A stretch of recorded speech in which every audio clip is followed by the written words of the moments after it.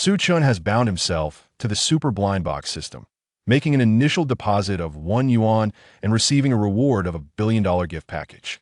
Thus begins his extraordinary life of opulence. Chapter 1. An initial deposit of 1 yuan rewards a $1 billion gift package. When misfortune befalls a person, even drinking water can lead to discomfort, such as the plight of Chen, who has just endured a romantic setback and lost his job as well. Awakening in hunger one morning, he intended to prepare a cup of instant noodles, only to discover that the seasoning packet was mysteriously absent. Heaven, are you toying with me? Chen lamented, tears welling in his eyes. To encounter such abysmal luck truly feels like a cruel twist of fate. Gazing at his meager balance on the phone, Chen let out a deep sigh. Nearly 2 years post-graduation, his savings remain a mere 3-digit sum, a testament to his failures. Indeed, one can simultaneously be single and impoverished. If I can't find a job soon, next month I may very well be sleeping on the streets. Bay City can be considered a quasi-first-tier city, where the rent is anything but affordable. Moreover, it is currently graduation season, and securing employment will only grow more challenging. To establish oneself in this society, connections and background are paramount, yet Chen possesses neither. Heaven, even a salted fish can turn over. If you close one door, you must at least open a window for me. Chen thought, filled with resentment. Ding! Suddenly, a crisp electronic sound resonated in Chen's mind.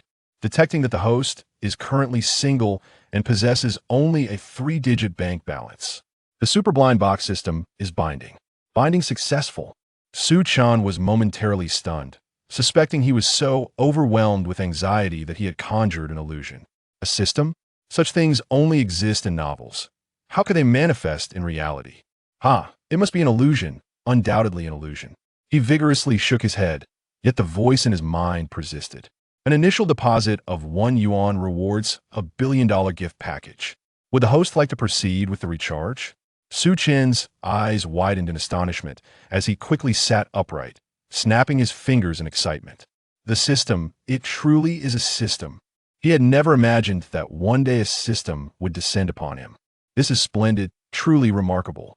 With the system in place, how far could he be from reaching the pinnacle of life?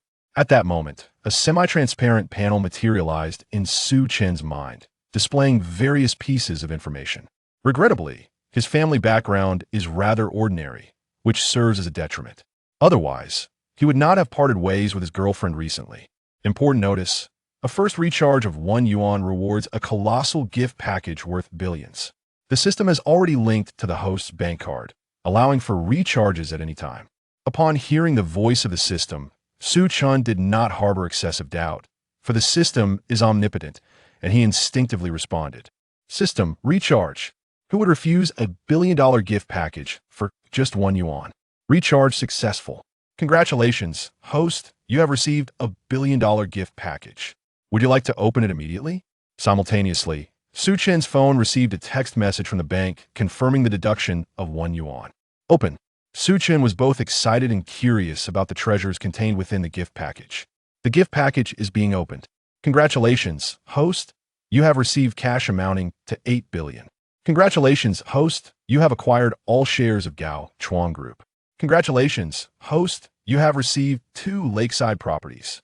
Gao Chuang Group is a renowned venture capital company in Bay City, valued at nearly 100 billion. The 2 lakeside properties are situated in a bustling area of Bay City, belonging to a high-end community with an average price exceeding 30,000 per square meter. Combined with 8 billion in cash, the total value surpasses 100 billion. Oh my! Chen was astounded, and he soon became engulfed in excitement. The last time he felt this exhilarated was during a previous moment. At this juncture, the system reminded him again.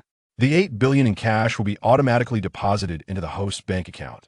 Please check for its receipt. Chen snapped back to reality from his exhilaration, noticing an additional line of information on the system panel. Host assets. Gao Chuang Group, 2 lakeside properties. Within the system space, there was also a paper share transfer agreement and over 100 property certificates. Chen extracted the share transfer agreement and confirmed it once more. Indeed, he had truly become the chairman of Gao Chuang Group, a bona fide billionaire. This sensation felt surreal, as if he were dreaming. System, I have a question. What is the purpose of the godly wealth points? Observing the godly wealth points within the system, Chen pondered thoughtfully. The system elucidated every 100 godly wealth points can be exchanged for a system blind box, theoretically capable of yielding any item from the blind box. While marveling at the power of the system, Chen could not help but feel perplexed and continued to inquire. What happens if the godly wealth points are exhausted? Such a meager amount of points is truly insufficient. The host need not worry. As long as a consumption behavior occurs, random godly wealth points can be obtained. After hearing this, Chen gained a clearer understanding of this extraordinary blind box system. So what was he waiting for? Naturally, he would exchange for blind boxes first. System, please exchange for 2 blind boxes. Exchange successful. Remaining godly wealth points, 0. Would you like to open the blind boxes immediately? Open. Chen rubbed his hands together, unable to contain his anticipation. The blind box is opened. Congratulations, host. You have received a 100 yuan voucher from Maserati. Chen was left speechless, his smile vanishing in an instant. The frustration on his face could fill a book. A 100 yuan voucher for Maserati? It is well known that the least expensive Maserati model is worth several hundred thousand. What can 100 yuan accomplish? System, was this intentional or accidental? Chen's anger skyrocketed. Wasn't this a waste of my godly wealth points? Host, please remain calm and allow the system to explain. Since it is a blind box, the items obtained are naturally random. Next, please continue with your endeavors, host. Chen made an effort to calm his mind. Having already received a 100 yuan voucher, who knows what peculiar items might be unveiled next? It was confirmed. This was indeed a humorous system. However, the blind box had been exchanged, and he could only proceed with opening it. System, continue to open. The blind box is opened. Congratulations, host. You have received an Aston Martin 1-77. The sports car will be delivered to the nearest car dealership, and personnel will contact the host shortly. Thankfully, the subsequent blind box provided Chen with a significant boost. The Aston Martin 1-77 is a supercar worth a staggering 50 million, with only 5 in the country. Driving such a luxurious vehicle on the streets can only be described with 3 words: utterly magnificent. Now that the godly wealth points were depleted, any further attempts to open blind boxes would require accumulating points through consumption. Chapter 2. Chairman of Create Group. As for going to work, that is an impossibility, a notion utterly out of reach for the rest of his life. With his current assets, he could easily secure a position among the top 30 on the national wealthy list. The sheer magnitude of his wealth presented a dilemma: how to spend it. Arriving at the entrance of the community, Chen strode directly into a breakfast shop. Host spent 6 yuan, obtained 2 super rich points. Host spent 2 yuan, obtained 3 super rich points. Host spent 30 yuan, obtained 0 super rich points. After several transactions, Chen found himself feeling frustrated once again. The super rich points accrued through spending were indeed random, devoid of any discernible pattern. Spending more money did not necessarily equate to earning more points. In fact, deliberately spending could even yield 0 points. Please do not concern yourself with these details. Simply engage in normal consumption. Upon hearing the voice of the system in his mind, Chen could only shake his head in resignation. Forget it. Let us first visit Create Group. There will be ample opportunities for expenditure in the future. There is no rush at this moment. With this thought, Chen adopted a more relaxed attitude. Glancing at the time, he noticed it was already past 8. He walked to the roadside and hailed a taxi. The taxi came to a stop, and Chen opened the door and took a seat. Driver, to Create Group, he instructed the middle-aged driver. The driver, assuming Chen worked at Create Group, felt a twinge of envy. The benefits offered by Create Group were renowned for their generosity, and the requirements for employment there were anything but low. As he gazed out at the bustling street scene, Chen felt a surge of contentment. Approaching the headquarters of Create Group, he sent a message to the general manager. Nearly 10 minutes later, the taxi arrived at the entrance of Create Group. Young man, we arrived, the driver announced as he parked the vehicle. Chen scanned the QR code to pay the fare and stepped out. The headquarters building of Create Group was vast, towering nearly 200 meters high, exuding an air of grandeur.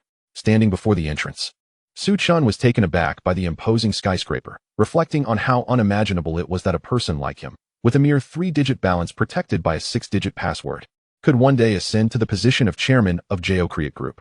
It felt like a dream. Just as Chen was about to enter, A melodious voice called out to him. "Oh, Su Chen, what brings you here?" He instinctively turned to see his landlord's niece, Chen Jing. Chen Jing, of a similar age, possessed delicate features and wore a chic black business suit, radiating an intellectual elegance. Her appearance immediately captured the attention of several passers-by, for beauty invariably draws attention. Chen Jing lived next door to Su Chen. Although they were not well acquainted, they were familiar enough. A few days prior, when her faucet had malfunctioned, it was Su Chen who had come to fix it for her. "You're not here for an interview, are you?" Chen Jing approached him. Having submitted her resume to Jo Create Group the previous day and coming for an interview today, Su Chen smiled and shook his head, denying it. In the past, he would have blushed at the sight of a beautiful woman, but after receiving the system's reward of a billion-dollar gift package, he felt transformed, brimming with confidence. It must be said, money is indeed a powerful catalyst for change. Chen Jing, puzzled, looked at Su Chen and asked, "Then why are you here?" She was aware that Su Chen was also unemployed and seeking work. "Ah, we share a common plight. I'm here to inspect the work," Su Chen stated plainly. "Inspect the work?" Chen Jing appeared quite astonished. "Su Chen, when did you become an executive here?" "I had no idea." Su Chen merely smiled in silence, knowing that even if he revealed his identity, Chen Jing might not believe him. Noticing his reticence, Chen Jing pressed on. "By the way, have you seen the news? Just half an hour ago, Jo Create Group was fully acquired by a mysterious billionaire, and it's trending." Her face was awash with shock as she spoke. Jo Create Group's valuation stood at a staggering 100 billion. It was indeed a monumental move. However, Su Chen remained remarkably composed. He thought to himself, could that enigmatic billionaire not be himself? "I've seen it," Su Chen replied flatly. Chen Jing sighed. "I hope there won't be too many changes within Jo Create Group. Otherwise, my interview today might be jeopardized." Su Chen chuckled softly and fell silent, intending to proceed through the entrance. Just then, a group of individuals dressed in formal attire suddenly emerged from the lobby on the first floor of the building. Leading the pack was the general manager of Jo Create Group, Guo Chenghua. Upon receiving Su Chen's message, he had not dared to delay and promptly summoned the other executives to greet him at the entrance. It was impossible not to feel nervous. After all, nobody knew the temperament of the newly appointed chairman. Should they inadvertently displease him, it could spell disaster for them all. "Everyone, be attentive. We must not leave a poor impression on the chairman," Guo Chenghua admonished with a serious expression as he walked. "Mr. Guo, I heard the one who acquired our group is a young man." A middle-aged woman with glasses inquired curiously from behind Guo Chenghua. Anyone capable of acquiring Jo Create Group must possess an extraordinary background. Guo Chenghua shook his head, refraining from comment. In truth, the information he had on Su Chen was quite limited. "What is happening?" "Those individuals appear to be executives of Jo Create Group." Chen Jing stood rooted in place, her face a mask of confusion. It seemed those executives were awaiting the arrival of a significant figure. Guo Chenghua glanced at his watch, calculating that the chairman would soon arrive. Suddenly, he caught sight of Su Chen outside the door. Having seen Su Chen's photograph, he realized the resemblance was uncanny. Yet, he was still uncertain, as he had envisioned the new chairman arriving in a luxury vehicle, accompanied by bodyguards. However, the Su Chen outside the door was dressed ordinarily, accompanied only by a beautiful woman. What was going on? Despite his lingering doubts, Guo Chenghua cautiously approached. "Excuse me, are you Su Chen, Chairman Su?" Su Chen assessed Guo Chenghua with a discerning eye and nodded. "Yes, I am Su Chen." With Su Chen's affirmation, Guo Chenghua was finally convinced. The young man before him was indeed the newly appointed chairman of Jo Create Group. "Chairman Su, greetings. I am Guo Chenghua, the general manager of Jo Create Group." Guo Chenghua inclined his head slightly, displaying increased respect. The other executives, witnessing this, were taken aback and promptly bowed in greeting. "Hello, Chairman Su." "Hello, Chairman Su." They were astonished by Su Chen's youth. To have acquired Jo Create Group at such a tender age suggested an extraordinarily formidable background. They speculated about which prominent family he might belong to. "Chairman Su." Chen Jing was utterly dumbfounded by this scene. She covered her mouth in astonishment, staring at Su Chen in disbelief. This Su Chen was the very mysterious billionaire who had acquired Jo Create Group. Chapter 3. He truly offers far too much. The generous gifts are simply incomprehensible. However, the unfolding events before them are undeniably revealing. Even the general manager exhibits utmost reverence towards Su Chen, leaving no room for pretense. "Su Chen, have you truly acquired the Jo Create Group?" Chen Jing's voice quivered with astonishment. Su Chen smiled subtly, choosing silence, which effectively served as an affirmation. At this moment, Chen Jing's mind was engulfed in shock and overwhelming disbelief. How could she have possibly fathomed that a billionaire was concealed within her vicinity? The depths of his concealment were truly remarkable. No, she must procure a bottle of 82 Labi to calm her nerves. "Mr. Su, it's rather warm outside. Perhaps we should proceed indoors, Guo Chenghua suggested, stepping beside Su Chen and gesturing respectfully. Su Chen nodded and made his way towards the lobby.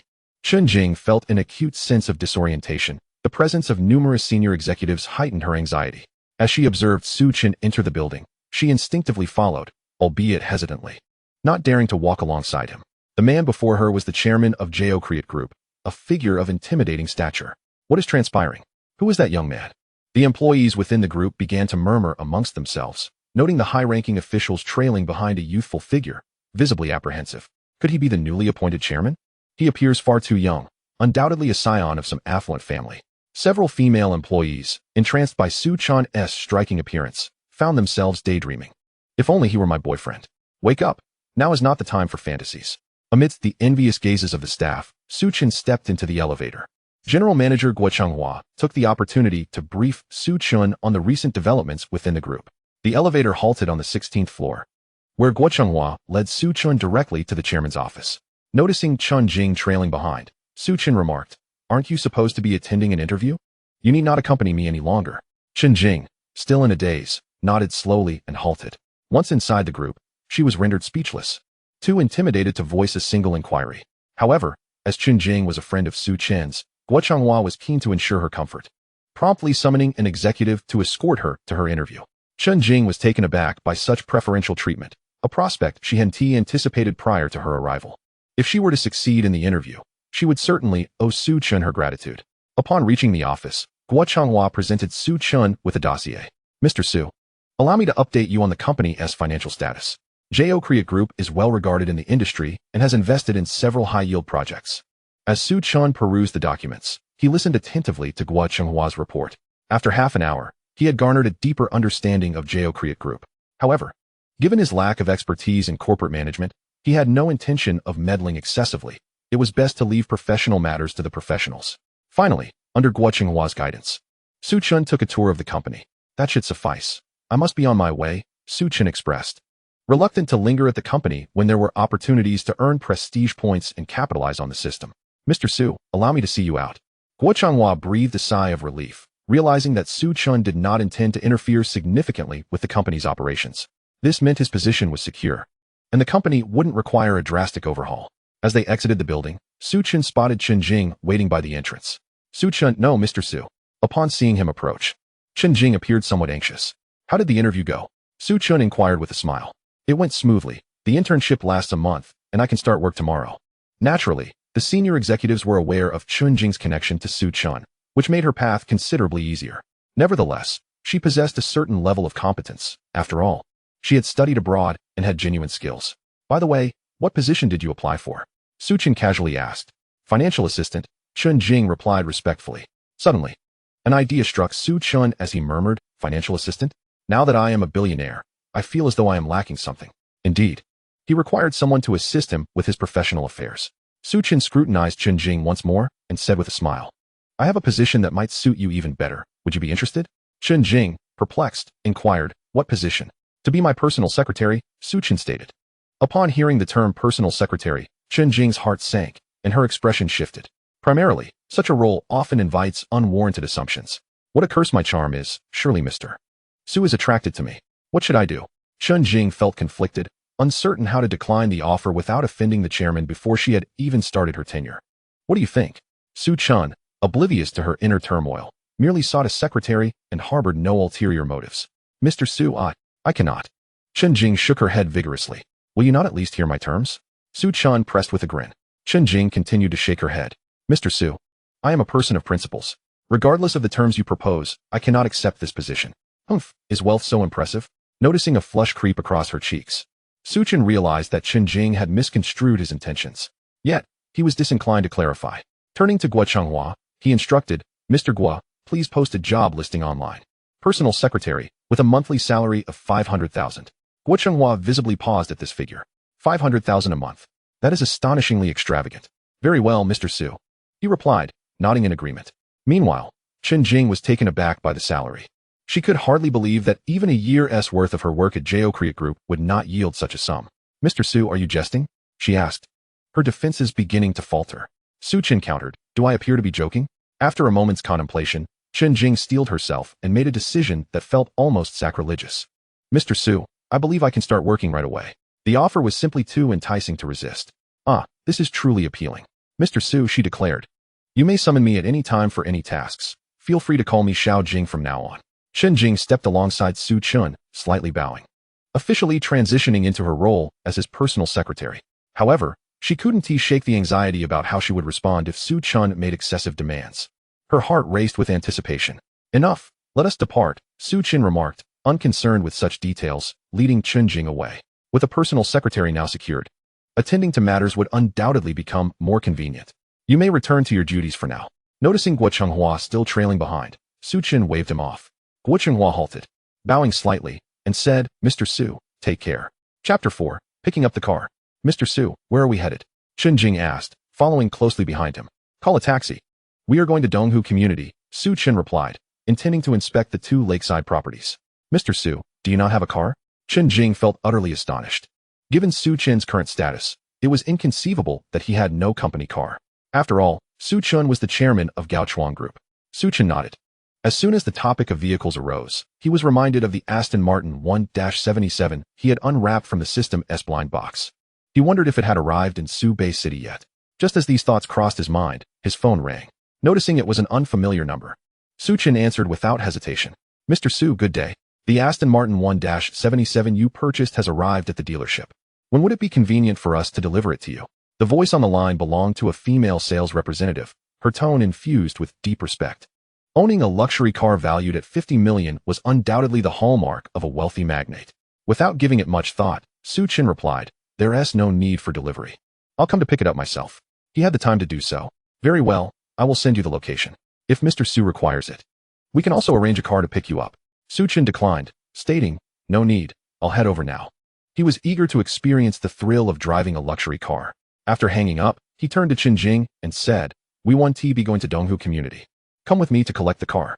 Curious, Chen Jing asked, Chairman Su, what kind of car did you buy? You will find out once we arrive, Su Chen teased, leaving her in suspense. Not pressing further, Chen Jing hailed a taxi and respectfully opened the door for Su Chen. Just as he was about to enter, he suddenly remembered something and advised Chen Jing, in the future, refrain from calling me Chairman Su in public. I prefer to keep a low profile. He didn't want to draw too much attention. Chen Jing nodded lightly, contemplating, and suggested, then I shall address you as young Master Su. Su Chen shook his head, feeling that didn't quite fit. After all, he wasn't a typical young master. Let us go with Mr. Su, she proposed, changing her address once more. Very well. At the Aston Martin dealership in Subei, the manager and staff were preparing for the vehicle handover ceremony. Besides the customers viewing cars inside, curious passers-by gathered outside. What is going on here? A couple, who had entered to look at cars, pulled a saleswoman aside, perplexed. Don't you know? A wealthy magnate is here to pick up his Aston Martin 1-77, the saleswoman replied, her voice filled with awe. This was the most expensive sports car sold since the establishment of their dealership, a staggering 50 million. No small sum, indeed. The Aston Martin 1-77? The one that costs 50 million? A young man's eyes widened with disbelief. The saleswoman nodded affirmatively. Instantly, the young man's expression turned to one of shock. Goodness! Which affluent individual in Subei City has purchased such a limited edition luxury sports car? Dear, why don't we check it out ourselves? I'm quite curious about what a $50 million car looks like, the woman suggested. The young man shook his head, adding, that's a narrow perspective. We should seize this opportunity to meet that magnate. But the woman doused his enthusiasm with cold reality. Anyone who can afford a $50 million car is undoubtedly one of the top figures in Subei City, far beyond our reach. The young man sighed, conceding, you're right. Let us just go admire the car. Even a glimpse would be something to boast about later. As the crowd buzzed with anticipation to catch a glimpse of the mysterious billionaire, Su Chun arrived outside the dealership in a taxi. Aston Martin. Chen Jing stepped out alongside Su Chun, her face reflecting a hint of astonishment. She was well aware that the dealership specialized in luxury sports cars. However, she quickly regained her composure. After all, Su Chun was the chairman of Gaochuan Group, a veritable billionaire. Purchasing a luxury sports car was hardly out of the ordinary for him. At the entrance, a dozen staff members lined up to welcome him. The tall, attractive woman at the front was the manager. Are you here to view a car, sir? Please, come in. Even though Su Chun had arrived in a taxi, the manager extended him ample respect. My name is Su Chun. I'm here to collect my car, he stated, giving the attractive manager a brief appraisal before explaining his purpose. You're Mr. Su? Please come in. The manager's demeanor shifted to one of heightened courtesy. She hadn't anticipated that Su Chen would be so young, and arriving by taxi was a delightful surprise. It was truly unexpected to see a billionaire so approachable. "Welcome, Mr. Su, to collect your vehicle." The staff greeted in unison, bowing respectfully. Some of the female employees gazed at him with starry-eyed admiration. After all, it was rare to encounter a wealthy and handsome magnate like Su Chen. Meanwhile, the onlookers were abuzz with speculation. Is this the billionaire who bought the Aston Martin 1-77? I wonder what his background is. As Su Chen and Chen Jing entered the showroom, the manager offered, "Mr. Su, please have a seat and enjoy some coffee." However, Su Chen glanced around at the dazzling array of sports cars and replied, "No need. Just take me to pick up the car." The manager nodded, "Of course. Right this way, Mr. Su." She promptly led him to the parking lot, where several luxury vehicles were parked, one of which was concealed beneath a red cloth. "Mr. Su, this is the one," she announced as two female employees unveiled the covering, revealing a strikingly powerful car before Su Chen's eyes. The Aston Martin 1-77 boasted an almost perfect aerodynamic body, complemented by black rims, exuding an air of mystery. Standing behind Su Chen, Chen Jing was captivated by the car's luxurious appearance and couldn't help but ask, "Mr. Su, this car is stunning. It must be incredibly expensive, right?" With limited knowledge of luxury vehicles, she was unaware of the car's actual price. Su Chen smiled nonchalantly, replying, "Not too expensive, just 50 million. Chen Jing's mouth twitched several times, utterly speechless. 50 million was considered not too expensive? Indeed, one could hardly fathom the lifestyle of the affluent. With a smile, Su Chen circled the Aston Martin 1-77, growing increasingly enamored and eager to experience driving it. Noticing Su Chen's enthusiasm, the manager retrieved the car keys. The moment she pressed the key fob, the car doors opened automatically, and the rear wing gracefully raised. "Mr. Su, please get in. Allow me a moment to explain the features," the manager said with a smile. Su Chen nodded, settling into the driver's seat. The Aston Martin 1-77 was furnished with opulent interiors, offering a remarkably comfortable experience. The manager joined him in the car and began to patiently explain its features. Although Su Chen possessed a driver's license, he was unfamiliar with some of the car's functionalities, leaving him somewhat perplexed. After nearly 10 minutes, the manager completed her detailed explanation and handed over the vehicle's documentation to Su Chen. "Mr. Su, should you have any inquiries, feel free to contact our store at any time. Of course, you may also reach out to me." The manager handed a business card to Su Chen. "All right, I understand," Su Chen said, tucking the card away, his eagerness to drive out and take the car for a spin palpable. He turned to Chen Jing and said, "Get in the car, it's time to go." It was Chen Jing's first time riding in such an expensive vehicle, and she appeared quite cautious. As Su Chen started the engine, the roar of the sports car's motor filled the air. The Aston Martin 1-77 boasted a staggering power output of over 500 kilowatts. With a mere 3.5 seconds required to accelerate from 0 to 100 kilometers per hour. Such terrifying performance. By the way, I just realized I forgot to ask. Which pedal is the brake? Su Chen inquired with a questioning glance at Chen Jing. She was momentarily taken aback. "Mr. Su, did you acquire your driver's license through dubious means? Wait, I need to get out." She attempted to unbuckle her seatbelt, not wishing to meet a disastrous fate. Observing Chen Jing's flustered demeanor, Su Chen chuckled. "I was just joking, hold on tight." He pressed the accelerator, departing the parking lot. It was only when Chen Jing saw Su Chen expertly maneuvering the vehicle that she finally exhaled in relief. "Mr. Su, you nearly gave me a heart attack. This guy? How could he play such tricks on her? How outrageous." Yet, Chen Jing's irritation dissipated quickly. After all, Su Chen was her boss. Su Chen remained silent, focused on driving. Outside the store, a crowd of onlookers gathered, and upon seeing Su Chen emerge in the Aston Martin 1-77, they immediately erupted in exclamations. "Wow! What model is that sports car? It's incredible. How have I never seen it before? It's an Aston Martin 1-77. I've heard it costs 50 million. No way. Is there really such an expensive car? Hold on, let me check online. Oh wow, it really does. Forgive me for being so naive." Some onlookers whipped out their phones, capturing photos at a speed only a 30-year single could muster. Among the gazes, there were those filled with envy and others with jealousy. What a stunning sports car. If only I could own one. Friend, all I can say is that such dreams are only for the imagination. Sigh, I admit I'm feeling envious. Some people are born with a silver spoon, while others are destined to toil. Right now, I just want to write a book titled My Days as a Background Character in This World. The Aston Martin 1-77 glided down the road, turning heads at every corner.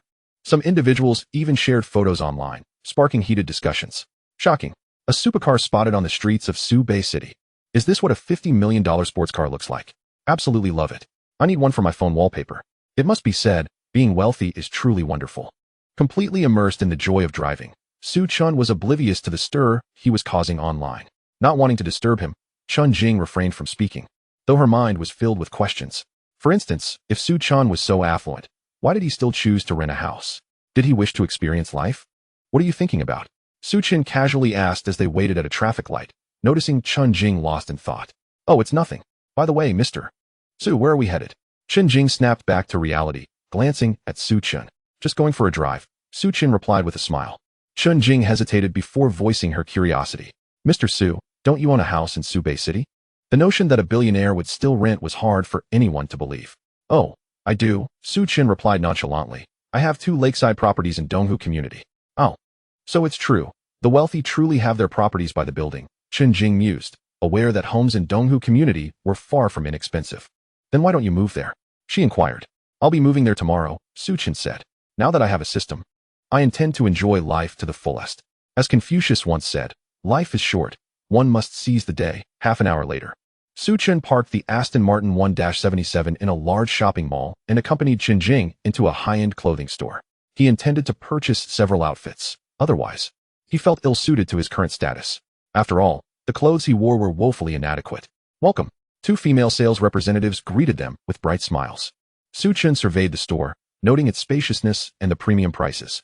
Please help me select a few suits, he requested. Certainly, sir, please follow me. One of the saleswomen replied, leading Chen to the clothing racks. Despite his ordinary attire, they dared not treat him lightly. As Chen Jing's demeanor suggested, he was a person of considerable status. Sir, this set looks excellent. You should try it on, one saleswoman suggested, presenting Chen with several outfits.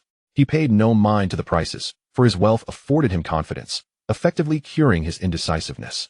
Or perhaps it could be said that the condition of indecision did not exist for those with financial means. It was merely a product of poverty. When Chen emerged from the fitting room in a new outfit, the saleswomen's expressions changed dramatically. Clothed in elegant attire, Chen, already quite handsome, appeared even more dashing. Sir, that outfit suits you perfectly, one of the saleswomen remarked. Chen remained silent, stepping before the mirror for a closer inspection. Indeed, it fit splendidly. He turned to Chen Jing, only to find her gazing at him intently, prompting him to quip, "Why are you staring at me?" Chen Jing's face flushed, and she quickly averted her gaze. "I'll take this set. Please package it up." Chen expressed his satisfaction and continued trying on more clothes. Once he retreated to the fitting room, the 2 saleswomen drew closer to Chen Jing. "Miss, that gentleman doesn't seem like an ordinary person. What is his background?" one inquired. Chen Jing smiled but refrained from answering, knowing the importance of modesty. After trying on 5 outfits, Chen decided to purchase all of them, totaling over 80,000. He did not even blink when swiping his card, as that sum was trivial in his eyes. Ding! Host spent 88 for 135 yuan, earning 66 luxury points. Chen glanced at the system panel, noting he had accumulated 76 luxury points. With just a bit more, he would be able to exchange them for a mystery box from the system. "Thank you, sir. Please come again." The 2 saleswomen bid farewell as Chen and Chen Jing exited the store. Chapter 6. Being wealthy means being indulgent. Once Chen had walked away, one of the saleswomen suddenly displayed a starry-eyed expression, exclaiming, "That gentleman was just too handsome. I think I've developed a crush. I want to bear his children." The other saleswoman rolled her eyes. "Is that love? You're merely lusting after him. And you have the audacity to say that? You were just as captivated." The 2 saleswomen engaged in a friendly quarrel. Chen strolled through the mall with Chen Jing, stopping for a cup of milk tea. Host spent 36 yuan, earning 22 luxury points. Surprised, Chen checked the system panel again, realizing he was just 2 points shy of redeeming a mystery box. At that moment, he was consumed by a singular thought: to spend. As they exited the tea shop, Chen was drawn to the content of a billboard. In the bustling vicinity of Subei City, the most opulent villa district is currently advertising its luxurious offerings. The Binhu Villa area, developed by the city's largest real estate conglomerate, boasts 36 lavish edifices, each with a staggering price tag, epitomizing extravagance. The most affordable villa starts at a princely sum of 50 million, categorizing it as a haven for the elite. It is a realm unimaginable for the average individual. Suddenly, a system notification chimed in. As a billionaire, how could one be without their own luxurious villa? It proclaimed, "System task, purchase a villa." Completing this task would yield a system blind box, valid for 24 hours, after which it would expire. Upon hearing the system's voice, Su Chun felt a surge of excitement. Who among the youth has not dreamed of owning a villa? Moreover, receiving a system blind box with the purchase was an irresistible deal. Mr. Su, are you considering buying a villa? Chun Jing inquired softly, noticing Su Chen's lingering gaze on the advertisement board. Su Chen nodded, asking, "What is the price of the most expensive villa there?" He was at a loss for what to do with his excess funds. Chen Jing, captivated by Su Chen's handsome visage, replied, "There are villas priced at 50 million and those at 100 million. The most extravagant, Binhu No. 1, is rumored to command a staggering 700 million. However, I gathered this information online, so I cannot guarantee its accuracy." With a smile, Su Chen declared, "Let us go take a look. The price is merely a number." His true desire was to acquire the system blind box. With that, he strode away briskly, prompting Chen Jing to follow suit. In the underground parking lot, a group of young individuals was gathered around Su Chen's Aston Martin 1-77, fervently snapping photographs. Indifferent to their presence, Su Chen approached the driver's side door. "Excuse me, could you kindly step aside? You are blocking my shot," a young woman complained. Yet, in an instant, she was rendered speechless as she witnessed Su Chun producing the key to the car. With a mere flick of his wrist, the Aston Martin's door swung open, and the rear wing gracefully ascended. A collective gasp arose from the onlookers, who were struck by the revelation that this young man was indeed the owner of the Aston Martin 1-77. "What did you just say?" Su Chen inquired, not rushing to enter the vehicle, but instead casting a meaningful glance at the young woman who had spoken. "In nothing," she stammered, her earlier displeasure wholly dissipated, replaced by profound envy. "Could I possibly add you on WeChat?" she asked, throwing a flirtatious glance his way. However, her expression was laden with an air of technology and severity, nearly nauseating Su Chun. Feigning ignorance, Su Chun turned his attention to Chen Jing, who was preparing to enter the car. "You drive," he commanded. "Me?" Chen Jing pointed to herself, bewildered. Though she possessed a driver's license, she had never operated such an expensive sports car. What if she accidentally crashed it? She couldn't afford to compensate for it. After all, it was a 50 million luxury vehicle. "Mr. Su, I cannot. I can ride as a passenger, but driving is a bit daunting," she protested. "If I say you can, then you can. Hurry up," Su Chun insisted with an authoritative tone. Reluctantly, Chen Jing settled into the driver's seat, knowing that Su Chun was her employer. Soon, Su Chen joined her in the car. "All right, let us set off." Chen Jing grimaced, "Mr. Su, this is my first time driving a sports car. I will guide you through the operation," Su Chen replied. "First step, keep your hands steady." Taking a deep breath, Chen Jing followed Su Chen's instructions, her nerves gradually easing as the car smoothly exited the parking lot. Having never driven a sports car before, Chen Jing proceeded at a leisurely pace. After half an hour, they finally arrived at the Binhu Villa area. "Mr. Su, we've arrived," she announced, glancing at Su Chun, who was fast asleep. Rolling her eyes, she thought, "How can he sleep so soundly?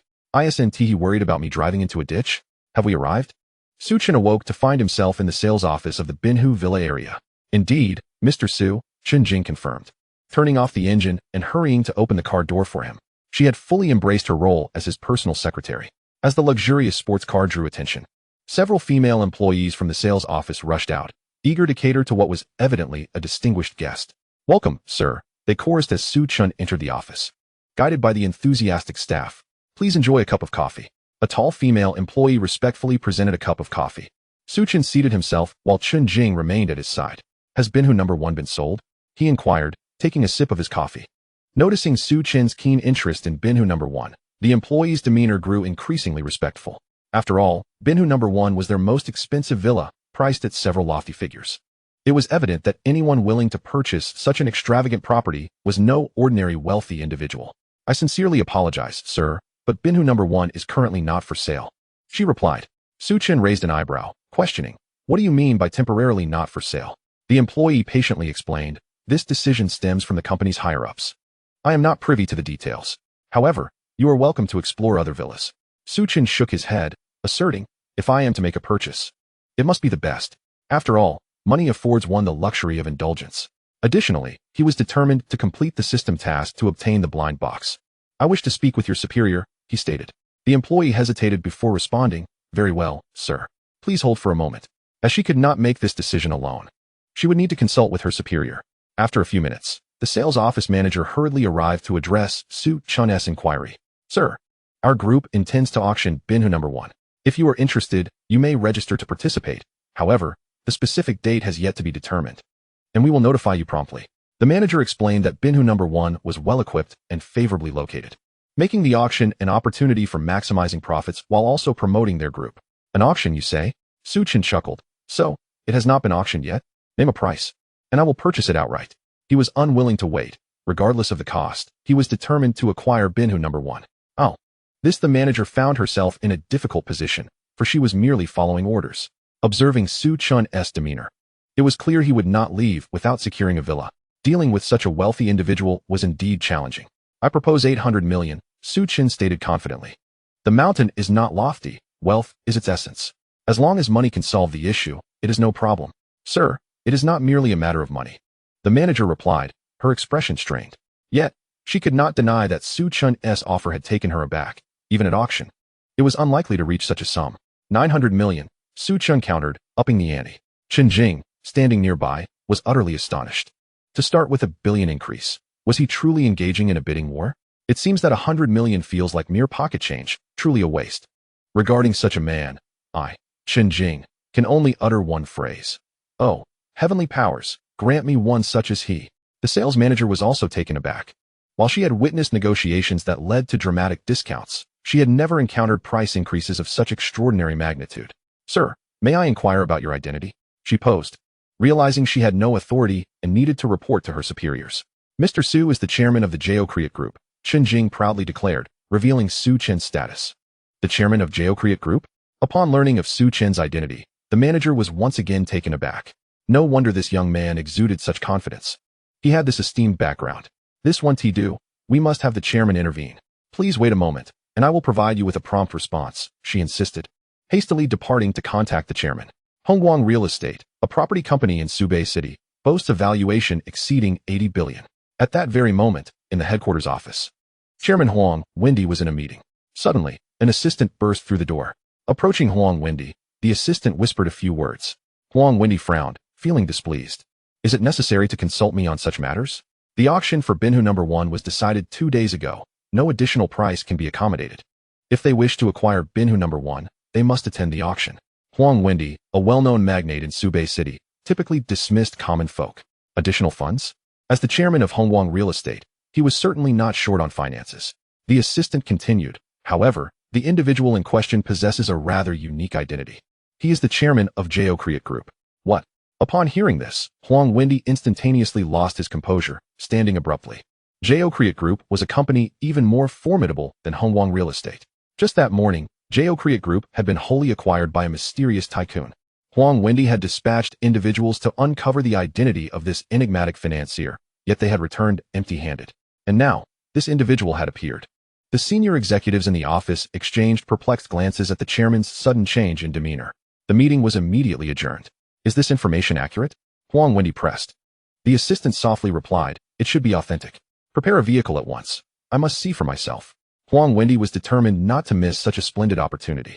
If this individual truly was the chairman of Geocreate Group, he was intent on forging a friendship, fully aware of the significance of connections.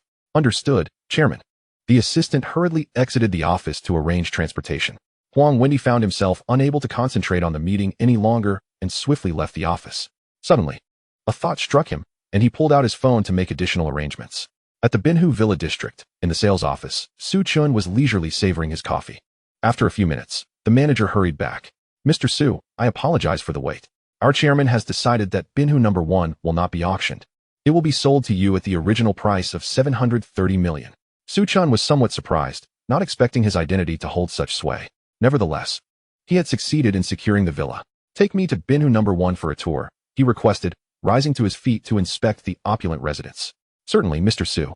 The manager gestured invitingly, and then summoned a female employee to prepare the contract. Binhu number 1 was a considerable distance from the sales office, necessitating that Chen drive there. The construction cost of Binhu number 1 was measured in the hundreds of millions, making it the largest villa in all of Subei City. Its grand entrance exuded opulence, complete with a golf course, swimming pool, and even an artificial lake. Residing here was undoubtedly a testament to one's status and prestige. Upon entering the gates, the vehicle proceeded straight to the main villa. It's truly vast, Chen Jing exclaimed, even as someone accustomed to affluence.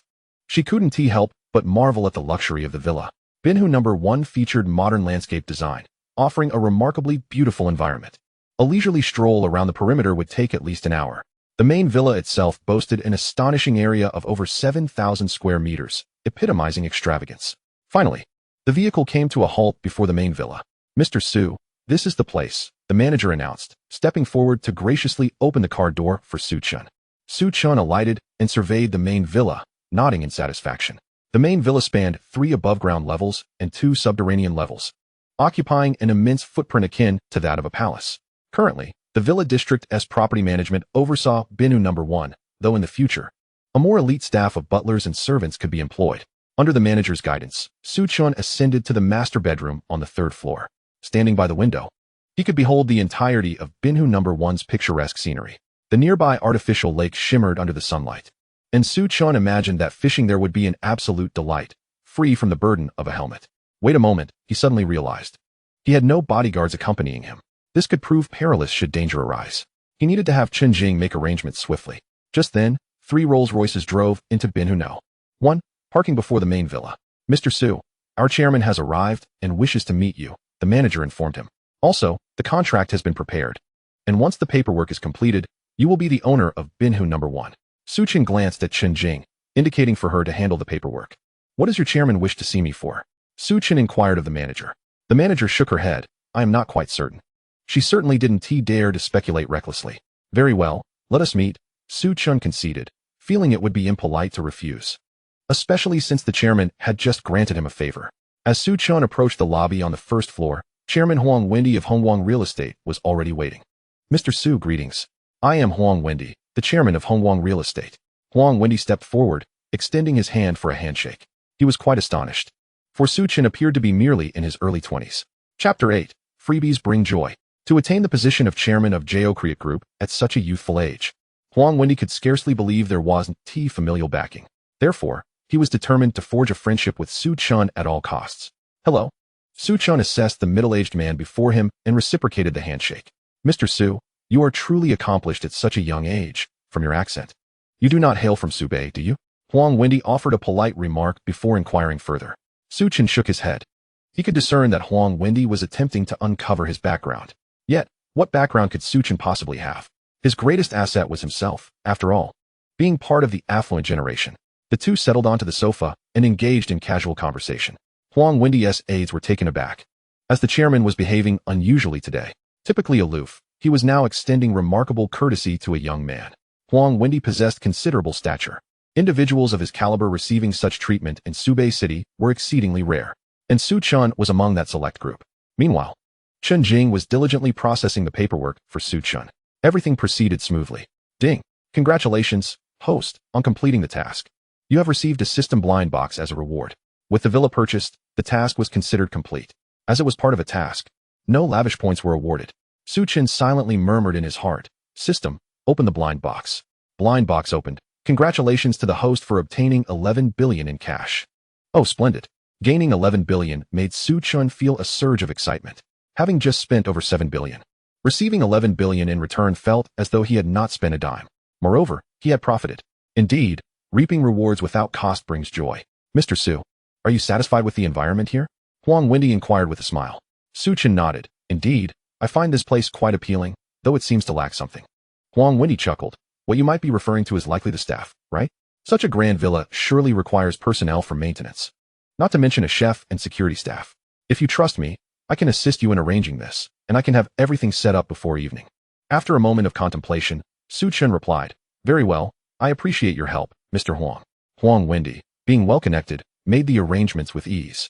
After sitting in the hall for a little over 10 minutes, Huang Wendy departed with his associates. With nothing else to occupy his time, Su Chen took to the streets in his Aston Martin 1-77. Around 4 in the afternoon, he received a call from his mother. "Han Li, son, what's the matter?" Su Chen realized it had been a while since he last called home. He had planned to do so later to transfer some money. Unexpectedly, it was his mother who reached out first. "I have wonderful news. Our home is going to be demolished." Su Chen was taken aback. His hometown was a rundown house in a small county. "Demolished?" he echoed, astonished at the double fortune that had befallen him today. Having just acquired the system, he was now confronted with such fortuitous news. He had often lamented why he wasn't among those benefiting from demolitions, and now, his dreams had come true. Of course, Su Chen understood that given the prices in a small county, the compensation would not be substantial, merely enough to acquire a better house. Han joyfully exclaimed. Yes? We'll receive the compensation next month. Once you're free to return, we can go house hunting together. Chen paused before responding, Mom. I also have good news to share with you. Recently, I started a company with some friends and earned quite a bit of money. Since we are looking to change houses, you and Dad can choose a better one. I will cover the expenses.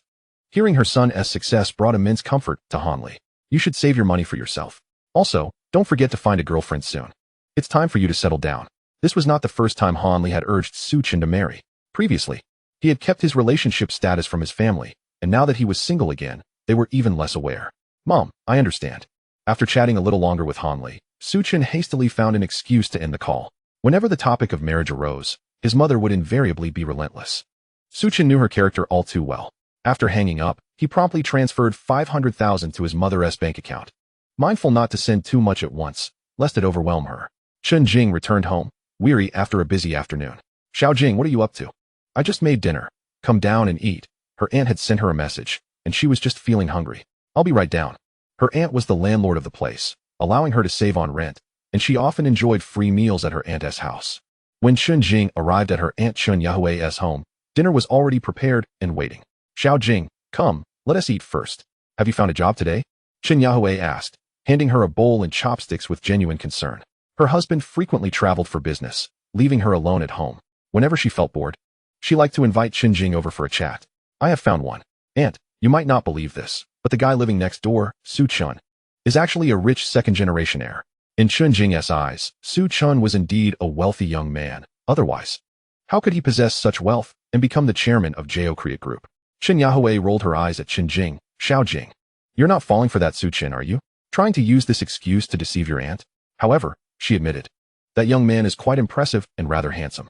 Chen Jing replied, Aunt, where are you getting that from? I'm not joking. I'm serious. Chen is indeed a billionaire, and I am currently his secretary. Chen Yahui's eyes widened in disbelief. A billionaire renting a place here? Who would believe it? Xiao Jing, do you think it's possible, just possibly, that Chen likes you and is hiding his identity to get closer? Chen Jing couldn't help but laugh. Aunt, your imagination is quite vivid. When I returned from abroad, Chen was already living here.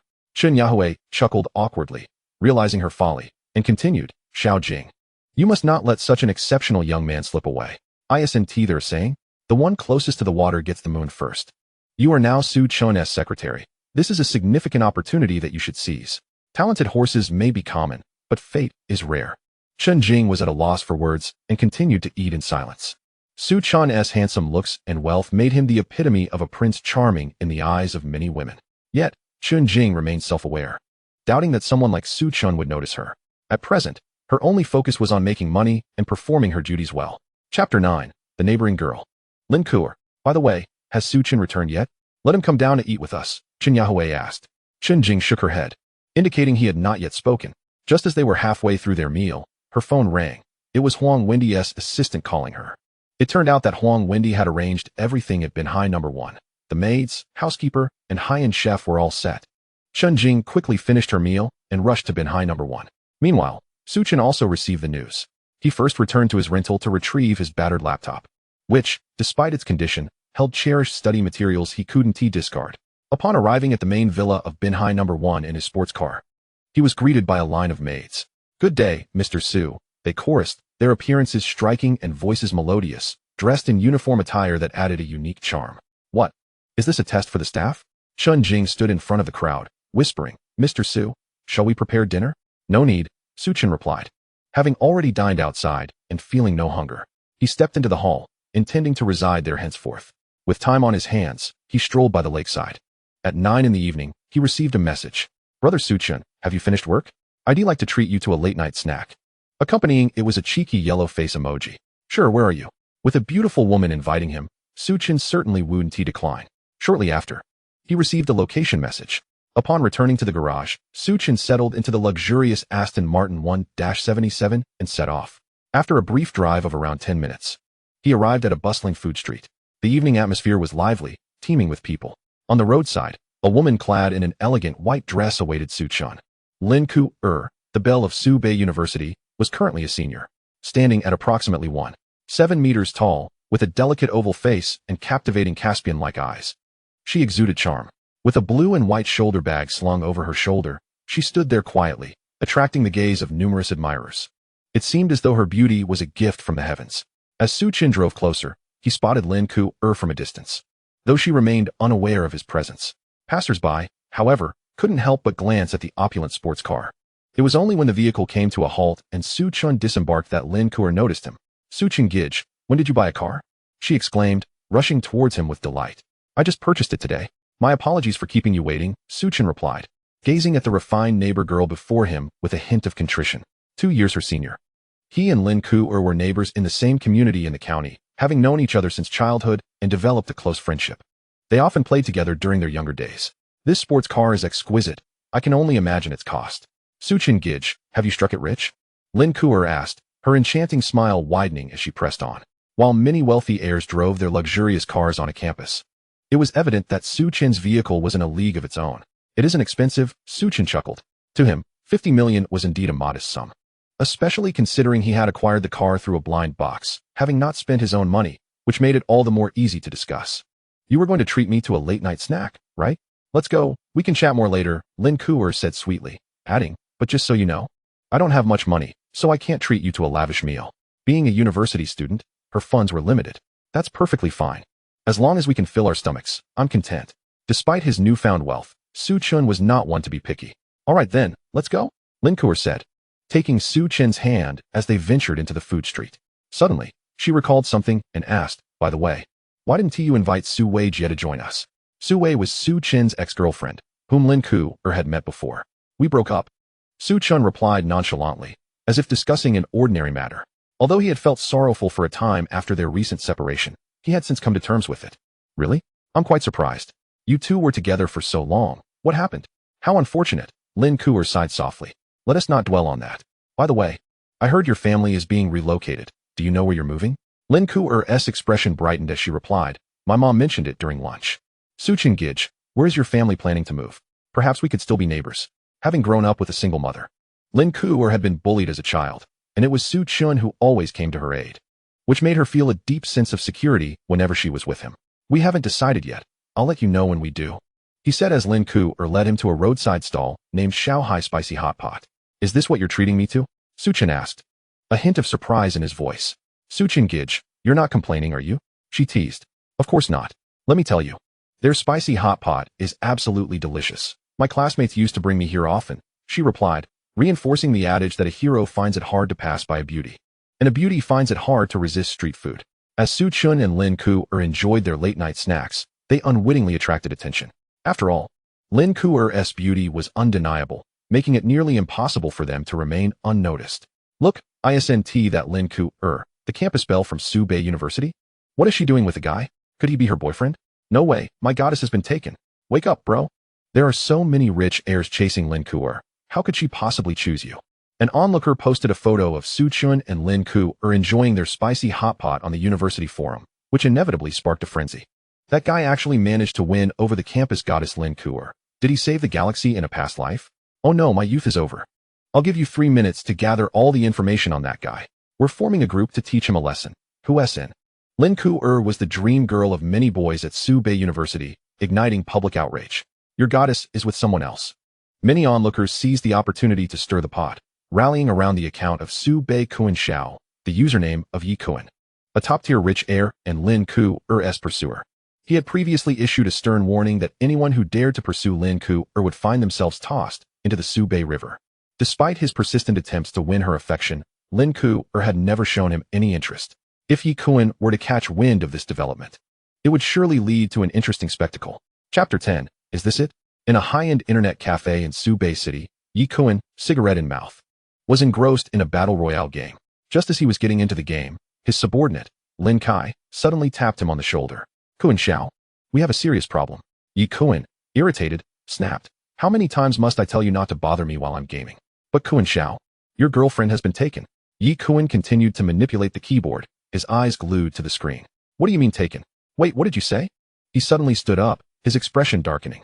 "Look," Lin Kai said, pulling out his phone to show a picture of Su Chen and Lin Kuo sharing a meal, clearly in a jovial mood. "Who has the audacity to take my Yi Kuan's woman?" Lin Kuo rarely chats with boys, yet today she's out having dinner with one. Yi Kuan's anger surged, though he hadn't yet won Lin Kuo over. He firmly believed it was only a matter of time. We haven't figured out his identity yet, but if she's eating at a roadside stall, he must be some impoverished loser. The more Tycoon thought about it, the angrier he became. Let us go back to the school. I want to see who dares to cross me. When he found the guy, he would undoubtedly toss him into the Su Bay River. With a fierce determination, Tycoon stormed back to campus with his entourage. Meanwhile, Chen finished his late-night snack and walked Lin Kuo back to the entrance of Su Bay University. Chen Gage, you can drop me off here. By the way, do you have time tomorrow afternoon? I'd like to hang out with you. Before getting out of the car, Lin Kuo asked with a smile. I'm free, but don't you need to prepare for your thesis? Chen inquired. Aware that Lin Kuo was nearing graduation. As graduation approaches, university students find themselves engulfed in a whirlwind of busyness. Hee, I am all set, Lin Kuo beamed. Her smile radiant. All right, I shall pick you up tomorrow. It's a deal, see you then. See you tomorrow. With a cheerful smile, Lin Kuo alighted from the vehicle and waved goodbye to Chen before closing the door, watching him depart. Isn't that the campus bell, Lin Kuo? What kind of car did she just get into? The dim light obscured the details, but it appeared to be an Aston Martin. No way. Does her boyfriend possess such wealth? I wonder how he compares to Kuan Xiao. I heard Kuan Xiao is on his way, and if a confrontation occurs, it will surely be a spectacle. Soon, the model of the Aston Martin was revealed. That was an Aston Martin 1-77, worth 50 million. Where did this mysterious rich heir come from? I sense Kuan Xiao is in for a rude awakening. Who cares? Let us just enjoy the show. That Tycoon has been notoriously arrogant on campus. He deserves a lesson. The Aston Martin 1-77 swiftly vanished at the end of the lane. Noticing the surrounding chatter among her classmates, Lin Kuo paid little mind and strode into the campus. Just as she did, Tycoon arrived, heralding the onset of the drama. A yellow Ferrari sped into view, igniting the gossipy fervor among the students. The Ferrari caught up to Lin Kuo, forcing her to a halt. Upon Tycoon's arrival, a distinct look of distaste crossed Lin Kuo's fair visage. Let us go take a look. The crowd of onlookers grew larger. Kuo, where's that man you just had supper with? Tycoon's forehead pulsed with anger. What does it matter to you, Tycoon? Lin Kuo felt her ire rise at the sight of Tycoon, who often harassed her, flaunting his wealth. In a cold tone, Tycoon declared, this is my business. You may not speak of it, but it's all right. As long as he remains in Su Bay City, I will find him. Lin Kuo's face flushed with anger. Tycoon, what do you want? Her concern for Chen was evident. What I want, you will soon discover. Lin Kai, find out everything about that guy immediately. I want him thrown into the Su Bay River tonight. However, Lin Kai's expression turned grave. Kuan Xiao, this might be a miscalculation. It appears he holds significant status. And we cannot afford to provoke him. He had just seen on the forum that this individual drove an Aston Martin 1-77. Despite Tycoon's formidable background, he only drove a car worth over 2 million. In comparison, he seemed almost like a beggar. To seek trouble with such an individual would be sheer folly. Tycoon gritted his teeth. Significant status? I refuse to believe he is more formidable than I am. Such individuals should not exist in Su Bay City. Lin Kai leaned closer to Tycoon, whispering, that car, the Aston Martin 1-77, there are only 5 in the country. Tycoon's face paled. Damn it. Why didn't you tell me sooner? In his frustration, he delivered a sharp slap to Lin Kai. Had he known this information earlier, he certainly wouldn't have come. The owner of a 50 million limited edition sports car was simply not someone to provoke. Rubbing his reddened face, Lin Kai looked aggrieved. Kuan Xiao, I just found out. What now? Tycoon turned to Lin Kuo, his previously arrogant demeanor vanishing, replaced by a sycophantic smile. Kuo, it's all a misunderstanding. With no other recourse. Tycoon realized that admitting fault was paramount in this moment. Witnessing Tycoon's rapid shift in attitude left Lin Kuo utterly perplexed. What game was Tycoon playing? Kuo, what I said earlier was all in jest. Please don't take it seriously. Ask your boyfriend if he needs any subordinates. Lin Kuo was baffled. What on earth is happening? Tycoon cleared his throat and addressed the gathered students. From now on, Lin Kuo is my sister-in-law. Anyone who dares to bully her will have to contend with me. Tycoon, is that clear? The students were taken aback by Tycoon's sudden capitulation, their expressions a mixture of disbelief and amusement. Where's your pride? You were just making threats, and now you're calling her your sister-in-law? Your shamelessness could stop a bullet. Sister-in-law? Who is your sister-in-law? Tycoon, don't spout nonsense. Lin Kuo was infuriated. Sister, if you ever need anything, feel free to command me. I must take my leave now. Fearing Lin Kuo would hold his past actions against him, Tycoon hurriedly entered his vehicle and sped away, vowing never to pursue Lin Kuo again. Lin Kai stood there, bewildered. Sister-in-law?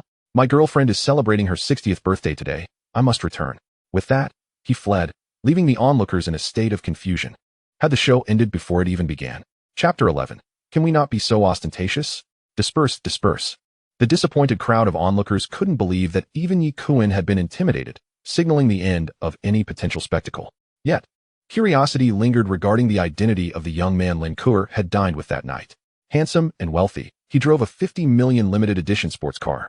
While they were intrigued, none dared to approach Lin Kuo with their inquiries. It was also perplexing. Lin Kuo couldn't fathom why Yi Kuan had fled so suddenly, nor why his demeanor had shifted so dramatically. Could Su Chen's status surpass that of Yi Kuan?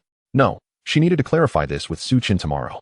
With questions swirling in her mind, Lin Kuo returned to her dormitory. Kuo, who was that guy you had supper with? Spill the beans. Is he your boyfriend? Her roommates, unable to contain their curiosity, surrounded her, eager for answers. Lin Kuo felt her cheeks flush slightly as she explained, No, he isn't. Su Chen and I are just friends. One of her roommates teased, Look at you blushing. Stop denying it. Everyone at school knows about this now. Hearing her roommate's words only deepened Lin Kuo's embarrassment. She harbored secret feelings for Su Chen but lacked the courage to express them. Though he was now single, their relationship hadn't progressed to that level. It's truly not what you think, Lin Kuo insisted. Well, since you claim he isn't your boyfriend, how about introducing him to me? Fair competition, right? Just introduce him to me. Her roommates clamored for Su Chen's contact details. A man like Su Chen, possessing both wealth and charm, is undoubtedly a rare gem. However, the conversation predominantly revolves around teasing Lin Kuo. It is evident to anyone that Lin Kuo harbors feelings for Su Chen. No way. Without a moment's hesitation, Lin Kuo firmly rejected the notion. Why? Her roommates persistently probed, eager for Lin Kuo to confess. A resolute no was her only response. Feeling somewhat guilty, she retreated to her own bed, reluctant to elaborate further. Observing this, her roommates ceased their jests, having grasped the answer from Lin Kuo's bashful demeanor. By the way, Kuo, has Yi Kuan reached out to you? Lin Kuo replied, He did come by, but for some unknown reason, he left shortly thereafter. Didn't he give you a hard time, did he? Students in Subei City are well aware that Yi Kuan can be quite difficult to handle. No. Lin Kuo shook her head. That is good to hear. Do you have any idea how much that sports car you just rode in is worth? Everyone else understood the situation, except for Lin Kuo, who remained blissfully unaware of Yi Kuan's sudden change in demeanor. Upon hearing her roommate's inquiry, Lin Kuo shook her head once more. Her roommate pulled out her phone, locating the details of the Aston Martin 1-77, and handed it to Lin Kuo. Take a look. Upon seeing the information, Lin Kuo was utterly astonished. Initially, when she glimpsed Su Chen's Aston Martin 1-77, she suspected it was not inexpensive. Yet, she never fathomed it could be valued at 50 million. My goodness, when did brother Su Chen become so affluent? Lin Kuo found it hard to believe. Now you understand why Yi Kuan left, don't you? Lin Kuo fell silent, lost in contemplation. That night, she found herself unable to sleep. Su Chen returned to Binu number 1 quite late. After parking his car, he entered the hall and noticed Chen Jing comfortably seated on the sofa, savoring something. Mr. Su. Upon seeing Su Chen, Chen Jing respectfully stood up. What are you eating? I was quite hungry earlier, so I grilled a few chicken wings. They taste rather good, Mr. Su. Would you like to try? The aroma was enticing, prompting Su Chen to approach and take one. It's late. You should get some rest. As he munched on the chicken wing, he ascended the stairs. Surprisingly, it was quite delicious. Good night, Mr. Su. Chen Jing, feeling a bit weary herself, finished her chicken wing and retreated to her room. As Su Chen's personal secretary, she naturally resided there as well. Behold, this handsome gentleman named Su Chen is awakening from a soft, plush bed. Can you believe it? Just yesterday, he had a meal of instant noodles. Since binding with the system, his life has undergone a transformative shift. The sensation of waking naturally is truly delightful. Su Chen stretched lazily and approached the window, confirming that he was indeed still in Binhu number 1. This was not a dream. For a fleeting moment upon waking, he questioned whether all that transpired yesterday was merely a figment of his imagination. However, it was evidently not. A beautiful day was about to unfold. Previously, he believed that money was everything. Now he knows it to be true. Glancing at the time, he noted it was already past 8 o'clock. Feeling a bit hungry himself, he refreshed himself and exited his room. Good morning, Mr. Su, greeted the two maids at the door with a bow. Su Chen nodded and proceeded downstairs. The chef had prepared a sumptuous breakfast. Though it was morning fare, it was nothing short of lavish, featuring bread, milk, and a fruit salad. Shortly thereafter, Chen Jing arrived and, noticing Su Chen enjoying his breakfast, chose to wait outside the dining room. Is there something you need? Su Chen inquired, having noticed her presence. Hearing his voice, Chen Jing gracefully entered. Today, she donned a white shirt paired with a form-fitting skirt, complemented by stylish black-rimmed glasses, exuding both sensuality and elegance. Mr. Su. Regarding the bodyguards you asked me to find yesterday, I have secured 12 of them, ready to commence work immediately.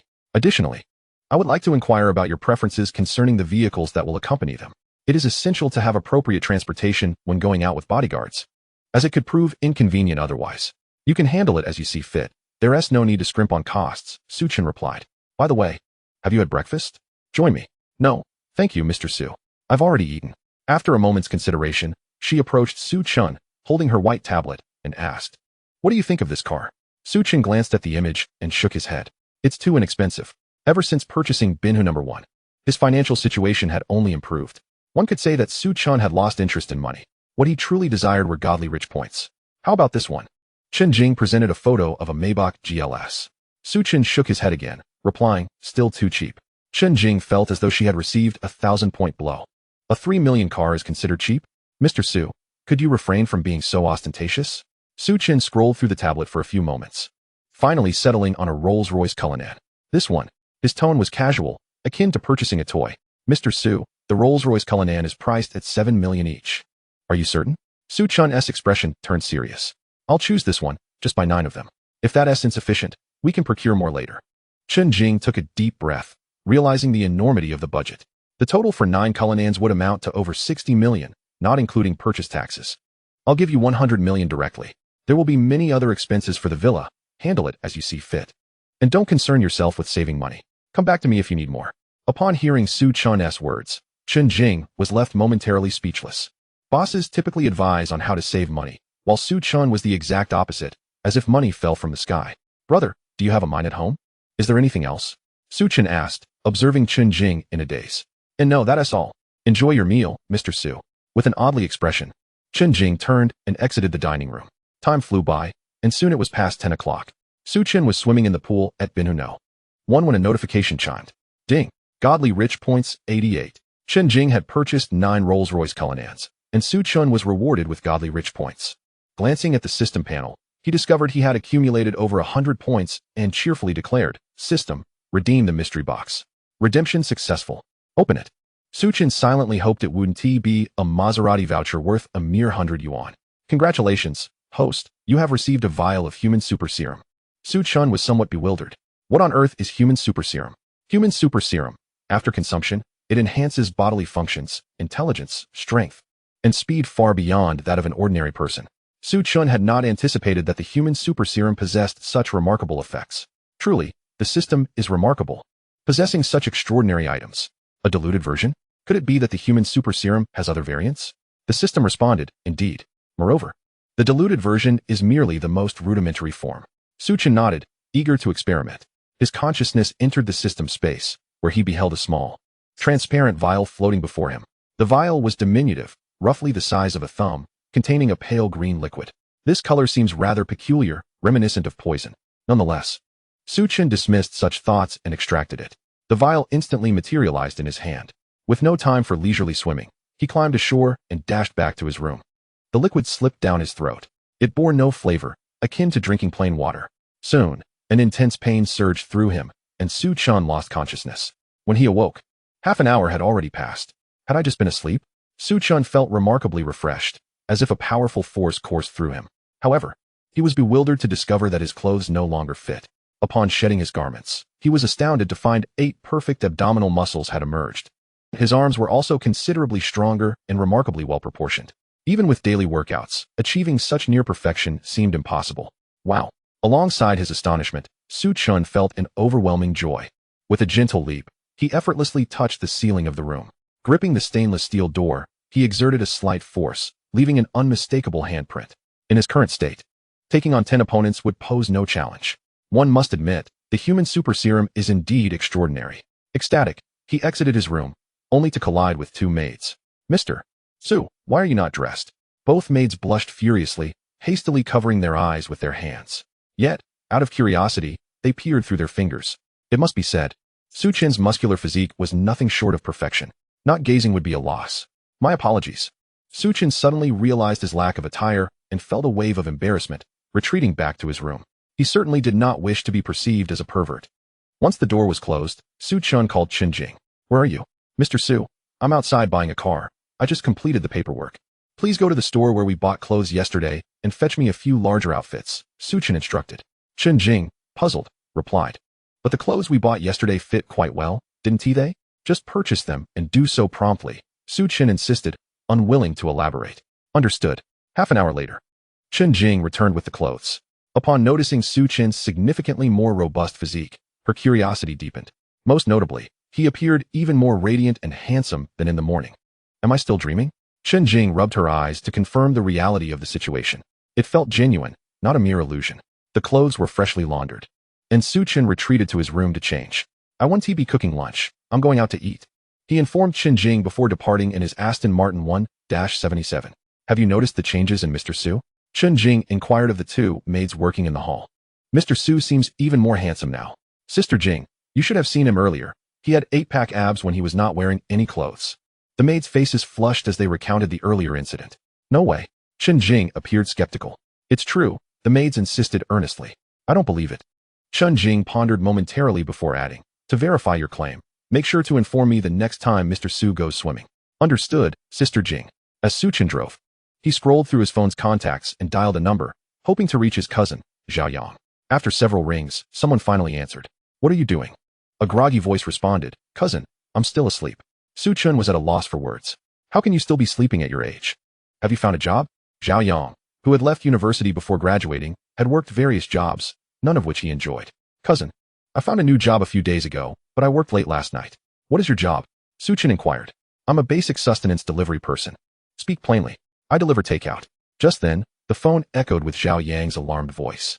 Oh no, my mom arranged a blind date for me today. I'm running late. I have to hurry. Where's the date? Su Chen asked, as he needed to discuss something with him. Cousin, I'll send you the location in a minute. The call was abruptly terminated. After 2 or 3 minutes, Su Chen received a location message and promptly drove over. Chapter 13 Cousin, did you win the lottery? After nearly 10 minutes, Su Chen arrived at the location Zhao Yang had sent him. It was a Chinese restaurant with a rather upscale ambience. Once parked, Su Chen called Zhao Yang again. How is the blind date going? The other party is stuck in traffic and said they would be late. What is going on? Zhao Yang replied. There's a luxury sports car parked outside the restaurant. I'm going to check it out. I'll talk to you later.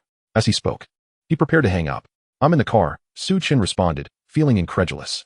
Zhao Yang, still on the phone, dashed out of the restaurant, laughing. Cousin, stop joking. If that's you in the car, I'll eat in reverse today. Before he could finish his sentence, the door of the sports car swung open, revealing none other than Su Chen. Zhao Yang's eyes widened, rendering him speechless. Not far away, 2 young men began taking pictures with their phones. What were you just saying you'd eat? Su Chen approached Zhao Yang and asked. Zhao Yang's mouth twitched in disbelief before he finally gathered his composure. Is that an Aston Martin 1-77? Wow. Cousin, did you really win the lottery? Zhao Yang struggled to comprehend how Su Chen could afford such an extravagant vehicle. He himself owned one, albeit in a video game, costing over 200 game coins. Su Chen merely smiled in silence. As Zhao Yang circled the Aston Martin 1-77, a thought struck him. I heard a wealthy individual from Subei City bought an Aston Martin 1-77 yesterday. Cousin, it couldn't be you, could it? Su Chen shrugged. Indeed, it is I. Zhao Yang took a deep breath, and after a lengthy pause, regained his composure. Cousin, I have a friend who wishes to know, what scriptures do you usually recite? What brand of incense do you burn? In which direction do you bow your head? If possible, he'd like to buy a lottery ticket as well. Su Chen remained silent. Are you referring to yourself as a friend? Zhao Yang gazed at Su Chen with anticipation. Cousin, could you possibly lend me your sports car for a spin? I yearn to experience the thrill of driving a luxury vehicle. Cruising through the streets in such an opulent car would undoubtedly be quite the spectacle. Su Chen replied. We can discuss it once you obtain your driver's license. Zhao Yang scratched his head awkwardly, realizing the truth in Su Chen's words. Casting a glance at his own dilapidated second-hand electric scooter, he felt an overwhelming urge to discard it into the trash. Sigh, when will I ever be like you, cousin? A wave of inferiority washed over Zhao Yang. Su Chen patted Zhao Yang's shoulder, saying, the reason I came to see you today is to arrange a job for you. Su Chen still had 2 properties in the Donghu neighborhood, which he intended to rent out, making it a perfect opportunity for Zhao Yang to collect the rent. After all, this lad aspired to be a prosperous figure. Cousin, there's no need for that right now. I'm quite content with my current situation, Zhao Yang declined. Are you certain? Su Chen regarded Zhao Yang with incredulity. Zhao Yang chuckled. Cousin, when I come to a decision, I will reach out to you. With such an impressive cousin, I need not worry about my future. Very well. Su Chen acquiesced without pressing the matter further. Eventually, when this fellow had experienced enough of life's hardships, he would naturally seek him out. By the way, what prompted you to consider blind dating? Zhao Yang sighed. It's my mother, you know. She fears I might remain single forever, so she arranged this for me. Su Chen remarked, I happen to be feeling hungry as well. Allow me to accompany you inside and ensure everything goes smoothly. Zhao Yang interjected, Cousin, there's no need for that. I came here merely to go through the motions. I have no desire for an early marriage. Su Chen entered the restaurant, choosing not to dwell on Zhao Yang's reluctance. Suit yourself. I'm hungry, and we'll go in for a bite. Zhao Yang cast one last glance at the Aston Martin 1-77 before following Su Chen into the restaurant. Cousin, I'll sit over there. He pointed to a table. Su Chen nodded and found a nearby seat. Sir, what would you like to order? A female server approached Su Chen, presenting a menu. After perusing it briefly, he placed an order for 2 dishes. Meanwhile, Zhao Yang's phone buzzed. His blind date had arrived. Cousin, I'm off to meet my date now. He bid farewell to Su Chen and returned to his table. Before long, a flamboyantly dressed woman with a strikingly artificial appearance entered the restaurant. She scanned the room for her designated table and promptly approached Zhao Yang. You must be Zhao Yang. She appraised him with an air of superiority as she took a seat across from him. Yes, that's me. Zhao Yang had little hope for this blind date, and upon seeing her surgically altered features, he felt a sense of disappointment. He merely wished to expedite the encounter. The woman crossed her legs and declared, Since this is a blind date, I won't waste any time. Do you own a house in Subei City? Do you have a car? If you lack both, there's no point in continuing this conversation. This statement only intensified Zhao Yang's disdain. I don't have a house at the moment, but I do own 2 cars. What kind of cars? The woman asked, her curiosity piqued. Zhao Yang pointed toward the street, grinning, that one right there. Following his gesture, the woman looked through the transparent glass and quickly fixed her gaze on the Aston Martin 1-77. Is that the sports car? Her eyes sparkled with excitement. Though she was unaware of the car's price, it was clear to her that it was not inexpensive. You must be quite wealthy. What does your family do? She inquired, her tone softening. Zhao Yang shook his head, correcting her. No, you've misunderstood. The car next to the Aston Martin is mine. Beside the Aston Martin stood only his battered second-hand scooter, which garnered an immediate change in the woman's demeanor. Are you joking? Arriving for a blind date on a decrepit scooter? What kind of international joke is this? Seeing her ire, Zhao Yang remained unfazed. Aren't you curious about what the other vehicle is? The woman, instinctively calming her frustration, asked, What kind of car? With a straight face, Zhao Yang replied, It's a brand new Yachty. At this, the woman's volcanic fury erupted. You pathetic loser, wasting my time. You deserve to be single for life. She angrily stood up, grabbed her bag, and stormed out without a backward glance. Good riddance, Zhao Yang said as he settled down across from Su Chen, grinning. I finally got through that, cousin. Let us eat. Observing Zhao Yang's smug expression, Su Chen suggested, I have a piece of advice for you. Only venture out at noon from now on. Why? Zhao Yang asked, bewildered. Because one day, you might just get beaten up. Chapter 14, The Blind Box. Kaidong Commercial Street. Zhao Yang chuckled, cousin, to be honest, I never held much hope for this blind date. I prefer being single over marriage. Su Chen replied nonchalantly, maybe it's because no one finds you appealing. Zhao Yang forced a smile, cousin, you know it, so why expose it? Don't I have any pride? After a moment, Zhao Yang's expression brightened again as he mysteriously declared, to be honest, I already have someone I like. Su Chen raised an eyebrow at Zhao Yang. A crush? Cousin, that is not important. I plan to confess my feelings soon. I've even thought of names for our future children. Seeing his cousin's confidence, Su Chen felt reluctant to dampen his spirits. Let him be. As their meal concluded, Su Chen stated, if anything comes up, just call me. I got it, cousin. Zhao Yang affirmed. I need to head to work soon, so I'll take my leave. Su Chen nodded, not saying much more. Zhao Yang exited the restaurant, riding off on his battered scooter. After a brief moment, Su Chen prepared to leave as well. He approached the front desk to settle the bill. Ding. Host spent 36 yuan, earning 54 luxury points. Unbeknownst to him, his points had amassed to over 100. Su Chen, unhurried, spoke to the system after leaving the restaurant. System, redeem a blind box. Blind box redemption successful. Opening. Congratulations, host. You have acquired full ownership of Kaidong Commercial Street. Kaidong Commercial Street, the largest commercial center in Subei City, integrates office spaces, entertainment, dining, and leisure. The Kaidong Building, the tallest structure in the area, cost a staggering 3,600,000,000. Many financial institutions in Subei City are established here, with monthly rents reaching astronomical figures. Truly impressive, this system. Securing Kaidong Commercial Street left Su Chen utterly astonished. The value of Kaidong Commercial Street surpassed even that of High Creation Group.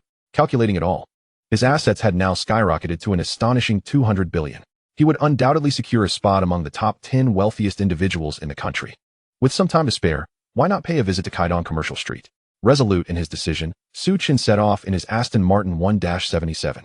It wasn't long before he arrived at Kaidong Commercial Street, where the Kaidong building is centrally located. Even in daylight, the street bustled with activity, teeming with people and vibrant commerce. After parking his car, Chen made his way to the reception desk on the first floor of the Kaidong building. "Good day, sir. How may I assist you?" inquired the receptionist, standing upright and addressing him politely. "I am looking for the person in charge here," Chen replied, uncertain of who that might be. "Are you seeking our manager? Do you have an appointment?" she asked. Shaking his head, he responded, "No. Please hold while I contact the manager and mention that you are looking for a person named Chen." Given Chen's distinguished demeanor, the receptionist nodded, wary of potentially offending someone of great importance. She picked up the phone and dialed a number. "I need to speak with Manager Su. Please hold." A moment later, a voice with a slightly magnetic timbre resonated through the line. "What can I do for you?" The receptionist replied directly, "Manager Su. There is a gentleman here named Chen who wishes to meet you." "What?" Su Wentao's tone shifted dramatically. Just moments ago, the ownership of Kaidong Commercial Street had changed hands, and the new proprietor was indeed named Chen. "Please have Mr. Su wait. I will be down shortly." Su Wentao hung up the phone and hurried out of his office, taking the elevator down to the first floor. The receptionist stood in stunned silence, gazing at Chen. Realizing from Su Wentao's tone that he was no ordinary visitor, he must be someone of significant stature. After all, even the manager was coming down to greet him. "Mr. Su, Manager Su will be here shortly," she informed him. Initially intending to take the elevator straight up, Chen nodded in acknowledgement upon hearing her words. "Please have a seat while I prepare some tea for you," she offered. "No need," Chen replied, waving his hand dismissively. The Kaidong building housed over 100 companies, including several renowned domestic firms. After waiting for about half a minute in the lobby, the elevator doors opened, and a middle-aged man in a black suit briskly emerged. "You must be Mr. Su. I apologize for the delay. I am Su Wentao, the manager of Kaidong Commercial Street." Wiping the sweat from his brow, he stood respectfully before Chen. Unperturbed, Chen noted that he had not given prior notice of his visit. "Let's head to the office for a moment," he instructed. "Of course, please follow me," Su Wentao replied, leading Chen into the elevator. The lift ascended slowly and soon reached the office floor. "Mr. Su, this is our workspace." Su Wentao gestured. "We have over 20 employees here, not counting the security personnel outside. Managing such a large commercial street requires a dedicated team. Everyone, please pause your tasks and gather around," Su Wentao announced, standing in the center of the office, preparing to disclose important news. In fact, some employees were already aware that Kaidong Commercial Street had just been purchased outright, a feat almost unimaginable. "Who is that young man? He looks incredibly handsome," they whispered among themselves. "The manager is treating him with such courtesy. Could he be the affluent buyer?" "Quiet. The manager is waiting for us," another urged. "Please hold your applause. This is Mr. Su, the new owner of Kaidong Commercial Street. Let us extend our warmest welcome to Mr. Su." Su Wentao introduced him. As soon as he finished, the crowd erupted in excitement. "Is it true? He really is our boss. He looks so young. To buy an entire commercial street, he must come from wealth." Applause erupted, and several employees bowed in respect. "Hello, Mr. Su," they greeted. Chen waved his hand, looking towards Su Wentao. "That's enough. I'm merely here for a casual visit." "Very well. Please return to your work," Su Wentao instructed. "Xiao Xian, please prepare a cup of tea for Mr. Su." "Right this way, Mr. Su," he added, leading Chen into the office to begin discussing the operations of the commercial street. Kaidong Commercial Street is situated in the most bustling area of Subei City, attracting a substantial flow of foot traffic. With the combination of office areas and storefronts, the monthly rental income exceeds 400 million, a figure that surpasses most publicly traded companies. Chapter 15. The Shock from Qin Shui. After Su Wentao concluded his report, Chen decided to take a stroll around the commercial street. "All right, I will head out for a bit," he stated. "Mr. Su, may I accompany you?" Su Wentao offered respectfully. Kaidong Commercial Street is quite expansive. Chen shook his head. "No need." Nonetheless, Su Wentao escorted Chen to the building's first floor. "Mr. Su, take care," he said as Chen nodded and departed through the east entrance. As he stepped outside, a voice called out to him, Chen. Turning, he saw a tall woman approaching, dressed in a light yellow gown. Her graceful figure was complemented by a near-perfect oval face and exquisite features. Qin Shui. The newcomer was none other than Chen's university classmate, Qin Shui. "Chen, it's been quite a while. I almost thought I had mistaken you for someone else." "What a coincidence," she said, smiling as she approached him. "Indeed, it has been a long time," Chen replied with a smile. They had been on friendly terms during their university days, and it had been nearly 2 years since their last meeting. After graduation, both had been preoccupied with their respective pursuits, leaving little opportunity for contact. I heard you started a company? Is that true? Chen inquired. Qin Shui, hailing from a well-off family, had a higher starting point than many. Yes, it's located in the Kaidong building. It's just a small company with only a few dozen employees, she said modestly. During university, she had been a campus beauty, capable of relying on her looks, yet she chose to depend on her talent instead. If you're not in a hurry to leave, may I invite you for a cup of coffee? Qin Shui suggested, noting the changes in Chen. Sure, Chen agreed, as he had no pressing matters to attend to. As they walked and chatted, Qin Shui asked, who was the man you were walking with earlier? He seemed somewhat familiar. Given that her company was also in the Kaidong building, she certainly recognized the manager, Su Wentao. However, she hadn't been close enough to see clearly. Oh, just a friend. He works here. Chen replied vaguely. That makes sense. As they conversed, they arrived at a coffee shop. They found a table by the window and each ordered a cup of coffee. Qin Shui scrutinized Chen closely and noted that his attire was rather upscale. It seems you are doing quite well, she remarked, her keen eye for detail honed through frequent interactions with others. Just as Chen was about to respond, his phone suddenly rang. The call was from Chen Jing, and without much thought, he brought the phone to his ear. Mr.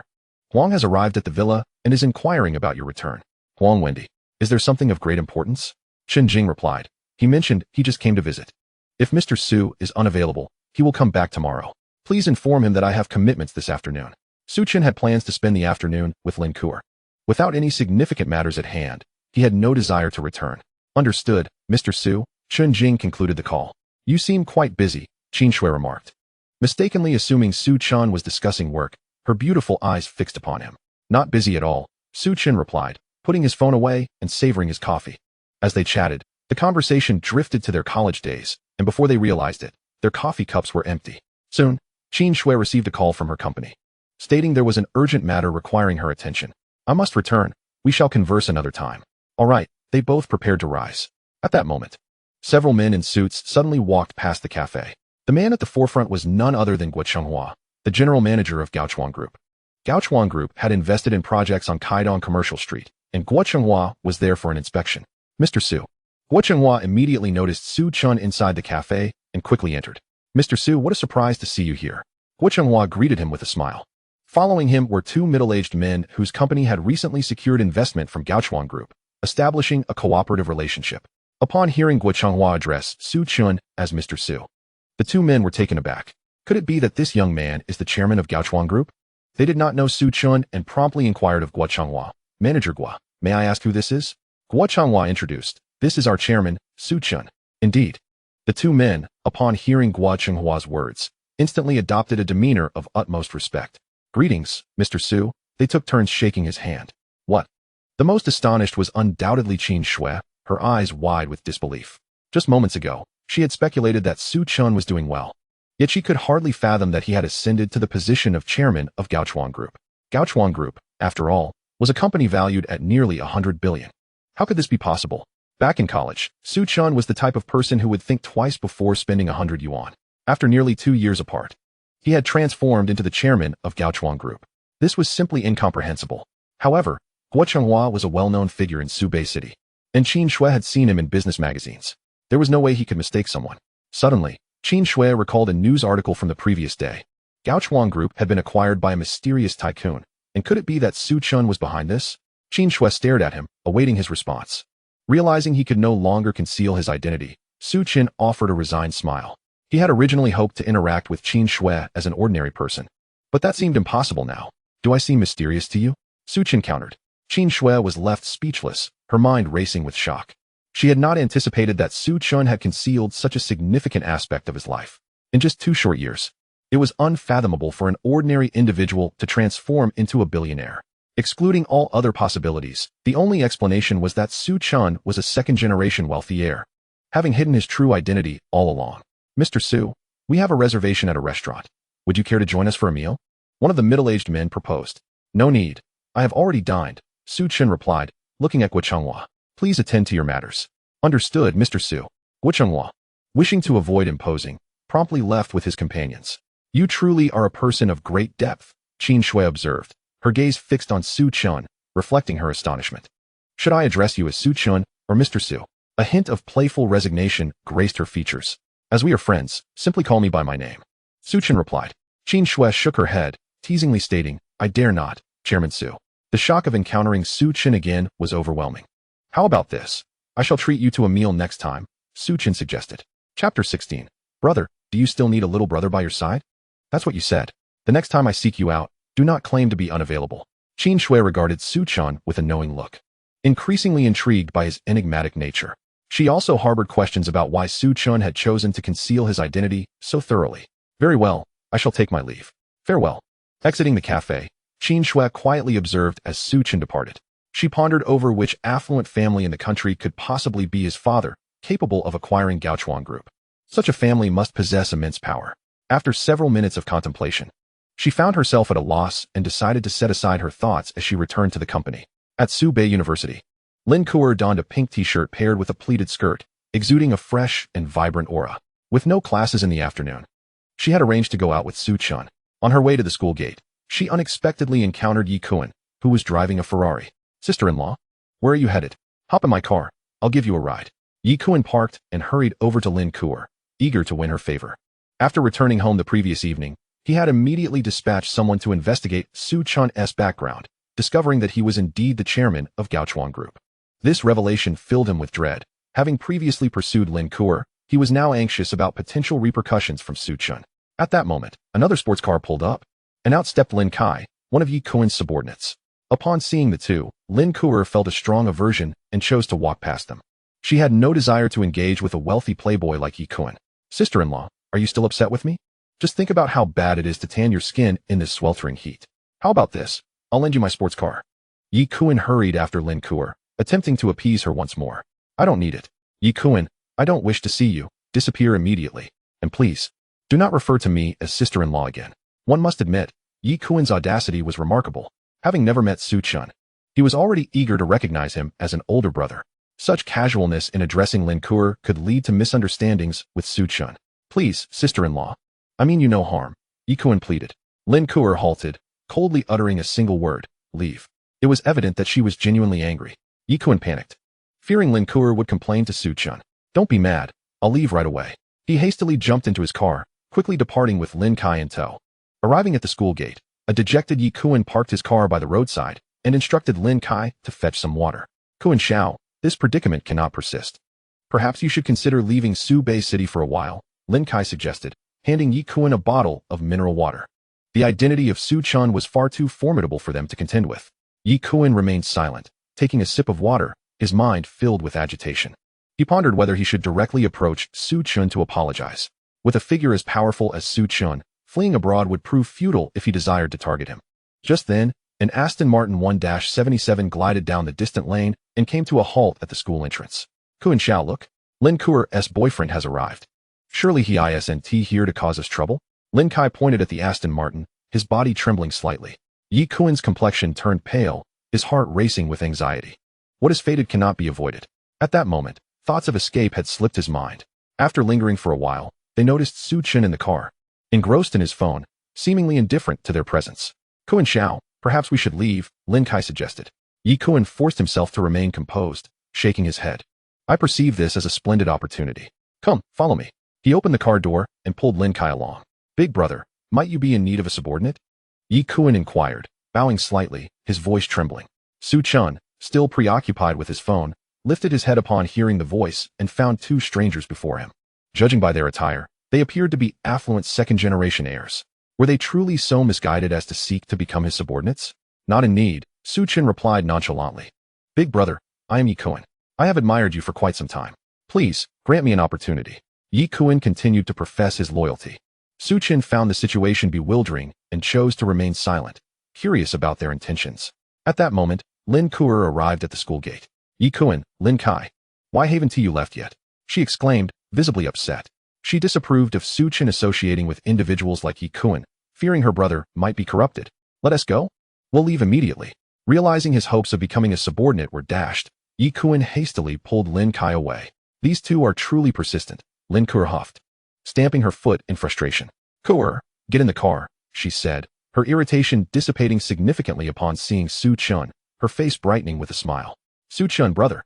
Lin Kuer chirped sweetly as she settled into the passenger seat. Who were those two earlier? Su Chen inquired. Lin Kuo replied. Just two rich second-generation heirs who often bully others at school due to their wealth. Have they ever bullied you? If they dare to wrong Lin Kuo, I wouldn't hesitate to teach them a lesson, Su Chen remarked, feeling no trepidation with his current status in Su Bei City. Not really. But Su Chen, you should keep your distance from them in the future. Su Chen nodded, then asked, by the way, why do they refer to you as Big Sister? Lin Kuo's cheeks flushed as she lowered her gaze.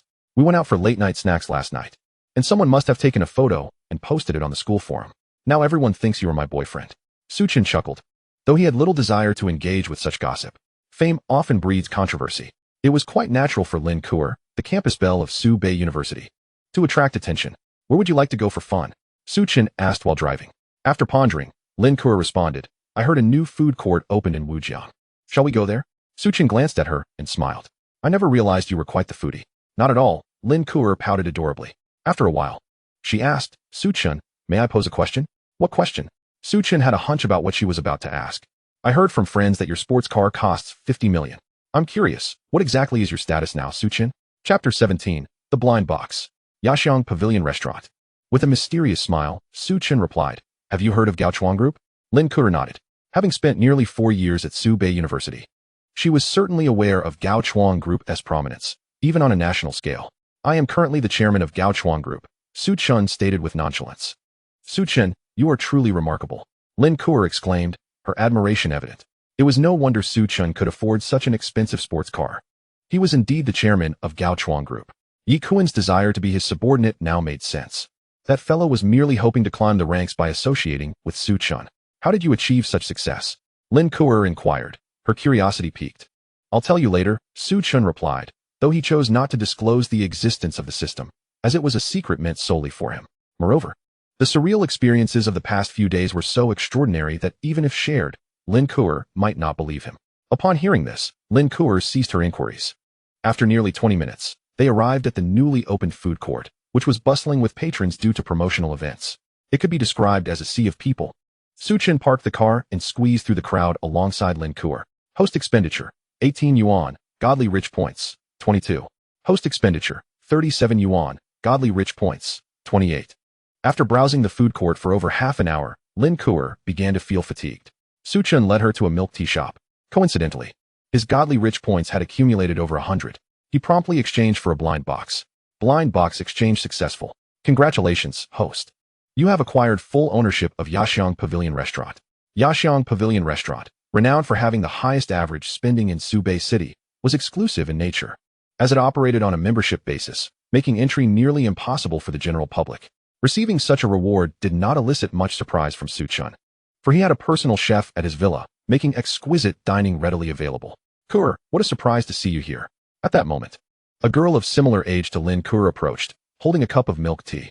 Oh, Zhanya, what a coincidence, Lin Kuo exclaimed, quickly making space for her friend. They were classmates and close friends. Zhanya was also a beauty, but in comparison to Lin Kuo, the disparity was evident, as Lin Kuo was of campus belle caliber. Kuo, is this your boyfriend? He is even more handsome than in the photos, Zhanya remarked, examining Su Chen while leaning closer to Lin Kuo, whispering. The news of Lin Kuo having a boyfriend has already spread throughout the school forum. Everyone has seen the photograph of Lin Kuo dining late at night with Su Chen. Lin Kuo awkwardly smiled, uncertain of how to clarify the situation. She and Su Chen had not yet reached that level of intimacy. Nevertheless, this misconception served her well, as it deterred anyone from pursuing her. Is this your classmate? Su Chen inquired, glancing at Zhanya.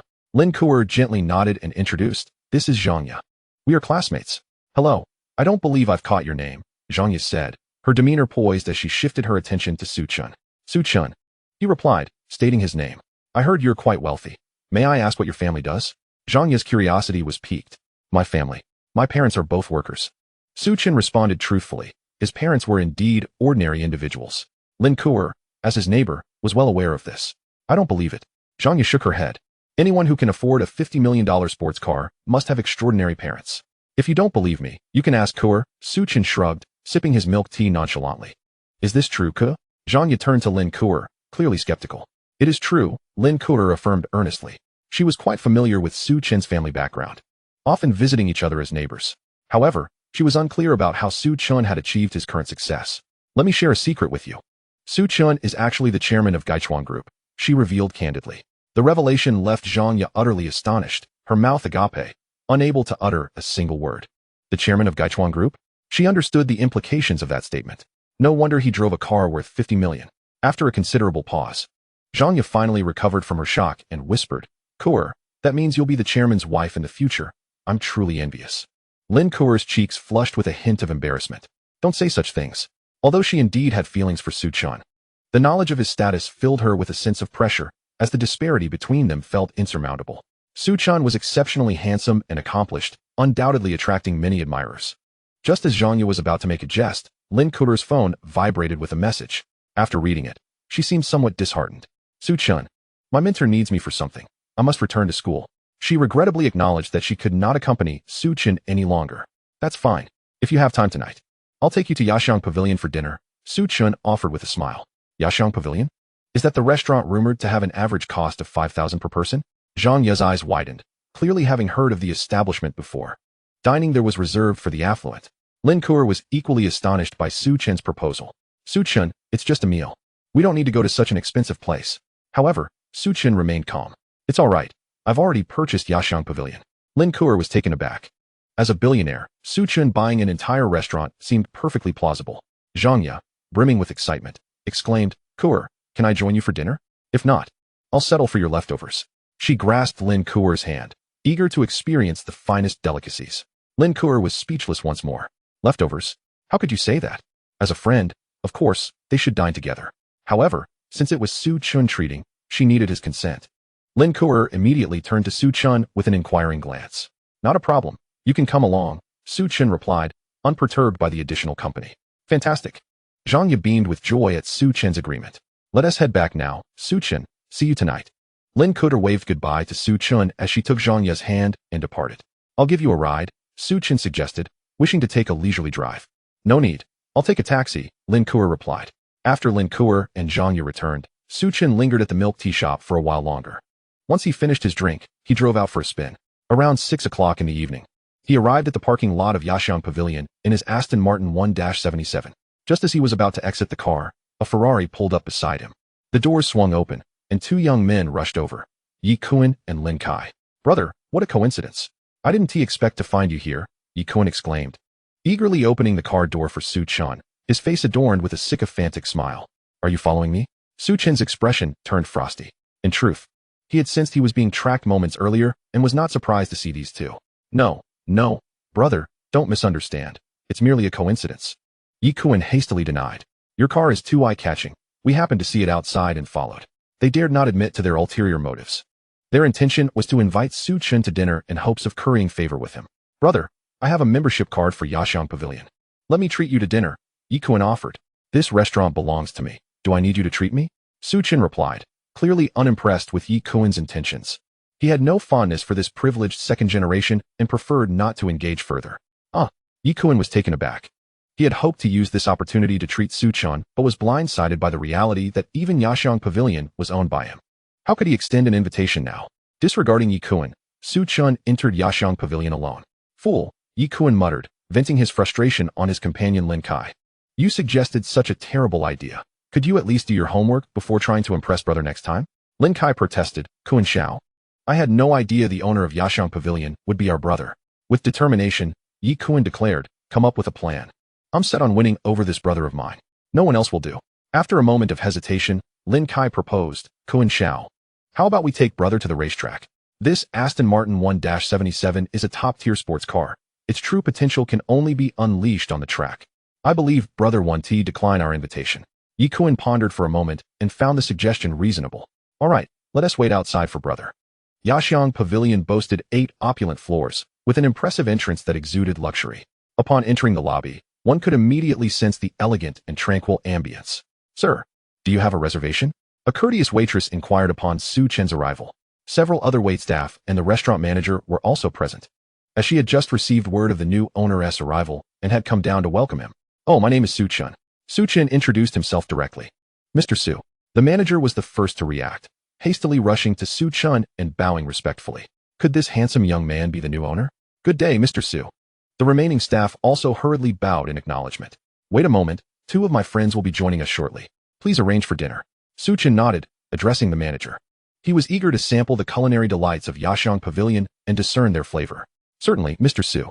The manager withdrew to make arrangements, while others escorted Su Chen to the elevator, leading him to the private dining room.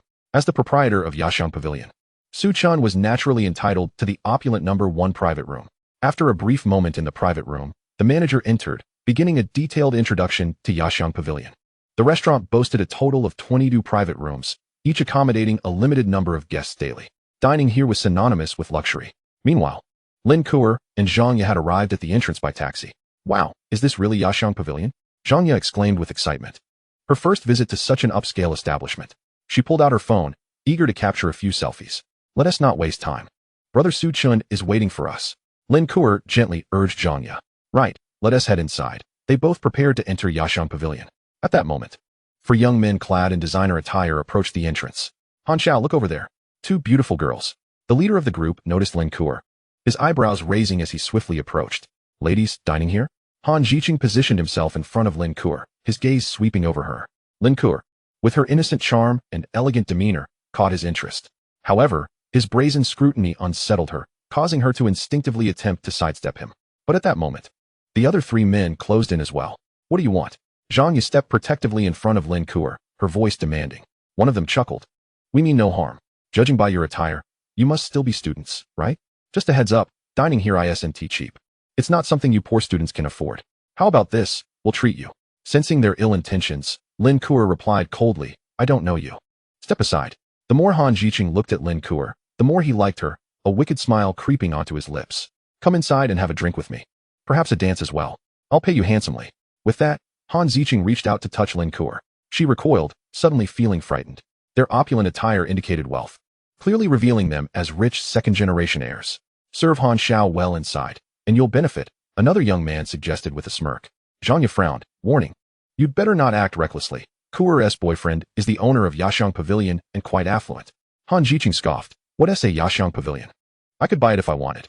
Stick with me, and I promise you'll enjoy a life of luxury. Zhang Ye, emboldened by their indifference, shot back. Kuo's boyfriend is also the chairman of Gaichuan Group. If you dare to mess with us, think carefully about the consequences. Han Jiqing and his companions erupted in laughter. I could claim my father is the world's richest man. In short, they declared, if you don't accompany us inside, you won't be leaving today. Meanwhile, Yi Kuan sat in a car, engrossed in his phone. Kuan Xiao, something seems to be happening over there. It looks lively. I'm going to check it out. Damn it, someone's bullying my sister-in-law. Lin Kai dashed over for a glance, then hurried back, flustered. What? Which scoundrel dares to bully my sister-in-law? I'll take care of him. Yi Kuan's fury ignited. It seems to be Han Jiqing, Lin Kai informed him. That guy is truly blind to the consequences. Daring to target my sister-in-law. Come with me. With a stern expression, Yi Kuan rushed toward the entrance of Yashang Pavilion. At that moment, Lin Kuo's face had grown even paler as Han Jiqing and his group began to get physically aggressive. If you don't leave, I'll call the police. Lin Kuo asserted, brandishing her phone. However, Han Jiqing remained unfazed. He was wealthy and powerful in Subei City. As long as he didn't cause too much trouble, his family could smooth things over. Harassing 2 impoverished students was trivial to him. One of the young men sneered, don't be ungrateful. Han Xiao is inviting you to dinner. It's a courtesy. Refusing him, you must consider the consequences. Just as Lin Kuo and Zhang Ye found themselves at a loss, Yi Kuan and Lin Kai arrived. Han Jiqing, you're asking for it. Yi Kuan said expressionlessly, striding forward and delivering a resounding slap to Han Jiqing. The sound echoed loudly, drawing the attention of everyone present. Han Jiqing staggered, falling to the ground from the unexpected blow. Who the hell dares to hit Han? Kuan Xiao, what brings you here? The remaining 3 men, witnessing Han Jiqing's predicament, initially prepared to curse, but fell silent upon recognizing Yi Kuan. In terms of status, even Han Jiqing couldn't compare to Yi Kuan, and they were even less of a match. However, they couldn't understand why Yi Kuan would strike Han Jiqing. Did he know these 2 female students? Yi Kuan. Upon seeing him, Lin Kuo and Zhang Ye exchanged surprised glances. Typically, Yi Kuan was known for bullying others. They hadn't expected him to stand up for them now. Lin Kuo understood that this was likely due to Su Chun's influence. After a moment's hesitation, Lin Kuo promptly sent a message to Su Chen. As Han Jiqing lay on the ground, ready to unleash his fury, he noticed Yi Kuan and had no choice but to suppress his anger. Kuan Xiao, why did you hit me? Han Jiqing clutched his swollen face, bewildered. I intend to do more than just hit you. Soon, I'll toss you into the Subei River. Lin Kai, take care of him. Yi Kuan advanced with Lin Kai, unleashing a barrage of punches and kicks on Han Jiqing. Despite his pleas for mercy, Han Jiqing might as well have been unheard. The three companions who had come with him looked on with ashen faces, too fearful to intervene. One of them, mustering courage, stepped forward to plead, Kuan Shao. This is all a misunderstanding. Yi Kuan, his anger boiling, retorted, a misunderstanding? You dare to target my sister-in-law. Get out of my way. Once I'm done with Han Jiqing, it'll be your turn. The three men turned pale. Sister-in-law? When did Kuan Shao have a sister-in-law? Game over. If even Han Jiqing is getting beaten, our fate can't be any better. Kuan Shao, I didn't know she was your sister-in-law. Please give me a chance. Han Jiqing continued to beg for mercy. Yet, Yi Kuan and Lin Kai showed no signs of stopping, continuing their relentless assault on Han Jiqing. Soon, Su Chen emerged alongside the restaurant manager. Upon learning that Lin Kuer had encountered trouble, he was filled with concern. Brother Su Chen, upon seeing him, Lin Kuer finally exhaled in relief and rushed to his side. Are you all right? Su Chen inquired with genuine care. Lin Kuer shook her head, indicating that she was unharmed. What on earth happened? Su Chen, unaware of the preceding events, pressed for answers. At that moment, Zhanya hurried over to explain the situation. Kuer and I had just arrived here when those four men blocked our way. They even tried to drag us to dinner and insisted we dance. When we refused, they attempted to resort to violence. Hearing Zhanya's account, Su Chen's expression darkened immediately. How audacious of those four to act so brazenly in public. Is there no law? Is there no justice? He directed his gaze towards the manager of Yaxiang Pavilion Restaurant and commanded, place these four individuals on the blacklist and ensure they are never allowed to dine here again. Understood, the manager nodded in agreement. Please, escort my friends inside. I will handle the situation here. Su Chen's anger was palpable. The manager said nothing further and led Lin Kuer and Zhanya into the restaurant. Brother, why are you out here? Leave this to me, Yi Kuan remarked, having stopped beating Han Jiqing upon seeing Su Chen. He recognized this as an opportune moment to ingratiate himself. At this point, Han Jiqing was battered and bruised, his former arrogance completely extinguished. Su Chen, his face impassive, approached the crumpled Han Jiqing. Yi Kuan, thinking Su Chen intended to strike, rushed after him. Brother, let me handle this to avoid getting your hands dirty. Yi Kuan and Lin Kai resumed their assault, eager to showcase their prowess. Meanwhile, the three wealthy youths trembled with fear, apprehensive that once Yi Kuan finished with Han Jiqing, they might become his next targets. They found themselves caught in a dilemma, regretting their earlier harassment of Lin Kuer. Simultaneously, they were puzzled by the identity of the young man before them, especially since Yi Kuan referred to him as brother. If he indeed possessed formidable connections, they were in grave trouble. Thus, Han Jiqing endured several more minutes of punishment, with Su Chen merely observing with a cold gaze. Having taken a super serum, he knew that if he intervened, Han Jiqing would be swiftly dispatched. Eventually, Yi Kuan and Lin Kai grew weary. Do you know who this is? Yi Kuan sneered at Han Jiqing. This is my brother, Su Chen, the owner of Yaxiang Pavilion. If you wish to escape with your life, you best kneel and apologize. If my brother is in a good mood, he may yet spare you. Feeling immense pain, Han Jiqing mustered all his strength to rise. With a fearful glint in his eyes, he stammered, Su Shao, I was wrong. Please forgive me. I will never dare again. Did I not instruct you to kneel and apologize? Are you deaf? Yi Kuan delivered a swift kick to the back of Han Jiqing's knee, causing him to collapse in agony. You enjoy inviting people to dine and watch performances, do you not? Su Chen's expression remained inscrutable. No, that's not it. Han Jiqing replied, frantically shaking his hands. Su Shao, grant us another chance. The remaining three wealthy youths also approached, heads bowed in contrition. Su Chen, however, had no intention of letting them off lightly. He summoned a server from the restaurant and relayed his instructions. Understood, Mr. Su, the server replied, rushing into the kitchen only to emerge moments later with a large bucket of cooked rice. Surveying Han Jiqing and his companions, Su Chen declared, devour this rice. Then dance for me. Only then will I let you leave. Chapter 20. Bring the four young masters their meals. Han Jiqing and his companions' brows furrowed deeply. Such a quantity of rice. If they consumed it all, they might burst. As for dancing, they were mere spectators, utterly incapable of performing. Su Shao, please, don't do this. I truly understand my mistake. Han Jiqing, though oblivious to Su Chen's full stature, recognized that even Yi Kuan acknowledged him as brother, and clearly, he was not someone to be trifled with. Yes, we realize our error. Kuan Shao, please intercede with your brother on our behalf. The four of them knelt, looking utterly pitiful. At that moment, Yi Kuan leaned towards Su Chen and proposed, brother, there is a square nearby. Let them dance there. It will draw a larger audience. How about a pole dance? Han Jiqing and his companions' faces twitched in horror. The thought of four grown men performing a pole dance in a public square was mortifying, an unequivocal path to social disgrace. Yet, they dared not voice their objections, fearing Yi Kuan might conjure an even more humiliating scheme. Su Chen regarded Yi Kuan with a cold gaze. Do you not think that is excessive? Yi Kuan awkwardly rubbed the back of his head. Brother, if you feel that way, perhaps we should reconsider.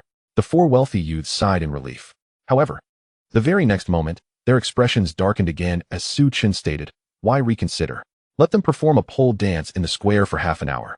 With that, he turned and re-entered the Yashang Pavilion. He could not be bothered to deal with such matters personally. He would leave it to Yi Kuan. Leave it to me. Yi Kuan felt a surge of excitement. Being entrusted with this task meant Su Chen was no longer dismissive of him. As Su Chen's subordinate, he had a chance.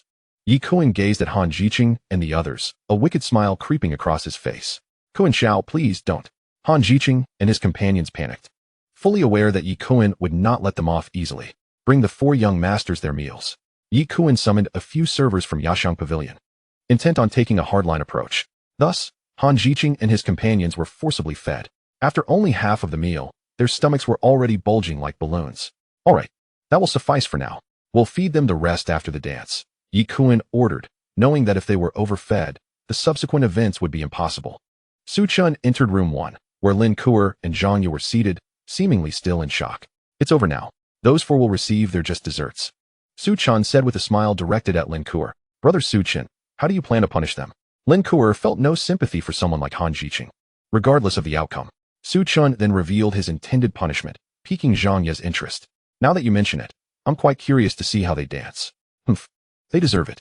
Kuo, shall we finish our meal and then go watch? Lin Kuo shook her head, dismissing the idea. What is there to see? At that moment, the restaurant manager, having observed that everyone had arrived, stepped through the door. Mr. Su, the kitchen is fully prepared. May I serve the dishes? Su Chen nodded in acquiescence, acknowledging that it was indeed time to commence the meal. After a leisurely afternoon spent in amusement, he found himself quite hungry. This dinner was orchestrated according to the restaurant's highest standards, with an emphasis on opulence.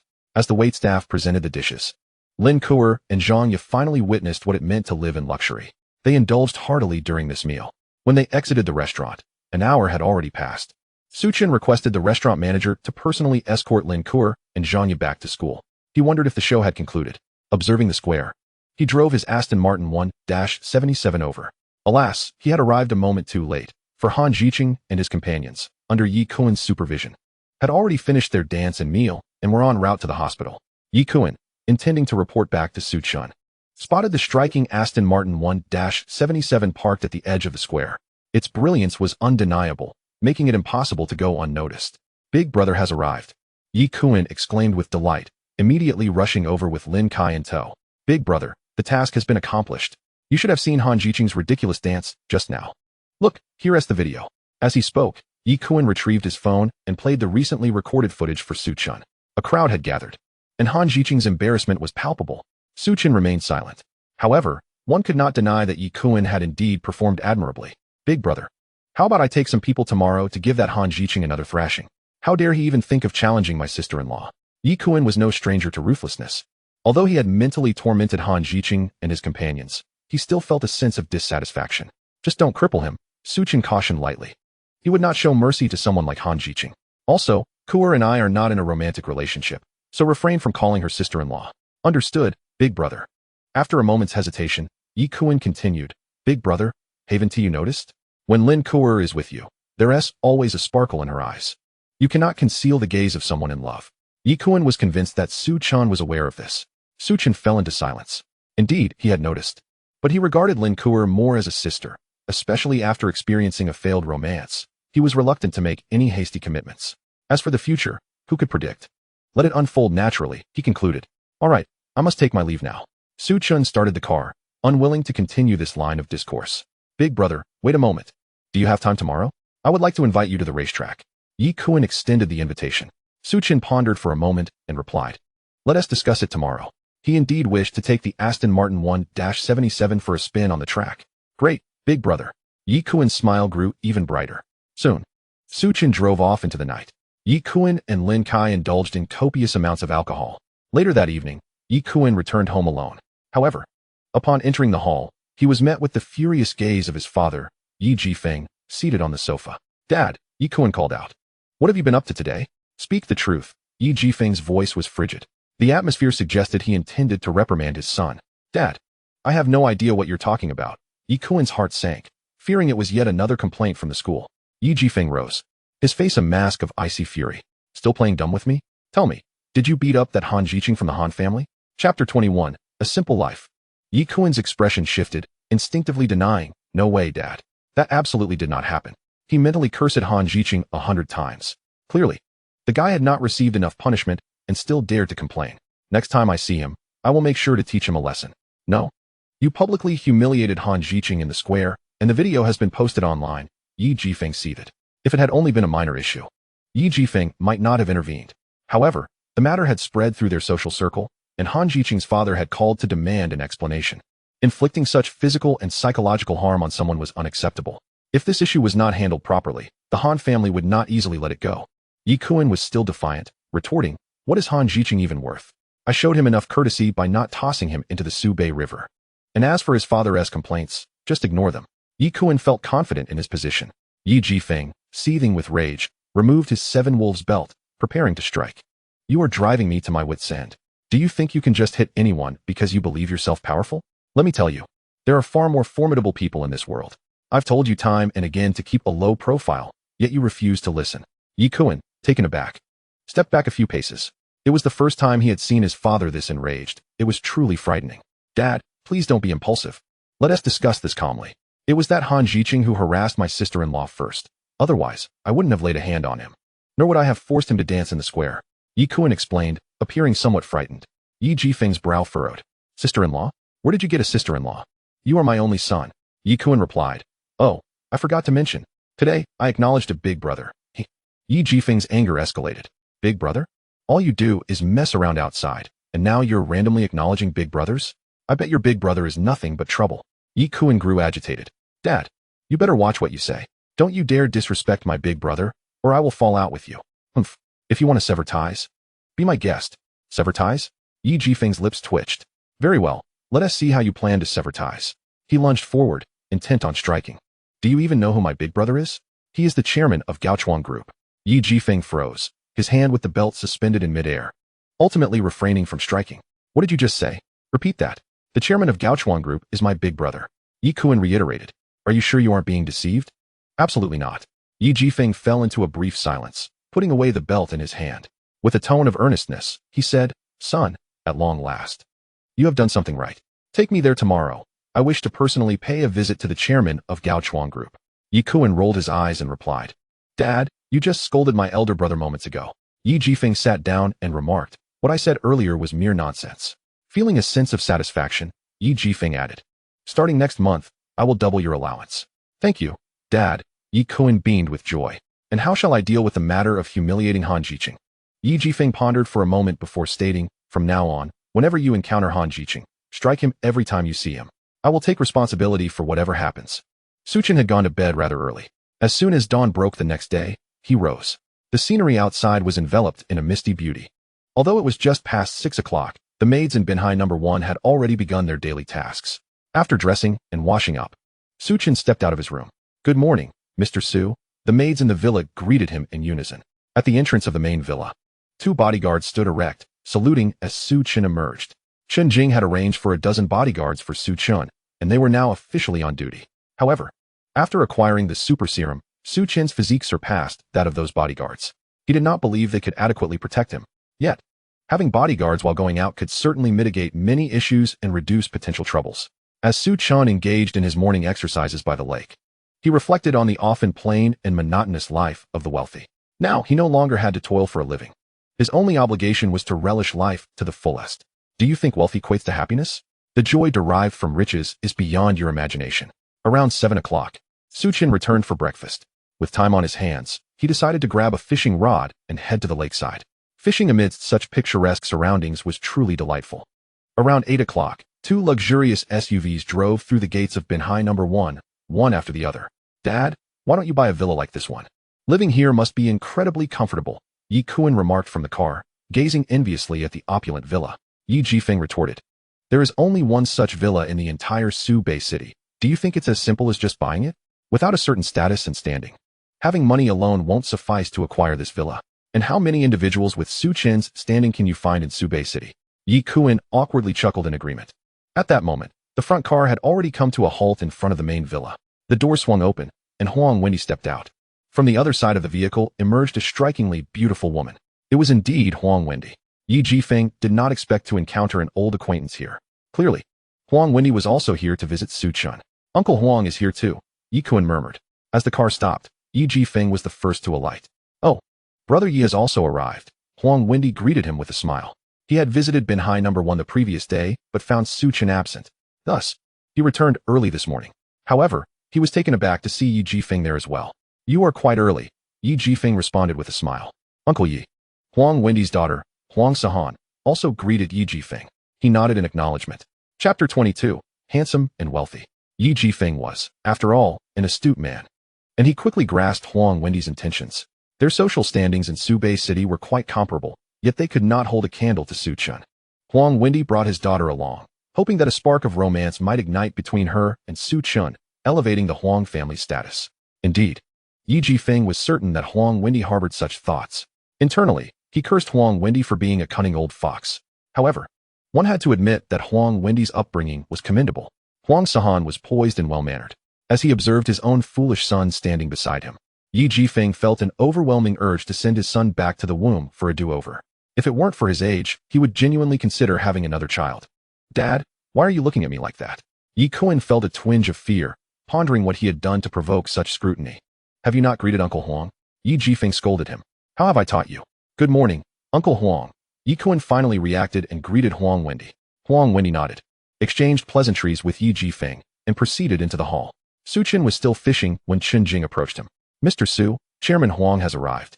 Along with Chairman Yi Jifeng from Yinjiang Group, they brought numerous gifts.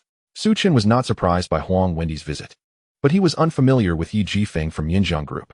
What brings the chairman of Yinjiang Group here? Chen Jing explained. His son is called Yi Kuan. He claims to be your junior. They have come to pay you a visit. Upon hearing Yi Kuan's name, Su Chen understood. Very well, I shall go over now. Both Huang Wendy and Yi Jifeng were prominent figures, and it would be impolite to keep them waiting. After packing away his fishing gear, Su Chen stood up. Wow, Mr. Su, you caught quite a few fish, someone remarked. I'll have someone take them back. Su Chen waved his hand dismissively. No, let them return to the lake. With that, he made his way toward the main villa. Big brother. As soon as Su Chen entered the hall, Yi Kuan greeted him with a smile. Mr. Su. Both Huang Wendy and Yi Jifeng rose simultaneously, their demeanor respectful. In Subei City, few could command such deference from them. Su Chen was one of those rare individuals. No need for formality, please take a seat, Su Chen said. Huang Sahan's beautiful eyes were fixed on Su Chen, just as her father had described. He was indeed quite handsome. What stood out even more was that, at such a young age, he was the chairman of Gao Chuang Group, a remarkable achievement. An hour later, Huang Wendy and Yi Jifeng took their leave. Left alone in Binhai No. 1, Su Chen felt a sense of boredom. He thought about the thrill of leveraging the system and decided to take his Aston Martin 1-77 out for a spin. This time, he brought along 5 bodyguards, who followed in a Rolls-Royce Cullinan. Another round of extravagant spending ensued. Unfortunately, his luck that morning was not particularly favorable, yielding only a modest amount of luxury points. As he passed by Donghu Community, Su Chen suddenly remembered that he owned 2 properties there, with over 100 units available for rent. It was indeed a lucrative venture. After all, no one would ever complain about having too much money. When Su Chen drove his Aston Martin 1-77 up to the community entrance, it immediately attracted envious glances from many onlookers. Wow, what a cool sports car. The dashing young man behind the wheel is quite handsome. How wonderful it would be if he were my boyfriend. Before Su Chen could exit the vehicle, 5 bodyguards approached, vigilantly surveying their surroundings. As professionals, their focus was unwavering. You all remain outside, Su Chen instructed his guards before stepping into the sales office. Good day, sir. Are you here to view properties? Just as Su Chen entered, a young lady clad in a form-fitting outfit greeted him warmly. I have purchased 2 buildings here, but I am not well acquainted with the surroundings. So I am seeking someone to show me around. Su Chen explained his purpose. Upon hearing his words, the saleswoman's expression immediately shifted. Just 2 days prior, a mysterious wealthy individual had indeed acquired 2 properties in the Donghu community. For the past couple of days, this had been the primary topic of discussion at the sales office. And now, the principal had arrived. Sir, may I have your name? I need to verify, the saleswoman said, striving to maintain her composure. In her tenure as a sales representative, she had never encountered a tycoon who would purchase 2 properties in one go. Su Chen. Mr. Su, please hold on a moment. The saleswoman quickly rushed to her computer to conduct a search. Indeed, all the information aligned perfectly. Su Chen was unequivocally the affluent individual who had purchased the 2 buildings. Could it be? He is the one who bought the 2 properties in Donghu community? Not only is he handsome, but he is also extraordinarily wealthy. I am utterly enamored. I wish to bear his children.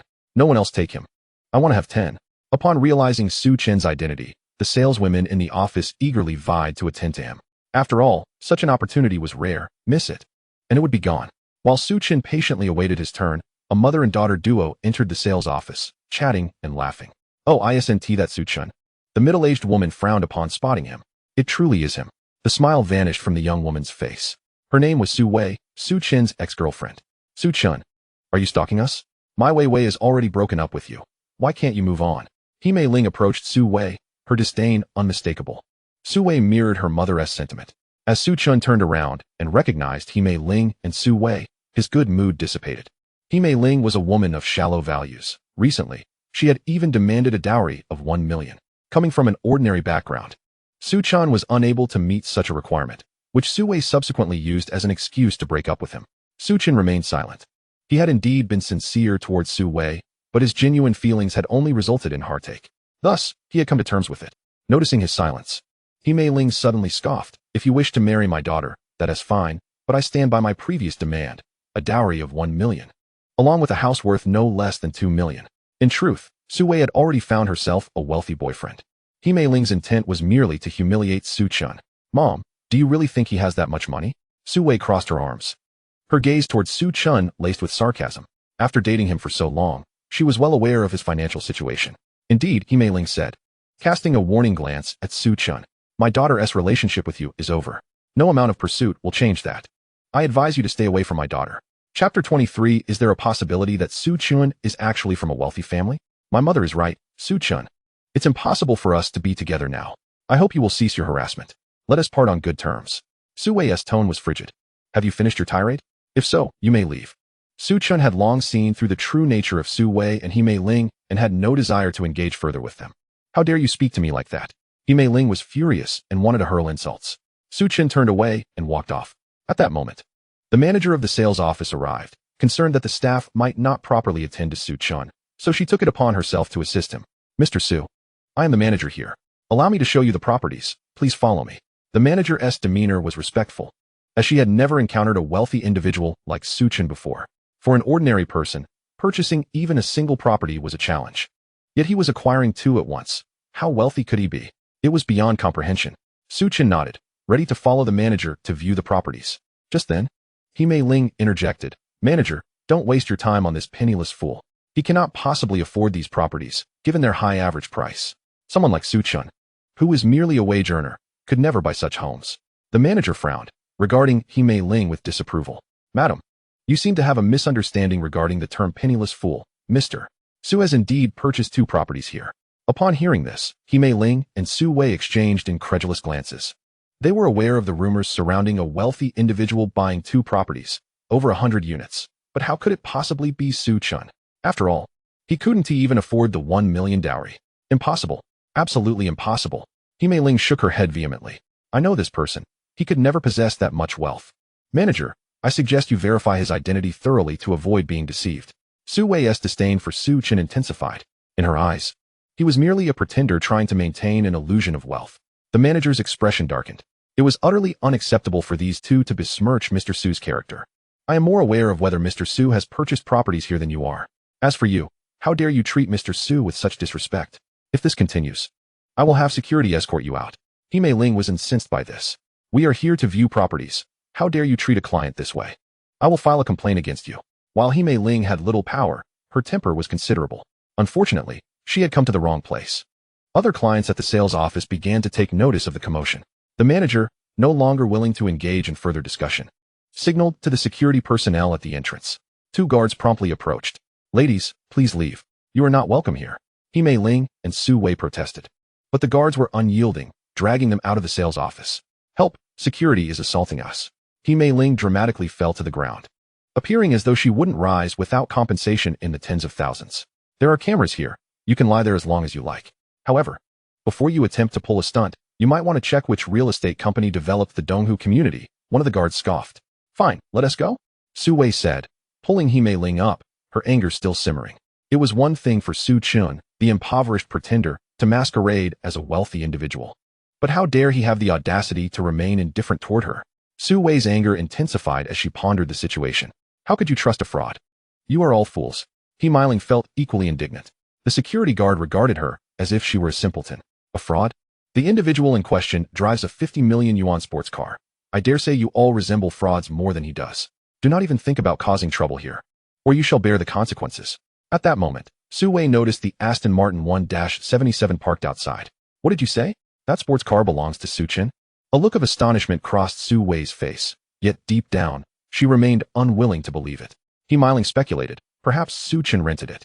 That scoundrel is merely pretending to be wealthy. Yes, it must be that way, Su Wei asserted. Mother, that is a limited edition sports car worth 50 million. Even the affluent cannot rent it. Just moments ago, Su Wei had been curious about which tycoon parked it there. Could it truly belong to Su Chen? He Mei Ling staunchly defended her assumption, asserting that even if it could not be rented, it could never belong to Su Chen. Su Wei fell into contemplation, hesitating as she spoke. Mother, is it possible, just possible, that Su Chen is indeed a second-generation wealthy heir who has concealed his identity? He Mei Ling shook her head, declaring it impossible. Yet, upon deeper reflection, her conviction wavered. The sales office could not possibly be filled with fools. They must have verified Su Chen's identity. Coupled with the fact that he drove a 50 million yuan luxury car, could he truly be a wealthy heir? Perhaps he concealed his identity to test Su Wei? Both He Mei Ling and Su Wei fancied themselves as dramatic figures, conjuring an array of scenarios in their minds. Daughter, why not ask Su Chen for clarification? He Mei Ling finally regained her composure. Although her daughter had already chosen a wealthy boyfriend, he only drove a sports car worth a little over $1 million. In comparison to Su Chen's 50 million yuan Aston Martin 1-77, the difference was astronomical and utterly incomparable. If given a choice, He Mei Ling would prefer her daughter to reconcile with Su Chen. She had set her sights on him as her future son-in-law. No one else would suffice. At that moment, Su Wei regretted her decisions deeply. Mother, can't you see that Su Chen despises me? He Mei Ling shook her head. No, I believe you still have a chance. The matter of wealth is inconsequential. I genuinely think Su Chen is a good man. Daughter, do not let this opportunity slip away. Su Wei nodded, secretly wishing to give it another try. If she could reconcile with Su Chen, it would be splendid. Imagining driving luxury cars and living in opulent homes filled her with excitement. With that thought, Su Wei took out her phone, intending to find Su Chen's account on WeChat. However, after searching, she remembered that she had deleted his account some time ago. No, I must add him back. Su Wei retrieved Su Chen's number and attempted to send a friend request. Meanwhile, Su Chen, accompanied by the sales department manager, was viewing properties. With over 100 houses to consider, it was impossible to inspect them all. He merely selected a few to peruse casually. The properties in Donghu community indeed boasted splendid layouts and offered lake views, justifying their prices. However, having acquired his own villa, he had no intention of residing there. Renting them out could be a viable option. After about half an hour, Su Chen returned to the sales office. Mr. Su, those two individuals are still outside. Though I am unsure of their intentions, the manager informed him, naturally referring to He Mei Ling and Su Wei. Oh, Su Chen felt a twinge of confusion. Were He Mei Ling and Su Wei lingering to berate him? Honestly, he was no scoundrel. What warranted such treatment? Upon unlocking his phone, Su Chen quickly grasped the situation. He noticed a friend request on WeChat. The sender was none other than Su Wei, with a rather amusing note. Su Chen, I actually regret breaking up with you. Su Chen hesitated for a moment before accepting the request. He was curious to see what ploy Su Wei, whom he considered manipulative, was attempting to execute. As expected, once they became friends, Su Wei immediately put on a performance, sending Su Chen a voice message, clearly sobbing. Su Chen, I was quite happy when we were together. The request for a 1 million yuan betrothal gift was my mother's idea. I have always had feelings for you. I have clarified things with my mother. And she now says no betrothal gift is needed. Let's reconcile. We can go get our marriage certificate this afternoon. After listening to the voice message, Su Chen let out a cold laugh. He had not anticipated Su Wei's rapid change of heart. Just moments ago, she had expressed disdain. And now she was eager to reconcile. Truly, one becomes invincible when one descends into worthlessness. This revelation further altered his perception of Su Wei. After contemplating for a moment, he replied, very well, let us reconcile. However, the betrothal gift must be given, 50 million. How does that sound? As for the wedding house, you may choose from any of the 2 properties in Donghu community. Upon reading Su Chen's response, Su Wei's eyes widened in shock. She was elated, immensely so. Evidently, Su Chen still harbored feelings for her. Su Chen, are you serious? You are not joking, are you? Su Wei's voice trembled as she spoke. If they reconciled, she would be able to drive luxury cars and live in mansions. Just thinking about it sent her heart racing. However, Su Chen's subsequent reply plunged her mood into despair. You were the one who first toyed with my feelings. Su Wei furrowed her brow. Su Chen, what do you mean by that? However, her message failed to send. For at that moment, Su Chen had already blocked her. Su Wei's expression darkened, and the volcano of her frustrations erupted. Su Chen, you scoundrel. Daughter, what is happening? He Miling, still awaiting good news, inquired upon witnessing Su Wei's outburst. Su Chen blocked me. Su Wei fumed, her face flushed with rage as she stamped her foot. Upon hearing this, He Miling too became furious. What? That scoundrel. I must confront him for clarity. Just then, Su Chen exited Donghu community. He Miling immediately seized Su Wei's arm and approached him. Su Chen, my daughter wishes to reconcile with you. On what grounds do you refuse? He Miling's temper flared. Yet, it was evident that she had not grasped the current dynamics. The initiative lay firmly with Su Chen. Indeed, Su Chen, on what grounds do you refuse? Su Wei added. Equally incensed. Su Chen merely smiled at Su Wei. When we broke up, I distinctly recall you stating that I was unworthy of you. Su Wei, aware of her own shortcomings, attempted to explain, I was speaking out of anger. I regret it now. Is that not acceptable? Su Chen coldly replied. Your regrets are your concern. They have nothing to do with me. He was disinclined to continue engaging with He Miling and Su Wei and prepared to drive away. The sight of them made him feel nauseous. Su Chen, stop right there. Very well, if you refuse to reconcile with my daughter, you must at least provide a separation fee. My expectations are not extravagant. I merely desire a residence in Donghu community. He Miling is quite audacious in her demands. What a fanciful thought. Su Chen opened the door of his Aston Martin 1-77 and took a seat within. He Miling was reluctant to let Su Chen depart, positioning herself before the car. Naturally, Su Chen would not indulge her. He gestured dismissively towards the rear of the vehicle. Soon, 5 bodyguards clad in black suits approached swiftly. Su Chen commanded, remove these 2 women. Should you encounter them again, simply expel them. He Miling was intimidated by the bodyguard's imposing presence and instinctively stepped aside. As Su Chen started the engine, the Aston Martin 1-77 erupted with a thunderous roar. Through Su Wei's complex gaze, the car gradually receded, ultimately vanishing from the street. As noon approached, Su Chen felt hunger pangs. He drove to Kaidong Commercial Street, intending to have a meal first. Are you available now? I would like to treat you to lunch, he texted Qin Shui upon arriving at a restaurant. He had not forgotten his promise to invite her for a meal.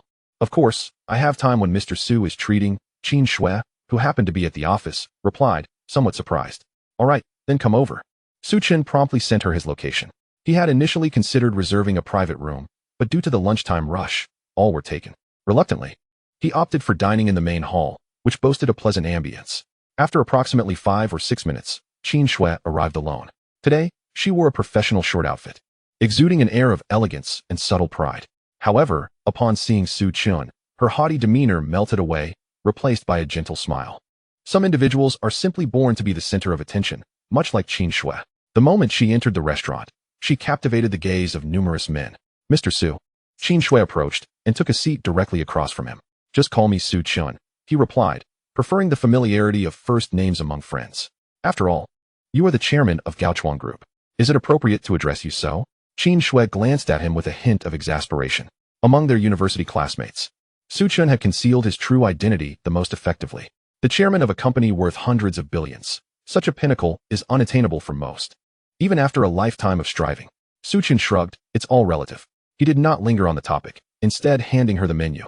Take a look and see what you'd like. It's my treat, so please don't hold back. Qin Shui extended her fair, porcelain-like hand to accept the menu. All right, then I shall indulge. Although she claimed to be unreserved, she only ordered a few common dishes. By the way, where are you currently residing? Qin Shui inquired with curiosity. Binhai number 1, Su Chen replied after a moment's contemplation. Since Qin Shui was already aware of his status, there was no need for concealment. Upon hearing Binhai number 1, Qin Shui's eyes widened in astonishment. I heard that a wealthy individual purchased Binhai number 1 for over 700 million. It wouldn't happen to be you, would it? Binhai number 1 is the most expensive villa in Subei City. Just a couple of days ago, it had been acquired by a certain affluent individual, rumored to have cost over 700 million. Qin Shui had indeed heard some whispers, but never imagined that the buyer would be someone she knew. Spending over 700 million on a villa is truly a display of wealth and extravagance. However, considering Su Chen's identity, she soon found it understandable. 700 million was likely a trifling sum for him. With a wry smile, Qin Shui remarked, I heard Binhai know. One is the largest villa in all of Subei City. I wonder if that's true. Su Chen replied, when you have time, you should come and see for yourself. A glimmer of excitement flashed in Qin Shue's eyes. Really? If Mr. Su is welcoming, I simply must see it. Her curiosity piqued. She was eager to witness the grandeur of a villa worth over 700 million. You are most welcome, Su Chen assured her. As they continued their light-hearted conversation, 3 figures entered through the restaurant door, 2 middle-aged men in suits and a young man donned in designer attire. The 2 older men trailed respectfully behind the young man, who clearly held a significant status. Upon entering the restaurant, the young man immediately noticed Qin Shue chatting with Su Chen, pausing with a furrowed brow. Young Master Chen, the private room is this way, one of the middle-aged men informed him with a smile. You all wait for me here. I have something to attend to. Chen Juanhao approached Qin Shue, his gaze cold and calculating. Miss Qin, as I said, we must be fated to meet here. He smiled as he neared her. Qin Shue looked up, recognizing Chen Juanhao, and her brows furrowed. Why not join me for a meal? He suggested. Mr. Chen, when will your company repay the 200,000 owed to Donghao Technology? Chen Juanhao, a wealthy heir, had invested in a sizable company, and Qin Shue's firm had a minor business relationship with his, though not extensively. Recently, upon encountering Qin Shue, Chen Juanhao had been instantly attracted to her beauty. In his efforts to win her over, he devised various schemes. However, Qin Shue showed no interest in him whatsoever. Consequently, he instructed his finance department to withhold the 200,000 as leverage, hoping to compel her compliance. For Qin Shue's small company, 200,000 was a significant sum. Feigning ignorance, Chen Juanhao replied, I'm not very familiar with company matters. If Miss Qin is willing, why not join me for a meal? This afternoon, I can take you to the company to resolve the debt. Qin Shue could discern the implications in his words, which only fueled her anger. Yet, she felt powerless against him. In this era, the debtor holds the power. Furthermore, Chen Juanhao's family was affluent and held considerable influence in Subei City. He was not someone to be trifled with lightly. Mr. Chen, you needn't pretend to be oblivious. Your company is in breach of contract, and I will have no choice but to pursue legal action, Qin Shue stated coldly. Chen Juanhao merely shook his head, dismissing her words. He had more than enough money to withstand any delay, but Qin Shue did not share that luxury. Her company's liquidity was limited, and further delays could lead to bankruptcy. Miss Qin, you really need not be so harsh. Come, let us go to my private room and discuss this matter thoroughly. Qin Shue ground her teeth in frustration. Given the opportunity, she would genuinely relish giving Chen Juanhao a few sharp slaps. Infuriating as he was, when she refused to engage with him. Chen Juanhao's attention shifted to Su Chen. The latter's striking appearance ignited a flicker of jealousy within him. My good fellow, what is your relationship with Miss Qin? Chen Juanhao inquired with a hostile glare. Su Chen calmly took a sip of the lukewarm water in his cup and raised his gaze to survey Chen Juanhao. What exactly is our relationship? It seems unnecessary for me to report to you. Chen Juanhao furrowed his brow once more, taken aback by the audacity of the young man before him. His gaze turned icy. Qin Shue's rejection had already irked him, but now another fool had dared to provoke him. Lowering his voice, Chen Juanhao said, I suggest you investigate my identity. Otherwise, you may not even comprehend how you could meet your demise. His tone was frigid. Accustomed to bullying others, he had no qualms about having Su Chen taught a lesson. Is this a threat? Su Chen's calm demeanor now carried an edge of coldness. In the past, he had endured bullying, reluctant to stir up trouble. However, the circumstances had shifted. He did not seek conflict, but that did not mean others could challenge him at will. I am indeed making a threat, Chen Juanhao sneered. I don't care what your relationship with Miss Qin is. It's best you keep your distance from her in the future. Otherwise, you will bear the consequences. Su Chen's expression remained unruffled as he took another sip of water. You are quite arrogant. Chen Juanhao chuckled, shrugging nonchalantly. If you had wealth like mine, you could be too. Apologies, but money truly does afford one the freedom to act as they please. He wore a mischievous grin. Ding. Host has been provoked. Teaching the other party a lesson will yield a system blind box. The system's voice resonated in Su Chen's mind. He felt a wave of exasperation. The fortune he had accumulated in a morning was insufficient to exchange for even a single system blind box. Yet now the system was presenting him with an opportunity. For such a task, Su Chen could only utter 3 words. Do not stop. Subsequently, the way he looked at Chen Juanhao transformed. To Su Chen, Chen Juanhao was simply a target for the system's blind box. With a swift motion, Su Chen rose and unexpectedly delivered a resounding slap to Chen Juanhao's face. The sound echoed loudly. Chen Juanhao collapsed to the ground, feeling as if the world were spinning around him, his head ringing. Dare to threaten me? Do you think you are worthy? A potent aura emanated from Su Chen as he coldly regarded the disheveled Chen Juanhao. What transpired? The surrounding patrons, noticing the commotion, stood up, casting bewildered glances. Chen Xiao? Are you alright, Chen Xiao? The two middle-aged men who had entered the restaurant with Chen Juanhao swiftly approached, their expressions shifting as they rushed to assist him. Su Chun. Qin Shui also stood up, staring at Su Chun in astonishment. The domineering side of him had left her utterly stunned, stirring a ripple of emotions within her. That gaze felt as if she were meeting Su Chun for the first time.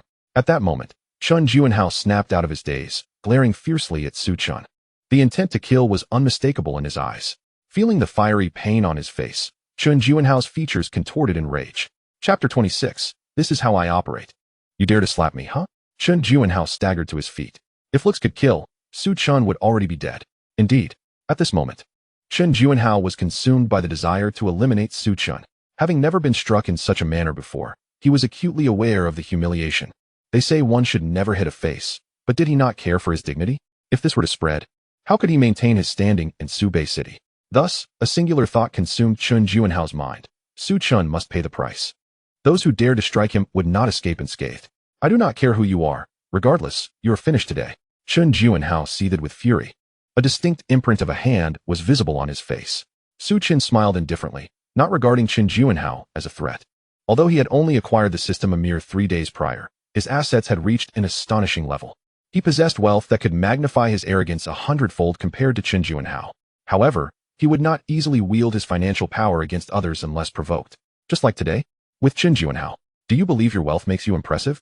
Apologies, but I am far wealthier. I am right here. Let us see what you can do to me. Su Chen's demeanor was calm. Seeking death, are we? Chen Juanhao erupted with rage, charging towards Su Chun, determined to deliver a beating. Yet, Chen Juanhao was merely a rich second-generation heir drained by indulgence. With the enhancement of the super serum, Su Chun could easily overpower him. Even if he faced 100 Chen Junhaos, Chen Juanhao lunged at Su Chun with the fury of a rabid dog, his fists raised. Su Chun shook his head, a hint of derision playing at the corners of his mouth. With a swift movement, he evaded Chen Juanhao's punch and retaliated with another resounding slap. This time, both of Chen Juanhao's cheeks swelled, resembling a pig's head. He collapsed to the ground, utterly dazed. How dare you? You have the audacity to strike Chen Xiao? Do you even know who he is? The two middle-aged men were incensed, pointing at Su Chun and shouting. Su Chun ignored them, as if they were invisible. Qin Shui approached Su Chun, softly advising. This man is Chen Juanhao. His father is the chairman of Haichang Real Estate. He wields considerable influence in Subei City. Qin Shui was unconcerned for Su Chen's safety, for his position as the chairman of Gao Chuang Group spoke volumes. Even if Chen Juanhao sought revenge, it would not be so simple. Yet, escalating the situation was undesirable, as it could tarnish Su Chen's reputation. I thought he was a significant figure. Su Chen shook his head, chuckling. I must inform you, Chen Xiao's father is the chairman of Haichang Real Estate. You would do well to apologize to him at once. Indeed, if you cannot satisfy Chen Xiao, the consequences will be yours to bear. The two middle-aged men helped Chen Juanhao to his feet once more. Their gazes now icy as they stared at Su Chun. Chen Juanhao trembled with rage, veins bulging on his forehead. You are the first person to dare strike me in Subei City. I warn you, do not be too arrogant. Su Chun resumed his seat, shrugging casually. This is how I operate. Chen Juanhao was furious at Su Chen's demeanor. In the past, he had always been the one to bully others, yet today, he found himself on the receiving end of a blow. His face was swollen and bruised. Unacceptable. This is intolerable. If I do not avenge this grievance, I shall not be called Chen Juanhao. If you have the guts, reveal your identity. Chen Juanhao seethed. If you wish to know, investigate for yourself. Su Chen regarded him with indifference. You. Chen Juanhao's lips twitched, rendered speechless by rage. Su Chen was undoubtedly the most arrogant individual he had ever encountered. Young man, you are exceedingly presumptuous. Let me inform you, I am the owner of this restaurant. If you dare to cause a disturbance here, I will summon security immediately. One of the middle-aged men, having finished speaking, took out his phone to make a call. It is worth noting that his restaurant lacked security personnel. The only assistance he could summon was that of the guards from Kaidong Commercial Street. Call whoever you like, Su Chen remarked nonchalantly. Even if Chen Juanhao attempted to rally support, there was nothing to fear, for he had brought bodyguards with him today. Just you wait, young Master Chen. I will call for help right away. The middle-aged man promptly dialed a number. Su Chen, perhaps you should leave for now, suggested Qin Shui, gazing at Su Chen's handsome profile. After all, they were in Kaidong Commercial Street, and if the security arrived, things could take a turn for the worse. It's fine. I will wait here, Su Chen replied, unperturbed. The entire Kaidong Commercial Street belonged to him. This was entirely under his jurisdiction. These individuals could hardly stir up any significant trouble. Young Master Chen, shall I escort you to the hospital? Another middle-aged man, supporting Chen Juanhao, suggested. No, Chen Juanhao retorted, pushing the man away. At that moment, he solely desired to confront Su Chen. Meanwhile, the onlookers were buzzing with speculation. What's going on? Isn't that Chen Juanhao from the Chen family? Why was he beaten? Shoo, let us watch the spectacle, the crowd murmured, eager for drama. At this juncture, the restaurant owner had completed his call. Young Master Chen, I have notified the security of the commercial street. They will arrive shortly. Let's see how long he can maintain his arrogance. Su Chen remained composed, not sparing a glance at Chen Juanhao. Furious, Chen Juanhao cursed. This isn't over, just you wait. And you, Qin Shui, don't even think about that 200,000. You won't be able to survive in Subei City. Qin Shui bit her lip, feeling torn. She understood the implications of offending Chen Juanhao. Lacking any connections, her only option might be to leave Subei City altogether. Do not worry, he cannot touch you. Su Chen assured her with a reassuring smile and a steady gaze. Qin Shui nodded slightly, touched by his words. Su Chen's assurance meant he would lend her aid. With the chairman of Gaichuan Group as her backing, her worries began to dissipate. After a minute had passed, 3 guards in black uniforms rushed in. Leading them was the head of the Kaidong Commercial Street Security Team, responsible for maintaining order across the entire street. You finally arrived. There's trouble here. And someone has been assaulted. I suggest we detain him and let young Master Chen deal with it. The restaurant owner pointed at Su Chen. A cold smile on his face. Mr. Su, the security captain's expression shifted to one of respect upon seeing Su Chen. He had encountered Su Chen the day before and recognized him as the owner of Kaidong Commercial Street. He hurried over, bowing respectfully. What is going on? The restaurant owner was momentarily taken aback, an ominous feeling creeping in. Simultaneously, Chen Juanhao furrowed his brow as well. Chapter 27, Blind Box. The monopoly card in the live streaming industry. The guards here actually recognized Su Chen, and judging by their demeanor, he held significant status. What is happening? However, Chen Juanhao dismissed any further contemplation. Regardless of Su Chen's identity, he was determined not to let the matter slide. Mr. Su, I heard there was a disturbance here. So I brought my men, the security captain explained to Su Chen. Su Chen turned to Chen Juanhao and his companions, smiling as he stated. They are the ones causing trouble here. Escort them out. The security captain nodded and addressed Chen Juanhao and his companions. I'm the owner of this restaurant. What do you want? The restaurant owner exclaimed, furious. He had summoned the guards specifically to deal with Su Chen, yet the situation had entirely reversed. Restaurant owner? I'm afraid you're unaware of who Mr. Su is. He is the owner of Kaidong Commercial Street. The entire street belongs to him. Upon hearing this, everyone's expression changed dramatically. What? This young man is the owner of Kaidong Commercial Street? Impossible. The onlookers were utterly astonished. If what the guard said was true, then Su Chen was a billionaire. This was an enormous revelation. This can't be true, the restaurant owner grimaced, unwilling to accept the reality. He realized that offending the owner of Kaidong Commercial Street would mean he could never operate there again. What? Chen Juanhao's expression soured as well. He had assumed the young man held some significance, but never anticipated that his status was so formidable. However, he was unwilling to let the matter rest. Being humiliated with a couple of slaps was an immense disgrace for him. Even if Su Chen was the owner of Kaidong Commercial Street, he vowed to make him pay. The flames of vengeance burned even brighter in his eyes. Su Chen, you are actually the owner of Kaidong Commercial Street? Qin Shui was equally taken aback. The revelation was as shocking as learning that Su Chen was the chairman of Gaichuan Group yesterday. She could not comprehend how Su Chen possessed such vast wealth. Collectively, these assets were enough to place him among the ranks of the richest. Qin Shui stared at Su Chen, bewildered by the extent of his remarkable identities. Su Chen surveyed the surroundings, fixing his gaze on the restaurant owner. This restaurant need not remain in operation any longer. The restaurant owner turned pale, his voice lacking conviction. You cannot do this. I have a contract for this lease. Su Chen merely smiled and remained silent. After all, he was the owner of Kaidong Commercial Street, and the final say rested with him. Just then, Su Chen's bodyguards entered. 5 guards stormed into the restaurant, positioning themselves behind Su Chen with formidable presence. Mr. Su, are you unharmed? Su Chen simply waved his hand dismissively. Ding! The host has successfully taught the other party a lesson, earning 1 system blind box. The system's voice echoed in Su Chen's mind. Su Chen felt a surge of excitement and thought, system, open the blind box. The blind box has been opened. Congratulations to the host for obtaining a monopoly card in the live streaming industry. Description: this card allows for direct monopolization of the domestic live streaming industry. No way, system, this is incredible. Su Chen was astonished. To monopolize the live streaming industry was exceptionally impressive. Although online streaming had only emerged in recent years, several companies had already surpassed valuations of over 100 billion. If he could dominate this sector, the profits would undoubtedly be staggering. System activated, Su Chen exclaimed, filled with anticipation. The monopoly card for the live streaming industry is being activated. Congratulations to the host for acquiring 55% of Douyin live streaming shares. Congratulations to the host for acquiring 60% of Douyu Technologies shares. Congratulations to the host for acquiring 70% of Tiger Bud Entertainment shares.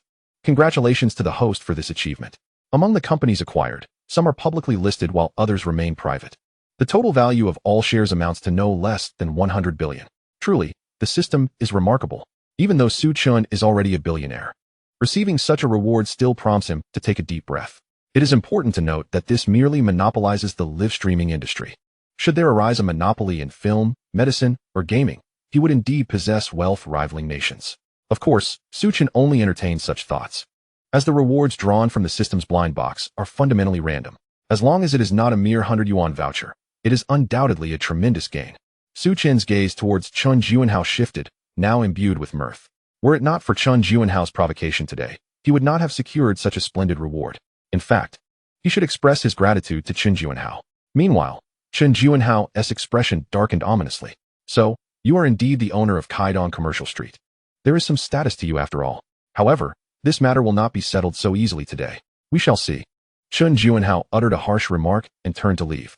This is Su Chen's territory, and he understands that he cannot contend with him. Yet, this is merely a temporary situation. No matter what, he cannot afford to let Su Chen escape unscathed. I await your response. I forgot to mention, I reside at Binhu number 1. You are welcome to come and seek trouble whenever you wish. A faint smile graced Su Chen's lips. It was not his intention to provoke Chen Juanhao, but rather a sincere hope that Chen Juanhao would take him up on the challenge. Perhaps next time, the system would bestow another reward. To Su Chen, Chen Juanhao is akin to his good fortune. However, from Chen Juanhao's perspective, Su Chen's words were nothing short of blatant provocation. You are bold. Chen Juanhao continued his brisk departure, while the two middle-aged men exchanged glances before hastily following suit. Young Master Chen, that fellow is the owner of Kaidong Commercial Street. What are your plans to deal with him? Perhaps we should call the police. He has assaulted someone. And we can have him arrested first, suggested the middle-aged man beside the restaurant owner. Chen Juanhao gritted his teeth and retorted, Are you filled with nonsense? Do you wish to add to my humiliation? After rebuking, Chen Juanhao paused, casting a glance into the restaurant, his fists clenched tightly. This matter will not simply be forgotten. Inside the restaurant, the patrons continued to regard Su Chen with peculiar expressions. So, he is truly the owner of Kaidong Commercial Street. Young and already so wealthy. I admit I am envious. Alas, being born into the right circumstances is indeed a skill. Su Chen dismissed his bodyguards and turned to Qin Shui, only to find her regarding him with a similarly bewildered gaze. Let us dine elsewhere. If that Chen Juanhao dares to trouble you, please inform me. As a friend, I will certainly assist you, Su Chen assured. Thank you, Qin Shui replied gratefully. Subsequently, the two exited the restaurant. Chapter 28, Pain. Excruciating pain. After their departure, the pair sought another nearby restaurant. With no disturbances, they could finally enjoy a quiet lunch. Why have you been so silent? Su Chen inquired, noticing something amiss with Qin Shui as they sat across from each other. Qin Shui gazed into Su Chen's bright eyes and said, I am quite curious. Just how many identities do you possess? Discovering yesterday that you were the chairman of Gao Chuang Group was already astonishing. Then today, I learned that you also own a commercial street. The shock within Qin Shui had reached its zenith. Who knows how many assets Su Chen harbors behind the scenes? For the time being, that is all, Su Chen replied. Oh, by the way, I have just acquired several more live streaming companies. Since Qin Shui was already aware of his identity, there was no need for further concealment. Observing Su Chen's nonchalant demeanor, Qin Shui could only shake her head in resignation. As they were enjoying their meal, Su Chen received a message from his cousin, Zhao Yang. Cousin, where are you? I need to talk to you about something. Su Chen promptly sent him his location to come over. After finishing their meal, over half an hour had passed. I have some matters to attend to, so I will head back to the company first. Thank you once again for today. Qin Shui expressed her gratitude once more. We are all friends. There is no need for such formality, Su Chen smiled. They parted ways at the restaurant entrance, just as Zhao Yang arrived, riding a second-hand electric scooter. Clad in a yellow delivery outfit and helmet, he truly looked as though he were draped in yellow robes. Cousin, it feels as if an eternity has passed since we last met. By the way, was that just now my cousin-in-law? She is stunning. Zhao Yang parked his old scooter by the curb and marveled at Qin Shui's retreating figure. Do not speak carelessly. She is merely a friend, Su Chen explained, somewhat exasperated. Zhao Yang shook his head, expressing disbelief. Actually, I have a friend who wishes to consult you on how to pursue a girl, Zhao Yang said, his expression full of anticipation. That is simple enough. The most essential thing when pursuing a girl is to have courage. When you encounter someone you like, do not hesitate. Confess your feelings, Su Chen advised. Zhao Yang listened intently, nodding as he asked, but what if I get rejected? Su Chen replied, if you are rejected, just deceive her. If that fails, resort to a sack. If you cannot even handle a sack, then how can you claim to have feelings? Zhao Yang rolled his eyes. Cousin, that seems inappropriate. I am a good person. After a moment of silence, Zhao Yang suddenly appeared downcast. I have been preparing to confess to the girl I like, but I constantly feel I will be rejected. Su Chen scrutinized his foolish cousin and remarked, your intuition is correct. I suggest you save your time. The unfortunate truth is that he is unattractive, lacks charm, and possesses no wealth. This fellow will not grasp the harshness of reality until he faces a rude awakening. Zhao Yang sank back into gloom, muttering, cousin, I haven't even started yet. Can you refrain from discouraging me? I genuinely believe my situation is quite good. I earn 5,000 a month at such a young age. Cousin, let me do the math for you. If I save diligently and manage to put away 4,000 a month, that amounts to 480,000 in a year. That's enough for a down payment on a house. Su Chen regarded Zhao Yang with an incredulous expression, witnessing the clear foolishness in his eyes.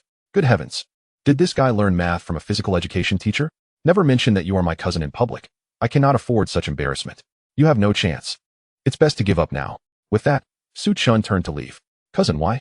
Zhao Yang hurriedly pursued, eager for clarification. Look in the mirror when you get home. You will understand many things. Zhao Yang rolled his eyes. Cousin, feel free to mock me.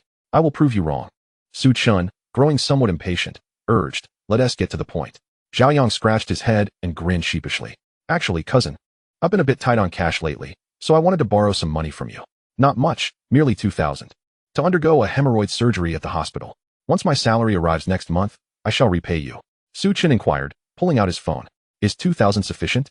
Zhao Yang responded, uncertain. If it falls short, I shall proceed with a partial procedure. Su Chen, lowering his gaze to operate his phone, promptly transferred 30,000 to Zhao Yang. Here is 30,000. While you're at it, do consider getting a brain examination as well. Zhao Yang exclaimed, cousin, 30,000 is far too generous. I won't require that much. Su Chen patted Zhao Yang's shoulder, choosing not to further discourage him. Aren't you planning to confess your feelings?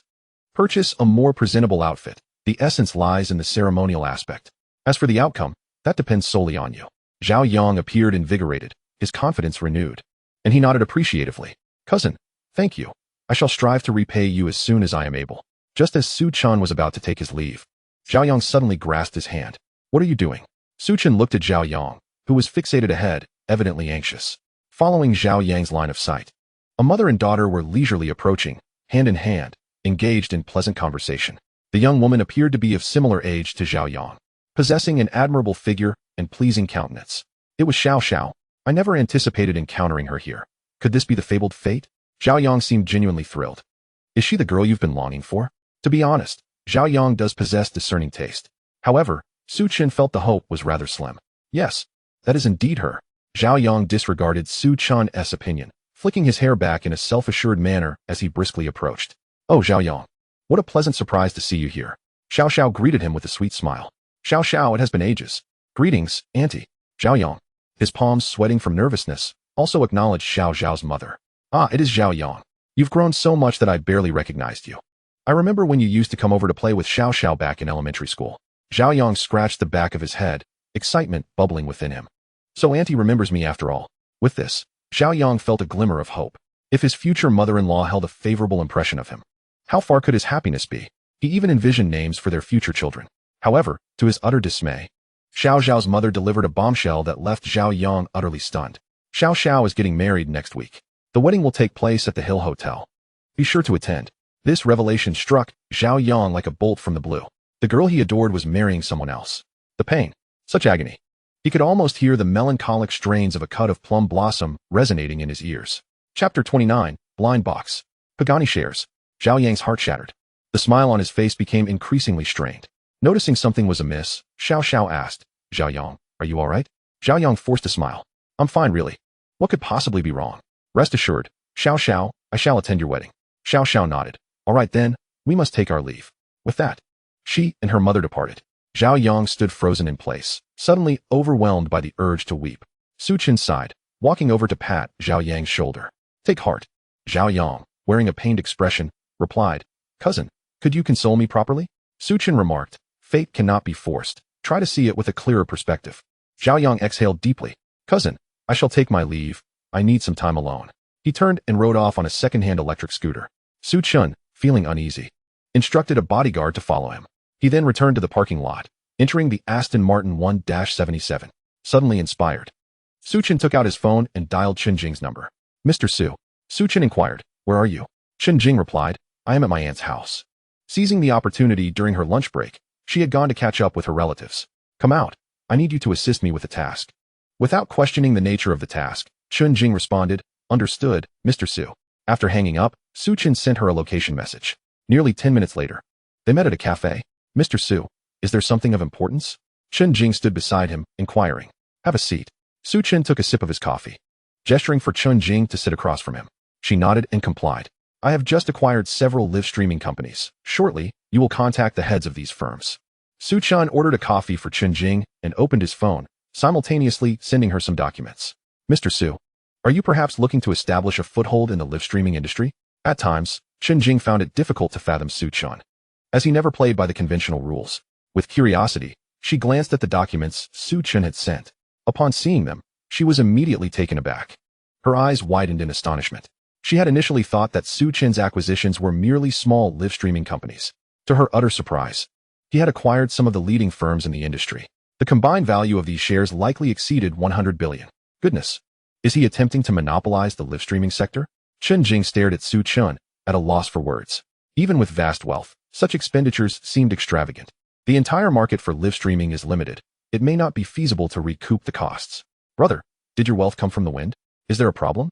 Su Chen asked, noticing her silence. "And no problem. It's just that, Mr. Su, I cannot comprehend your intentions behind entering the live streaming industry.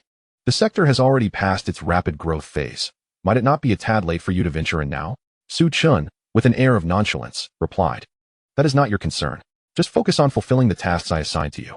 Naturally, he would not disclose that this was a reward from the system. "I apologize for being presumptuous. Perhaps Mr. Su is orchestrating a grand strategy within the live streaming sector. It is my honor to work alongside you." Chen Jing took a deep breath, regaining her composure from the shock. Clearly, the schemes of someone like Su Chen were beyond the comprehension of an ordinary individual like herself. With this thought, Chen Jing's admiration for Su Chen deepened. Su Chen, meanwhile, had received these shares as gifts from the system. He had not pondered over them in such depth. Could you refrain from making wild assumptions? However, Su Chen was disinclined to elaborate. He continued to savor his coffee. And after a considerable pause, he added, "Inform the heads of those companies that I will not interfere in their operations. Everything will proceed as usual." Su Chen held over half the shares of those live streaming companies. Should he choose to, he could directly engage in the company's affairs. Yet, he had no intention of doing so. He merely wished to live a peaceful life, akin to a salted fish, savoring the pleasures that life has to offer. Furthermore, his assets were already considerable. If he were to concern himself with every little matter, would he not exhaust himself?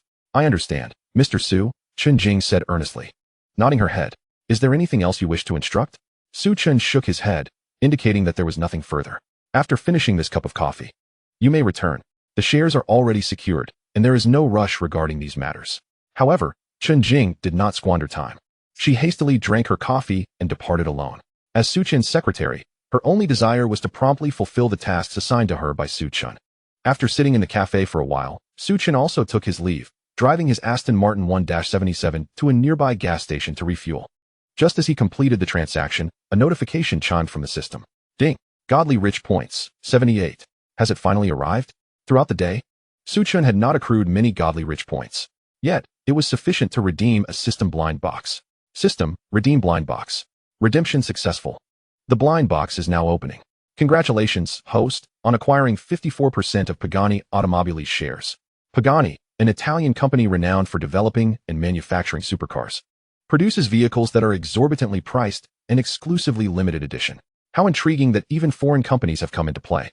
One cannot help but admire the formidable capabilities of the system. There is a Pagani showroom in Subei City, which provides an excellent opportunity for a visit. Su Chen checked the location of the Pagani showroom and drove over.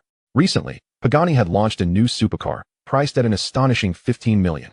The vehicle was prominently displayed in the showroom, attracting numerous prospective buyers. Among them were several influencers, aiming to generate traffic by showcasing the establishment. Su Chen instructed his bodyguard to remain outside the showroom while he ventured in alone.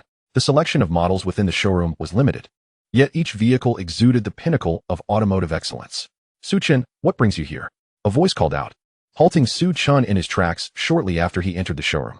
Turning around, he was greeted by a striking influencer with a face sculpted by modern aesthetics. Her eyes, nose, and chin bore the marks of meticulous craftsmanship. The voice sounded somewhat familiar, yet Su Chen could not place it. Who are you? He inquired, eyeing the influencer before him. Surely not, Su Chen. It's only been 2 years since graduation, and you can't even recognize a classmate? The influencer's tone carried a hint of displeasure. Are you Li Qiuyan? Su Chen asked, uncertain. Even among acquaintances, her transformation made recognition challenging. Humph. At least you're not completely blind, Li Qiuyan retorted, crossing her arms with an air of superiority. You've changed quite a bit. I didn't recognize you at first, Su Chen admitted with a touch of resignation. Li Qiuyan was a university classmate, though she was not particularly well-liked. Her sharp tongue often alienated those around her. Upon hearing Su Chen's comment, Li Qiuyan's mood soured further. What do you mean, Su Chen? Are you implying that I've had work done? She shot back, glaring at him like an irate cat. Although she had indeed undergone cosmetic surgery, she refused to allow any remarks about it. I was born beautiful, thank you very much. Su Chen felt a sense of exasperation. I didn't even mention your appearance. You're the one who admitted it. Must you be so sensitive? Li Qiuyan huffed. I simply grew up a bit faster than others. What is wrong with that? Su Chen scrutinized her once more. To be frank, you did develop rather quickly. However, he clearly had no inclination to continue engaging with her. Conversing with such a person would only diminish his own intellect. Of course, there's no problem, Su Chen replied, feigning agreement. After all, you are a fairy. Seeing Su Chen acquiesce, Li Qiuyan found it difficult to maintain her animosity. So what brings you here? She asked. Su Chen raised an eyebrow and replied, I'm here to look at cars. Li Qiuyan chuckled at his response. Look at cars? Do you have any idea how much the cheapest car here costs? But I suppose looking is all you can do, since you can't afford any of them. Her tone dripped with sarcasm. Su Chen smiled and chose to walk away, unwilling to engage further with Li Qiuyan. Still not satisfied. Li Qiuyan thought for a moment before following him. Soon, Su Chen's attention was drawn to a sleek black vintage supercar, the Pagani Utopia. Recently launched, it was priced at 15 million. The vehicle's design was minimalist, boasting an impressive output of over 800 horsepower. Its interior exuded luxury while maintaining a mechanical aesthetic. A considerable crowd had gathered to admire it. Nearby, a saleswoman was enthusiastically detailing the specifications of the Pagani Utopia. In a moment of whimsy, Su Chen found himself contemplating the purchase of the car. 15 million was not a significant sum for him. He merely wished to see if he could earn some godly rich points from the transaction. Immediately, Su Chen approached a female salesperson. Sir, the Pagani Utopia has just been released. Only our members may place a reservation, with a deposit of 3 million required. Intrigued, Su Chen inquired, what are the requirements to become a member? The salesperson explained, a certain level of assets and status is necessary. If you are genuinely interested, you may follow me. Su Chen nodded in understanding. Wait, Su Chen, are you really considering buying a car here? Li Qiuyan, who had been tailing him, frowned at the thought. A car worth over 1 million? She doubted Su Chen could afford it, perceiving his interest as mere posturing. After all, they had just stated that membership required substantial assets. What could a mere worker like Su Chen possibly possess? Yet, Su Chen paid her no mind and followed the saleswoman to the service desk. How infuriating. He.s. ignoring me. Li Qiuyan fumed, plotting to witness Su Chen's embarrassment. Sir, may I see your identification for registration? Also, may I inquire about your status? Feeling slightly inconvenienced, Su Chen deliberated before stating, Chairman of Create Group. The saleswoman paused, clearly skeptical. A young man in his 20s couldn't he possibly be the chairman of Create Group, could he? Sir, you're quite humorous. I'll provide you with a form shortly. Please fill it out truthfully. Only upon passing the assessment can you become our esteemed member. With a sigh of resignation, Su Chen retrieved his identification. The saleswoman accepted it, moving to the computer to begin the registration process. However, the system surprisingly indicated that Su Chen was already a member of Pagani, and the membership level left her somewhat baffled. The font displayed for ordinary members is predominantly yellow, yet the information concerning Su Chen appears in a stark black. Most notably, there is a conspicuous note stating, Su Chen, the largest shareholder of Pagani, holds 54% of the company's shares. The female salesperson, her face etched with disbelief, glanced at Su Chen and then back at the information on the computer. What on earth? Could the computer be infected with a virus? How could the largest shareholder of Pagani be a mere youth? Mr. Su, please hold on a moment. I must verify this information, the female salesperson declared before hastily departing towards the manager's office. What is it? Why the fluster? The manager inquired. Speak slowly, he urged as the female salesperson recounted the bizarre encounter. Upon hearing her words, the manager furrowed his brow. Under normal circumstances, the system should never display erroneous information. Did he truly claim to be the chairman of the Gaichuan Group? The manager's expression turned grave. The salesperson nodded gravely. After a moment of contemplation, the manager resolved to contact headquarters to ascertain the veracity of the information. However, the response from headquarters confirmed that the information in the system was indeed accurate. Not long ago, Su Chen had acquired 54% of Pagani's shares. Su Chen is, without a doubt, the largest shareholder of Pagani. The manager inhaled sharply, taken aback by Su Chen's substantial status. Thus, it seemed that his claim of being the chairman of Gaichuan Group was indeed true. Individuals of Su Chen's caliber had no need to fabricate tales. Mr. Su, are you interested in the Pagani Utopia? As our largest shareholder, it would be inappropriate to merely buy it. Please inform Mr. Su that headquarters will present him with a vehicle as a gift, and it will not take long. The personnel from Pagani headquarters instructed the manager directly. After concluding the call, the manager beckoned the female salesperson to accompany him out of the office. Where is Mr. Su? At the service desk, came the prompt reply. Soon. Both were breathless as they reached Su Chen. Mr. Su, I sincerely apologize for the wait. Su Chen inquired. Has the information been duly registered? The manager, visibly anxious, responded. Mr. Su, you are our largest shareholder at Pagani. Headquarters has expressed that they will present you with a vehicle. Su Chen fell silent. He had initially intended to spend money to earn some wealthy points, but had not anticipated that headquarters would ascertain his identity so swiftly. It appeared that the coveted wealthy points were now out of reach. Mr. Su, it is rather noisy here. Shall we proceed to my office? I will assist you with the necessary procedures, and once the vehicle arrives, we shall deliver it to you immediately. Chapter 31. The Frenzy in the University Alumni Group. Very well, Su Chen replied without hesitation, following the manager towards the office. What is happening? Li Chuyan, observing the scene from a distance, rubbed her eyes in disbelief. Indeed, the manager was exceedingly courteous to Su Chen. Could it be that Su Chen could genuinely afford the Pagani Utopia? Yet, that seemed implausible. Su Chen was merely an ordinary individual. A sports car priced at 15 million was not something one could simply purchase. It was not a toy. Contemplating this, Li Chuyan found herself even more perplexed.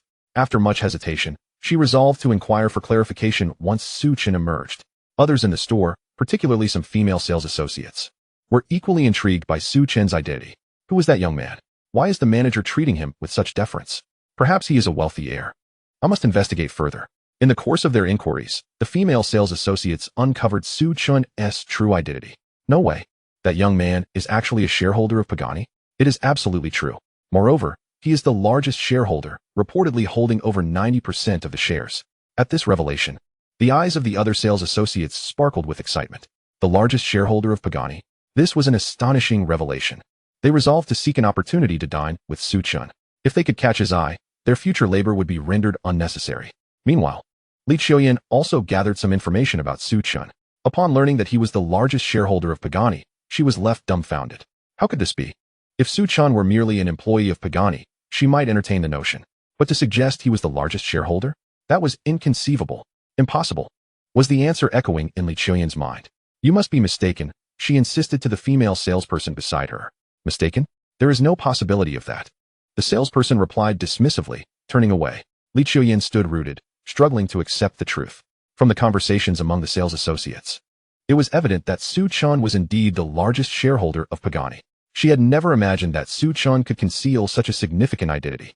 With a sigh, Li Chuyan retrieved her phone and entered the university group chat to share a secret. You may find this hard to believe, but Su Chen is, in fact, the largest shareholder of Pagani. After graduation, everyone had ventured forth, pursuing their own paths, resulting in a rather quiet group chat. Minutes passed before anyone responded. Li Chuyan, are you just boasting? Why drag Su Chen into this? Li Chuyan had never been particularly well liked in her class. Whenever she spoke in the group, her peers enjoyed rebutting her. I speak only the truth. If anyone doubts my words, come to the Pagani showroom. Li Chuyan exclaimed, exasperated. Does anyone have Su Chen's contact? I heard he is the largest shareholder of Pagani. However, Su Chen was currently oblivious to the chatter in the group. He likely assumed that Li Chuyan had indulged in too much drink and was rambling. Su Chen is the largest shareholder of Pagani? He probably doesn't even know that himself. The classmates were skeptical of Li Chuyan's claims, as she had a reputation for exaggeration. Really? Well then, Su Chen is at the Pagani showroom buying a car. soon. I will show you all the proof. With this maneuver, Li Qiuyan vivified the university group chat. I share a dorm with Su Chen. How would I not know of this identity? Enough. Li Qiuyan is clearly just fishing for attention. Can anyone see that? Even those classmates who rarely spoke chimed in with jest. After a brief discussion, the group chat soon returned to its previous stillness. It was evident that they would not be swayed by Li Qiuyan's assertions. Aside from a few truly busy classmates, only one person remained silent, Qin Shui. She was acutely aware that Su Chen was the chairman of Gaochuan Group, and he also owned a commercial street. If Su Chen were indeed the largest shareholder of Pagani, Qin Shui would have no doubt about it, for the secrets he harbored were simply too numerous. His capabilities were equally impressive. She found herself pondering how many more undisclosed identities he possessed. Her curiosity about Su Chen intensified. This man was shrouded in mystery, and any one of his identities could spark a sensation. How infuriating it was that none of them believed her. Just wait. She would make their faces swell with her rebuttal. Li Qiuyan, unable to contain her frustration, resolved to wait outside. After about 10 minutes, Su Chen finished his paperwork and finally emerged from the office. The manager personally escorted him to the exhibition hall. Li Qiuyan felt a tinge of trepidation regarding Su Chen's status and refrained from approaching him directly. It wasn't until Su Chen opened the door of the Aston Martin 1-77 that she felt the opportunity had finally arrived. So, that sports car also belonged to Su Chen. With a mixture of awe and excitement, she took out her phone and quickly snapped several pictures, sending them to the class group chat. Mr. Su, take care. Once the car arrives, I will contact you promptly, the manager said with a face full of respect. Su Chen nodded, started the vehicle, and departed the parking lot. When the photos of Su Chen in the Aston Martin 1-77 were shared in the university group chat, a brief silence ensued. Still skeptical? Just look at the car Su Chen is driving. It appeared there were indeed some who remained oblivious, as not everyone took the time to study sports cars. May I ask, is that car very expensive? Someone replied, not too much, just around 50 million. Wow, did Su Chen win the lottery? Or perhaps he has a wealthy benefactor. Could it be that Su Chen is deliberately concealing his identity? Like the protagonists in novels.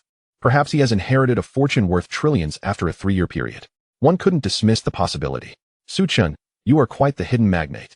As Su Chen drove around, he inadvertently discovered that the university group was in an uproar. Realizing his identity had been exposed, he shook his head in resignation. It's out in the open. I am indeed a billionaire. Please, no more wild guesses. I do possess shares in Pagani. Su Chen felt compelled to clarify. Wow, the big shot finally reveals himself. If anyone wants discounts on car purchases, you can go directly to Su Chen. Are you joking? That's Pagani. Being able to afford even a single tire is a feat. Chapter 32, Su Wei's Regret. The true magnate had been hiding right under their noses. I sensed Su Chen was extraordinary back in college. And it turns out I was right. Su Chen, do take care of us in the future. Many began to flatter Su Chen, including those who once looked down on him, now eager to treat him to dinner. Such was the benefit of status. Who accused me of talking nonsense earlier? Step forward. Li Qiuyan felt quite displeased. Seeing everyone fawning over Su Chen, she muttered under her breath about their hypocrisy. Li Qiuyan, please don't misunderstand. We are not targeting Su Chen, but rather you. Li Qiuyan was infuriated and continued to retort. However, this was merely a trivial squabble, as the focus remained on Su Chen's identity. Being Pagani's largest shareholder certainly indicated that Su Chen was extraordinarily wealthy. In addition to those wishing to treat him to meals, there were even girls expressing their affection for him. Winning Su Chen's favor would be the ultimate achievement. Around 3 in the afternoon, Su Chen leisurely drove the Aston Martin 1-77 down the street when he received a call from Guo Chenghua, the general manager of Gaochuan Group. Mr. Su, I have an important document that requires your signature. Are you available for me to come by? Su Chen inquired. Are you at the company? Yes. Without a second thought, Su Chen replied, I happen to be nearby. I'll come over. All right, Mr. Su. After hanging up, Su Chen headed to the headquarters of Gaochuan Group. At the entrance, Su Wei stood waiting, feeling rather disheartened. Upon discovering earlier that Su Chen drove a $50 million sports car, she was engulfed by a profound sense of regret. Had she not broken up with him recently, she could have been living an enviable life. Alas, this world offers no what-ifs. Su Wei lamented, feeling quite miserable. She planned to call a friend to go shopping to alleviate her woes. Checking the time, she noticed her friend would soon arrive. At that moment, she spotted an Aston Martin 1-77 approaching from down the street. How familiar that sports car looked. As it drew closer, she finally recognized the license plate. It was indeed the same car Su Chen had driven at Donghu Community today. Could it be that Su Chen had forgiven her? Her heart raced, sensing hope. The Aston Martin 1-77 continued to approach, and Su Wei caught sight of Su Chen's face. She expected him to stop. However, the The car merely sped past without even a glance in her direction. Damn it. Su Wei fumed, stamping her feet. It dawned on her that she had misread the situation. Watching the Aston Martin 1-77 drive into Gauchuan Group, a swirl of emotions flooded her mind. Su Wei, I'm so sorry to have kept you waiting. A professionally dressed woman approached her. Yet, Su Wei remained lost in thought. What is wrong with you? Su Wei's friend followed her gaze and soon noticed the Aston Martin. Su Wei, you aren't crushing on that handsome guy in the car, are you? I must tell you, that's the chairman of our Gauchuan Group. Many employees recognized him when he visited last time. Her friend, having seen Su Chen, had no exception. Su Wei snapped back to reality, frowning as she queried, Did you just say the driver is your company's chairman? She was aware that Su Chen drove a $50 million sports car and had purchased 2 houses in Donghu community, but she was oblivious to his true identity. Of course, I witnessed Mr. Su during his last visit to the company. At this point, her friend's face lit up with admiration. Such a handsome and wealthy man. Who wouldn't he fall for him? Su Wei felt her legs weaken, nearly fainting. Oh my god, Su Chen is actually the chairman of Gauchuan Group. Does this mean he is a billionaire? If only she hadn't been the one to propose the breakup. She could have been the chairman's wife by now.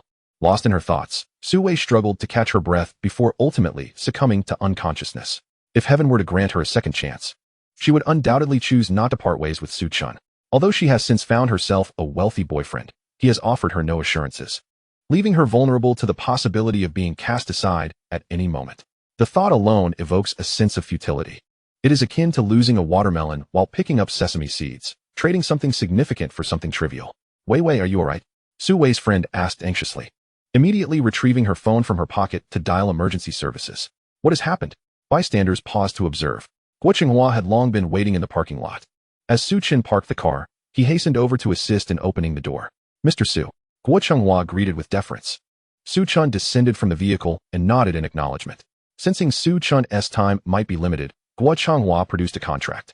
Mr. Su, if you are pressed for time, you may sign here. Su Chen shook his head, replying, There is no rush. I will sit in the office for a while. Very well, Mr. Su, please follow me. Guo Chenghua led Su Chen towards the office. After signing the contract, Su Chen lingered in the office for a short while. As he perused his phone, a message from Lin Ku arrived. Brother Su Chen, where are you residing now? I would like to visit your home.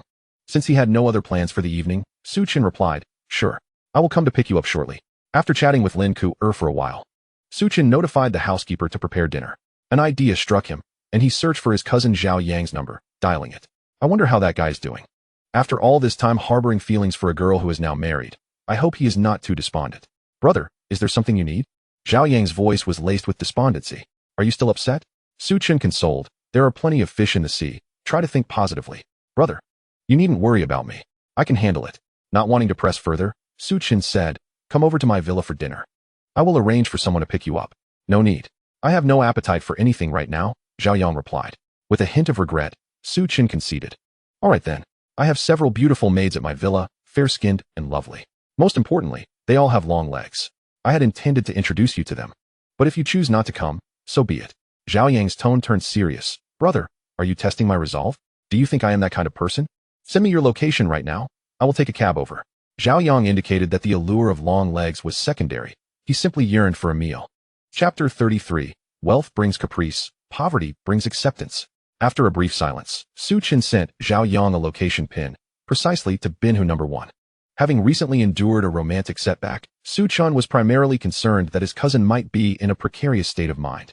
However, the tone of Zhao Yang's voice suggested he was not in dire straits. Wow, brother, you live in the Binhu Villa area? I've heard that those who reside there are top figures in Subei City. Zhao Yang exclaimed.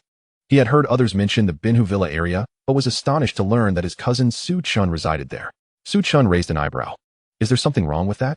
My assets are in the tens of billions. What is the big deal about living in Binhu? Zhao Yang chuckled. No, not at all. I can boast about this for ages after taking a stroll there. Su Chen retorted, You are thinking too small. Zhao Yang laughed. Brother, I'm just an ordinary person. What do I know about grand aspirations? After today, I've realized that the most important thing in life is to be happy. Not wishing to prolong the idle chatter, Su Chen said, All right then, let us leave it at that. Come over soon. Otherwise, I want to wait for you. I understand, brother. Zhao Yang replied with a grin before hanging up. Su Chen glanced at the time, tucked his phone away, and exited the office. Mr. Su, are you heading back? Guo Chenghua, busy with his tasks, approached quickly. No need. You carry on. After a moment's contemplation, Guo Chenghua added, Actually, Several department heads would like to invite you to dinner. I was wondering if you might be free tonight. Su Chen replied, I have other plans, perhaps next time. Of course, we understand you are quite busy, Mr. Su, Guo Changhua said, somewhat regretfully, making his way to the parking lot alone. Su Chen entered his Aston Martin 1-77 to fetch Lin Ku-er from Su Bei University. In an effort to minimize his weight, Lin Ku-er had arrived early at the university gate. Her youthful and vibrant presence inevitably drew the attention of numerous students. Girls like Lin Ku-er often evoke a protective instinct in others. At last, Su Chen arrived in his sports car. Brother Su Chen, Lin Ku-er exclaimed, her face illuminated by a charming smile. Get in.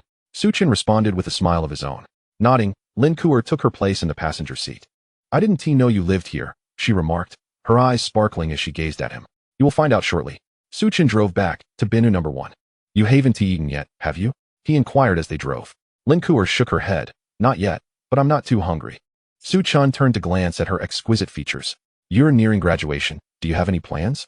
After a moment's hesitation, her beautiful eyes sparkling with mischief, Lin Ku-er replied, Brother Su Chen, are you in need of a secretary? What do you think of me?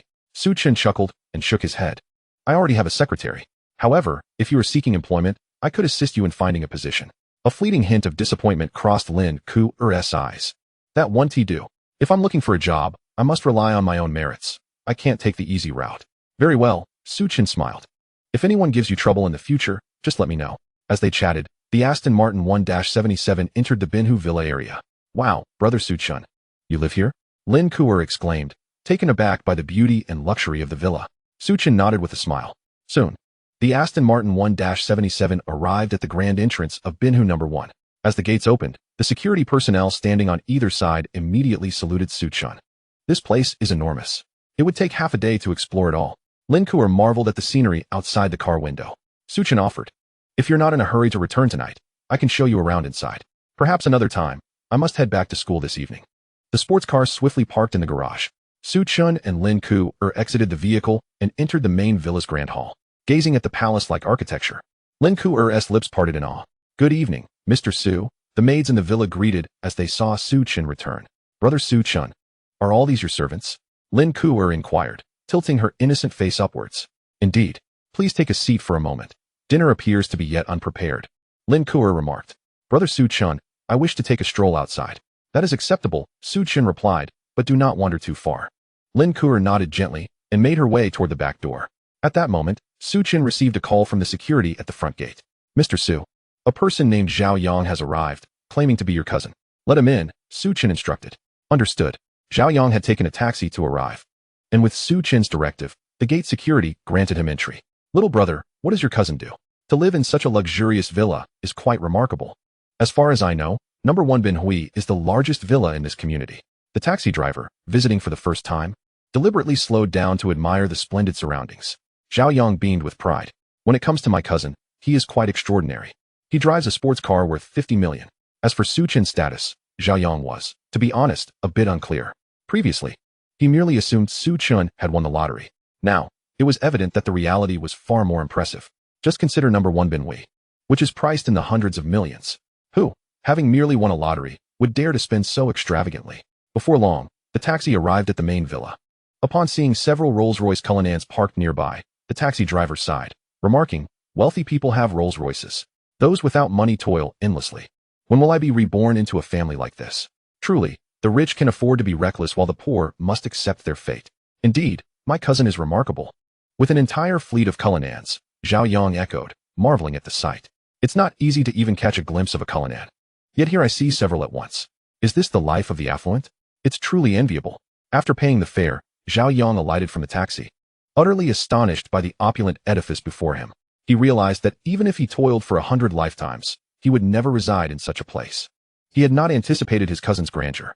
He wondered if there was a need for security around here. Even serving as a doorman could spare him 30 years of effort. Having finished his musings, Zhao Yang quickly entered the foyer. Soon, he spotted Su Chen sitting on the sofa, engrossed in his phone. Cousin, Zhao Yang exclaimed, a smile illuminating his face as he approached. Su Chen lifted his gaze to Zhao Yang, who no longer bore the sorrow from earlier that day. His smile appeared somewhat carefree, leaving one to wonder if he had come to terms with his feelings. Please have a seat. Dinner will be ready shortly. Zhao Yang nodded and sat down across from Su Chen, his curious eyes scanning the lavish surroundings. The hall's decor exuded opulence, radiating an air of sophistication. In the kitchen, two maids busily arranged dishes. "Cousin, you truly know how to indulge. I am genuinely curious about how you acquired all of this," Zhao Yang remarked. To his knowledge, Su Chen had neither a background nor connections, making his achievements rather unfathomable. Su Chen replied candidly, "Some things are beyond your comprehension." Zhao Yang chuckled, finally refraining from further inquiry. A few minutes later, Lin Kuo returned, having not strayed too far. "Oh, aren't you my cousin's neighbor? I seem to have forgotten your name," Zhao Yang said, recognizing Lin Kuo. He had visited Su Chen's home during holidays, naturally encountering her, yet her name eluded him. "Hello. I am Lin Kuo," she replied, smiling as she recalled him. "I remember now," Zhao Yang nodded, casting a glance of admiration towards Su Chen. He observed how Su Chen was always surrounded by beautiful women. What a stark contrast between people. I, Zhao Yang, am merely a touch less handsome and a tad less affluent. Am I truly that lacking? Reflecting on the fact that the girl he fancied was to marry next week, Zhao Yang's heart sank, and he could not help but choke up. "Brother Su Chen, your cousin." Lin Kuo softly inquired of Su Chen, unaware of the situation.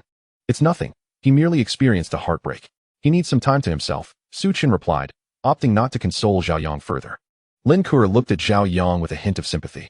Zhao Yang wiped his nose in tears, gazing at Su Chen. "Cousin, you need not worry about me.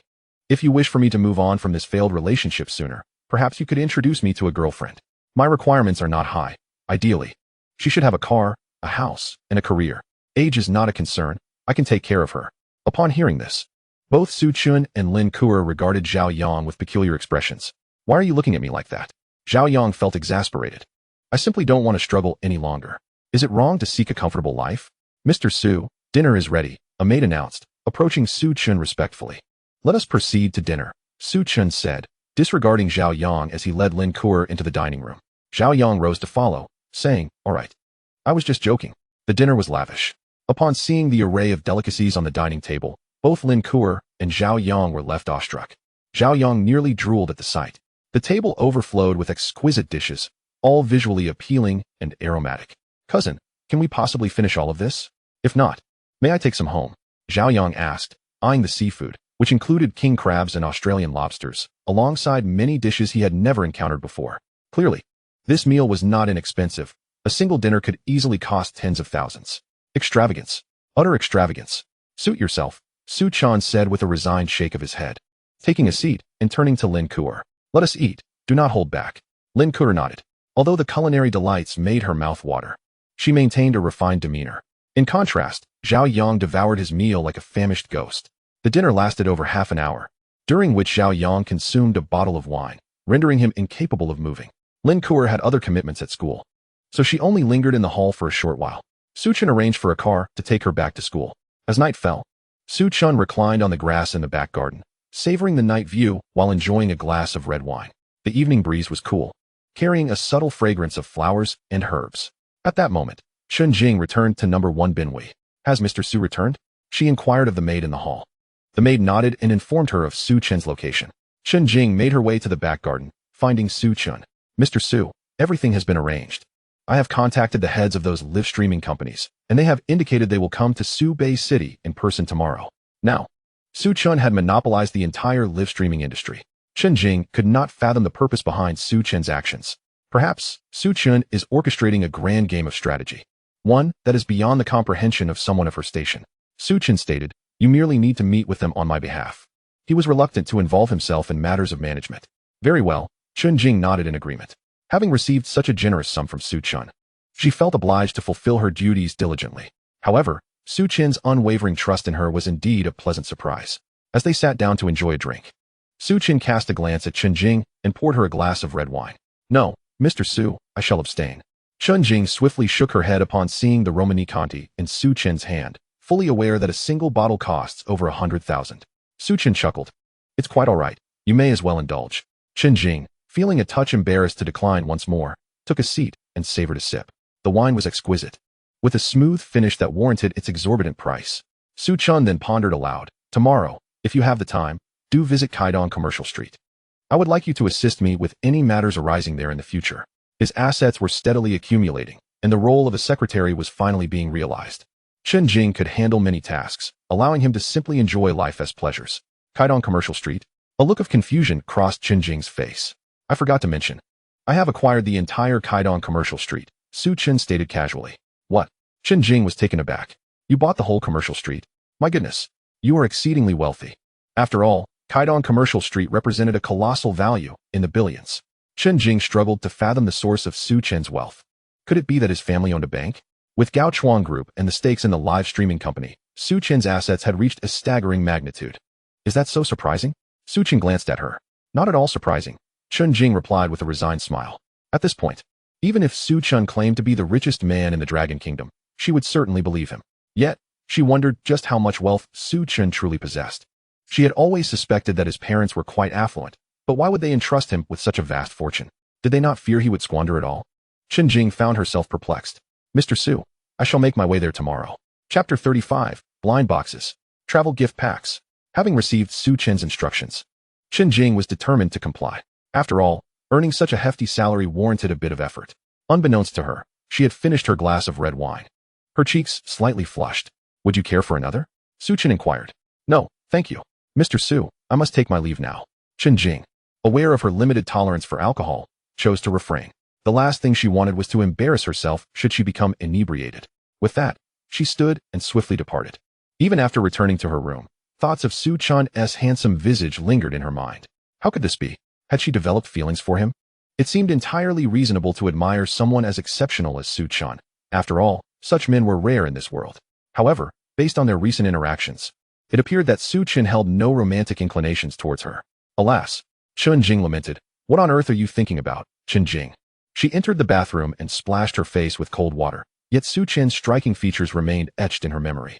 This Su Chen must possess some sort of enchantment. Lying on her bed, she opened a video app on her phone, needing to distract herself with some entertainment. The following morning, Su Chen rose early. After breakfast, he gazed thoughtfully at the balance in his bank account. His wealth was increasing, yet his godly rich points remained scarce. Sometimes, an abundance of money can be burdensome. He grabbed his car keys and exited the hall. A day without exploiting the system's perks felt quite uncomfortable. Mr. Su, where are you off to so early? Chen Jing had just returned from her morning run, her skin glowing with vitality. Out for some leisure, Su Chen replied, continuing towards the garage. Chen Jing couldn't help but feel envious. A life free from the grind of daily toil was indeed enviable. Upon reaching the garage, Su Chen opted against taking out the Aston Martin 1-77. Instead, he chose a Rolls-Royce Cullinan. A change of vehicle now, and then could be refreshing. Unfortunately, the utopia gifted by Pagani had yet to arrive. After several minutes, Su Chen arrived at a large shopping mall, passing by the Vacheron Constantin boutique. He glanced at his bare wrist and felt a surge of interest. Without hesitation, he stepped into the store. Welcome to Vacheron Constantin, greeted a sales associate. Her demeanor courteous and professional. Clients frequenting this establishment were either affluent or elite, necessitating a certain level of decorum. Noticing Su Chen's striking appearance, the sales associate found herself stealing glances at him. Approaching the glass display, Su Chen observed the array of timepieces. Truth be told, he did not possess extensive knowledge about watches. He simply aimed to purchase something of considerable value. Sir, may I suggest this model? It is known as the Overseas. She began to explain the watch's features. However, Su Chen hardly paid attention as the price was relatively modest, around 700,000, unworthy of his current stature. What is the most expensive watch you have? Bring it forth for me to see. The sales associate hesitated, taken aback by Su Chen's request. Sir, the most expensive watch we carry is the Artisan Series 9700C, priced at $27.5 million. However, only top-tier members are eligible to purchase it. She gazed intently at Su Chen, uncertain if he could afford such an extravagant item. To spend nearly $30 million on a watch would undoubtedly indicate immense wealth. Though pieces of that caliber were seldom sold, Su Chen maintained an air of tranquility as he inquired, what are the requirements to become a top-tier member? The conditions were rather stringent, yet before the sales associate could elaborate, Su Chen interjected, if one has a deposit exceeding $5 billion, does that suffice? Su Chen was not inclined to squander time. Sir, you must be joking. The sales associate chuckled lightly, clearly incredulous. She had encountered many wealthy patrons, but those with deposits exceeding $1 billion were exceedingly rare, let alone $5 billion. If someone possessed such wealth, surely they would invest it or deposit it in a bank to accrue interest, rather than spend it frivolously. Su Chen pulled out his phone and opened his banking app to check his balance, then held the screen before the sales associate. Upon gazing at the balance on the bank card, the saleswoman was utterly astonished. Individual, 10, 100, 1,000, 10,000, 100,000, billion, 10 billion. A staggering total of over 9 billion. Is this what you referred to as exceeding 50 billion? This is nearly 100 billion, for heaven's sake. But how could this possibly be? Sir, you wouldn't be fabricating this, would you? The saleswoman still regarded him with skepticism. However, as soon as the words left her lips, she felt rather foolish. To concoct a figure of over 90 billion merely to purchase a watch worth over 20 million seemed rather unnecessary. Chen shrugged. If you doubt it, feel free to verify. The saleswoman nodded and took Chen's phone. After navigating through the banking app a few times, she concluded that it was indeed authentic. At that moment, she was left with nothing but astonishment. Over 90 billion. Goodness, what on earth is this young man's identity? Do you believe me now? Chen expressed his exasperation. He had clearly wished to maintain a low profile, yet reality did not permit it. I believe you. I sincerely apologize, Mr. Su. My previous attitude was uncalled for. The saleswoman remained in a state of shock. Chen waved his hand dismissively, showing no concern. If possible, could you take me to see the watch worth over 20 million? Right this way, sir. The saleswoman gestured invitingly, leading Chen toward the VIP room. Certain exclusive timepieces were only available to members. Please, make yourself comfortable while I prepare a cup of latte for you. Soon after, she returned with a stunning and exquisite watch, presenting it to Chen. After admiring it briefly, he purchased it outright, along with several other models. His expenditure totaled nearly 80 million. However, this sum was but a trifling amount for Chen. Ding! Wealthy points, 147. As Chen completed his purchase, his wealthy points were credited. System, redeem a mystery box. Chen rubbed his hands together, eagerly anticipating the rewards that might await him. Mystery box redemption successful. Opening now. Congratulations, host. You have acquired the land, sea, and air travel gift pack. A luxurious yacht valued at 12 billion. A Bugatti Veyron. A Gulfstream G280 private jet. Chapter 36, Mystery Box. Artificial Intelligence Model. The Bugatti Veyron, a limited edition sports car priced at over 40 million, and the Gulfstream G280. A private jet worth over 100 million. It was no wonder the package was named the Land, Sea, and Air Travel Gift Pack. Chen nodded in satisfaction, preparing to continue his spending elsewhere. Wealthy points were, of course, better in abundance. Thank you, Mr. Su, and do take care. The saleswoman beamed as she escorted Chen to the store's exit. From this single transaction, she would earn a substantial commission. As she watched him walk away, she suddenly realized that she had neglected to ask for his contact information. How foolish of me. The saleswoman chastised herself, feeling a pang of regret. Chen, however, was in no hurry to leave and entered a custom clothing boutique within the mall. This was a prominent brand from the Dragon Country, where bespoke garments came with a hefty price tag, typically attracting only the affluent. Welcome. The two female staff members in the store greeted him warmly. Chen stated his intentions. I would like to customize a few suits. Right this way. Sir, we will take your measurements first. The two employees guided Chen into a fitting room and commenced measuring him. Sir, you have an impressive physique. You must work out frequently, don't you? Not only was Chen remarkably handsome, but his physique was also exceptional. The two employees inadvertently brushed against the muscles of his arms. Quite robust, truly perfect. However, Chen shook his head. He had no particular interest in fitness. His splendid physique was solely due to the effects of a superhuman serum. One of the female employees remarked, with a physique like yours, it would be a shame not to pursue modeling. Or perhaps, you could become an actor. With your looks, you could easily overshadow those younger stars. Chen merely smiled in silence. Given his current standing, did he really need to model? How much could one earn from that? Soon, the two employees finished taking his measurements. Sir, we are done. What type of clothing would you like to customize? We have a price list for your reference. One of the employees handed Chen a brochure, yet he did not bother to glance at it. Just go with the most expensive option. The two employees exchanged astonished glances. The most expensive option? Could it be that this gentleman is indeed a magnate? Are you certain, sir? Absolutely. Chen nonchalantly produced his bank card. Please customize 5 suits for me. If I am satisfied, I will return for more. One of the employees took the bank card, still somewhat bewildered. Sir, aren't you going to inquire about the price? Chen replied indifferently. There's no need for questions. How much could it possibly cost to customize a few suits? The two employees exchanged looks. Now they could definitively conclude that the handsome man before them was indeed wealthy. And exceptionally so. The bespoke garments they offered were not inexpensive, and yet he hadn't even inquired about the cost. Chen customized 5 suits, spending over 800,000. At that moment, the system's voice chimed in. Ding! Wealthy points, 50. Chen felt a surge of excitement, as his wealthy points were once again sufficient to redeem a mystery box. System, redeem. Mystery box redemption successful. Opening now. Congratulations, host. You have received a cutting-edge technology. The artificial intelligence model Xuanwu. In today's world, nothing is more trending than artificial intelligence. Its applications span numerous fields, including autonomous driving, translation, programming, and art. The prospects are vast. The leading companies in foreign AI research have market valuations exceeding 200 billion. This figure is only expected to rise. The artificial intelligence model Chen had acquired was at least 3 years ahead of foreign products.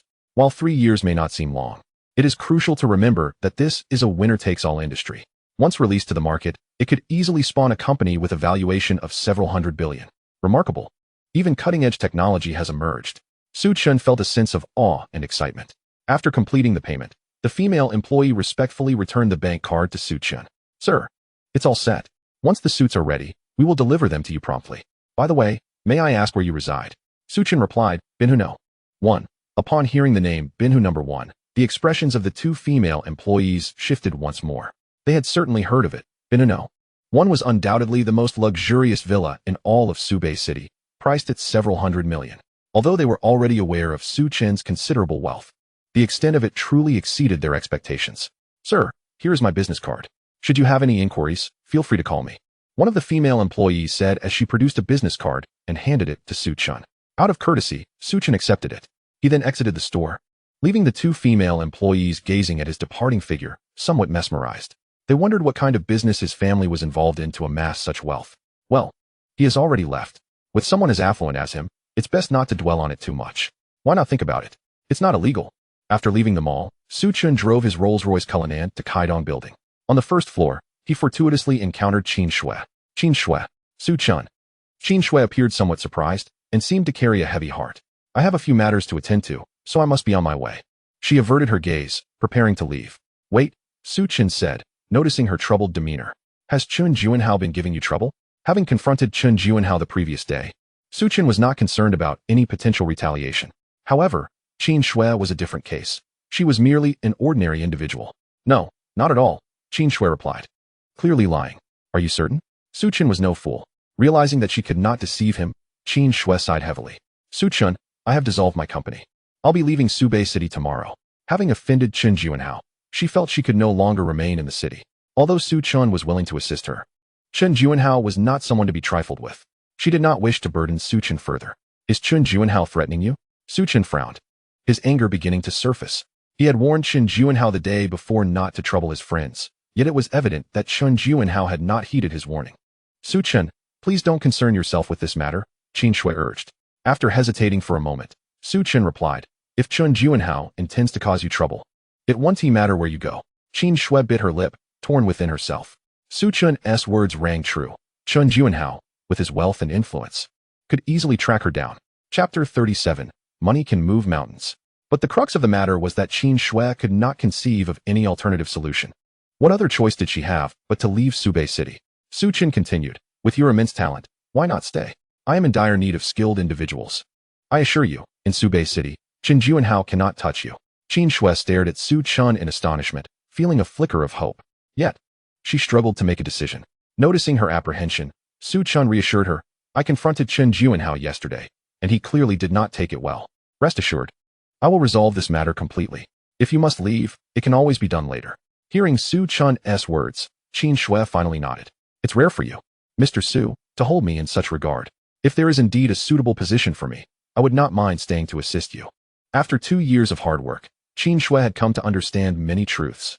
For someone like her, without any connections, achieving success was exceedingly difficult. She needed a supporter and, more importantly, a grand stage. Chen smiled. I need you right now. To be candid, I plan to acquire a company and launch an artificial intelligence model. You will oversee all operations. Qin Shui was taken aback. An artificial intelligence model? Is it not a bit late to enter the market now? Being somewhat informed about current affairs, she understood what an AI model entailed. Though the industry held great promise, the technical challenges were formidable. Entering blindly could lead to significant losses. Chen shook his head, smiling mysteriously. It is not too late. I possess a mature AI model that merely requires maintenance moving forward. Qin Shui was clearly skeptical. You must be joking. Developing a usable AI model necessitates the industry's top talents. It cannot be hastily accomplished. If it were that simple, AI would already be ubiquitous. Chen replied earnestly. I assure you, I am serious. However, I cannot elaborate further at this moment. You simply need to tell me if you agree to assist me. Qin Shui gazed into Su Chen's dark eyes, seeing only sincerity. Could it be that Su Chen was not deceiving her? My abilities are limited. I fear I might let you down, she confessed, anxious about disappointing his trust in her. I believe in you. After a moment of silence, Qin Shui finally nodded. All right, I will stay. Su Chen smiled and said, follow me. With that, he stepped into the elevator. Without further hesitation, Qin Shui followed him inside. Before long, Su Chen led Qin Shui to the management office of Kaidong Building. Good day, Mr. Su. Upon his arrival, the office staff greeted him warmly. Where is Manager Su? Su Chen inquired. Manager Su has stepped out for a moment. He may return later, an employee replied. Shall I call him? Su Chen waved his hand dismissively. No need. Please bring me a list of the companies residing in Kaidong Building. The employee nodded and promptly complied. Qin Shui, unsure of Su Chen's intentions, silently followed him. After a short while, the employee returned with a document. Mr. Su, here is the list of companies you requested, along with detailed information. Su Chen nodded, skimming through the contents. Soon, he identified a technology company, Huaxing Technology. This firm engaged in data analysis and software development, with a valuation of around 50 million. That's the one. Su Chen intended to acquire this company and subsequently launch the AI model he had recently obtained. Starting a new company would consume considerable time, so acquiring an existing one was the quicker option. Take me to this company. I wish to meet with their chairman. Certainly, Mr. Su. Please follow me. The employee led the way, and soon the elevator arrived at the floor where Huaxing Technology was located. After explaining their purpose to the front desk, Huaxing's chairman, Lin Yong, promptly emerged to greet them. Mr. Su, hello. Lin Yong was a middle-aged man with a rotund figure and small, slitted eyes. He could not fathom why the owner of Kaidong Commercial Street would suddenly come to see him, yet he dared not show any disrespect to such a prominent figure. I have matters to discuss with you, Su Chen stated. Lin Yong respectfully replied, Mr. Su, why don't we step into my office and discuss this in detail? Su Chen nodded and followed Lin Yong into the office, with Qin Shui naturally trailing behind. Lin Yong, displaying utmost respect, personally brewed a cup of black tea for Su Chen. Chairman Lin, there's no need for such formality. I have but one matter to discuss today. I wish to acquire your company, Su Chen stated nonchalantly. Lin Yong furrowed his brow upon hearing Su Chen's proclamation. Mr. Su. This. He was reluctant to offend Su Chen and even more hesitant to sell the company, yet he could only muster the courage to respond. Mr. Su. Huaxing Technology has been established for 11 years now, and I have invested considerable effort into it. With an air of indifference, Su Chen inquired. Have others expressed interest in purchasing Huaxing Technology before? Lin Yong nodded, acknowledging that several institutions had shown interest in Huaxing Technology, but he had declined their offers. Su Chen smiled slightly and declared, I will present a figure, 55 million. Lin Yong was taken aback. He had not anticipated that Su Chen would be willing to raise the price. The valuation of Huaxing Technology stood at 50 million. Yet Su Chen had directly increased it by 5 million, a significant sum indeed. Nonetheless, Lin Yong's rationality prevailed. Mr. Su, Huaxing Technology is like my child. Therefore, I have no intention of selling it. I hope you can understand. As if he had not heard, Su Chen continued to raise the offer. 60 million. Lin Yong displayed a troubled expression. Mr. Su, this is not merely a matter of money. 65 million. Mr. Su, you. 70 million. At last, Lin Yong lost his composure, excitedly slamming his hand on the table and rising to his feet. Mr. Su, I will sell. Fearing that Su Chen might change his mind, he shouted towards the office door, Secretary, prepare a share transfer agreement at once. Su Chen remained composed, as if everything had unfolded according to his expectations. After all, money could resolve many matters in this world. Standing beside him, Qin Shui couldn't help but twitch her lips. Indeed, money could move mountains. She had not anticipated that Lin Yong would change his mind so swiftly. However, it was understandable, given that Huaxing Technology had appreciated by 20 million. Once this opportunity slipped away, it would not return. Chapter 38, Blind Box. Haoyan Entertainment. Yet, Qin Shui could not comprehend why Su Chen was willing to spend such a substantial sum to acquire Huaxing Technology. To her, it seemed like a losing proposition. Could it be that Su Chen had his own considerations? Thus, in Qin Shui's eyes, Su Chen grew increasingly inscrutable. Mr. Su, please take a seat for a moment. The agreement will be ready shortly. Once signed, you will be the chairman of Huaxing Technology, Lin Yong said, standing beside Su Chen, slightly bowing and wearing a broad smile. Su Chen remained silent. Compared to the urgency of launching the Xuanwu AI model, he did not care much for the additional 20 million. Ding. Detected that the host has made their first investment, rewarding a blind box. Su Chen raised an eyebrow, surprised to receive a system blind box at that moment. System, open it. The blind box is being opened. Congratulations. The host has acquired 81 shares of Haotian Entertainment. Haotian Entertainment, a film and television company valued at over 70 billion, ranks second in domestic market value and boasts numerous well-known celebrities under its banner, wielding significant influence in the industry. It was indeed the system at work. And Su Chen felt a surge of joy. Before long, the share transfer agreement was brought in, and Su Chen smoothly signed his name. Thus, Huaxing Technology became his company. Su Chen focused his attention and entered the system space, where he found a disk containing the data for the AI model. Although the data volume was substantial, it was not cumbersome and could run on ordinary servers. Should more complex computations be required later, it would suffice to enhance the processing power. Nevertheless, the Xuanwu AI model had already achieved a remarkably advanced level, making it difficult for competing products to catch up in the near future. After Lin Yong departed, Su Chen extracted the disk containing the data and turned to Qin Shui. From now on, you will be the general manager of Huaxing Technology. Qin Shui nodded in confusion, feeling as though she were in a dream. Su Chen handed her the disk, saying, "The data for the AI model is contained within. I trust you can manage the subsequent matters without further instruction." Qin Shui instinctively accepted the disk, still somewhat astonished as she examined it closely. "This contains the data for the AI model? Is that true?" Su Chen stood up, assuring her that there were employees in the company knowledgeable about data who could open it for inspection. "I shall take my leave now," he stated. The Xuanwu AI model required specific instructions to access, so Su Chen was not concerned about the risk of theft. After his words, he exited the company, while Qin Shui headed to the technical department, needing to ascertain whether the AI model was indeed as formidable as Su Chen had claimed. Su Chen took the elevator to the first floor of the building. It was already noon, and he received a call from Chen Jing. "Mr. Su, I have met with the heads of those live streaming companies. Where are you? I would like to report on their situations." Su Chen had monopolized the entire live streaming industry, yet he was not well versed in the actual circumstances of those companies. "All right, we can have lunch together," he replied, arranging to meet Chen Jing at a nearby restaurant. After hanging up, he drove over. Upon arriving at the restaurant, Chen Jing had yet to arrive. The establishment was relatively quiet, and Su Chen chose not to book a private room, instead opting for a table by the window. "Sir, may I take your order?" A server approached him. Su Chen glanced at the menu and replied, "I will take a look first." After a few minutes of waiting, Chen Jing arrived by taxi. Just as she stepped out of the car, a gray BMW 3 Series pulled up nearby. A fashionably dressed young man exited the vehicle and hurried after Chen Jing. "Chen Jing, what a coincidence. Let's have a meal together." "My treat," the young man exclaimed, trailing closely behind her. "Yu Jing, I have someone with me. Please do not bother me," Chen Jing replied, her patience wearing thin. Yu Jing came from a well-off family and had studied abroad with Chen Jing. Upon returning to the country, supported by his family, he started his own company. He had also pursued Chen Jing back when they were overseas, but she had never reciprocated his feelings. Yu Jing, undeterred, insisted, "What difference does one more person make?" Chen Jing, her expression cold, retorted, "It makes a difference to me." She quickly entered the restaurant, but Yu Jing showed no signs of leaving. "Chen Jing, I have always admired your capabilities. Coincidentally, my company has a position that would suit you perfectly. How about, I already have a job." Chen Jing interrupted, cutting Yu Jing off. However, Yu Jing was still unwilling to concede. At this moment, Chen Jing had already spotted Su Chen and approached him. "Mr. Su." Chen Jing took a seat opposite Su Chen, her expression rather grim, clearly vexed by Yu Jing's provocations. "Mr. Su?"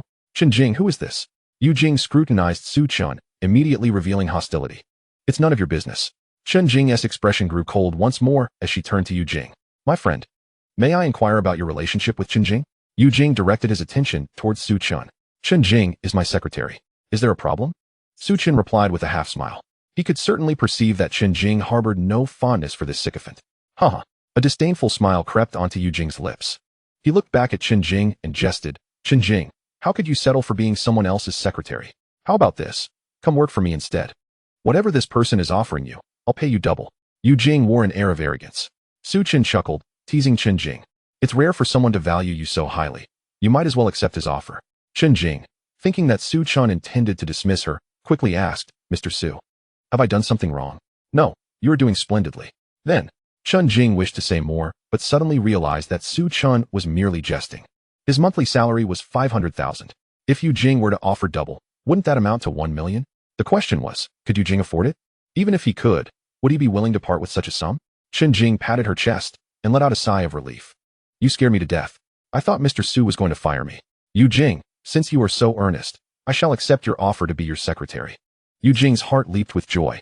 "Good, you can start this afternoon. Rest assured, I will pay you double as promised. By the way, what is your current salary? Chen Jing replied calmly, it's not much, only 500,000. What? 500,000? Do you take me for a fool? Yu Jing's lips twitched in disbelief. Chen Jing, don't jest with me. I'm serious. Yu Jing's expression turned grave. So am I, Chen Jing shrugged, pointing toward the Rolls-Royce Cullinan parked by the roadside. Open your eyes and see clearly what kind of car Mr. Su drives. Yu Jing, skeptical, followed Chen Jing's gaze. Upon seeing the 7 million Rolls-Royce, his expression shifted dramatically. Yet, he still felt a twinge of defiance. I could claim that it's my car as well. How can you prove it? Before Yu Jing could finish his sentence, Su Chun nonchalantly retrieved a set of keys from his pocket. What other keys could it be but those of the Rolls-Royce Cullinan? At that moment, Yu Jing was thoroughly flustered. He hadn't anticipated that Chen Jing's employer would be so affluent, driving a 7 million Rolls-Royce. If that were the case, then Chen Jing's 500,000 salary must indeed be true. How could he possibly afford to pay her double? Instantly, Yu Jing slapped himself several times, realizing the gravity of his blunder. If he offended a formidable figure like Su Chun, the consequences could be dire. I apologize, I was wrong. I acted thoughtlessly. Please do not hold it against me. Yu Jing lowered his head, too intimidated to meet Su Chen's gaze. With that, he turned and hurriedly left, his legs trembling, nearly stumbling as he reached the door. As Yu Jing departed, the atmosphere grew quiet. Su Chun ordered a few dishes, and soon, Chen Jing began to provide him with a brief work report. The meal was quickly finished. Su Chen drove back to Binu No. 1. On the way, he recalled something and said to Chen Jing, I've purchased a private jet and a yacht. Someone will be in touch with you to make arrangements. Chen Jing nodded. Unfazed, given Su Chen's current status, possessing a private jet and yacht was entirely reasonable. Shortly after returning to Binu No. 1, Yi Kuan and Lin Kai arrived as well. Su Chun had promised to accompany them to the racetrack today. Brother, have you had lunch? Shall we eat before heading over? Yi Kuan asked with a smile. I've already eaten. Let us set off. Su Chun was eager to take the supercar to the racetrack for a few laps. After all, it was a 50 million supercar, and merely using it for transportation would be wasteful, preventing him from fully utilizing its performance. All right, let us go. Yi Kuan and Lin Kai excitedly dashed out of the hall, each driving their own sports car. However, their vehicles paled in comparison to Su Chen's Aston Martin 1-77. Brother, we'll lead the way. Yi Kuan and Lin Kai turned their cars around, guiding Su Chun toward the racetrack. There was only one racetrack in Subei City, located on the outskirts. After half an hour on the ring road, they finally arrived at the racetrack's entrance. Yi Kuan had arranged everything, so they headed straight for the track. At the starting line, a dozen supercars were parked, surrounded by a group of people engaged in lively discussion. As soon as Yi Kuan arrived, the chatter ceased. Look, it's young Master Kuan. Young Master Kuan said he would bring his brother. I wonder what his brother does. To earn young Master Kuan's respect, he must be someone extraordinary. When he gets out of the car, just follow young Master Kuan's lead. Indeed, given that he was driving an Aston Martin 1-77, he must be impressive. As the Aston Martin 1-77 made its appearance, gasps of awe erupted from the crowd. It's the Aston Martin 1-77. Young Master Kuan didn't he deceive us? If only I could experience it for myself, that would be perfect. Amidst the murmurs, Yi Kuan and Lin Kai parked their cars and swiftly exited. As the Aston Martin 1-77 came to a halt, they stood respectfully beside the car door. Soon after, Su Chen emerged. Young Master Kuan, is this your brother? The wealthy youngsters rushed over, eager to make Su Chen's acquaintance. Their gazes held a mixture of reverence and curiosity. Knowing someone of Su Chen's stature would undoubtedly benefit them. Yi Kuan nodded proudly. Indeed, this is my brother. Quickly, greet him as Mr. Su. The young heirs bowed respectfully. Greetings, Mr. Su. Simultaneously, some began speculating about Su Chen's identity. Most of them were locals from Subei and had not previously encountered Su Chun. It was clear that Su Chun had only recently arrived in Subei City. Nevertheless, it was evident that someone of Su Chen's caliber was worth serving well.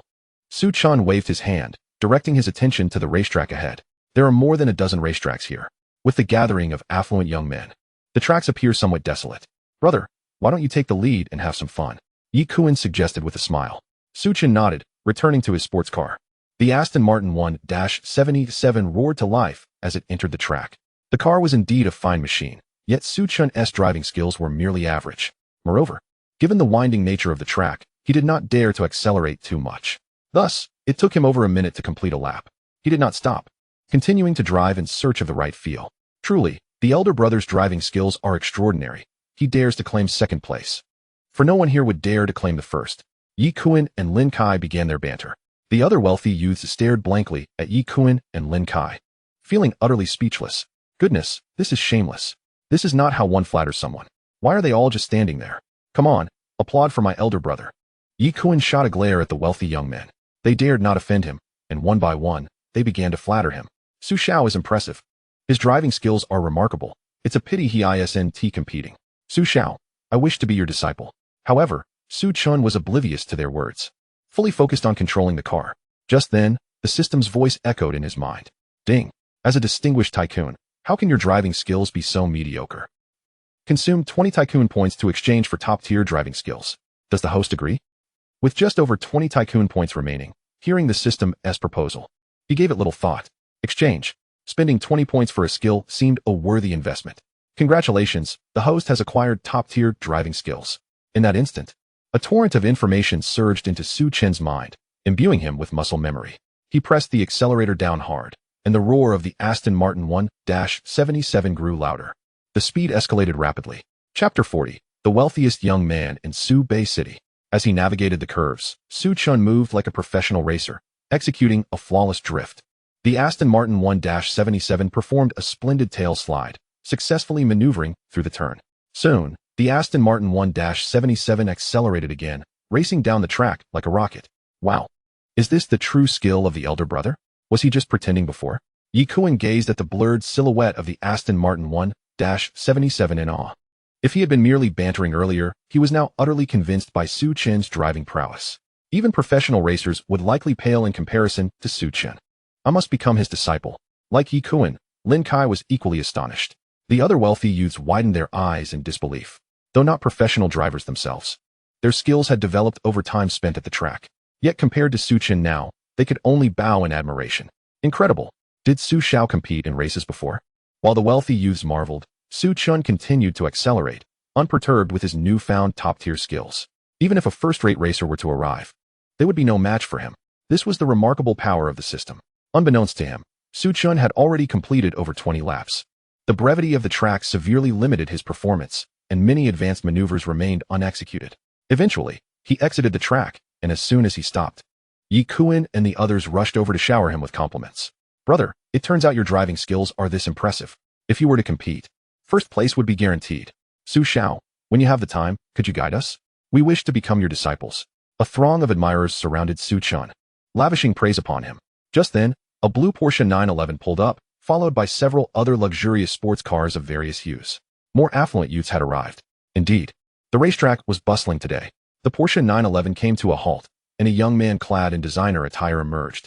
His gaze immediately fell upon Su Chen in the crowd, darkening instantly. It's him. Chen Juanhao, initially in high spirits, felt his fists clench at the sight of Su Chen. The memory of being slapped by Su Chen the previous day remained vividly fresh in his mind. A profound humiliation for Chen Juanhao. Look, it's young Master Chen. It had been a while since the atmosphere had been this lively. The other wealthy youths recognized Chen Juanhao, as they all belonged to the same circle. However, in the presence of Chen Juanhao, they could only seek to curry favor. Even Tycoon dared not act arrogantly before him. Just as the wealthy youths prepared to approach Chen Juanhao to greet him, Su Chen also noticed him. Su Chen's expression remained largely unchanged as he strode purposefully toward Chen Juanhao. What a surprise to encounter him here. A sinister smile crept across Chen Juanhao's lips. He vowed to make Su Chen pay, though not at that moment. He was waiting for the right opportunity. Do they know each other? As Su Chen approached Chen Juanhao, the crowd assumed they were acquainted. Yet, in the next second, slap. Su Chen raised his hand without warning and delivered a resounding slap to Chen Juanhao's face. Chen Juanhao could hardly anticipate such a sudden strike. He had no time to react. Su Chen's motion was simply too swift. The force behind Su Chen's blow was considerable, causing Chen Juanhao to stumble to the ground, a trickle of blood oozing from the corner of his mouth. You dare! Chen Juanhao's cheek twitched involuntarily. His expression contorted with rage. What is happening? The wealthy youths who had just been flattering Su Chen stood in shock, unable to comprehend why he had acted so violently. Did they have a conflict? What is going on? Tycoon and Lin Kai sensed the tension and rushed to Su Chen's side. Su Chen remained silent, his gaze fixed coldly on Chen Juanhao. Young Master Chen, are you all right? The few wealthy youths who had accompanied Chen Juanhao hurried to his side. Some attempted to help him up, while others pointed accusingly at Su Chen, their faces contorted with fury. How dare you strike young Master Chen? Do you wish to die? Su Chen chose to ignore them, his focus unwavering on Chen Juanhao. Supported by two wealthy youths, Chen Juanhao rose to his feet, fury blazing in his eyes. Su Chen, Yesterday you struck me, and I have yet to settle the score. Today, you dare again. Chen Juanhao's body trembled slightly, agitated by Su Chen's actions. I certainly dare. Su Chen let out a cold laugh. I warned you yesterday not to trouble my friends. Did you not hear me clearly? It was evident that Chen Juanhao had threatened Qin Shui afterward. Otherwise, Qin Shui would not have chosen to dissolve her company and leave Subei City. If Chen Juanhao continued to oppose him, he would not hesitate to give Chen Juanhao a good beating. Chen Juanhao sneered, indeed. I am here to cause trouble for Qin Shui. What can you do about it? Confident that Su Chen would not dare to use lethal force, he exuded arrogance. A beating was merely temporary. Soon he would retaliate with interest. At that moment, the roar of another sports car approached. Before long, a yellow Ferrari LaFerrari appeared, exuding an imposing presence as it halted beside Chen Juanhao. It was actually Tang Xiao.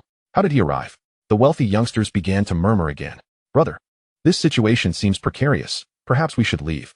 Yi Kuan leaned closer to Su Chen, whispering a warning, his eyes betraying a flicker of fear. Tang Jiahao, the richest young man in Subei City, was the owner of the Ferrari LaFerrari.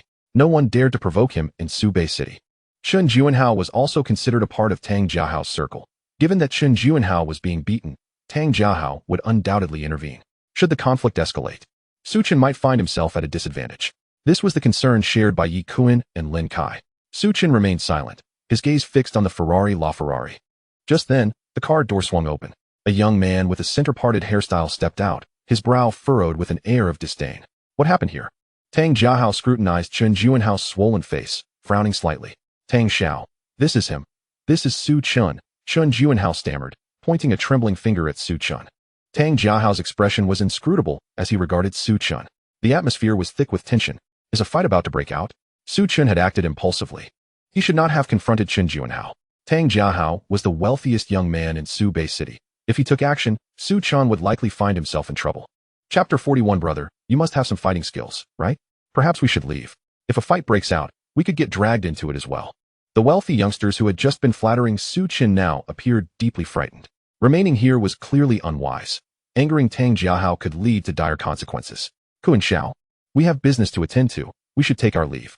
One by one, the wealthy youths climbed into their sports cars and vanished without a trace. These despicable individuals. Yi Kuan was infuriated by the scene. Looking around, he found only Lin Kai remaining by his side.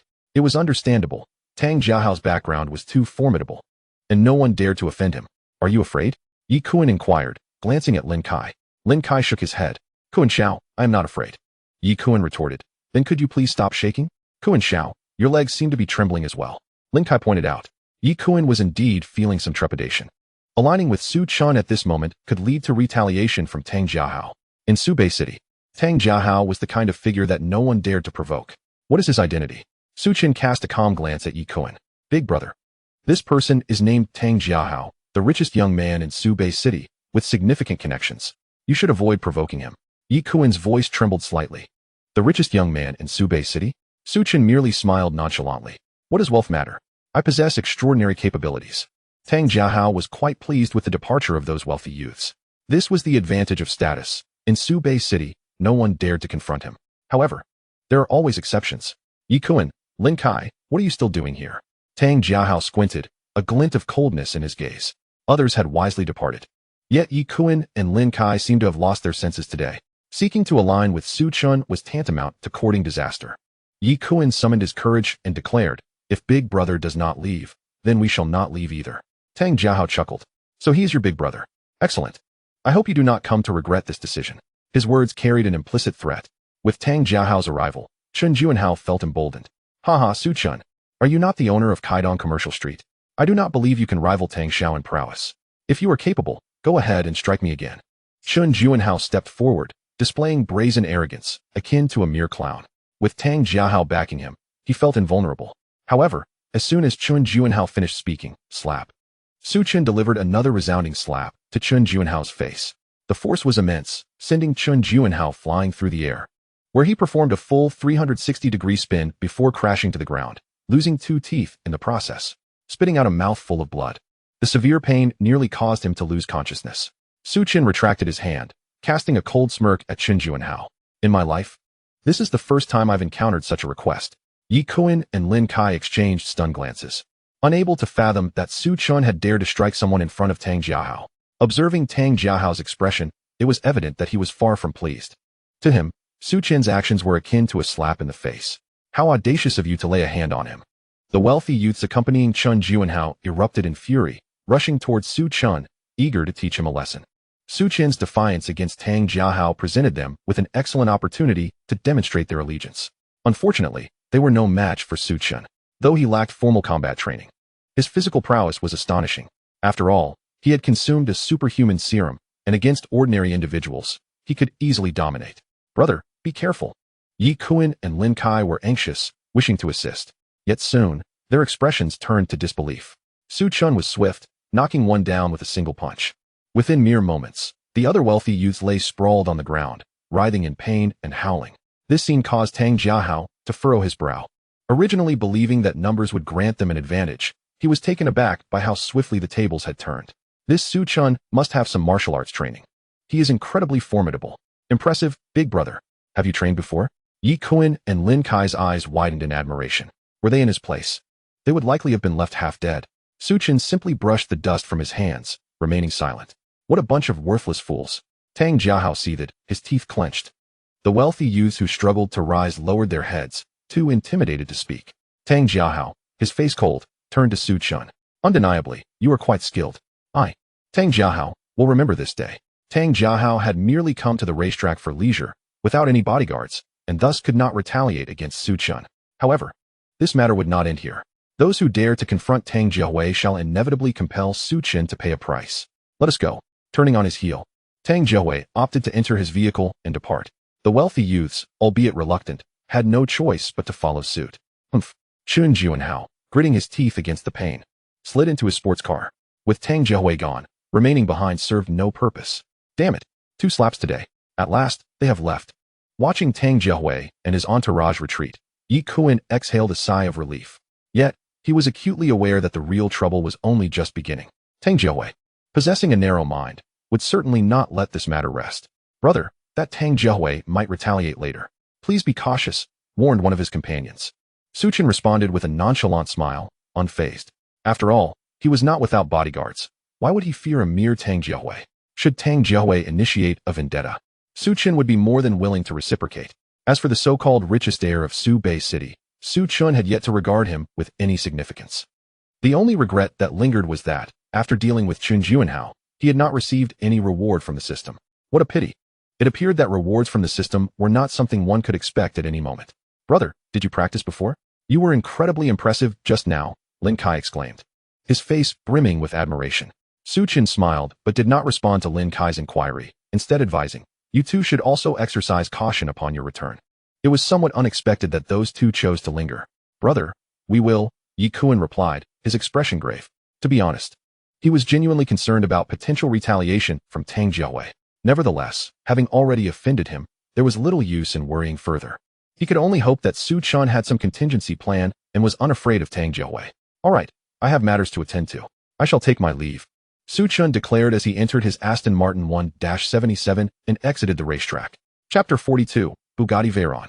Meanwhile, after Tang Jiahui and his company departed, they arrived at a restaurant parking lot. The wealthy youths wore expressions of anger, evidently brooding over the earlier incident. Tang Xiao, I cannot fathom why we left just now, Chen Juanhao queried as he approached Tang Jiahui. Slap. Tang Jiahui, already in a foul mood, became enraged by Chen Juanhao's question and struck him sharply. What is wrong with your brain? That Su Chen is clearly a trained fighter, with so many people unable to best him. What purpose would it serve to prolong the conflict? I have 1,000 methods to deal with Su Chen. There is no need to rush, Tang Jiahui chastised. Seeing Tang Jiahui's fury, Chen Juanhao bowed his head, deterred from speaking further. It was evident that Tang Jiahui had been provoked by Su Chen. Henceforth, Su Chen would undoubtedly face difficulties. Tang Jiahui's gaze darkened. Find out everything about that Su Chen. I want his complete dossier. How dare he challenge Tang Jiahui? He must be tired of living. Regardless of Su Chen's capabilities, I swear I will trample him underfoot. Tang Xiao, I will send someone to investigate immediately. Chen Juanhao responded eagerly. Among the group, his resentment towards Su Chen was the most pronounced. One of the young heirs voiced his concerns. Tang Xiao, do you think this Su Chen might have a powerful background? Tang Jiahui scoffed dismissively. I know plenty of wealthy heirs in this circle. Yet I have never heard of him. What sort of background could he possibly possess? Even if he is the owner of Kaidong Commercial Street, I can easily handle him. Not even Jesus could save him. On the way back to Binhai number 1, Su Chen received a call from the general manager of Haoyan Entertainment. Mr. Su, hello. I am Zhang Hui, the general manager of Haoyan Entertainment. Several shareholders wish to invite you to dinner this evening. Do you have the time? Su Chen owned 81 of Haoyan Entertainment's shares, and the other shareholders sought to cultivate a relationship with him.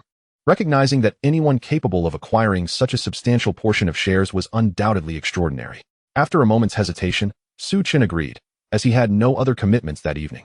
Although he was not particularly fond of attending social gatherings, an occasional appearance wouldn't hurt. The venue was set at the Furuai restaurant. Mr. Su, would you like me to send someone to pick you up? Zhang Hui inquired. No need. I will arrive later, Su Chen replied, concluding the call. Shortly after returning to Binhai number 1, the butler approached him. Mr. Su, the sports car you purchased has arrived. Sports car? Which one? I'm not entirely certain. They mentioned it's from Bugatti, the butler informed. Su Chen recalled that earlier that morning, he had received a travel package that included a Bugatti Veyron.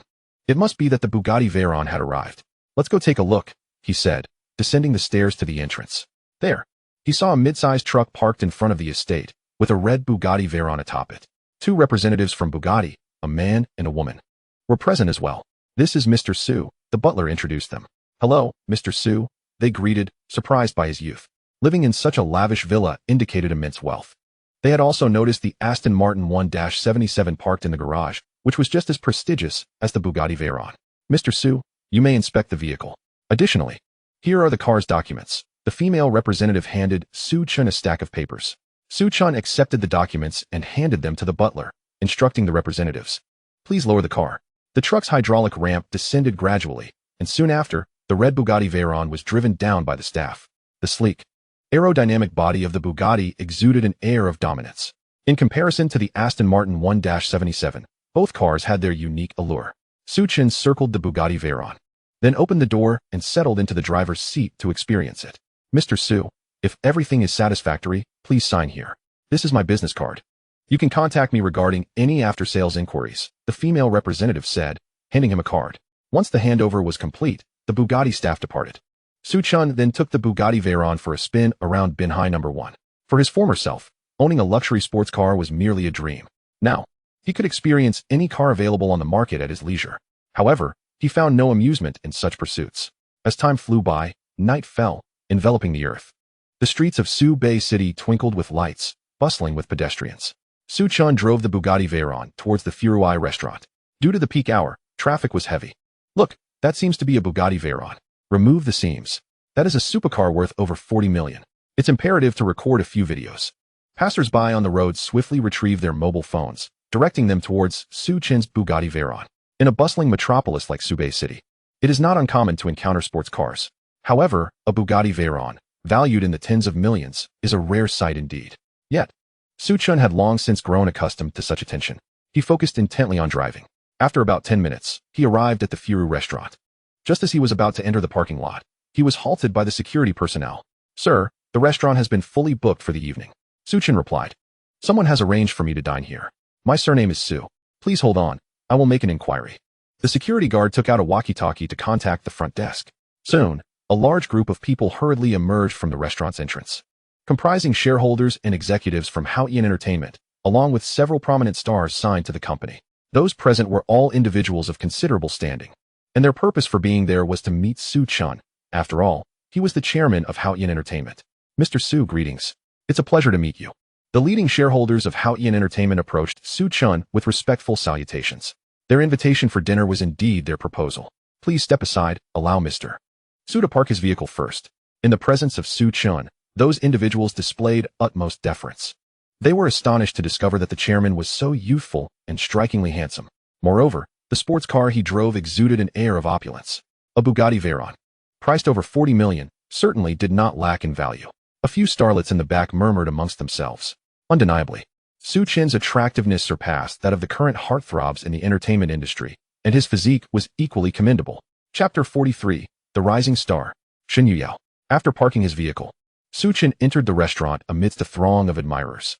The entire establishment had been reserved by Haoyan Entertainment, ensuring the absence of other patrons. Upon Su Chen taking his seat, the shareholders settled beside him, while the executives and stars took their places in succession. All eyes were fixed on Su Chen, the undeniable centerpiece of the evening.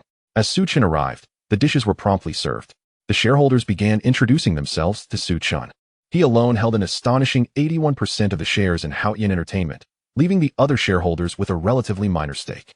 Nonetheless, for a company valued at over 70 billion, the worth of those shares was not insignificant. After all, individuals of Su Chen's wealth were exceedingly rare. Once the shareholders concluded their introductions, the executives also stood to present themselves, followed by the stars. Those who gathered were indeed the creme de la creme of the entertainment world, as not every star had the privilege of dining with the chairman. Among the starlets, a woman clad in a flowing white gown was the first to rise. Tall and exquisitely beautiful, her eyes sparkled like jewels, captivating all who beheld her. If one were to assign a score to her beauty, it would surely be no less than 95, a true goddess among mortals. Mr. Su, I am. The woman began to introduce herself, but Su Chen interrupted. You are Shen Yuyao, correct? I used to be a fan of yours. Su Chen smiled warmly. With her multitude of fans, Shen Yuyao had once caught Su Chen's attention, but he had not anticipated that she would be a signed artist with Haoyan Entertainment. Unlike those stars who gain notoriety through scandals, Shen Yuyao had remarkably little negative publicity online. This was due in part to the company's adept public relations, and also because Shen Yuyao maintained a pristine reputation, remaining notably low-key. Mr. Su knows me? What an honor. Shen Yuyao was taken aback. How long have you been with the company? Su Chen inquired. Exactly 2.5 years, she replied honestly. Su Chen nodded, and Shen Yuyao resumed her seat. As the banquet commenced, the dishes continued to arrive, and the attendees began to toast Su Chen. Admittedly, Su Chen had previously harbored a distaste for the culture surrounding drinking at banquets. However, he found himself less resistant now, as the guest of honor. He could graciously decline without concern for others' opinions. After more than half an hour, the banquet drew to a close. Mr. Su, we have arranged additional activities for you. Should you have the time? One of the shareholders inquired respectfully, standing beside Su Chen with a smile. I must return first. Perhaps next time. Having finished his meal, Su Chen intended to head back to Binu number 1. Ah, Yuyao, you seem to connect quite well with Mr. Su. Why not escort him home? The shareholder beckoned Shen Yuyao over. Internally, Shen Yuyao felt a twinge of reluctance. Although it would be an honor to accompany the company as chairman, she had heard whispers of the entertainment industry's unspoken rules. What if Su Chen were to make an inappropriate proposition? Shen Yuyao found herself in a quandary, unable to refuse outright given Su Chen's stature. No need, Su Chen waved his hand. Having consumed a bit of alcohol, he was unable to drive and had already summoned a bodyguard. At that moment, the bodyguard arrived, driving the Bugatti Veyron. Su Chen opened the door and took his place in the passenger seat. Mr. Su, take care, several shareholders called as they saw him off. Shen Yuyao stood frozen, watching Su Chen enter the vehicle, suddenly feeling a wave of melancholy. What was happening? Had Mr. Su turned her down? Did he find her unworthy? Or was he simply a paragon of virtue? Shen Yuyao developed a fondness for Su Chen, yet simultaneously felt a tinge of disappointment, helplessly watching as he departed. Sometimes, a woman's psyche can be quite perplexing. Mr. Su, shall we head directly to Binu number 1? The bodyguard inquired once outside the restaurant. Su Chen nodded. As they traversed a road with lighter traffic, Su Chen's attention was drawn to a black sedan parked at the roadside. Shortly thereafter, a gray van pulled up beside it. The doors of both vehicles swung open, and several men appeared to be moving something. Though the streetlights were dim, Su Chen discerned the figure of a person, a woman with long hair. After undergoing the enhancement of the super serum, Su Chen's eyesight was superior to that of an average person. He soon realized that the woman's attire seemed familiar, as if he had encountered it elsewhere. The woman appeared to be unconscious and was swiftly lifted into the gray van. The van lingered only briefly before turning around and heading in the opposite direction. Stop. Did you see that gray van? Follow it discreetly, Su Chen instructed the bodyguard, determined to investigate further. Understood, Mr. Su, the bodyguard nodded, sharply turning the steering wheel to pursue. But don't get too close, Su Chen cautioned. Mr. Su, have you discovered something? The bodyguard observed Su Chen, who appeared lost in thought, and inquired. Su Chen merely fixed his gaze on the van ahead, remaining silent. Noticing this, the bodyguard chose to refrain from further questioning. The van exited the bustling urban area, heading towards the outskirts. Fearing detection, Su Chen instructed the bodyguard to maintain a considerable distance. After half an hour, the van finally came to a halt in front of a building. Mr. Su, shall we go in? The bodyguard asked. Su Chen shook his head, replying no. Keep driving straight. The bodyguard complied with Su Chen's directive.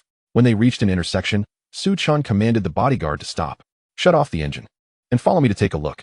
Su Chen was the first to exit the vehicle, striding towards the building the van had entered. The bodyguard, somewhat perplexed, had no choice but to follow. After a couple of minutes, they stealthily approached the exterior of the building. The gray van was parked in the yard. and lights illuminated the three-story structure, with occasional voices emanating from within. "Stay here, I'll check inside. If anything seems amiss, you can come in," Su Chen whispered to the bodyguard. The bodyguard expressed concern. "Mr. Su, if there's something unusual, it might be wise to call the police." His duty was to safeguard Su Chen, and if anything were to happen to him, it would be disastrous. "There's no need, you remain here." Although Su Chen harbored some suspicions, he wasn't particularly apprehensive about encountering danger given his current physical condition. With that, he made a deft leap over the 2-meter-high wall, executing the maneuver with remarkable agility. The bodyguard was left astounded. Wow, it turns out Mr. Su possesses such skills. Honestly, with a wall this high, even I couldn't scale it without a running start. Chapter 44. You are surrounded by me alone. Su Chen entered the yard, undetected by those inside. From the sound, it was evident there were several individuals present, engaged in some clandestine plotting. In the first-floor hall, 2 men were seated, smoking. Su Chen took a moment to survey the windows of the house before quietly climbing up to the second-floor balcony. Peering through the window, he recognized a familiar face, Huang Sahan, the daughter of Huang Wendy. No wonder she seems familiar. It's her.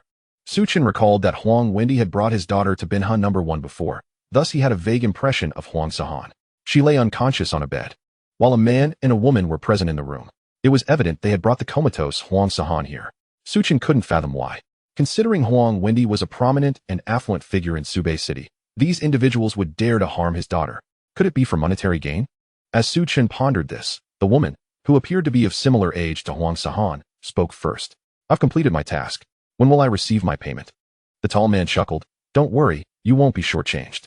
This is Huang Wendy's daughter. For safety's sake, you should leave Subei City and lay low for a while." The woman replied, "I don't need you to remind me." Truthfully, she felt a twinge of anxiety. If their scheme were to be exposed, her fate would be dire. The tall man glanced at the time and said, "All right, you should leave now. The car sent by young Master Chen will arrive shortly to transfer this woman to another location." Perhaps due to her intuition, the woman suddenly noticed the shadow on the balcony. "There's a ghost," she yelped, mistaking it for a malevolent spirit, and cowered behind the tall man, her face pale. The tall man furrowed his brow and also looked outside. "Who is there? Come out." As soon as he spoke, the other men downstairs rushed up in haste. "Brother, what's happening?" They were all on edge, aware they were engaged in something illicit. Seeing he had been discovered, Su Chen no longer concealed himself, calmly stepping in from the balcony. "You are surrounded by me alone. Surrender." A faint smile graced Su Chen's face. Despite the presence of 6 adversaries, he remained unfazed. "Brother, should we retreat?" The men assumed the police had arrived, and tension rippled through the group. The tall man, evidently the leader, maintained a semblance of composure. He scrutinized Su Chen and asked, "Who exactly are you? You don't appear to be a police officer." He was baffled as to why this young man was present. "It matters not who I am," Su Chen replied with a smile. A glint of menace flickered in the tall man's eyes as he commanded, "Attack. Subdue him first." To avoid complications, they needed to deal with Su Chen swiftly and then vacate the premises. The room was small, and the 5 men lunged towards him. They believed overpowering Su Chen would pose little challenge. However, they underestimated him gravely. Su Chen unleashed a swift left hook, striking one man squarely in the nose. The man emitted a cry of agony, his nose now askew, as he tumbled to the floor, blood gushing from his nostrils. Su Chen then deftly sidestepped another attack and delivered another punch, sending another assailant crashing down. "Damn it, he has trained." The tall man's expression darkened, realizing he had encountered formidable resistance. Grabbing a nearby stool, he swung it towards Su Chen's head. Su Chen evaded once more, and soon 2 more men lay incapacitated. Damn it! The tall man understood he was no match for Su Chen and sought an opportunity to flee. However, it was too late. Su Chen seized the tall man's arm, executing a powerful throw that made the entire room tremble. The tall man collapsed, utterly incapable of further resistance. After dispatching the remaining men, Su Chen brushed off his hands and turned to the lone woman who remained.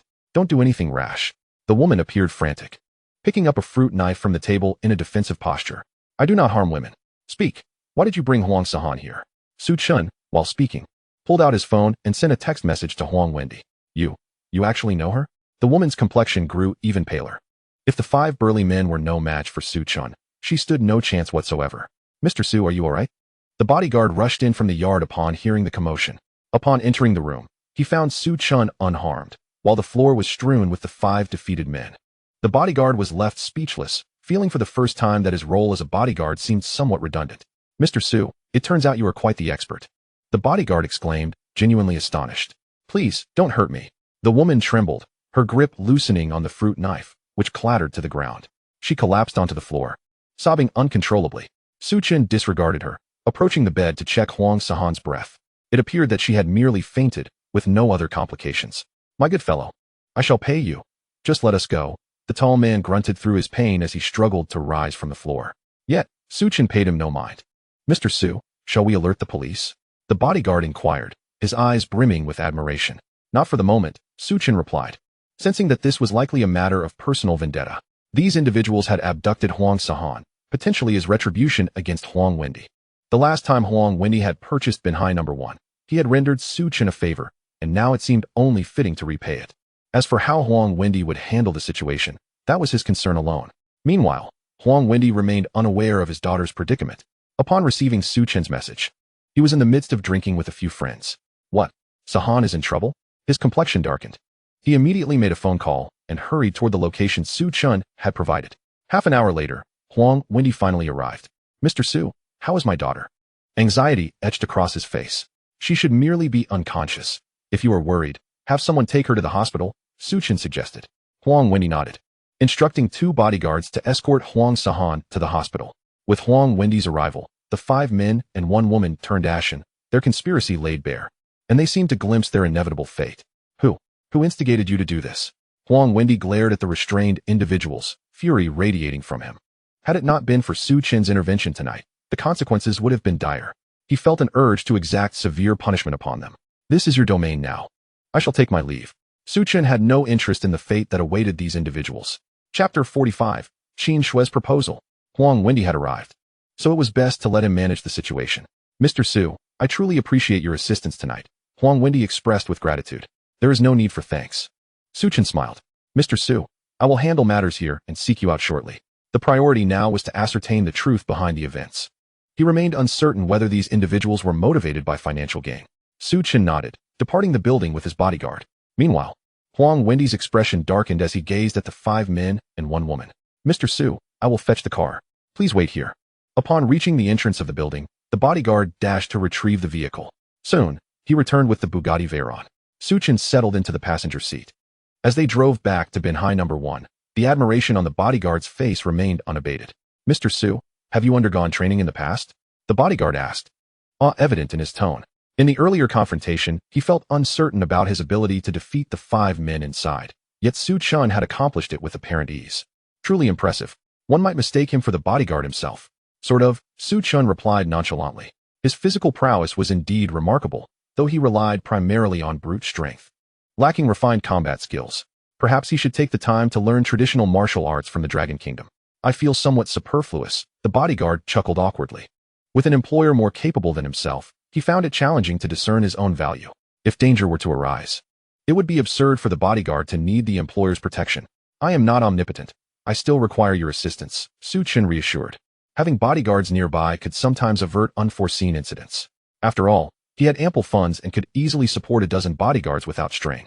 After a considerable time, Su Chen returned to Binhai No. 1. Bored, he decided to indulge in a mobile game. Just as he completed a session, the butler approached him. Mr. Su, there is someone here to see you. Qin Shui. Qin Shui had come to find him at such a late hour, likely concerning the Xuanwu AI model. Let her in, Su Chen instructed, putting away his phone to prepare tea. Certainly. The butler notified the gate to grant entry. Mr. Su, allow me to assist you. A maid approached. Seeing Su Chen brewing tea, I can manage on my own, he replied, preparing 2 cups of tea and placing them on the table. Outside the gate, Qin Shui drove a red sedan into Binhai No. 1. It was her first visit here. Despite having heard tales of its opulence, witnessing it firsthand was utterly breathtaking. So this was the luxurious villa worth over 700 million. Remembering the important matter at hand, she quickened her pace. Before long, her car halted in front of the main villa. Guided by the butler, Qin Shui entered the hall and soon encountered Su Chen. Mr. Su. Su Chen looked up at Qin Shui and said, please, take a seat and have some tea. Qin Shui nodded, settling onto the sofa beside him. Wasting no time, she got straight to the point. Mr. Su, regarding the AI model you provided, I have confirmed with the technical department that it is indeed remarkable, superior to foreign AI systems. Shock adorned her face as she spoke. She could hardly fathom how Su Chen had obtained such an extraordinary AI model. Once implemented, it would undoubtedly create a sensation worldwide. Its value was nearly impossible to gauge, but one could foresee numerous companies vying to collaborate with them. Su Chen smiled. If there are no issues, let us expedite its release. You may oversee all subsequent matters. He bestowed upon Qin Shui his utmost trust, primarily because he preferred to take a hands-off approach. As it stands, the AI model appears flawless. However, for safety's sake, we should conduct a testing period first. Additionally, we need to gather some data. Mr. Su, would it be acceptable to release some preliminary information to the media tonight as a teaser? If all goes smoothly, we could launch officially in 3 days. Qin Shui had devised a thorough plan. Agreed, Su Chen affirmed. Qin Shui continued. Furthermore, once the model is operational, it will require substantial computational power, necessitating the purchase of considerable equipment. Su Chen retrieved the mobile number of Guo Chenghua, the general manager of Gaochuan Group, and passed it to Qin Shui. If funding becomes insufficient, feel free to contact the general manager of Gaochuan Group. He can assist with any other challenging issues as well. Unless there is something significant, you need not report to me regularly. I am unconcerned about how much funding will be needed. It can all be recouped. Understood.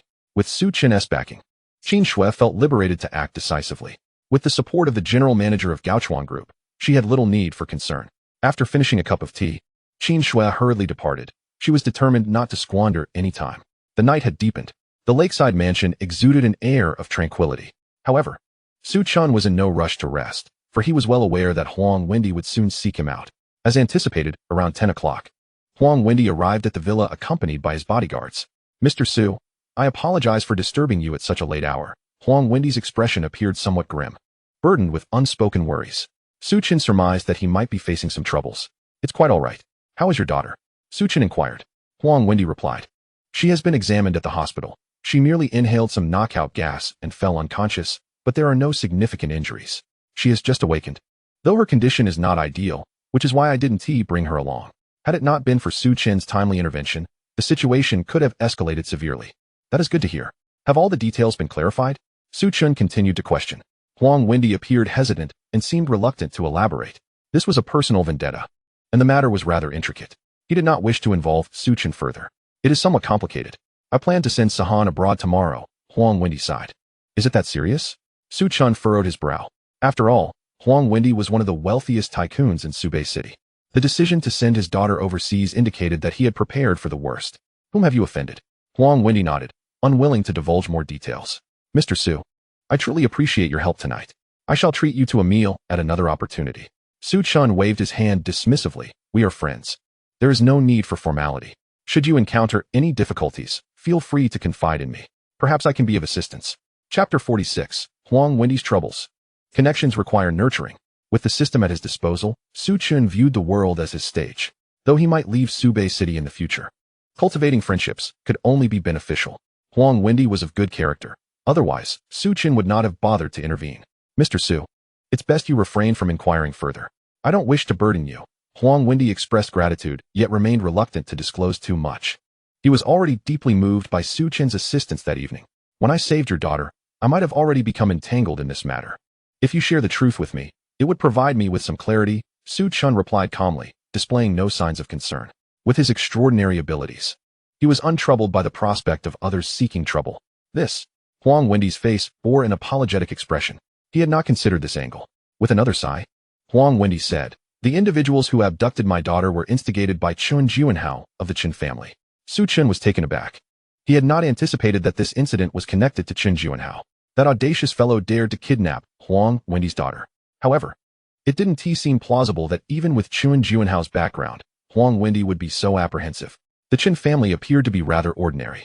Su Chen had clashed with Chen Juanhao on 2 occasions and had garnered some understanding of him. Huang Wendy's expression turned grave. If it were merely the Chen family, I could indeed contend with them. But behind the Chen family looms the Tang family, which has its fingers in numerous industries, including real estate, jewelry, and hospitality. They are arguably the most prominent family in Subei City. Last year, I had some commercial disputes with them, and despite my attempts to retreat, they have relentlessly pressured me. If I'm not mistaken, it is the Tang family that has orchestrated this. Such easily incriminating actions would not be executed directly by them. This was precisely why Huang Wendy felt despondent. Su Chen's demeanor remained largely unchanged as he inquired, is it the same Tang family that Tang Jiahao belongs to? Huang Wendy was momentarily taken aback. Mr. Su, do you know Tang Jiahao? Su Chen smiled, not exactly. I have clashed with Chen Juanhao twice, and Tang Jiahao threatened to teach me a lesson. Huang Wendy expressed concern. If that is the case, Mr. Su, you must be cautious. From what I know, Tang Jiahao is quite vengeful. Su Chen waved his hand dismissively. He is merely a petty clown. Huang Wendy pondered this, and a flicker of hope ignited within him. He only knew that Su Chen was the chairman of Gaochuan Group, but he was oblivious to any further affiliations Su Chen might possess. In Huang Wendy's eyes, Su Chen was shrouded in mystery. Now, the notion that Tang Jiahao was merely a fool suggested that Su Chen's background might be even more formidable. Huang Wendy considered this possibility with growing excitement. With Su Chen aligned with him, their chances of success would undoubtedly increase. With this thought, Huang Wendy felt a surge of exhilaration. Su Chen advised Huang Wendy, "In that case, you should report to the police first. Let us see how they respond. Even if the flames do not reach the Tang family, Chen Juanhao will surely face repercussions, for tonight's events are linked to him.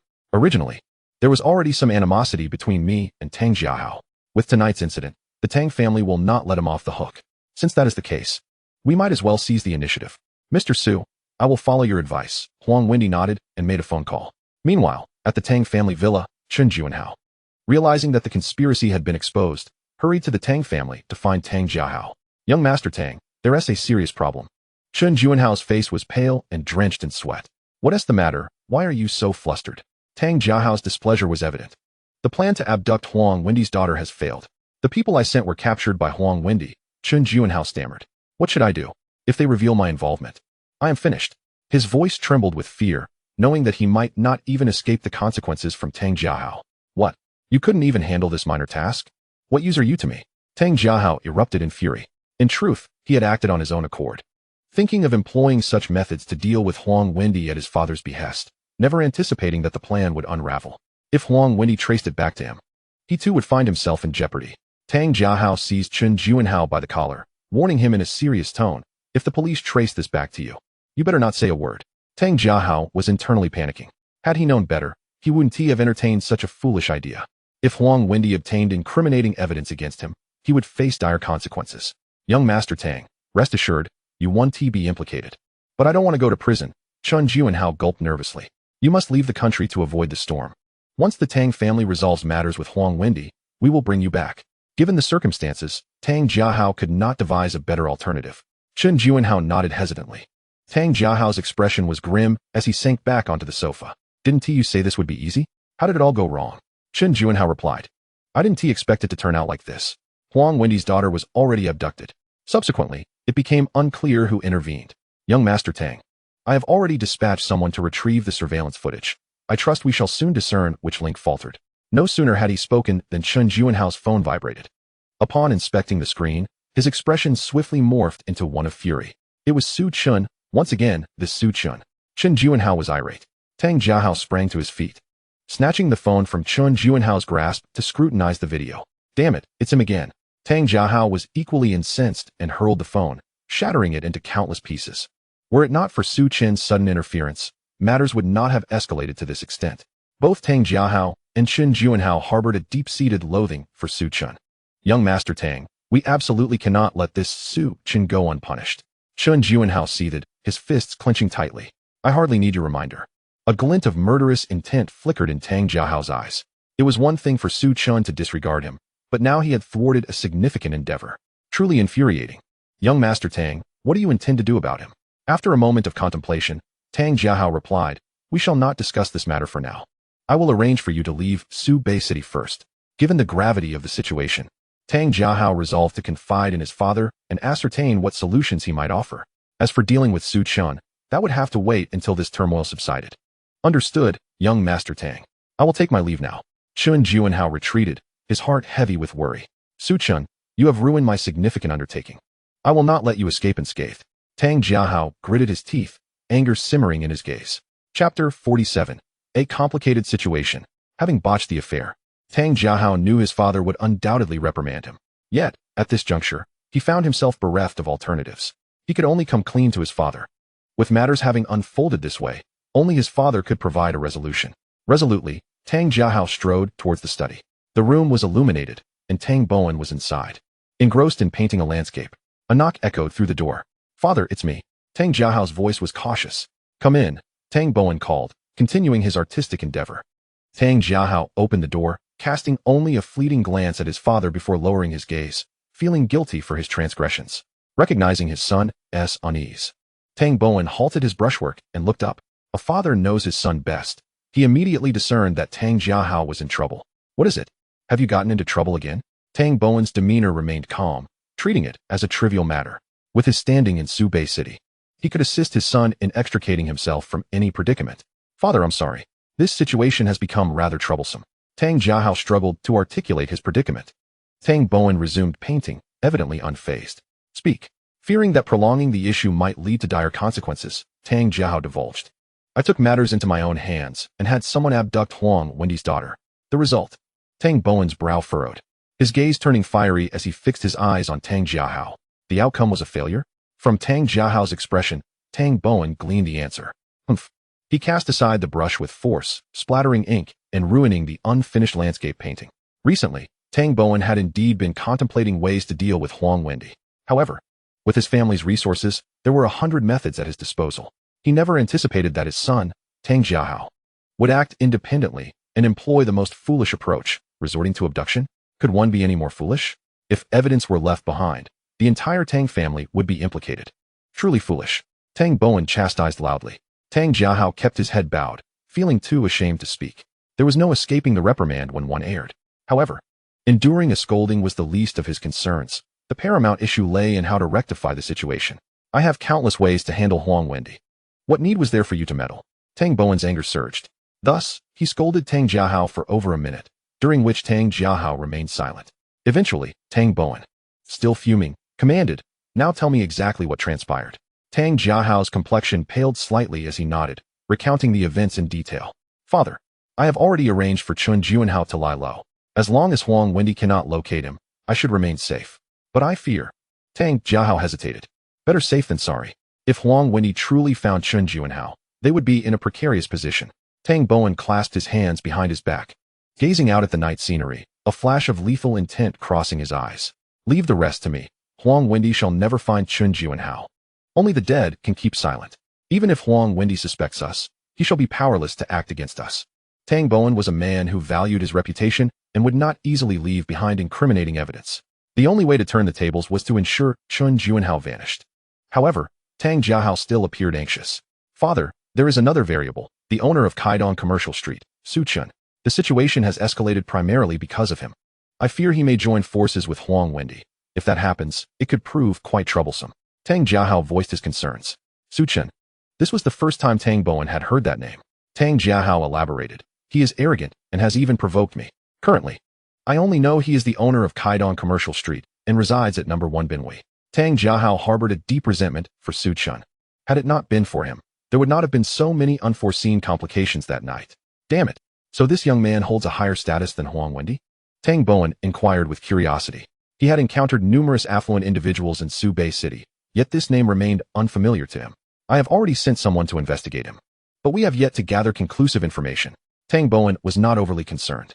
Regardless of whether he was the owner of Kaidong Commercial Street, anyone daring to oppose the Tang family would surely meet a dire fate. Glancing at the time, he added, I shall pay this Su Chen a visit and issue him a warning. Tang Jiahao frowned. Father, this Su Chen has sabotaged my significant undertaking. We cannot let him go unpunished. He dares to disregard the Tang family. He must be taught a lesson. Tang Jiahao assumed his father would spare Su Chen, but that was not Tang Bowen's intention. What do you understand? The foremost priority is to deal with Huang Wendy. As for Su Chen, there will be plenty of opportunities to discipline him later. Hearing his father's words, a sinister smile crept onto Tang Jiahao's face. He understood now. His father intended to tackle them one by one. Should Su Chen and Huang Wendy conspire, they would indeed be formidable. However, once Huang Wendy was subdued, the subsequent matters would be far simpler. Tang Bowen let out a cold snort, feeling a profound dissatisfaction towards Tang Jiahao's presumptuousness. He instructed him to return to his room for a moment of reflection, advising against such petty cleverness in the future.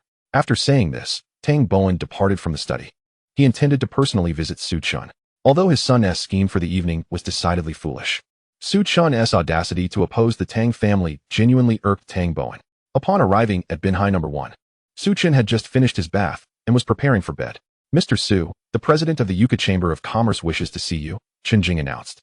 Knocking on the door to find Su Chen, the president of the Yucca Chamber of Commerce? Su Chen furrowed his brow. He had just learned from Huang Wendy that the president was indeed Tang Bowen, who happened to be the father of Tang Jiahao.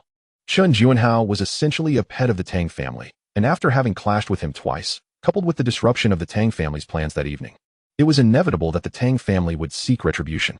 Let us meet, Su Chen mused, curious to see what schemes Tang Bowen would attempt to employ. I will bring President Tang in, Chen Jing said before exiting the room. Shortly thereafter, Su Chen made his way downstairs. Before long, Chen Jing escorted Tang Bowen into the hall. Unaware of the enmity between Su Chen and the Tang family, she treated Tang Bowen with utmost courtesy.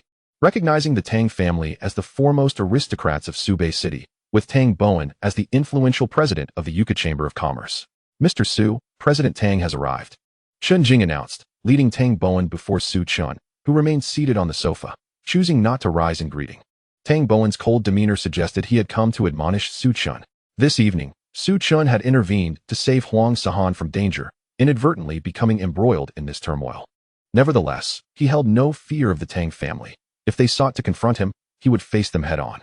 You are indeed quite young, Mr. Su, Tang Bowen remarked, narrowing his eyes in displeasure as he observed Su Chen sitting casually.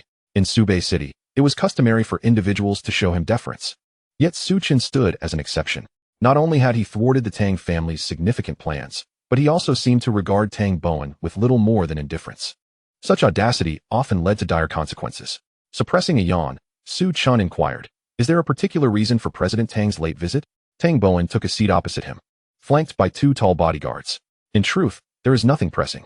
I merely wish to offer you a piece of advice, Mr. Su. Do not meddle in the affairs between our Tang family and Huang Wendy, he stated, his tone a mix of warning and threat. He regarded Su Chen as inconsequential, believing that once Huang Wendy was dealt with, Su Chen would naturally follow suit. Those who dared to oppose the Tang family would find it impossible to thrive in Subei City. Su Chen was no fool. He discerned Tang Bowen's intentions. Is this a threat, President Tang? He queried. Tang Bowen shrugged. If that is how you perceive it, so be it. Then I fear I must disappoint you. For I have never been one to cower in the face of threats, Su Chen replied with a calm smile. Tang Bowen's brow furrowed slightly. So, you are resolute in opposing our Tang family? Su Chen raised his hands in a gesture of indifference. Opposition is not my aim. I simply refuse to submit. Tang Bowen stood, his expression darkening. Mr. Su, allow me to remind you one last time. Some individuals are not worth crossing. With a dismissive snort, Tang Bowen sensed the conversation had reached its conclusion and turned to exit the hall. Chen Jing, holding 2 cups of water, sensed the palpable tension and hesitated to approach. Initially, she had assumed Tang Bowen might have a cordial relationship with Su Chen, but she had not anticipated that he was there to issue a warning. Should Tang Bowen decide to take action against Su Chen, the situation could become dire. Knowing Tang Bowen's status, she couldn't help but feel apprehensive for Su Chen. Mr. Su, Tang Bowen is quite influential. How have you managed to offend him? Su Chen smiled reassuringly. It's of little consequence. I can handle it. Now it's late. You should get some rest. In truth, he was somewhat eager to see what methods Tang Bowen would deploy against him. Observing Su Chen ascend the stairs, Chen Jing shook her head in resignation. Does he truly not fear Tang Bowen? She pondered thoughtfully.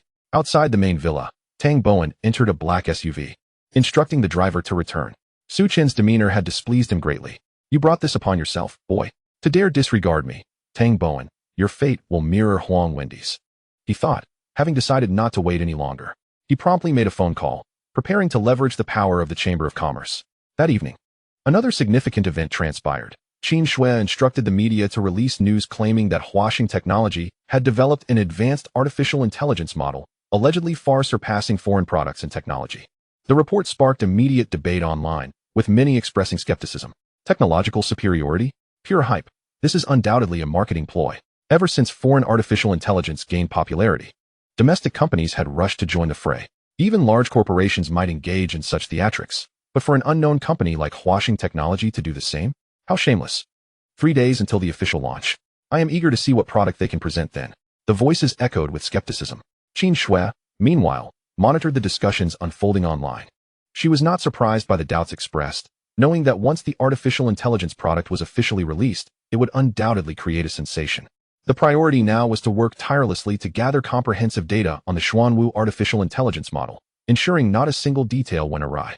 As night turned into day, the morning found Su Chen returning from his morning workout in the back garden, enjoying breakfast when he received a call from Su Wentao, the manager of Kaidong Commercial Street. Mr. Su, there are some developments at Kaidong Tower. Over 20 companies have indicated they will be moving out next month and will not renew their leases. Many merchants in the commercial street are also requesting rent reductions, as if they had all conspired together. Su Chen furrowed his brow, sensing that Tang Bowen had likely orchestrated this situation. As president of the Yucca Chamber of Commerce, Tang Bowen wielded considerable influence, easily inciting small companies against him. Let them leave. If they do, let them not return, Su Chen contemplated, eager to see what further schemes Tang Bowen had in store. Even if all the companies and merchants at Kaidong Commercial Street withdrew, it mattered little. Su Chen possessed ample resources. Yet, it was clear that Tang Bowen lacked the capability to follow through on his threats. His actions were merely intended to intimidate Su Chen. However, Su Chen was not intimidated easily. Su Wentao hesitated before speaking. Mr. Su, I have a feeling that someone is deliberately targeting us. Su Chen replied. I know who it is. However, you need not concern yourself. I will handle it. Understood, Mr. Su. After hanging up, Su Chen summoned Chen Jing. Please gather detailed information about the Tang family. The more comprehensive, the better. Passive defense is not my style. Chen Jing nodded and left the hall. After finishing breakfast, Su Chen called his mother. Hanli, Mom, have you had breakfast? Did you go to see the house I suggested last time? Although their home had been demolished, the compensation was minimal. Now that Su Chen had money, he wanted to help his parents upgrade to a better residence. Hanli replied, Yes, we looked. But we haven't made a decision yet. Su Chen immediately sensed that his mother likely found the options too expensive, and he shook his head in resignation. How about this? I will buy it for you. Son, there's no need. We can look some more. After concluding the call with his mother, Su Chen downloaded a real estate application on his phone. The app contained information about numerous new properties. He selected 2 villas and directly contacted the sales department to make a purchase. Ding. Host has spent 3,660,000. Goddess points, 135. Chapter 49, Blind Box. Dragon Shadow Group. Having accumulated enough goddess points, the next step was, of course, to redeem a blind box. Blind box redemption successful. Opening. Congratulations, host. You have acquired 68 of Dragon Shadow Group's shares. Dragon Shadow Group is the foremost film and television company in the country, valued at over 80 billion. It surpasses Haoyan Entertainment in prominence. Securing stakes in the top 2 companies in the domestic market made Su Chen feel a surge of excitement. Could this be the beginning of a monopoly in the film industry? Su Chen mused, eagerly anticipating his next blind box.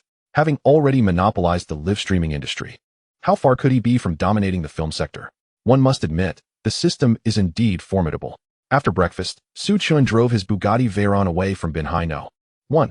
A beautiful day was unfolding. Having amassed a considerable number of goddess points yesterday, he wondered what fortune awaited him today. While driving, Su Wentao's call came in again. Pulling over, Su Chen answered, Mr. Su, we have been reported regarding Kaidong Commercial Street. Some officials are now investigating our finances. Su Chen furrowed his brow. Without doubt, this was the handiwork of Tang Bowen. Our finances are in order. Why should we be concerned? Su Wentao replied, while we are not afraid. This will inevitably impact Kaidong Commercial Street. Such malicious reports are utterly disgusting. After a moment of silence, Su Chen responded, I understand. Is there anything else? Not at the moment. After hanging up, a cold glint flickered in Su Chen's eyes. Just then, Chen Jing forwarded a wealth of information regarding the Tang family. Su Chen discovered that Tang Jiahao was particularly interested in a prime piece of land in Subei City, with plans already drawn up. He would be attending an auction at 9 o'clock. Don't think you are the only one who can play dirty. Su Chen resolved to retaliate in kind. After confirming the auction venue, he drove there. Within minutes, Su Chen arrived at the auction house. After parking, he approached the service desk. Excuse me, are you here to participate in the auction? Asked a young lady in a short skirt. You will be auctioning the land in Qinghu District at 9 o'clock, correct? I wish to participate. Upon hearing this, the young lady's demeanor became more respectful, for the land in question held significant value. Sir, that piece of land is located in the heart of Subei City, with a starting bid of 5 billion. If you wish to participate, you must first submit a deposit of 500 million. Few individuals qualified to bid on such a high-value property. Even its future development would require substantial funding. No problem. After paying the deposit and filling out some forms, Su Chen successfully entered the auction hall. Inside, there were several auction rooms of varying sizes, with the room for the land auction accommodating over 100 people. Today, numerous valuable items would also be presented for bidding. Guided by a young lady, Su Chen entered the auction room, where around 30 to 40 people were seated. At that moment, they were auctioning a dilapidated school district property, which, as expected, went unsold. Tang Bowen was among the attendees, seated beside a beautiful woman who appeared to be his secretary. As Su Chen entered, several pairs of eyes turned towards him. Is that him? Tang Bowen's brow furrowed slightly, but soon relaxed. After all, It was an auction, and anyone could attend. At that moment, a thought crossed his mind. Perhaps Su Chen had come to seek reconciliation. Has this guy finally realized my prowess? Tang Bowen thought, his eyes betraying a hint of disdain. Meanwhile, Su Chen noted Tang Bowen's presence, but merely cast a fleeting glance before averting his gaze and finding a seat. This guy. Tang Bowen clenched his teeth in frustration, realizing that Su Chen did not come seeking peace. Mr. Tang, is something amiss? The female secretary inquired, noticing Tang Bowen's displeasure. Did you see that guy? That's Su Chen, Tang Bowen pointed out. The secretary followed his gaze and focused on Su Chen. Quite young. No wonder he dares to cross paths with Mr. Tang. I suspect it won't be long before he regrets it. Tang Bowen chuckled coldly, dismissing Su Chen from his thoughts. On the other hand, Su Chen sat quietly, having come specifically to vex Tang Bowen. He was waiting for an opportunity. Before long, his phone vibrated. He took it out to find a message from Huang Wendy. Mr. Su, the police just called me. Chen Juanhao is dead. Su Chen frowned and asked, how did he die? Chen Juanhao had orchestrated the kidnapping of Huang Sahan, and now he was dead. Clearly, someone wanted him silenced. Huang Wendy replied. He was stabbed in the neck, and his body was found submerged in the river. This occurred last night. The police are still investigating the murderer. Fortunately, there was surveillance footage at the scene. Otherwise, Chen Juanhao's body would have been difficult to discover. What are your thoughts? Su Chen inquired. Huang Wendy hesitated briefly before responding. The ones most likely to want Chen Juanhao dead are certainly from the Tang family. I suspect they are behind this, though I lack evidence. With Chen Juanhao's death, the investigation into Huang Sahan's kidnapping would stall, allowing the Tang family to rest easy. Su Chen nodded. Indeed, he shared the same sentiments.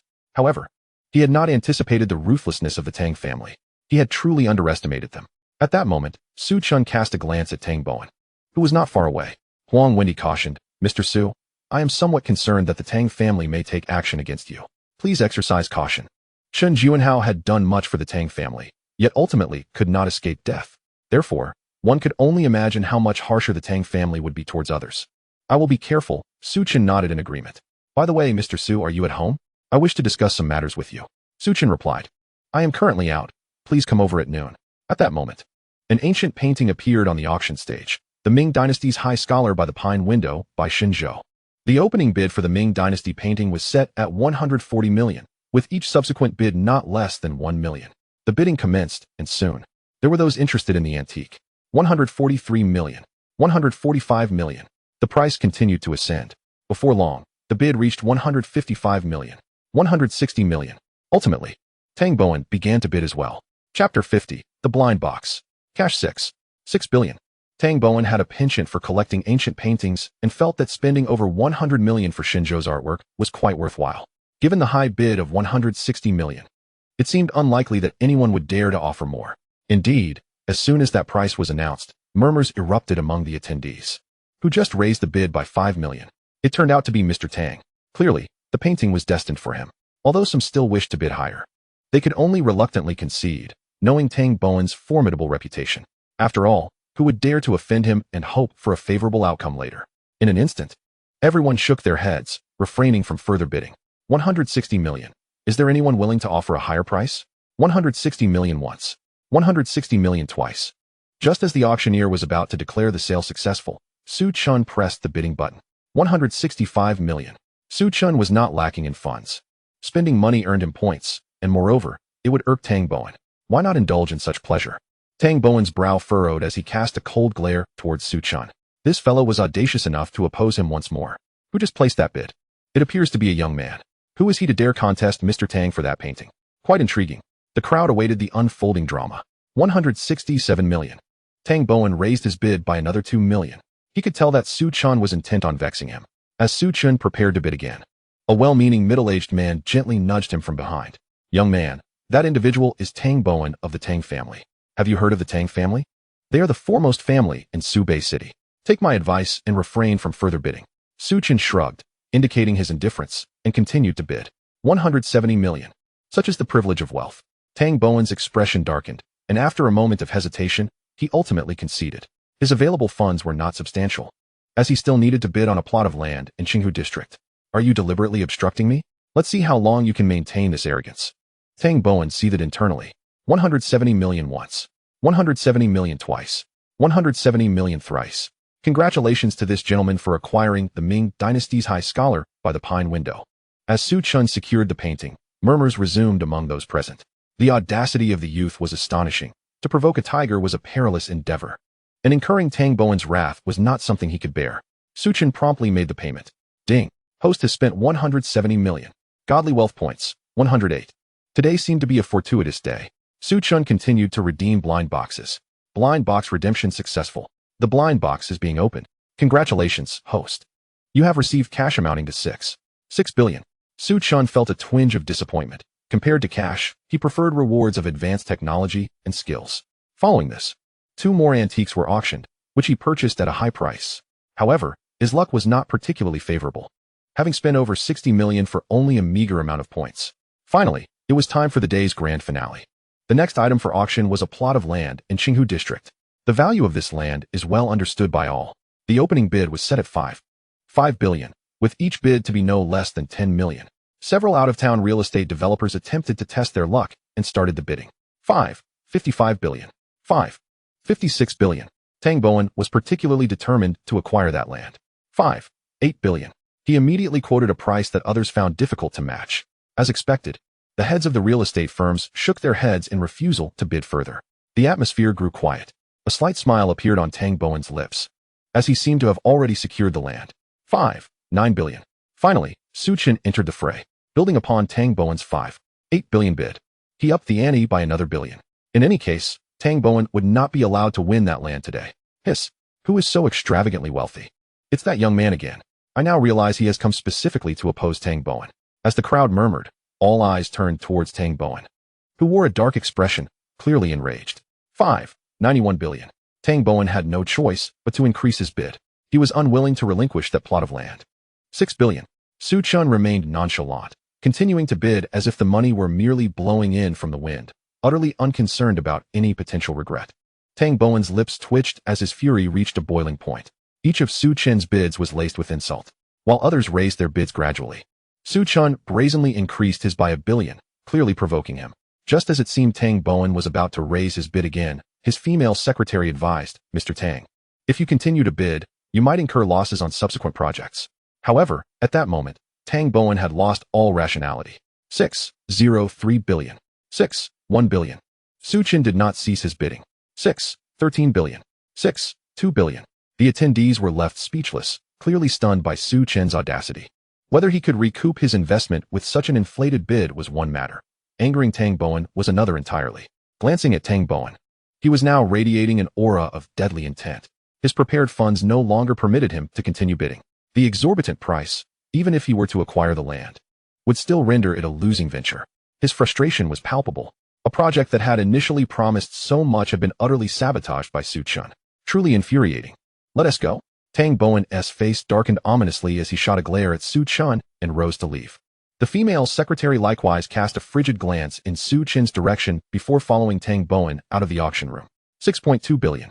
Congratulations to this gentleman for securing the land in the Qinghu district, announced the auction staff, approaching Chen with the agreement in hand. 6.2 billion? Could that fellow truly be here to cause disruption? I doubt he possesses such wealth. Let us refrain from speaking for now and observe, murmured the onlookers, their skepticism evident. Nevertheless, the payment process for Chen unfolded with remarkable ease.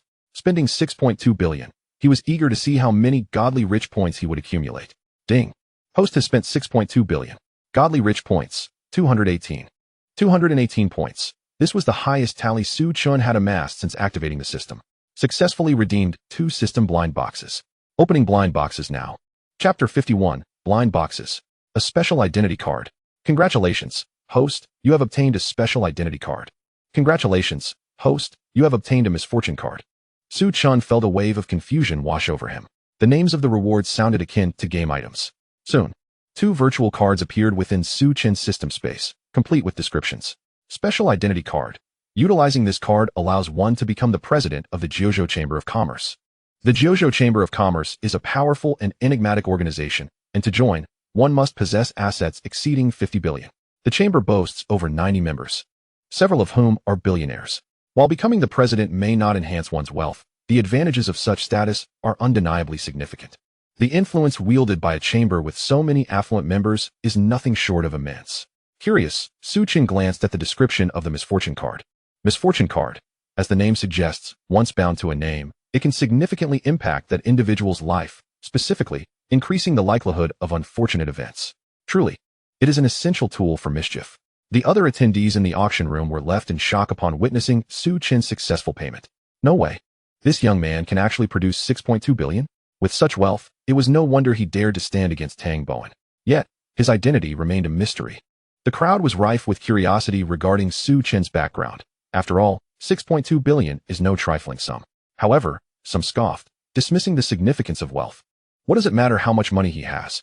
Offending Tang Bowen guarantees his impending misfortune. Most people began to distance themselves from Su Chen. Despite his wealth, associating with him at this moment was hardly a prudent decision, for Tang Bowen was not one to be trifled with. In the eyes of the crowd, Su Chen's fate seemed destined for calamity. Su Chen, however, paid no heed to their judgmental gazes, nor did he feel compelled to leave in haste. He still wished to test his luck. Subsequently, he acquired several more items at the auction, though the godly rich points accrued were minimal. It appeared his fortune for the day had waned. Shaking his head, he concluded that remaining any longer held little appeal. His goal of irritating Tang Bowen had already been achieved, and he had unexpectedly gained something valuable during the auction. Thus, Su Chen departed the auction house with his newly acquired items. Once back in his vehicle, he addressed the system. System, activate the special identity card. Before long, the system's voice responded. Special identity card is being activated. Activation successful. In a brief moment, a wealth of information about the members of the Jiuzhou Chamber of Commerce surfaced within Su Chen's mind. He retrieved his phone and dialed the number of Vice President Zhao Changhai.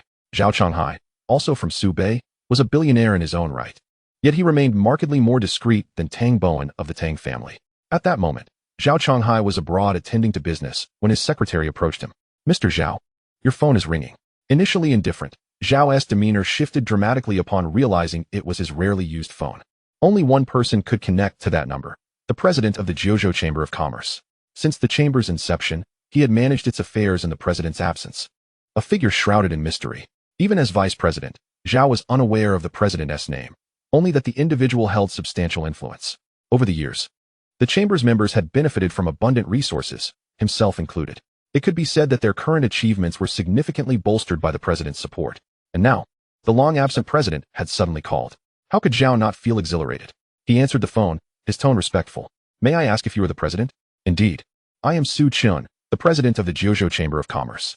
Su Chen marveled at the power of the system, which had conjured an identity for him from thin air. President Su, how may I assist you? Zhao Changhai inquired. I simply wish to inquire about the recent developments within the chamber. Zhao hesitated momentarily before responding. President Su, I will compile the information into a document and send it to you immediately. If it suits you, we could also arrange a meeting. Zhao had long desired to meet the enigmatic president, but had never found the opportunity. Certainly, I am presently in Subei City. Based on the information I have, your standing and influence there are noteworthy. A meeting would be of no consequence. Very well, President Su. I am currently abroad, but I should be back in Subei City by evening. If you are busy, we can always meet another time, Su Chen replied. Zhao, growing anxious, implored, President Su. I am not busy. No matter how occupied I may be, meeting with you takes precedence. All right, then let us meet this evening. After finalizing the details with Zhao Changhai, Su Chen ended the call and continued to cruise leisurely in his Bugatti Veyron. As he passed the headquarters of Haoyan Entertainment, he suddenly recalled that he had never visited the place. Holding 81% of Haoyan Entertainment's shares, he was, in fact, the largest shareholder and chairman of the company. Without further hesitation, Su Chen drove his Bugatti Veyron into the headquarters parking lot and made his way to the lobby on the first floor. The receptionist, noticing that Su Chen was not a staff member, inquired, Sir, may I ask whom you are looking for? A hint of a wry smile crossed Su Chen's lips. As the chairman of the company, it was rather amusing that the staff did not recognize him. I am here to see your general manager. The manager, Mr. Zhang, is currently in a meeting. However, I can assist you in making an appointment first. Su Chen shook his head, producing his identification card. No need. I merely wish to inspect the work here. Upon seeing Su Chen's name, the female staff member's expression changed. Su Chen, the chairman of Haoyan Entertainment, shares the same name. Could it be? Sir, please hold on for a moment, she said, taking his ID to check on her computer. To her astonishment, the information matched perfectly, revealing that the young man before her truly was the chairman of Haoyan Entertainment. I apologize, Mr. Su. Allow me to escort you to the general manager. Su Chen retrieved his ID, shaking his head. No need. I simply wish to take a stroll. Please do not inform the general manager, he instructed, stepping into the elevator. The female staff member felt conflicted. The chairman had arrived, Yet she hesitated to notify the higher-ups. What if she incurred their wrath? But with Su Chen's directive, she dared not proceed otherwise. Very well, I shall heed the chairman's wishes. The headquarters of Haoyan Entertainment was vast. Su Chen took the elevator to the Human Resources Department, intending to investigate there first. Chapter 52, a shocking encounter with an alumni. Recently, Haoyan Entertainment had openings, attracting numerous applicants. As a prominent company, it offered substantial benefits, drawing a wealth of talent. You are Su Chen. Just as Su Chen entered the Human Resources Department, he was greeted by someone familiar, Zheng Xia, his university peer. They had met in a campus club. Zheng Xia, he thought, surprised to encounter an acquaintance at Haoyan Entertainment. Zheng Xia was a lively character, and despite 2 years apart, Su Chen retained a vivid impression of her. Su Chen, how have you become so handsome? Zheng Xia scrutinized him with a smile. Indeed, Su Chen now eclipsed many stars who relied on their looks for fame. Zheng Xia felt puzzled, as he hadn't exuded such charm during their university days. You truly seem to be aging backward. Su Chen smiled, but offered no response. His enhanced allure was entirely attributable to the super serum. By the way, do you have a girlfriend? Zheng Xia inquired softly. Su Chen's current appearance was undeniably enticing. I have one, but we have already parted ways. Zheng Xia chuckled. I happen to be single. Perhaps we could be a match. Su Chen laughed and shook his head, aware that Zheng Xia was jesting. Though she appeared carefree, he knew her to be rather conservative. Don't jest with me. So, are you working here? Su Chen asked. Zheng Xia nodded proudly. I am currently a celebrity manager. Impressive, right? Su Chen gave her a thumbs up. It seems you are doing well. Well, it's just okay, she replied. Gazing at Su Chen's handsome face, an idea struck her. Su Chen, have you ever considered becoming a star? With your looks, I assure you, you'd achieve great success. Just appearing on screen would undoubtedly captivate countless young women. Su Chen shook his head. I am not particularly interested in stardom. While celebrities may appear glamorous, at the end of the day, they are merely working for others. To put it kindly, they are just higher-level employees. Is that so? Many long to be stars, but lack the requisite conditions. Su Chen, I genuinely believe you should contemplate it seriously. I would rate your looks a 95, and if you possess any additional skills, that would be a bonus, such as singing, dancing, or rapping. Su Chen. Zheng Xia grasped his arm, eager to lead him to her office for a more in-depth conversation. At that moment, a respectful voice interrupted. Mr. Su, what brings you here? The head of the Human Resources Department recognized Su Chen and approached him with a bow. He had dined with Su Chen the previous night. Mr. Su? Zheng Xia was taken aback by the HR director's deference. What is happening? Su Chen glanced at the HR director and replied, I was passing through and thought I would take a look. Please attend to your duties. The director slightly bowed his head. Mr. Su, this is your first visit here, and you may not be familiar with the environment. Allow me to guide you. Hearing the HR director address Su Chen with such respect left Zheng Xia bewildered. Wait, the chairman of Haoyan Entertainment is named Su Chen. Could it be that my alumnus is the chairman? The realization struck her, leaving her utterly astonished, yet she remained uncertain. Su Chen, you. Zheng Xia stammered, unsure of how to articulate her thoughts. Su Chen shrugged. No need to guess. I am indeed the chairman of Haoyan Entertainment. Now you understand why I declined your earlier suggestion. As the chairman, how could he possibly consider a career as a star? Hearing Su Chen's affirmation left Zheng Xia in utter shock. She had never imagined her peer held such an impressive position. How did you achieve this? I apologize, Mr. Su. For my earlier suggestion, she said, realizing how ridiculous it would sound to suggest the chairman pursue a career in stardom. Su Chen chuckled. Your dedication is commendable. Receiving such praise from Su Chen left Zheng Xia both amused and embarrassed. Su Chen turned back to the HR director. You may continue your work. Let Xia show me around. Of course, Mr. Su. The director had no choice but to comply, instructing Zheng Xia, put aside your current tasks and accompany Mr. Su. Zheng Xia nodded, her excitement bubbling beneath the surface. Yes, director.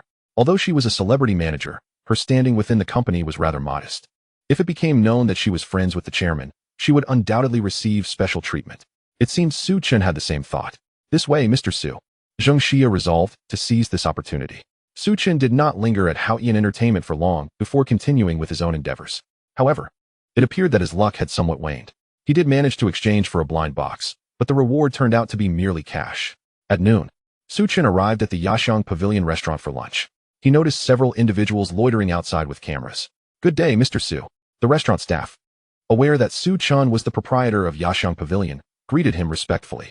What is going on outside? Su Chen inquired of the restaurant manager. The manager, looking somewhat helpless, explained, there is a celebrity named Shen Yueying dining in our restaurant. Those outside are paparazzi. Shen Yueying was indeed a popular star. and it was only natural for them to seek a story. Su Chen nodded, aware that Shun Yuang was a signed artist of Haoyan Entertainment and that they had dined together the previous evening. However, since he was not there for her, he did not inquire about her whereabouts. He proceeded directly to the elevator leading to Box 1. That is the exclusive private room of the owner of Yashang Pavilion, a place where even members are not permitted to enter. Mr. Su, what would you like to eat? Should we prepare the same dishes as last time? The manager inquired respectfully, standing beside Su Chen. Wait a moment, let me check if my friend is coming, Su Chen replied, thinking of Lin Kuo, and promptly sent her a message. However, Lin Kuo was unavailable. She had just graduated from university today and still had some matters to attend to. With no other option, Su Chen resigned himself to dining alone. Just for myself, please do not prepare too many dishes. It wasn't that he feared waste. He simply wished to avoid a prolonged wait. Understood. The manager immediately instructed the kitchen to prepare the meals, including some new dishes. Meanwhile, Su Chen also contacted Chen Jing, requesting her to keep an eye on Tang Bowen's every move. Earlier that morning, Su Chen had disgusted Tang Bowen at the auction house, and it was likely that retribution would follow. Chapter 53. Shen Yuyao encounters trouble. The meal was served swiftly. After finishing, Su Chen intended to return to Binhai No. 1. As Huang Wendy had mentioned, he would seek him out. Mr. Su, may I escort you? The manager offered as Su Chen rose to leave. She followed closely behind him as they exited the private room and proceeded towards the elevator. As they passed another private room, a sudden crash of a glass bottle shattered the air, followed by a piercing scream. What on earth is happening? The restaurant manager furrowed her brow, preparing to investigate. At that moment, the door to the room swung open, and a strikingly beautiful woman, her eyes filled with fear, fled out in a panic. Her hair was disheveled. Su Dong. Upon seeing Su Chen, the woman appeared as if she had found a lifeline. Mr. Su, please save me. The woman was none other than the star, Shen Yuyao. She hurriedly dashed behind Su Chen, grasping his hand tightly, visibly terrified. Soon after, a woman in her 30s, Shen Yuyao's manager, rushed out as well, her expression frantic and fear evident on her face.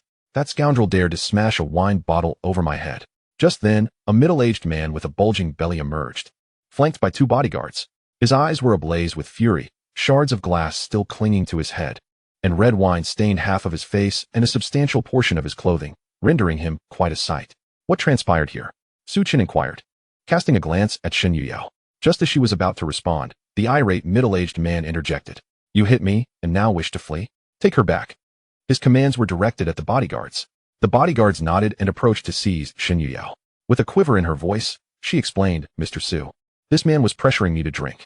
He attempted to take advantage of me, and when I tried to leave, he wouldn't let me. So in a moment of desperation, I struck him. Upon hearing Shen Yuyao's account, Su Chen began to grasp the situation. Stop right there. He positioned himself between the bodyguards and Shen Yuyao. Kid, are you attempting to play the hero? The middle-aged man bellowed, his fury palpable. Yet, Su Chen remained unfazed. Fool, I paid a fortune to have you here, and you can't even handle a young man? The middle-aged man scolded, his exasperation evident. The bodyguards struggled to stand, heads bowed, too intimidated to respond, enduring the man's tirade. After a lengthy diatribe, the middle-aged man redirected his gaze towards Su Chen, his eyes gleaming with malice. You dare to lay a hand on me? Do you wish for an early demise? His anger was palpable, veins throbbing on his forehead. Su Chen merely chuckled, unperturbed. Do not presume that your training bestows upon you any superiority. Do you know who I am? The middle-aged man, still brimming with arrogance, refused to relent. Su Chen's demeanor remained calm as he replied, I care not for your identity. This restaurant operates under my command. If you wish to cause a ruckus, I suggest you seek another venue. The man sneered coldly. So you're the owner here. Very well. This establishment shall cease to operate from this moment forth. And you, Shen Yuyao, pretending to be virtuous? Consider this your final chance. Serve me well tonight, or prepare to be blacklisted. No one will come to your aid then. Shen Yuyao bit her lip, her eyes glistening with unshed tears. Should she be blacklisted, all her years of toil would be for naught. The middle-aged man was no small fry. Even her company might not be able to protect her.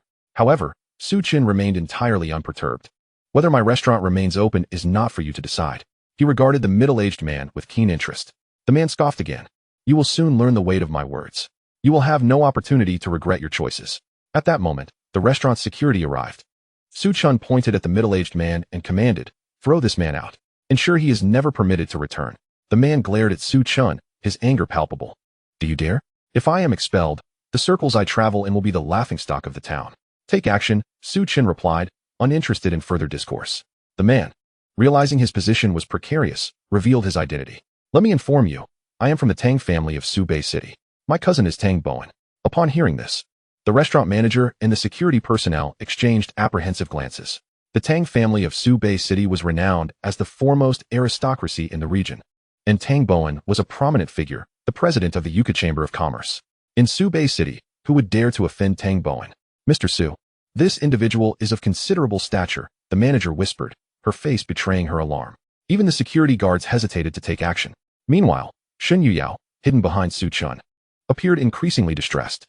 Offending someone from the Tang family could spell the end of her career in the entertainment industry.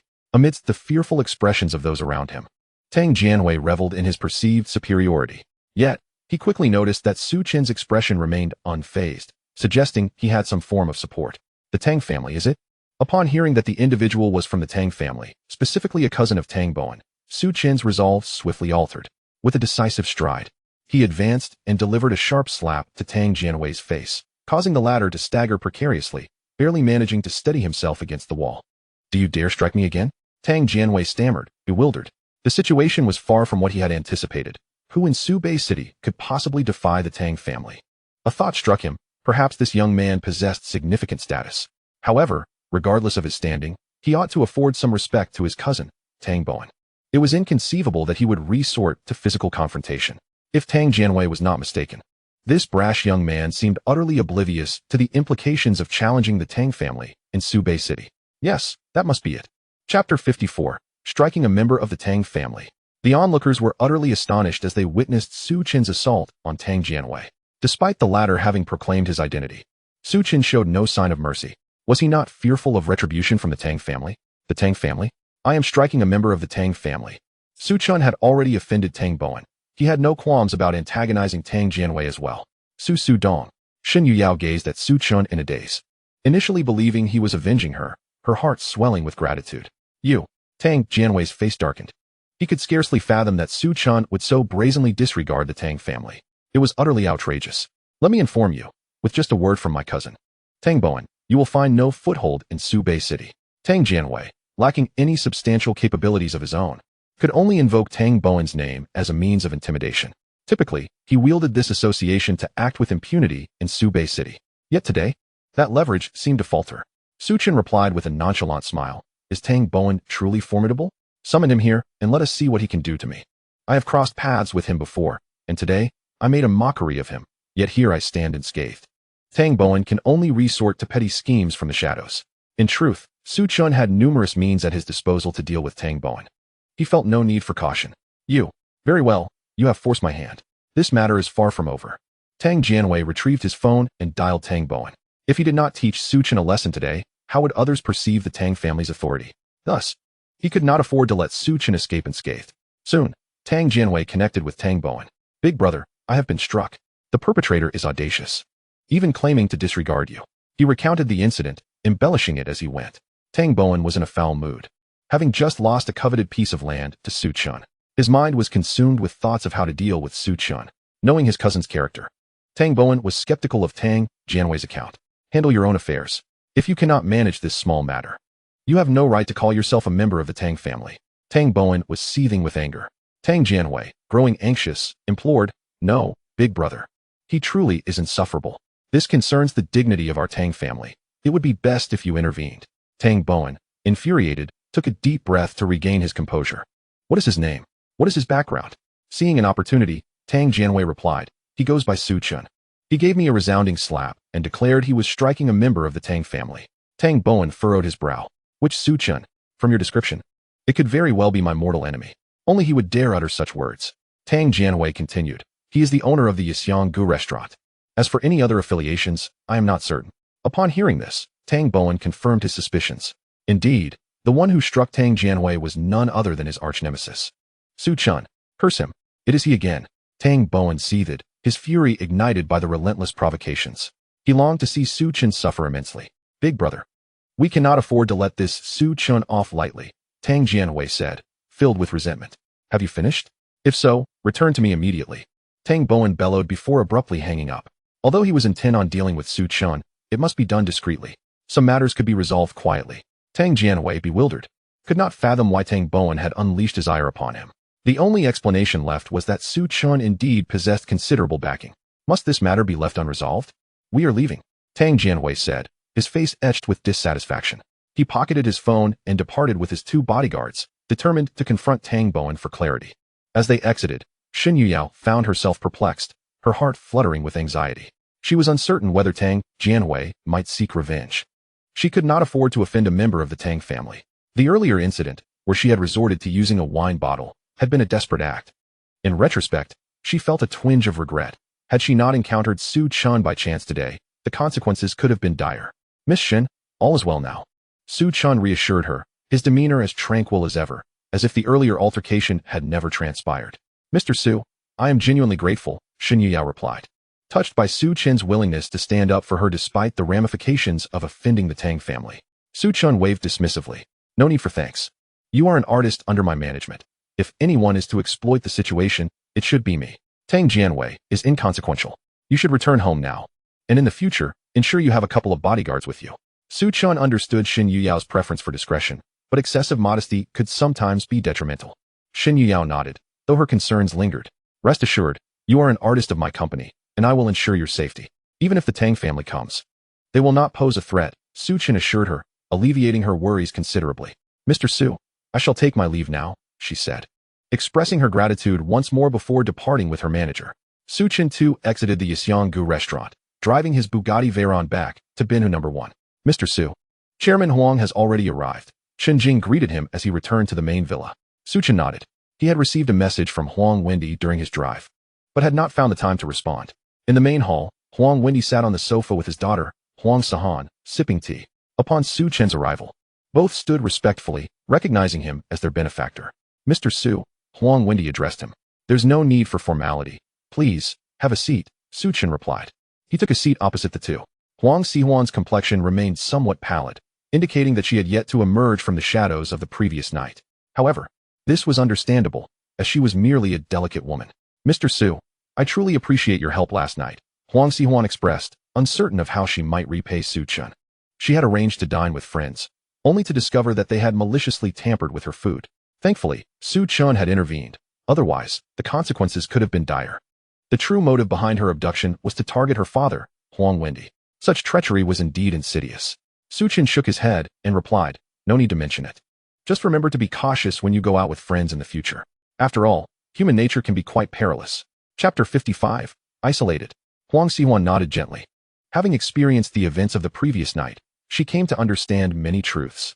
Even friends might not always be trustworthy. After exchanging a few more words with Su Chen, Huang Wendy interjected, Sihuan, why don't you step outside for a moment? I need to discuss some matters with Mr. Su that I prefer you not to hear. Huang Sihuan nodded, stood up, and walked out alone. Mr. Su, have the Tang family caused you any trouble? Huang Wendy inquired.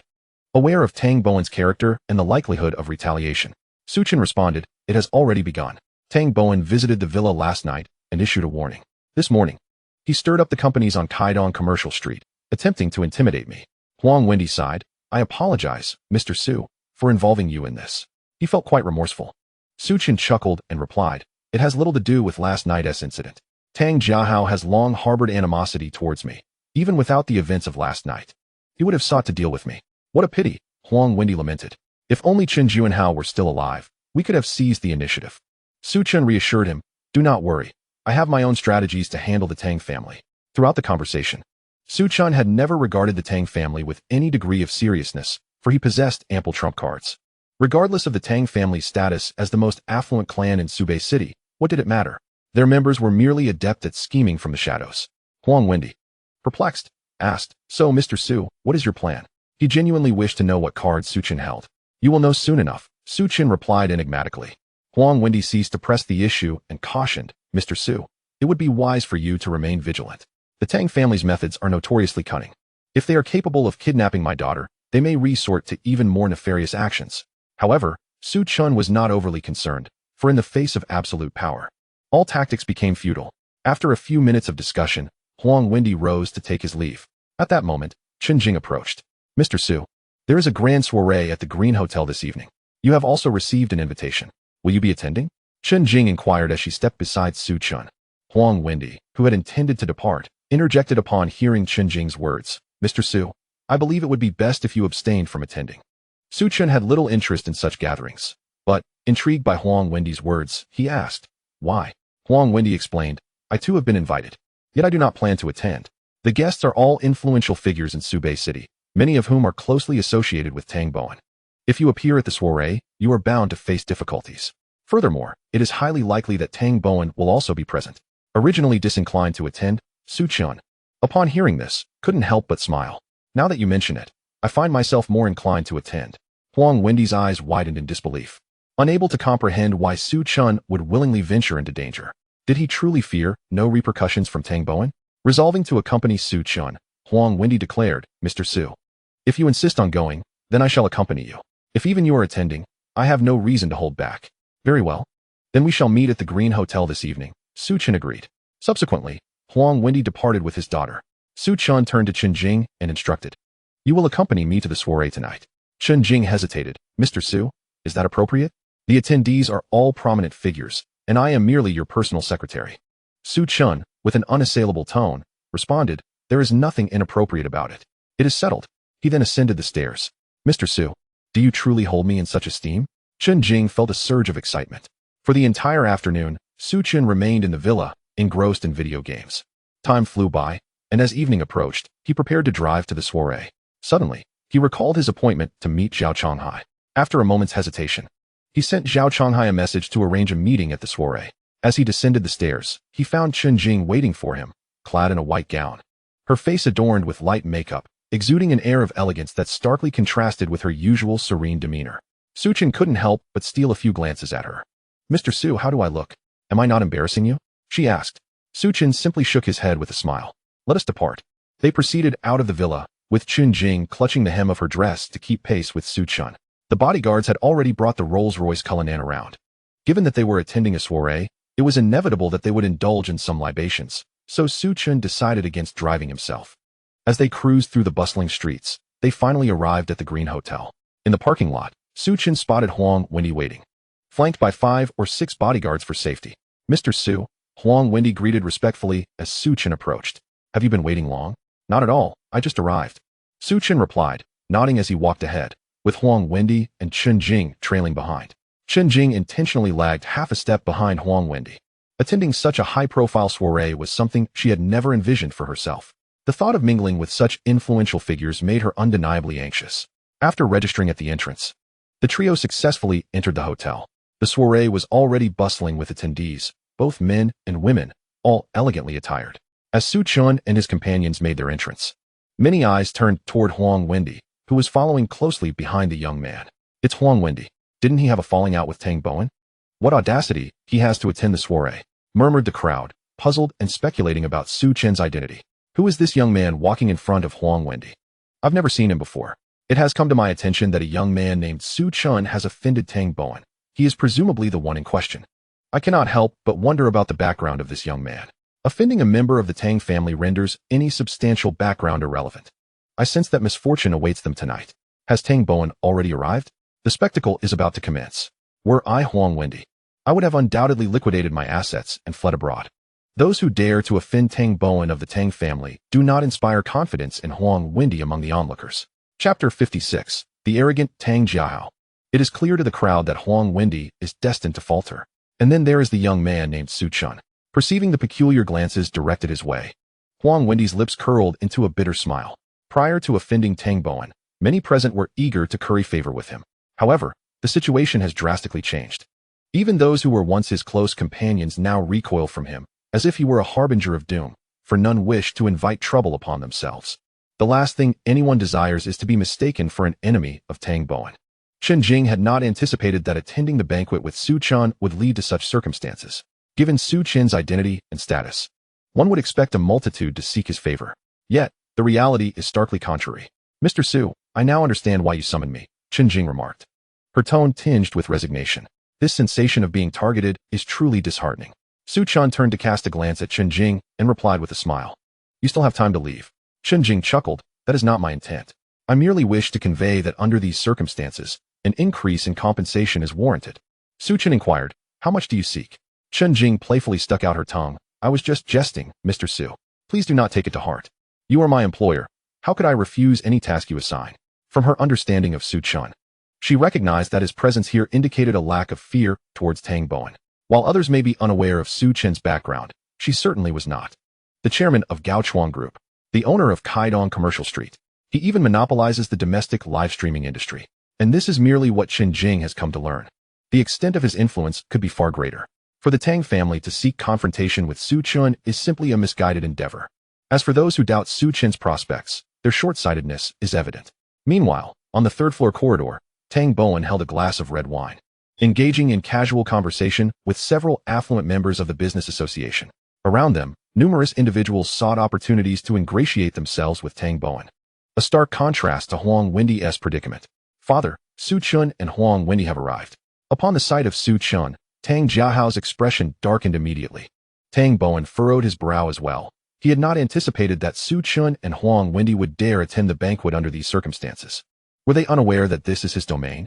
Tang Bowen approached the railing, peering down to the first floor, where his gaze swiftly landed on Su Chen. Su Chen felt the weight of scrutiny and lifted his head, locking eyes with Tang Bowen. The tension was palpable. However, Su Chen merely glanced at Tang Bowen before averting his gaze, seemingly dismissing him entirely. This attitude incensed Tang Bowen further. Yet, upon observing how Su Chen and his companions were isolated by the crowd, a triumphant smile spread across Tang Bowen's face. This is the consequence of provoking me, Tang Bowen. But this is merely the beginning. At that moment, Tang Jianhui approached, his fury ignited upon seeing the man who had assaulted him earlier. Brother, that Su Chen dares to show his face here again. He must be taught a lesson. However, he was promptly disregarded by Tang Bowen. Soon, the attention of the crowd shifted once more to the entrance. Look, Yi Jifeng has arrived. Yi Jifeng is also a formidable figure, though he entered alone. Upon arriving, he scanned the room and quickly recognized Su Chen's identity, hastening towards him. Mr. Su, Yi Jifeng greeted with respect. Su Chen nodded in acknowledgement. Brother Yi, what brings you here? Huang Wendy expressed surprise. At such a time, Yi Jifeng had the audacity to greet Su Chen. Did he not fear misinterpretation by the Tang family? Yi Jifeng replied with a smile. If you can attend, why can't I? In truth, he had wrestled with his decision to join the banquet, fully aware of Su Chen's conflict with Tang Bowen. However, after thorough consideration, he chose to align himself with Su Chen, believing he possessed the potential to emerge victorious in this conflict. Of course, he was also prepared for the worst. Huang Wendy forced a smile. That is not my intent. There is an abundance of fine wines here. Let us share a few drinks. Yi Jifeng suggested cheerfully. They soon found a corner to enjoy their drinks, a move that naturally sparked speculation among the attendees. Could it be that Yi Jifeng is actually siding with Huang Wendy at this moment? Does he not fear Tang Bowen? Many believed that the tides were about to change in Subei City. Despite the addition of Yi Jifeng, the consensus remained that they were no match for Tang Bowen, the president of the Yucca Chamber of Commerce. He possessed both status and connections, while Huang Wendy and his companions had few allies. Is Yi Jifeng truly attempting to oppose me? Tang Bowen mused, his irritation mounting. Although he did not fear an additional adversary, the alliance between Su Chen, Huang Wendy, and Yi Jifeng posed a considerable challenge. Father, Su Chen continues to provoke us. I believe we can teach him a lesson here, while also sending a warning to Yi Jifeng. Tang Jiahao approached Tang Bowen, a cold smile gracing his lips. The advantage lies with me. It would be a pity not to capitalize on it. Tang Bowen nodded, instructing, bring more people. It would be best to humiliate Su Chen. Tang Jiahao smiled wickedly, aware that Su Chen was formidable. However, if he brought more bodyguards, how would Su Chen respond? Clearly, it was a trap. Once here, Su Chen would be at their mercy. Thus, Tang Jiahao descended to the first floor with 5 bodyguards in tow, followed by several members of the Yucca Chamber of Commerce, eager for an opportunity to showcase their worth. As Su Chen and his companions savored their red wine, Huang Wendy's expression suddenly turned grave. Mr. Su, Tang Jiahao is here. Su Chen paid little heed, glancing in the direction Huang Wendy indicated. There stood Tang Jiahao, flanked by numerous individuals, evidently there to cause trouble. Yet, Su Chen's demeanor remained unchanged, as if everything were anticipated. Chen Jing, feeling apprehensive, instinctively moved behind Su Chen. At last, is the grand performance about to commence? The other affluent attendees have transformed into mere spectators, eagerly awaiting the unfolding drama. Su Chen, we meet again. Tang Jiahao halted a few paces before Su Chen, his countenance exuding arrogance. Previously, at the racetrack, he had been inadequately prepared and suffered a silent defeat. However, today was a different matter. Chapter 57. What are you? Su Chen regarded Tang Jiahao with an expression of serene indifference. Any observer with functioning eyesight could discern that Tang Jiahao had come to provoke trouble. Yet, Su Chen remained unperturbed. You have assaulted my friends on 2 occasions and regard me with disdain. I must settle this score with you. Tang Jiahao's expression turned icy. And how do you intend to do that? A hint of contempt graced Su Chen's lips as he leisurely swirled the goblet in his hand, savoring the red wine. Witnessing Su Chen's demeanor only intensified Tang Jiahao's fury. Su Chen, do not claim I have not given you a chance. If you publicly apologize here today, I shall let you off. Let off is not an option. Tang Jiahao merely sought to humiliate Su Chen before crushing him entirely. Only then would he derive the satisfaction of vengeance. Su Chen shrugged. My response may disappoint you then. The Tang family has already taken action. There is no way they would let him off easily. Su Chen had no intention of believing Tang Jiahao's empty words. Moreover, it must be said, he had no need for Tang Jiahao's mercy. Tang Jiahao was infuriated, poised to instruct the bodyguards behind him to teach Su Chen a lesson. Suddenly, he recalled that Su Chen had Yi Jifeng backing him. Mr. Yi, our Tang family has some personal grievances with Su Chen. Perhaps you could step aside. Tang Jiahao was not afraid of Yi Jifeng, but the alliance of these 3 posed a significant challenge. Yi Jifeng, having anticipated this scenario, spoke with a smile. If this is merely a misunderstanding between you, clarifying it should suffice.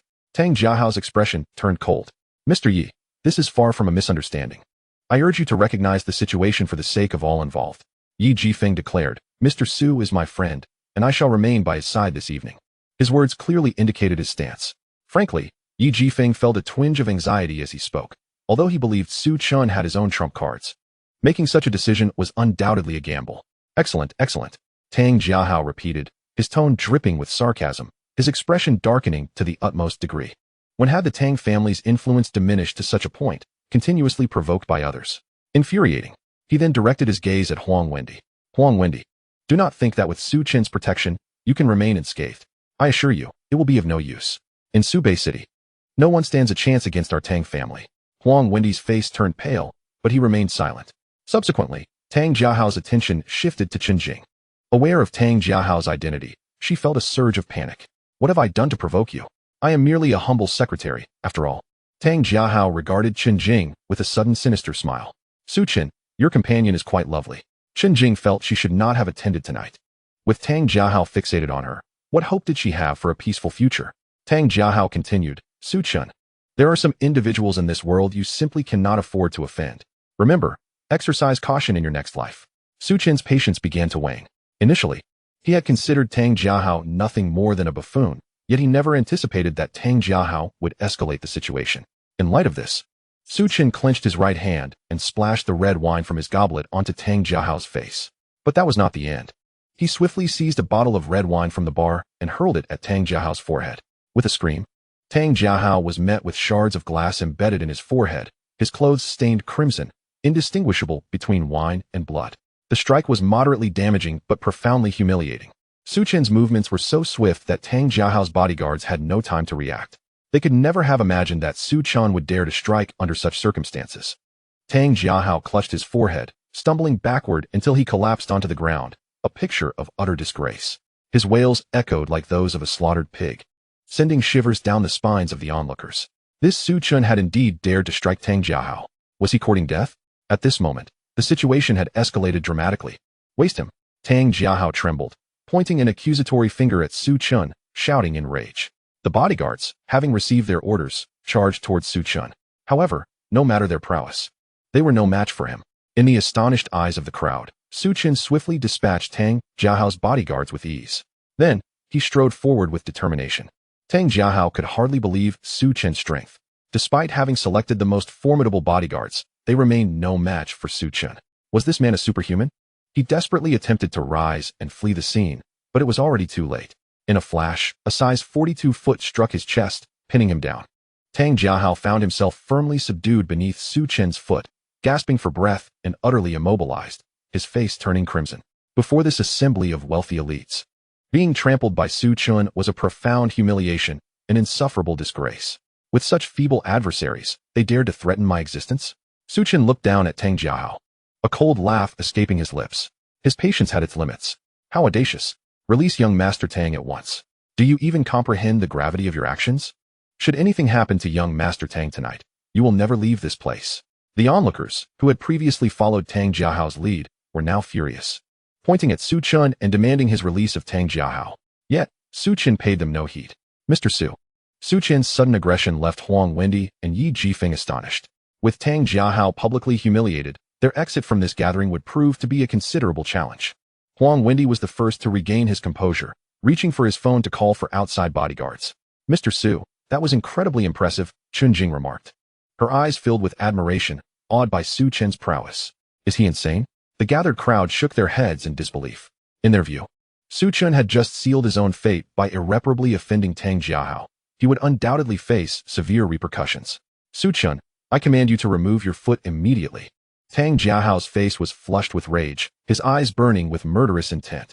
Indeed, at that moment, Tang Jiahao longed to see Su Chen suffer a fate worse than death. To satisfy his burning resentment, he had grown up accustomed to being the one who bullied others. Yet today, he found himself trampled beneath someone else's feet. As the wealthiest young man in Subei City, did he not care for his pride? In his eyes, Su Chen had already become a mere specter. "How dare you issue me commands? What are you really?" A mocking smile crept across Su Chen's face. Chapter 58. This is all a misunderstanding. "Stop, Su Chen. I shall grant you 3 seconds. If you do not release my son immediately, you will bear the consequences." Tang Bowen strode towards the crowd, his eyes ablaze with fury. As he passed, people parted to make way. He acknowledged his miscalculation. He should not have allowed his son to provoke Su Chen. Now, not only had they failed to intimidate him, they had been humiliated in return. Su Chen regarded Tang Bowen with a calm smile. "I am most curious about what you mean by consequences, President Tang." Tang Bowen replied coldly. "You are aware that I am the president of the Yuku Chamber of Commerce. With a mere word from me, there will be no place for you in Subei City. If you doubt this, feel free to test it." Su Chen shook his head with a smile. "I encountered President Tang's cunning earlier this morning. It was rather underwhelming." The anger within Tang Bowen surged as he felt openly disdained by a younger individual. "Su Chen, do not presume you can outwit me. My connections are beyond your wildest imagination." As these words left his lips, several members of the Yuku Chamber of Commerce stepped forward. "Young man, do not think that possessing the Kaidong commercial street grants you absolute freedom. There are always greater powers beyond your reach. You would do well to apologize to President Tang at once, or you shall face dire consequences.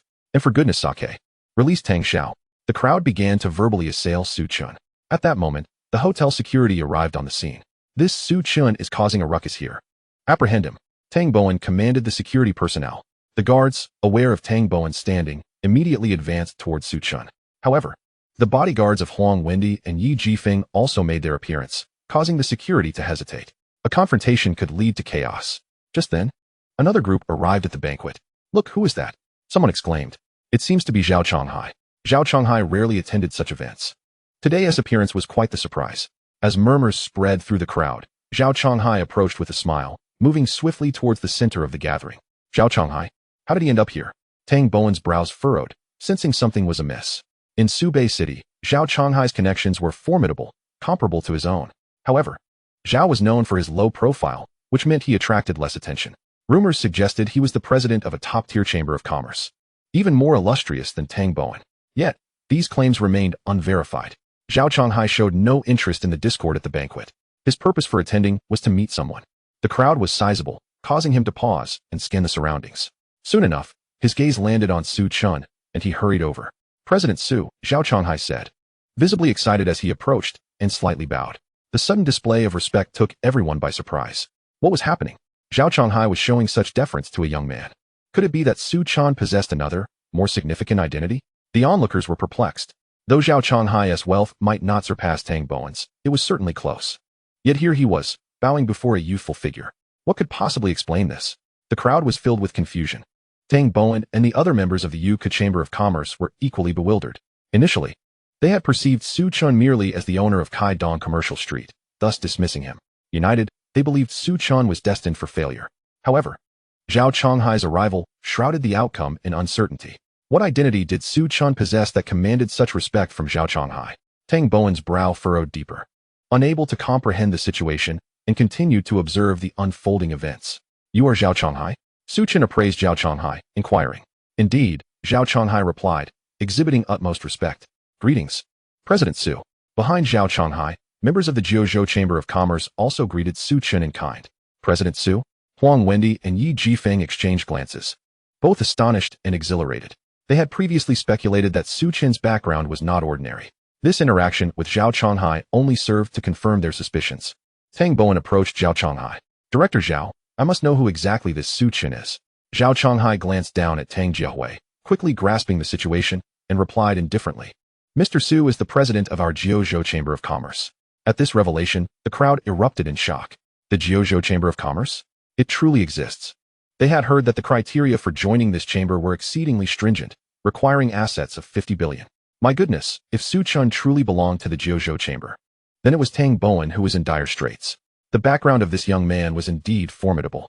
The crowd's perception of Su Chen shifted dramatically. Impossible. This cannot be happening. Tang Bowen's lips twitched. Having operated in Subei City for so long, he had certainly heard of the Jiuzhou Chamber of Commerce. Yet he was unwilling to believe the reality before him. Although he was the president of the Youku Chamber of Commerce, the scale of the Youku Chamber could not be compared to that of the Jiuzhou Chamber. If Zhao Chonghai was not deceiving him, then he was in serious trouble. Offending the president of the Jiuzhou Chamber could spell the end of his prosperous days. What is happening? The members of the Youku Chamber exchanged glances, fear mingling with regret. Opposing Su Chen was akin to throwing stones at a boulder. They were all frightened. The greatest shock was felt by Huang Wendi and Yi Jifeng, for Su Chen's identity was far grander than they had imagined. This is fantastic. So, Mr. Su is indeed the president of the Jiuzhou Chamber. Huang Wendi was elated. This meant that Tang Bowen could not possibly rival Su Chen, and he need not leave Subei City. The Jiuzhou Chamber of Commerce? That sounds remarkably impressive. Chen Jing wore a puzzled expression, as her status prevented her from being privy to such matters. Meanwhile, discussions regarding Su Chen continued in the hall. Su Chen glanced down at Tang Jiehui, and with a swift kick, sent him sprawling. Tang Jiehui tumbled several times before struggling to rise. Dad, we cannot let this Su Chen get away with this. Silence. Tang Bowen, filled with resentment, could only vent his frustration on his son. He understood that in a direct confrontation, he could never be a match for Su Chen. With the formidable strength of the Jiuzhou Chamber of Commerce, they could easily crush him to death. President Su, this is all a misunderstanding. Tang Bowen ultimately lowered his stance before Su Chen. Chapter 59, Tang Bowen's Calculations. Tang Jiahao stood frozen in place, his expression exceedingly grim. His father's actions undoubtedly signified surrender to Su Chen. How could this be? Tang Jiahao was equally unwilling to concede. His pride would not permit him to bow to Su Chen. But given the circumstances, was there any other recourse? Was Tang Bowen truly prepared to admit defeat? The onlookers were utterly astonished. The imperious Tang Bowen had succumbed to a mere youth. Who would believe such a tale? Yet it was true. Su Chen was the president of the Jiuzhou Chamber of Commerce.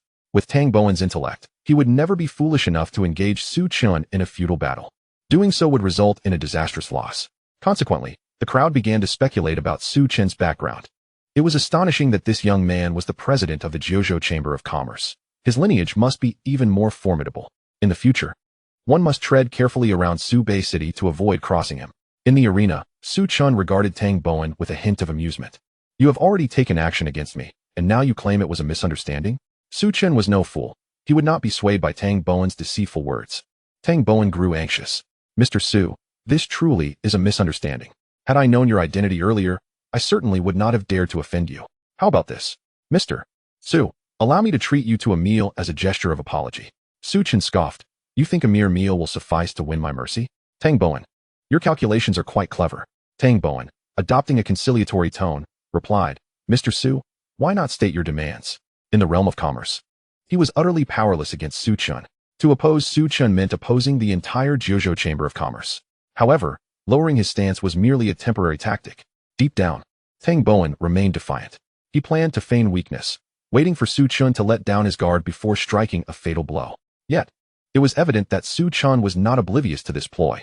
Very well, all you need to do is kneel and apologize to me, and I shall let the past be bygone, Su Chen proposed. Tang Bowen's expression darkened. He had never anticipated that Su Chen would impose such an outrageous condition. After all, he was the president of the Youku Chamber of Commerce. Kneeling to apologize? What of his dignity? How would those present perceive him? Mr. Su, don't you think this is excessively harsh? Tang Bowen gritted his teeth, a flash of malice flickering in his eyes. A cornered rabbit may even leap off a building. Moreover, his true intention was not to submit to Su Chen. If all else failed, he would resort to tearing the facade apart. Excessive? Tang Bowen, do you truly believe I am a mere child incapable of discerning your schemes? Su Chen shook his head with a smile. Hearing this, Tang Bowen's expression immediately soured. He had not expected this young man to be so formidable. With a cold snort, Tang Bowen remarked, Su Chen, it is undeniable that you possess some skill. However, I, Tang Bowen, am not one to be trifled with. Should I be provoked, I shall not hesitate to ensure mutual destruction. with no option for a softer approach. Tang Bowen resolved to take a harder stance. Su Chen shrugged. I am more than willing to engage you to the bitter end. Tang Bowen shot Su Chen another icy glare before instructing his companions, let us depart. Faced with defeat and a tarnished reputation, Tang Bowen deemed it futile to remain. He preferred to retreat for the time being. Tang Jiahao's face was etched with resentment, but at this juncture, he could only follow his father out. The members of the Yucca Chamber of Commerce hesitated for a moment before ultimately following Tang Bowen.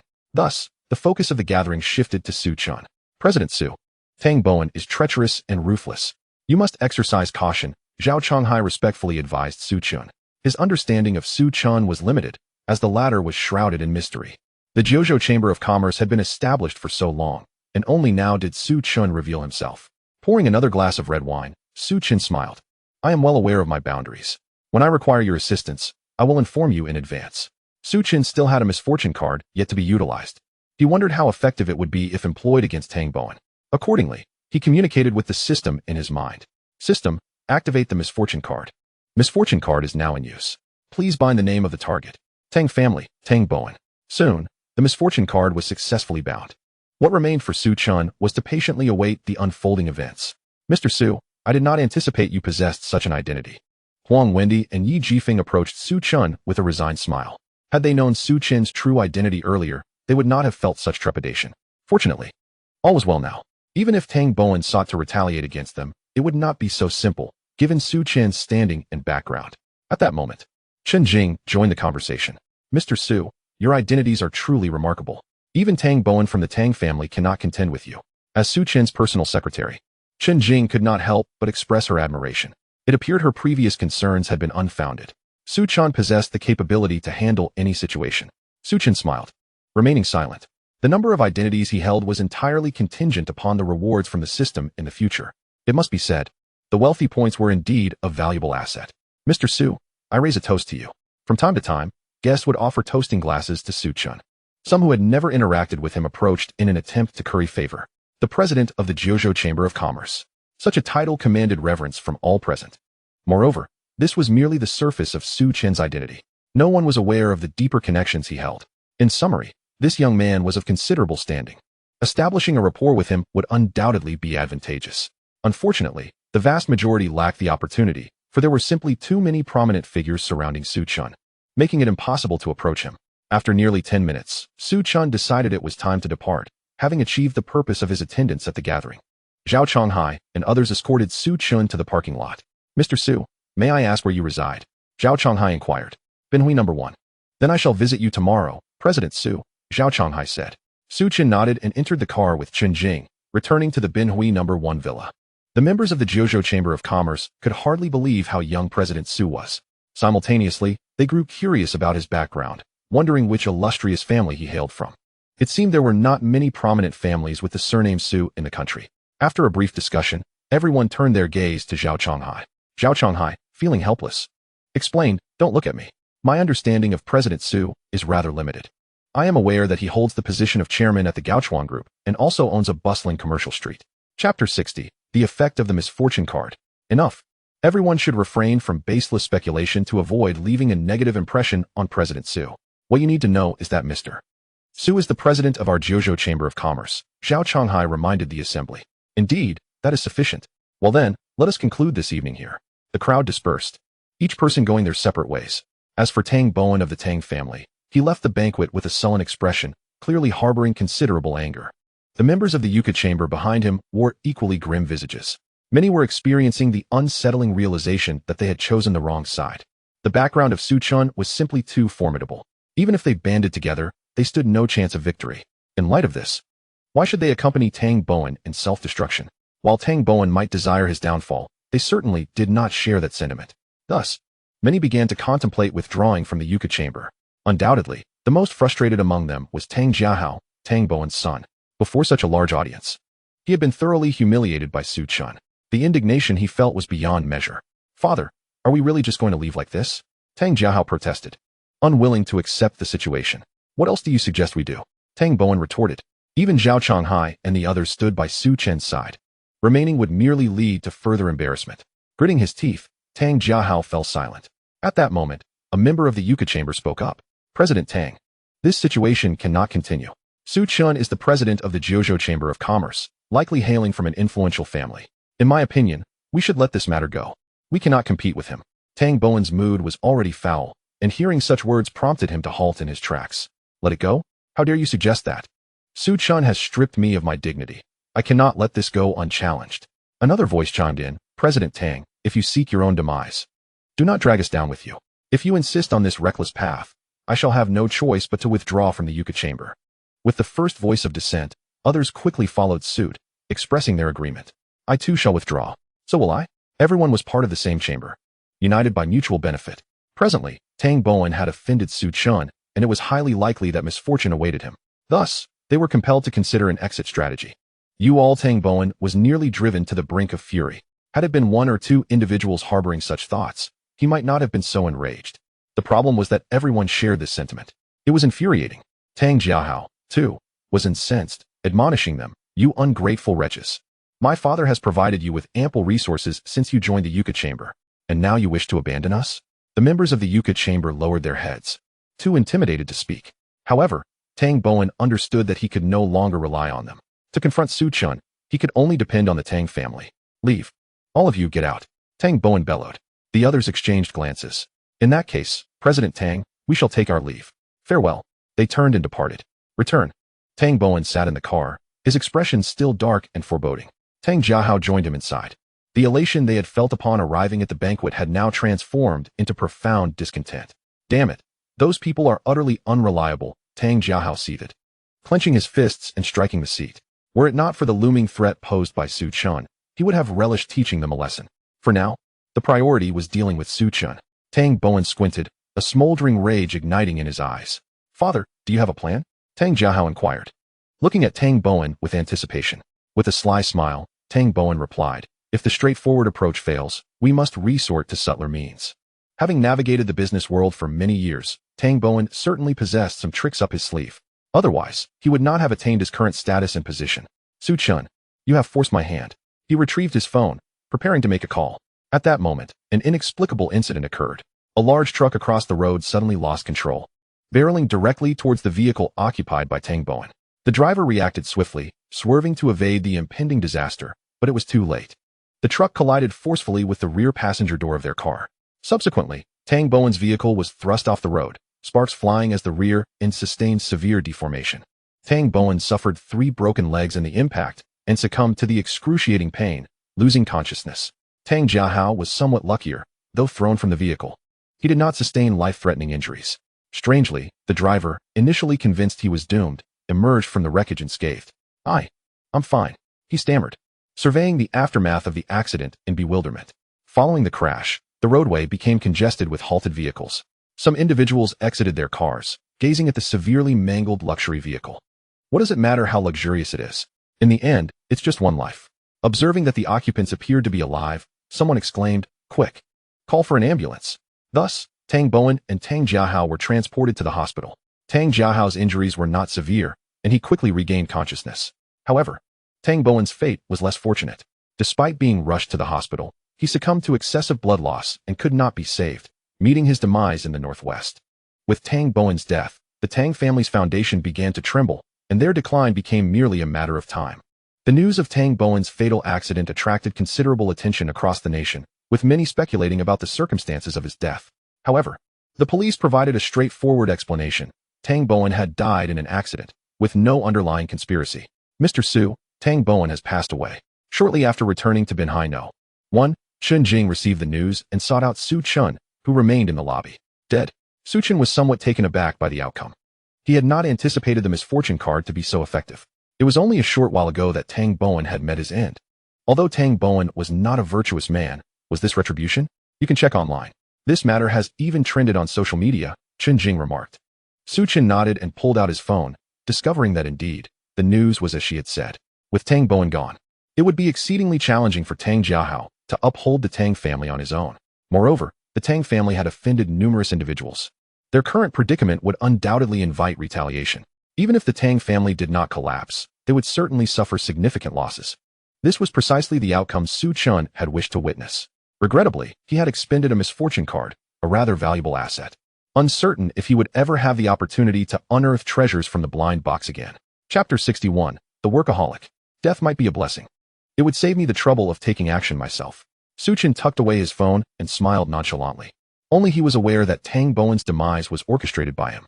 Yet, the formidable nature of the misfortune card lay in the fact that the outside world believed Tang Bowen had perished in an accident, thus sparing Su Chen considerable hassle. Indeed, a quintessential tool for avenging adversaries. Mr. Su, do you not find Tang Bowen's death rather peculiar? Chen Jing mused thoughtfully. Although the police had ruled it an accidental death, she felt that some aspect was amiss. Su Chen chuckled. Tang Bowen must have offended numerous individuals in the past. Perhaps he fell victim to retribution. What is so strange about that? Chen Jing nodded lightly, considering Su Chen's reasoning. Indeed, why should I concern myself with this? With Tang Bowen's death, Mr. Su has one less rival. This is good news for us. However, she soon recalled something, expressing slight regret. Unfortunately, there remains Tang Jiahao. Su Chen replied. He is of no consequence. Tang Jiahao lacks intelligence. I can easily disregard him. Of course, should he dare to provoke me again, I would not hesitate to ensure a reunion for father and son in the underworld. It's rather late. You should rest early, Su Chen concluded, retreating to his own room.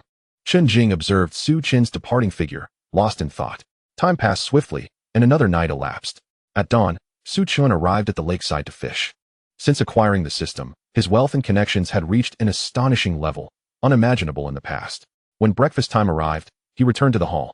Around 8 o'clock, Zhao Chonghai arrived with several members of the Jiuzhou Chamber of Commerce. Good morning, President Su.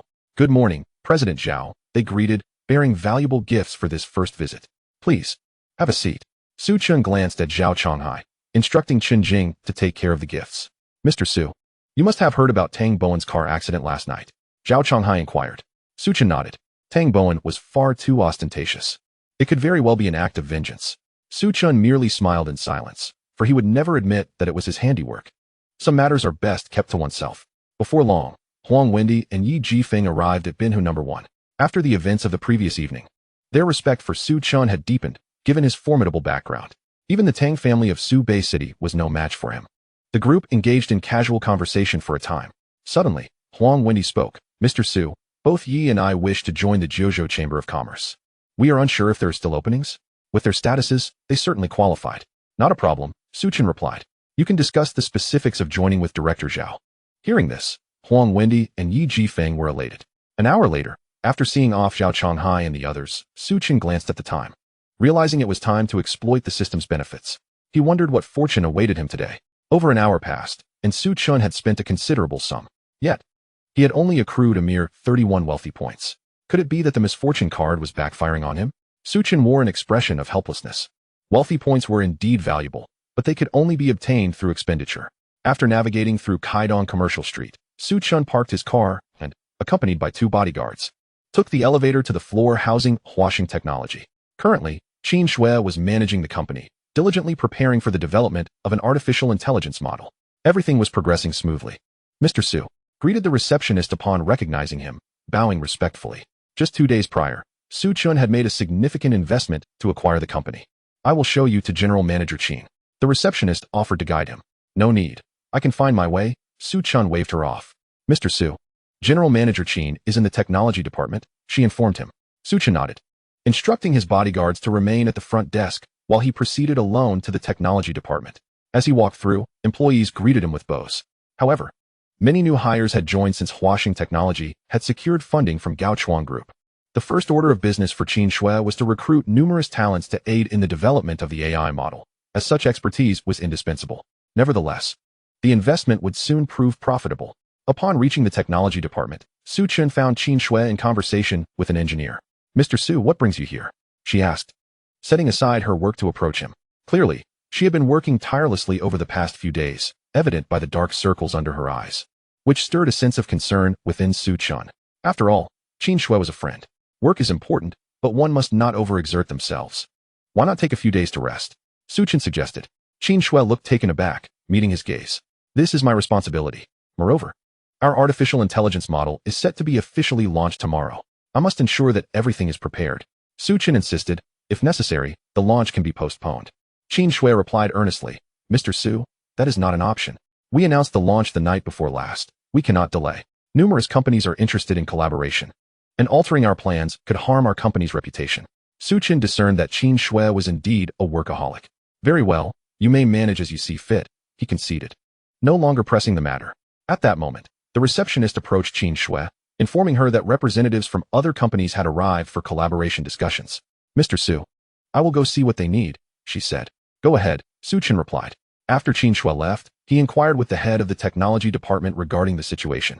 He learned that the artificial intelligence model was indeed groundbreaking, outpacing international competitors by leaps and bounds. Once released, it would generate revenue effortlessly. Satisfied that everything was proceeding smoothly, Su Chen decided to return. As he passed the general manager's office, he overheard raised voices. That is out of the question, no matter how much you offer. We will not sell our technology. Qin Shui's voice was laced with anger. Miss Qin, this is not a negotiation, it is a command. If you do not present the technology today, I will not be leaving. A domineering male voice echoed, uncertain of what was transpiring. Su Chen pushed open the half-closed door and stepped inside. The office was thick with the acrid scent of smoke. Opposite Qin Shui sat a man in his 30s, puffing on a cigar, while an elderly man stood behind him, his face lined with wrinkles yet exuding a robust vitality. Chapter 62, The Mysterious Old Man. The elderly gentleman appeared quite vigorous despite his weathered appearance. What was the matter? Su Chen cast a glance at Qin Shui, whose brows were slightly furrowed, and inquired. The two turned their heads in unison to regard Su Chen. Mr. Su, this individual wishes to acquire our artificial intelligence model, Qin Shui whispered as she approached Su Chen. The Xuanwu artificial intelligence model is, however, not for sale. Regardless of the price offered, it remains unequivocally off the market. Moreover, the demeanor of the other party is rather unpleasant, oscillating between warning and threat, which greatly vexes Qin Shui. Are you the chairman of Huaxing Technology? The young man remained seated, showing no intention of rising. His face bore a hint of languor. Allow me to introduce myself. My name is Zhou Shiji, and my father is the chairman of Haidong Technology. I have come here today with the intention of purchasing your artificial intelligence model. Haidong Technology ranks 6th among domestic tech companies, boasting a market value nearing 300 billion. It is undoubtedly a colossal enterprise, which explains Zhou Shiji's audacious demeanor. Su Chen smiled faintly, posing a question. Is this your decision, or is it your father's? Zhou Shiji replied nonchalantly, does it matter? All you need to do is hand over the data for the artificial intelligence model. Su Chen chuckled again and proceeded to a sofa in the office, taking a seat, while Qin Shui followed suit, standing beside him. To be frank, we do not possess any artificial intelligence model. We are merely engaging in hype, Su Chen disclosed candidly. Zhou Shiji's brows knitted in disbelief, his displeasure evident. Do not attempt to deceive me. I have consulted professionals, and it is not difficult to ascertain from the data you have released that you have indeed developed an artificial intelligence model that surpasses international standards. Should you fail to produce it today, the consequences will be severe. Su Chen shook his head, smiling. If you choose not to believe me, there is little I can do. A glint of malice flickered in Zhou Shiji's eyes. So, it seems you intend to oppose me? I shall grant you one last opportunity. Think carefully before you respond. Qin Shui glanced at Su Chen, feeling a twinge of anxiety. After all, Zhou Shiji's background was formidable. Should Haidong Technology decide to retaliate with full force, it could prove troublesome. Yet Su Chen's expression remained largely unperturbed. After a brief pause, he inquired, might I ask what price young Master Zhou is willing to offer? Zhou Shiji, mistakenly believing Su Chen had acquiesced, finally donned a smile. He extended a finger, stating, 10 million. You will provide us with all the data pertaining to the artificial intelligence model. Su Chen was left speechless. 10 million for such groundbreaking technology. What a farce. 10 million? Are you out of your mind? Su Chen retorted coldly. What did you say? Zhou Shiji's expression shifted dramatically as he slammed his palm onto the table, rising abruptly with a frigid glare directed at Su Chen. If your hearing is impaired, I shall repeat myself. You propose to acquire my technology for a mere 10 million? What lunacy! Su Chen deliberately raised his voice. This provoked Zhou Shiji's fury. You are courting death. He clenched his fists, ready to charge at Su Chen. At that moment, an aged hand suddenly grasped his wrist. Young Master Zhou, allow me to handle this.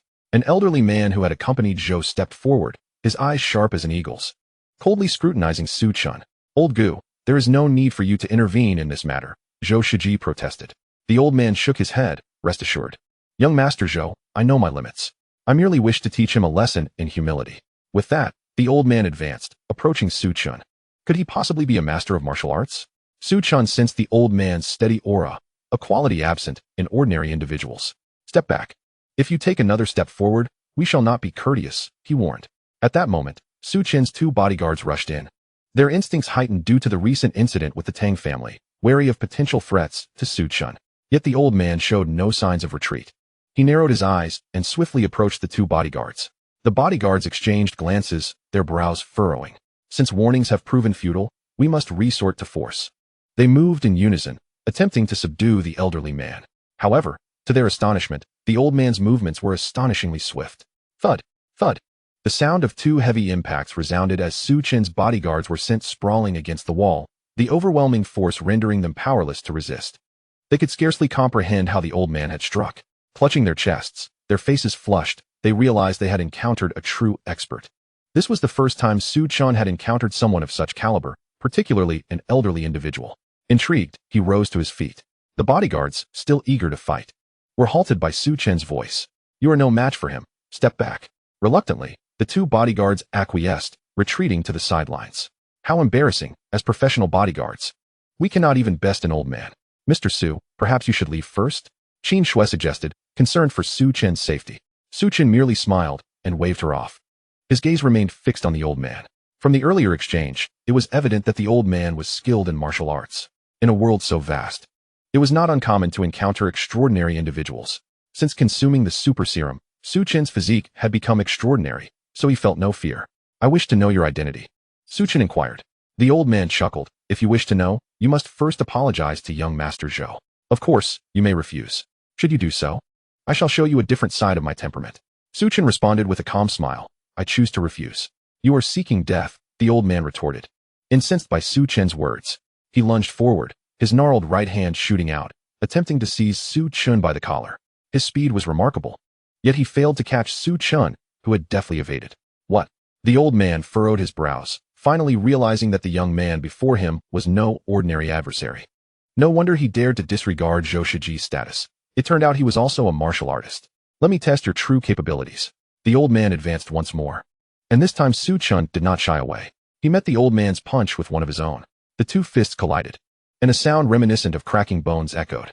The old man was forced back several paces, while Su Chen merely staggered back 2 steps.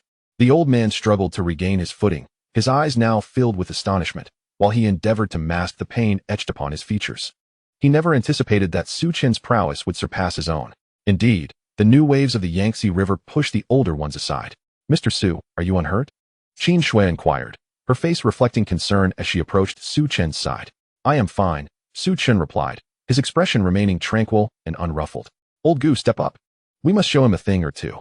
Observing that the elder was unfazed despite being pressured back, Zhou Shiji gritted his teeth and reminded. The primary issue is that he is an ordinary person. Otherwise, he would have taken action himself. However, the elder known as Old Gu made no move. His right hand was positioned behind him, gently shaking, already numb from pain. With merely a single strike, Su Chen had incapacitated his hand. Young Master Zhou, this individual is extraordinary. I recommend we retreat for now. We should ascertain his true identity before making further plans. Remaining here serves no purpose, as we are utterly unable to contend with this young man. His skills are remarkable. He may very well possess significant backing. What? Old Gu? Even you cannot contend with him? Zhou Shiji's face darkened. He was aware of Old Gu's capabilities, yet today, he found himself yielding to a youth. His frustration over failing to acquire the artificial intelligence was palpable. Old Gu nodded. Young Master Zhou, it is unwise to linger here. Let us return. Zhou Shiji, once again gritting his teeth, had no choice but to acquiesce to this unfortunate reality. He cast another glance at Su Chen, his eyes filled with malice. Very well. I shall let you off today. However, I will secure that artificial intelligence model. With that, Zhou Shiji spat a venomous remark and strode toward the exit. As he passed by Su Chen did not indulge him. Instead, he raised his hand and delivered a resounding slap. Slap.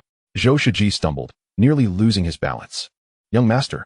Old Gu's expression shifted dramatically as he rushed forward, using his left hand to steady Zhou Shiji. Zhou Shiji's lips twitched in anger as his face flushed. He glared at Su Chen with fury. If looks could kill, Su Chen would have met his demise countless times over. You come here to cause trouble. Consider this slap a lesson. Should you dare to provoke me again, it will not merely be a single slap. Get lost, Su Chen coldly declared. As if anyone could utter threats with such ease. You just wait. Zhou Shiji's rage boiled within him, his face resembling that of a liver. Slap. Su Chen struck again, this time with greater force. Zhou Shiji felt his head ringing. Who am I? Where am I? Zhou Shiji was left dazed from the blow, his eyes growing vacant. After a considerable time, he finally regained his composure. Young master, old Gu exclaimed anxiously. His task was to ensure Zhou Shiji's safety. If anything were to happen to him, he would face dire consequences. Unfortunately, with Su Chen having rendered one of his hands useless, he was in no position to retaliate. You dare! Zhou Shiji's eyes turned crimson, resembling a provoked beast. Slap! Su Chen struck once more. Why would I not dare? This is my territory, Su Chen sneered. After receiving yet another resounding slap, Zhou Shiji's vision darkened, and he finally lost consciousness. Young master, old Gu called out repeatedly, but Zhou Shiji did not awaken. In desperation, he could only resort to dragging Zhou Shiji out with his remaining arm. Remaining here posed the risk that Su Chen might turn his attention to him next. Young master is truly reckless. Knowing the adversary was formidable, he still had to issue threats. What a foolish endeavor. I hope he does not provoke me again. Su Chen mused as he resumed his seat on the sofa, an overwhelming aura emanating from him, causing old Gu to momentarily freeze. He realized they had encountered an individual far beyond their capacity to provoke. Upon returning, he would need to clarify matters with Zhou Shiji. This time, they had merely faced a slap. Who could predict what would transpire next? With a hint of dread in his eyes, old Gu dragged Zhou Shiji away from Huaxing Technology. The office regained its tranquility. Su Chen looked up to find Qin Shui gazing intently at him. Was I too violent just now? Su Chen casually inquired. Perhaps just a tad, Qin Shui responded. While it was indeed violent, it provided a strong sense of security. Dealing with such individuals, any sign of leniency would only encourage them to push further. Given Su Chen's current wealth and status, he would never allow anyone to provoke him without consequence. That makes sense, Qin Shui nodded, yet a trace of concern lingered in her heart. After all, Zhou Shiji was not a person to be trifled with. Mr. Su, do you think Zhou Shiji will return to cause trouble? Su Chen chuckled. If he dares, I wouldn't mind giving him another beating. All right, remember to enhance the company's security. I worry that someone might attempt to steal our technology. With such formidable advancements, it is inevitable that others will covet them. Understood, Mr. Su. If there is nothing else, I shall take my leave. Su Chen stood and exited the office, with Qin Shui accompanying him to the company entrance. As he entered the elevator, Su Chen noticed the two bodyguards beside him keeping their heads bowed the entire time. Mr. Su, we are truly ashamed. As bodyguards, we allowed you to take action. One of the bodyguards admitted. Su Chen waved his hand dismissively, offering no reply. Whatever the pay, that is the work expected of us. The bodyguards he had hired were adequate for dealing with ordinary individuals, but against a master like Su Chen, they were utterly ineffectual. However, in the future, he could consider hiring some true experts as bodyguards, thus sparing him from needing to intervene each time. He knew, however, that finding capable individuals was no easy task. After departing from Kaidong Building, Su Chen continued his extravagant spending. As noon approached, the accumulated wealth points were sufficient for redeeming a system blind box. Congratulations, host. You have received a system blind box. The blind box is opening. Congratulations, host. You have obtained an 83% stake in Weizhong Bank. Weizhong Bank, the largest private bank in the country, had only been established for a few short years, yet had reached a valuation exceeding 900 billion. It was currently preparing for an IPO. Su Chen was taken aback, not expecting to acquire shares in a bank. His assets now spanned a wide array of sectors, including investments, commercial streets, live streaming, film and television, and even banking. Truly, it could be described as wealth rivaling nations. After the initial excitement, Su Chen realized he was feeling a bit hungry and decided to go out for lunch. Chapter 64, Money Matters Little. As noon approached, Chen Jing arranged to meet friends for lunch. After confirming the meeting location, she drove to pick them up. At a street corner, Chen Jing spotted a long-lost friend. She was a girl clad in denim shorts, possessing striking beauty. However, what truly captivated the eye were her long, slender legs. Yutong Hopin, Chen Jing exclaimed as she halted the car and rolled down the window. A smile graced Xiao Yutong's face as she opened the door and settled into the passenger seat. Jingjing, it's been ages. The two were high school classmates and shared a remarkable rapport. Although they had maintained contact, it had been quite some time since their last meeting. Upon learning that Xiao Yutong was in Subei City, Chen Jing had eagerly invited her out for a meal. Yutong, weren't you searching for a job? Perhaps I could recommend one for you? Chen Jing inquired as she drove. Xiao Yutong shook her head. No, I prefer to seek one on my own. However, Jingjing, I've been a bit short on cash lately. Would it be possible for you to? She hesitated, feeling somewhat embarrassed.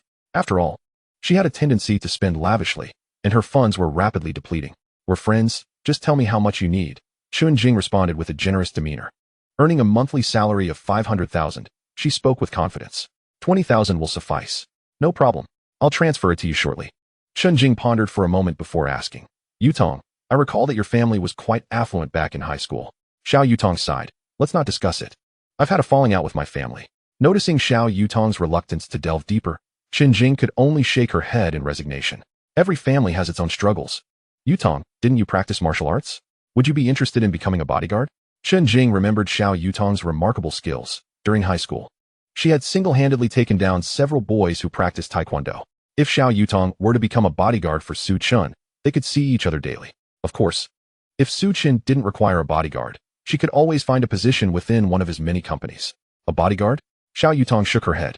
I would rather starve than work as a bodyguard, constantly having to read my boss's mood. It's not something I can do. Then how about being a driver? Xiao Yutong shook her head again.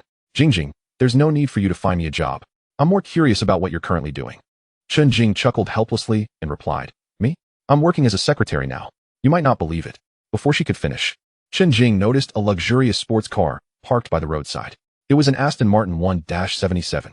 Could it be that Mr. Su was nearby? Xiao Yutong pulled over and glanced at the car's license plate, confirming that it indeed belonged to Su Chen. What a wealthy man, she remarked as she sat in the passenger seat. That's my boss's car, Chen Jing said, stepping out of the vehicle. However, she discovered that Su Chen was not inside. No way, Jingjing. Your boss is that rich. Xiao Yutong raised an eyebrow and followed Chen Jing out of the car. She knew very well that the Aston Martin 1-77 had a staggering price tag of 50 million, and it was a limited edition, something not just anyone could possess. Indeed, my boss resides in the largest villa in Subei City. Just his assets alone amount to several hundred billion. Xiao Yutong was taken aback.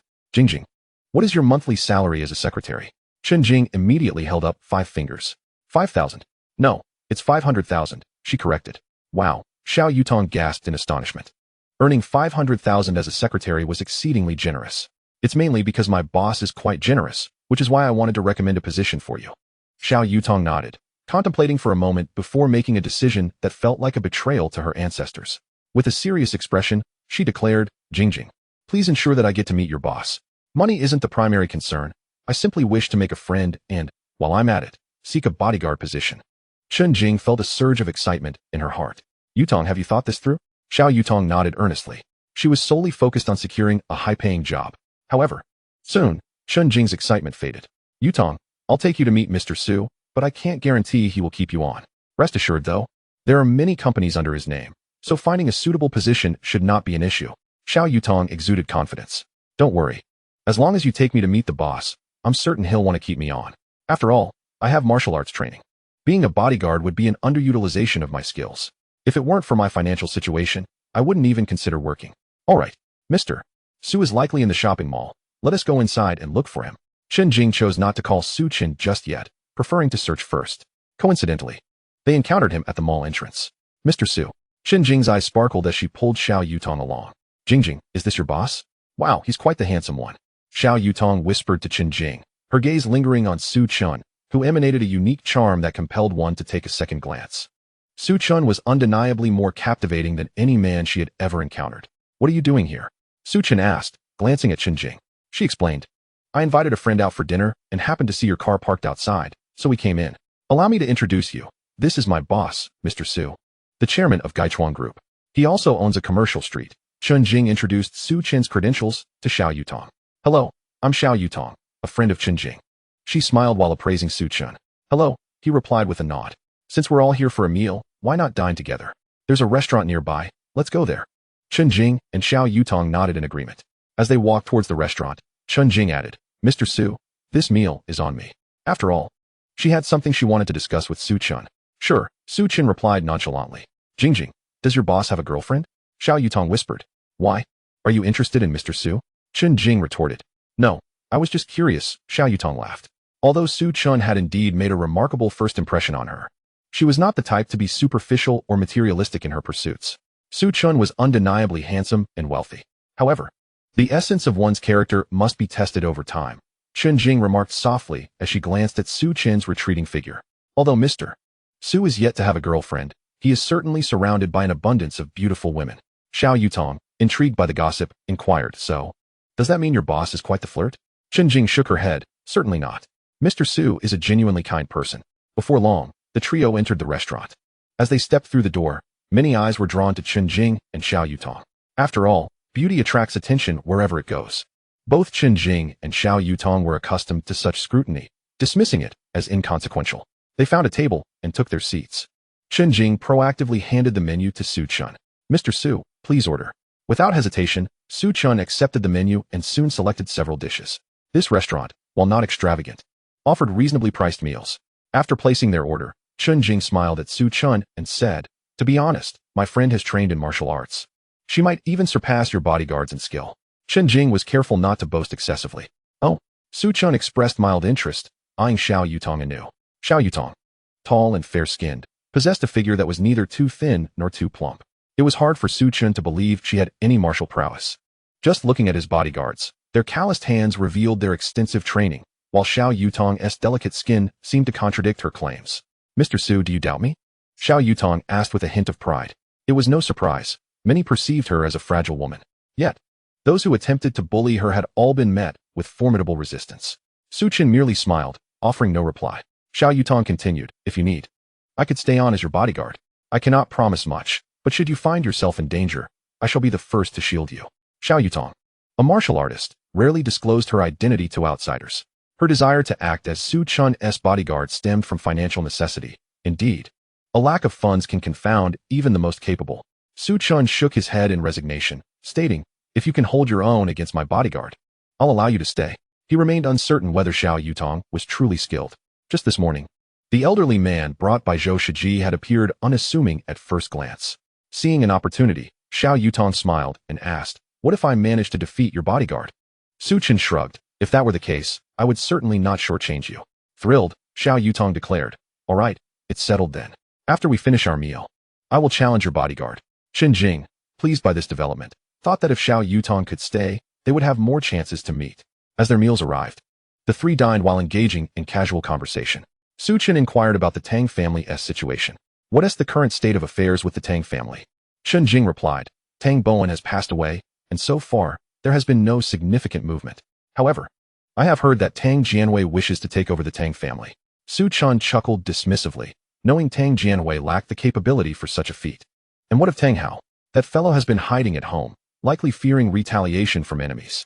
With this information, Su Chun ceased further inquiries. With Tang Bowen's demise, the Tang family was effectively rendered inactive. After finishing lunch, Su Chun was preparing to return to Binu number 1 when his phone suddenly rang. The caller ID displayed Qin Shue's number. Su Chun answered, but the voice on the other end belonged to Qin Shue's assistant. "Mr. Su, I just accompanied President Qin to discuss a partnership, but we encountered a bit of trouble." The assistant's tone was laced with urgency. Since Huasheng Technology announced the development of a formidable artificial intelligence, numerous companies had expressed interest in collaborating. This time, they were negotiating with a listed company from Subei City, which Qin Shue deemed significant enough to attend with her assistant. Unexpectedly, during the discussions, the other party sought to acquire Huasheng Technology outright. Naturally, Qin Shue refused, leading to her being detained as they insisted on speaking directly with the chairman of Huasheng Technology. Upon learning the details, Su Chun frowned. It appeared the trouble stemmed once again from the coveted artificial intelligence model. While AI was certainly in demand, such aggressive tactics were unwarranted. Just after dealing with Zhou Shiji, more eyes were set on Huasheng Technology's innovation, with intentions of a forced acquisition, an act of sheer folly. "All right, I understand. Please provide me with the address. I will head over immediately. Inform them that I am willing to sell shares of Huasheng Technology." After hanging up, Su Chun scanned to settle the bill. "Mr. Su, remember I offered to treat you." Chen Jing attempted to stop him, but Su Chun had already completed the payment. "You can treat me next time," he replied, eager to see if he could earn some godlike points. Ding. Host spent 56,232 yuan. Godlike points, 85. Su Chen's luck seemed to be favorable at lunch, as he finally accumulated enough points for 100. Without further ado, he decided to redeem a system blind box. Blind box successfully redeemed. Opening now. Congratulations, host. You have received a beginner martial arts gift pack. Beginner martial arts gift pack? Su Chen paused momentarily before responding. Open it. Open successful. Congratulations, host. You have obtained the Iron Mountain Leaning Technique. Lightning 6 whips. Mixed Yuan Taiji skill. Upon seeing the contents of the beginner martial arts gift pack, Su Chen's lips twitched in disbelief. System, are you certain this isn't a joke? This hardly constitutes a martial arts gift pack. Refund my points. At this moment, the system's voice chimed in again. I apologize, host. That was a mistake. Please try again. Beginner martial arts gift pack opened successfully. Congratulations, host. You have obtained the essentials of Tai Chi. Congratulations, host, you have obtained the essentials of Wing Chun. Congratulations, host, you have obtained the essentials of seizing techniques.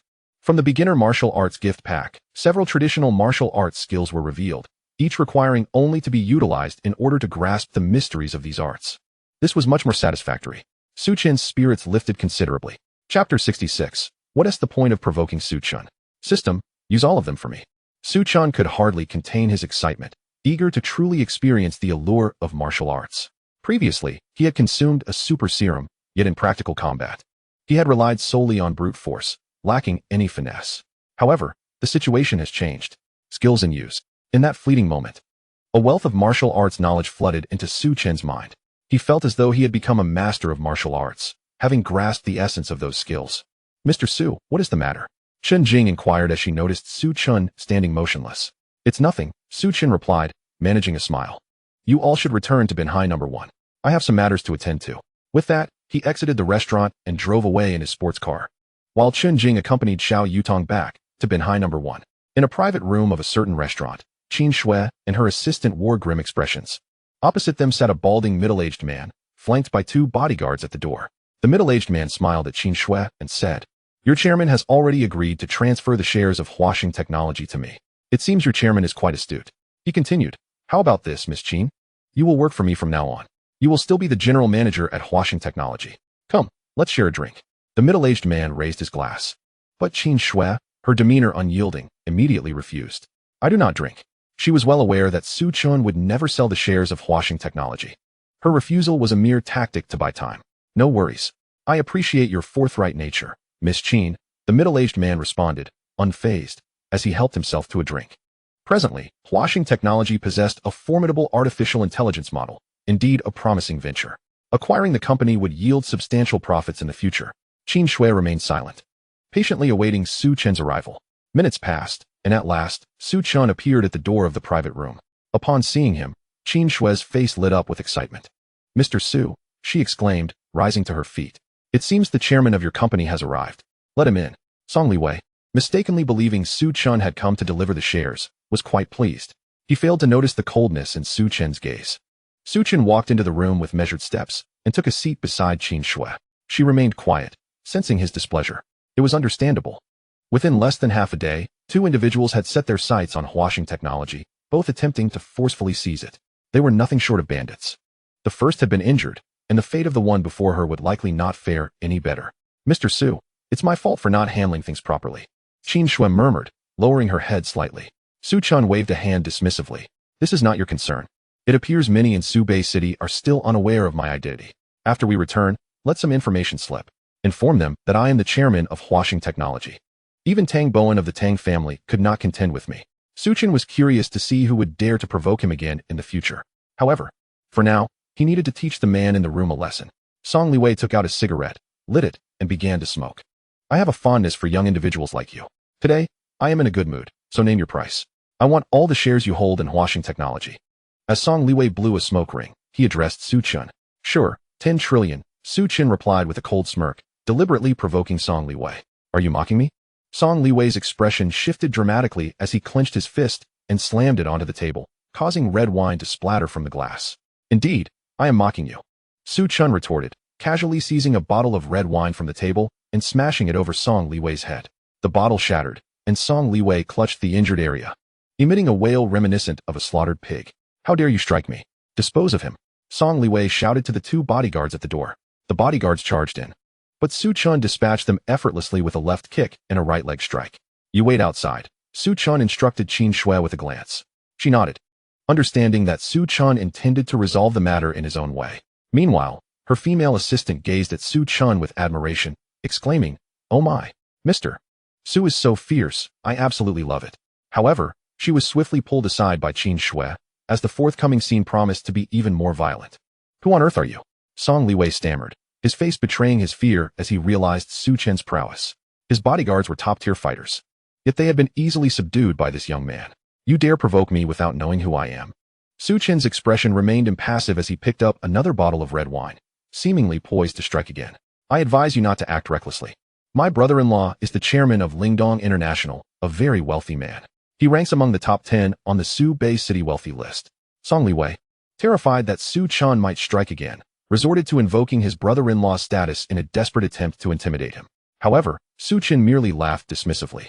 If he was unafraid of Tang Bowen of the Tang family, why would he fear a mere chairman of Lingdong International? Ridiculous. Crash. Su Chen brought the wine bottle crashing down on Song Liwei's head once more. Song Liwei was bewildered. How could this young man still attack after he mentioned his brother-in-law? As Su Chen reached for another bottle, Song Liwei panicked, retreating to a corner, trembling in fear. I warn you for the last time, do not act rashly. If my brother-in-law finds out you assaulted me, you will regret it. Su Chen crouched down, toying with the wine glass in his hand, and smiled. Call your brother-in-law. Let us see if he will come to your aid. My name is Su Chen, of the Jiuzhou Chamber of Commerce. Gritting his teeth, Song Liwei pulled out his phone and dialed a number. Brother-in-law, I need to inquire about someone. Su Chen of the Jiuzhou Chamber of Commerce. Upon hearing Su Chen's name, the voice on the other end changed noticeably. What do you want with him? Song Liwei hurriedly recounted the events. As soon as he finished, a furious roar erupted from the phone. What the hell are you doing provoking Su Chen? Do you have a death wish? Even Tang Bowen is no match for him. What makes you think you can take something from him? The voice was filled with anger. He had no desire to follow in Tang Bowen's footsteps. What?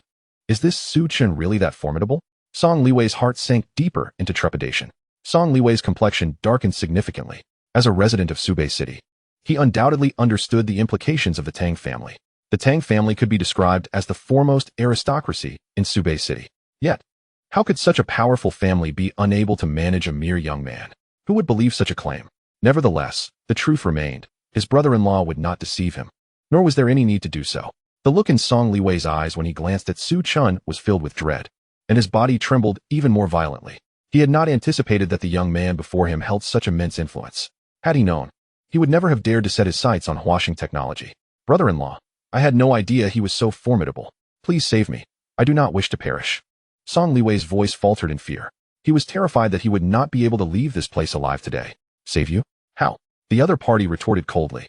Offending a person of Su Chen's stature left him utterly powerless. Moreover, becoming embroiled in this matter could very well implicate him as well. At that moment, he truly wished to give Song Liwei a good thrashing.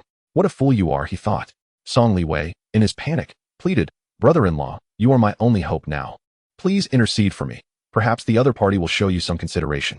He reasoned that his brother-in-law was at least a well-known figure in Subei City, and if he merely requested leniency, Su Chen might grant some respect. I do not possess such influence. If they inquire about you, you had better claim not to know me. Do you understand? If this drags me down, I will not spare you. Came the vehement reply from the other end of the line, followed by a sharp disconnect. With trembling hands, Song Liwei attempted to call back. Brother-in-law, I implore you. Do not be this way. For my sister's sake, please assist me one last time. I swear, it will be the final occasion. The voice on the phone responded. I will divorce your sister at once. Your affairs are of no concern to me. Go die. The call ended once more. As Song Liwei tried to dial again, he discovered he had been blocked. How could he be so heartless? At this point, tears streamed down Song Liwei's face. Observing Su Chen's cold gaze directed at him from a distance, he quaked in fear and knelt down. Mr. Su, I was wrong. I was blind. I beg you, spare my life. His body quivered uncontrollably as he raised his hand and slapped himself hard across the face. Noticing that Su Chen remained silent, he continued to punish himself. Su Chen approached, holding a bottle of red wine, and looked down at Song Liwei. What's wrong? Is your brother-in-law not helping you? Desperation flooded Song Liwei's voice as he replied, Mr. Su, I truly realize my mistake. Had I known your true identity sooner, even with 1,000 times the courage, I would not have dared to lay a hand on Huashing technology. Su Chen delivered a swift kick to Song Liwei, sending him sprawling to the ground. It was evident that someone like Song Liwei was accustomed to bullying others, but today, he had encountered an immovable obstacle. You just threatened my friend. I intend to settle this score properly, Su Chen declared. Song Liwei immediately knelt again, crawling to Su Chen's feet. Mr. Su, whatever conditions you have, I will comply. Just spare my life. He swallowed hard, his voice trembling. Su Chen replied, my friend was frightened. You will compensate her with a small sum for emotional damages. And we can consider this matter settled. A flicker of hope ignited in Song Liwei's heart.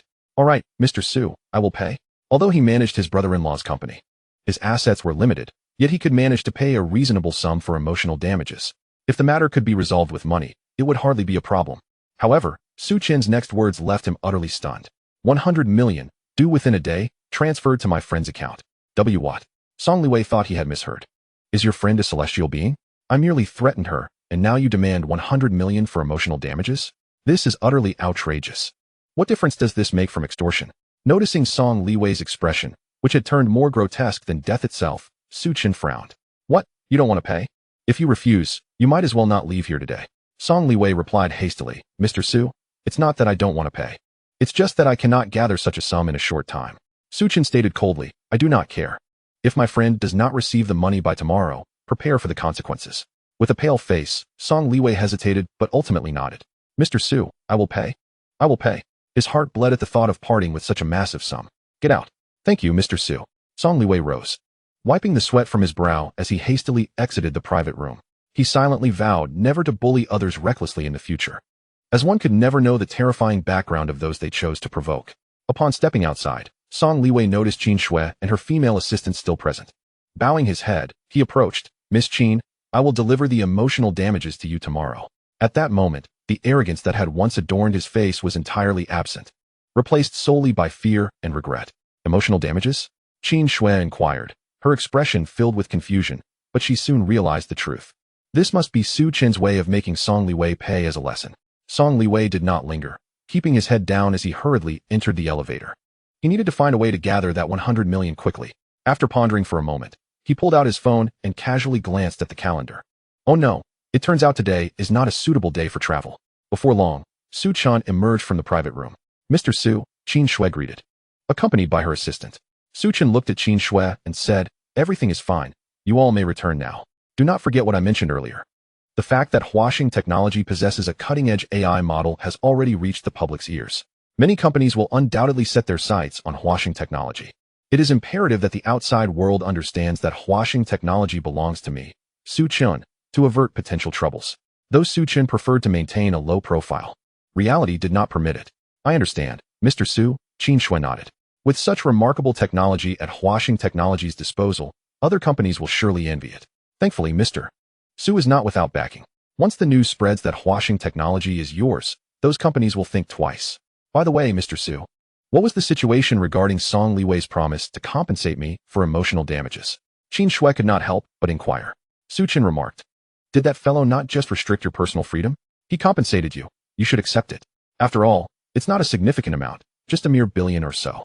Qin Shui responded with a resigned smile. Is that really necessary? It is indeed necessary, Su Chen replied earnestly. Very well then. Thank you, Director Su. Since Su Chen had assured her that the compensation was minimal, she decided to accept it. I'll take my leave now. Su Chen chose not to elaborate further and drove away in his sports car after arriving at the parking lot. Half an hour later, he returned to number 1 Binhai. At that moment, Chen Jing and Xiao Yutong were seated in the hall. Mr. Su, Chen Jing rose to greet him and prepared tea. Mr. Su, I didn't expect your villa to be so spacious. Xiao Yutong also stood, her eyes reflecting a hint of respect. She had already taken a tour around the villa, and its opulence was unmistakable. Those who resided in such a villa undoubtedly held high status and privilege.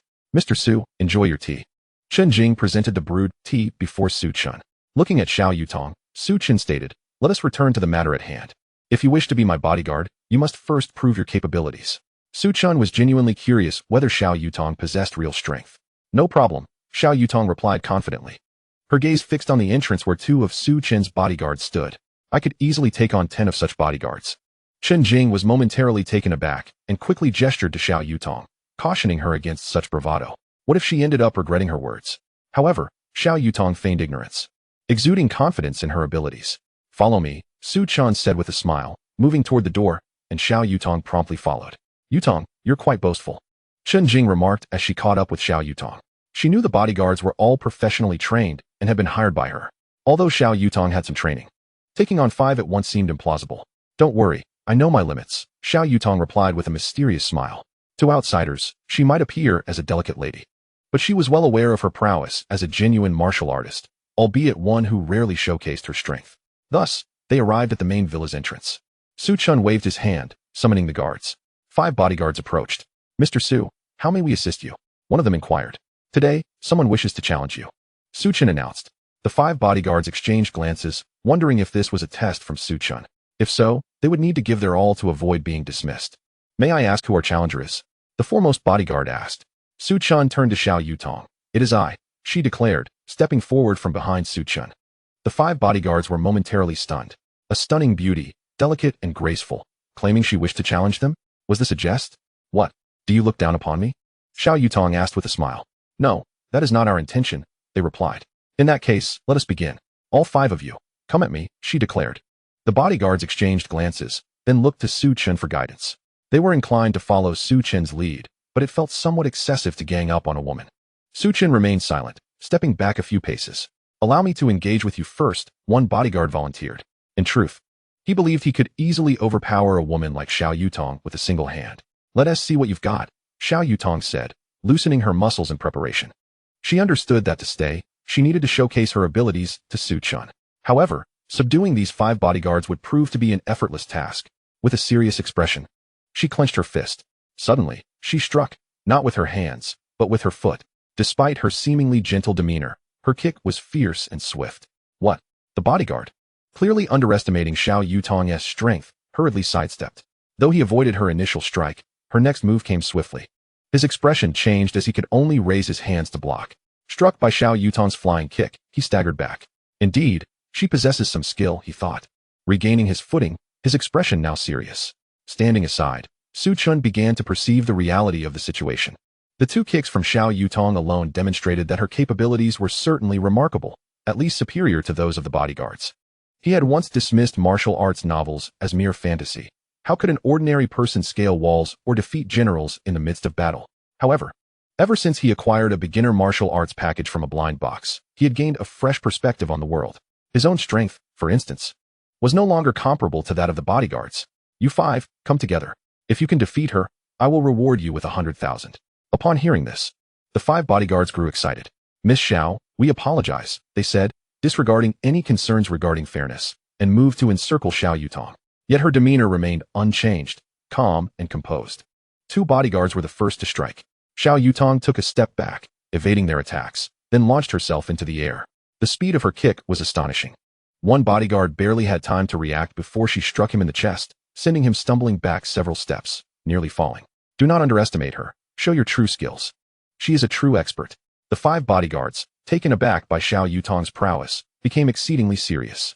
Yet, this was still not Xiao Yutong's full strength. The 5 bodyguards coordinated their assault on Xiao Yutong without holding back, yet she remained unfazed, moving with grace and ease. Chen Jing watched from a distance, her heart filled with concern for Xiao Yutong. However, it soon became clear that her worries were unfounded. In no time, 1 bodyguard fell to Xiao Yutong, followed swiftly by a second, then a third. Ultimately, all 5 bodyguards were defeated by her. It was a complete display of dominance. I'm sorry, but I have emerged victorious, Xiao Yutong stated calmly, for defeating those 5 bodyguards had been exceedingly easy for her. In truth, she hadn't even exerted herself fully. Yutong, you are truly remarkable, Chen Jing exclaimed joyfully, rushing over, her face a mixture of astonishment and admiration. To take on 5 and emerge victorious was no small feat. Uninformed bystanders might easily mistake the scene for mere theatrics. Yutong, would you be so kind as to impart some of your knowledge to me? I yearn to learn a few techniques from you. Chen Jing gazed at Xiao Yutong with her enchanting eyes, brimming with anticipation. If I could master even a handful of moves, I would no longer have to worry about being bullied when I venture out. Moreover, Xiao Yutong's recent display of skill was truly captivating, igniting a sense of aspiration within her. Xiao Yutong responded, without a foundation, it will be exceedingly challenging for you to learn. Mastery in martial arts relies heavily on innate talent. Without certain physical prerequisites, significant achievement will prove elusive. Oh, Chen Jing replied, a hint of disappointment crossing her face. The enthusiasm she had mustered was swiftly extinguished by Xiao Yutong's words. Xiao Yutong smiled reassuringly, but fret not. With me around, no one shall dare to bully you. Chen Jing nodded in agreement.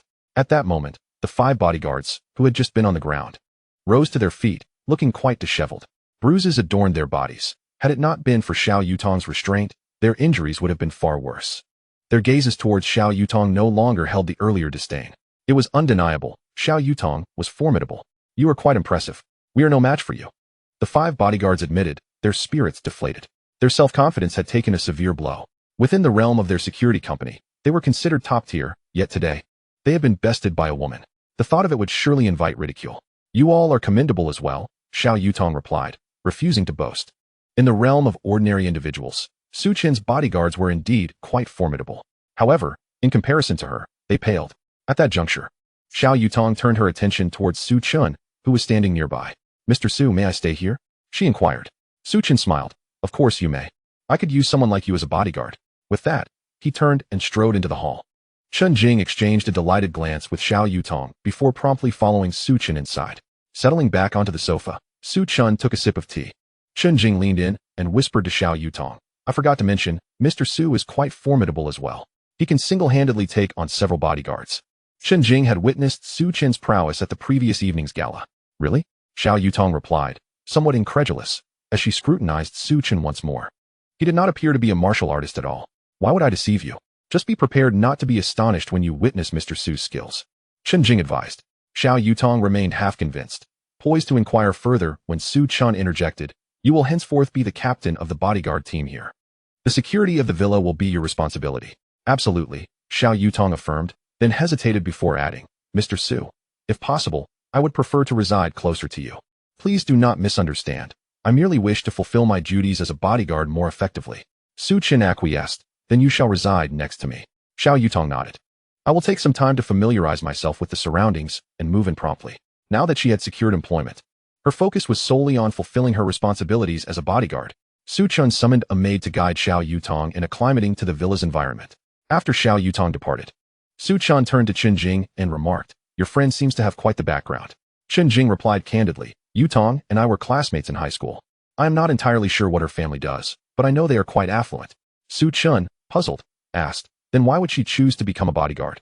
Chen Jing explained, she must have had a disagreement with her family, prompting her to seek employment. I found her quite impressive and recommended her to you.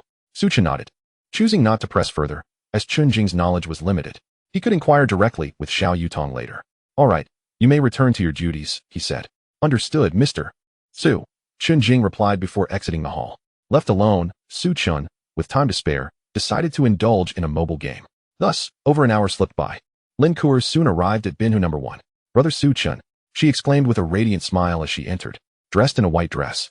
She exuded an air of elegance coupled with a touch of brilliance. The bodyguard stationed outside recognized Lin Kuer as Chen's friend and promptly allowed her passage. Kuer, what brings you here? Chen inquired, putting away his phone and smiling warmly. I came to find you for some fun. Of course, if you're busy. I can always come back, she replied, standing a short distance in front of him with her hands clasped behind her back, looking quite adorable. I am always free. By the way, have you graduated yet? Chen asked. Lin Kuer beamed. I successfully received my diploma yesterday. I am now officially stepping into society. Now that you have graduated, I will take you out to enjoy a few days of leisure, Chen offered. Subei City was vast, with countless places to explore. To be candid, Chen had previously been consumed by work and had not taken the time to enjoy life. Now that he had the means, he intended to relish it. Lin Kuer shook her head, saying, that won't do. I need to look for a job in a few days. Unlike Chen, she was not as affluent. Don't worry about that. I'll arrange something for you, Chen chuckled. He owned several companies, and there would surely be a suitable position for Lin Kuer. If she wished to start her own venture, he could also provide financial backing. Thank you, brother Chen. However, I would prefer to rely on my own efforts, she replied. After chatting for a while in the hall, Lin Kuer suggested visiting Wudong Mountain Scenic Area, the largest 5A rated attraction in Subei City, which also featured a large amusement park. Chen readily agreed, and promptly took Lin Kuer out. He drove his Bugatti Veyron, with a Rolls-Royce Cullinan following closely behind. As Xiao Yutong had yet to officially commence her duties, Chen had brought only 3 bodyguards along. After about 20 minutes, they arrived at Wudong Mountain Scenic Area, bustling with activity and throngs of visitors. Chen parked the car, and since they had purchased tickets online in advance, they proceeded directly into the park upon verification. Inside the scenic area, amidst the myriad attractions, there was an abundance of delectable food. Even under the sweltering sun, the tourists' enthusiasm remained undeterred. Chapter 70, A Request for an Autograph. Time flies when one is having fun, and before they knew it, 2 hours had passed. Lin Kuer, feeling fatigued from the excitement, decided to buy some snacks before continuing their adventure. As they strolled past a particular themed zone, they noticed a crowd gathered ahead. Brother Chen, let us go take a look, Lin Kuer exclaimed, drawn to the lively atmosphere. She eagerly tugged Chen along as they pushed through the throng. Once they squeezed into the crowd, they discovered, it turns out that a film crew has rented this thematic area for shooting. Security personnel are present to maintain order, while some fans hold glowing signs and chant, Tao Tao, I love you, and Tao Tao, I want to marry you. It appears that a recently popular young actor is among the cast. Observing the fervent enthusiasm of the female fans, one would think they were ready to don wedding gowns to profess their love. There's nothing to see here, Let's go, Chen said, shaking his head. Wait a moment. Brother Chen, my idol is inside, Lin Kuo replied, her gaze fixed on the entrance of the thematic area, reluctant to leave. Chen raised an eyebrow, feeling somewhat speechless. Kuo, do you really have a penchant for these young heartthrobs? With excitement, Lin Kuo explained, of course not. My idol is Shen Yuyao. She's here too.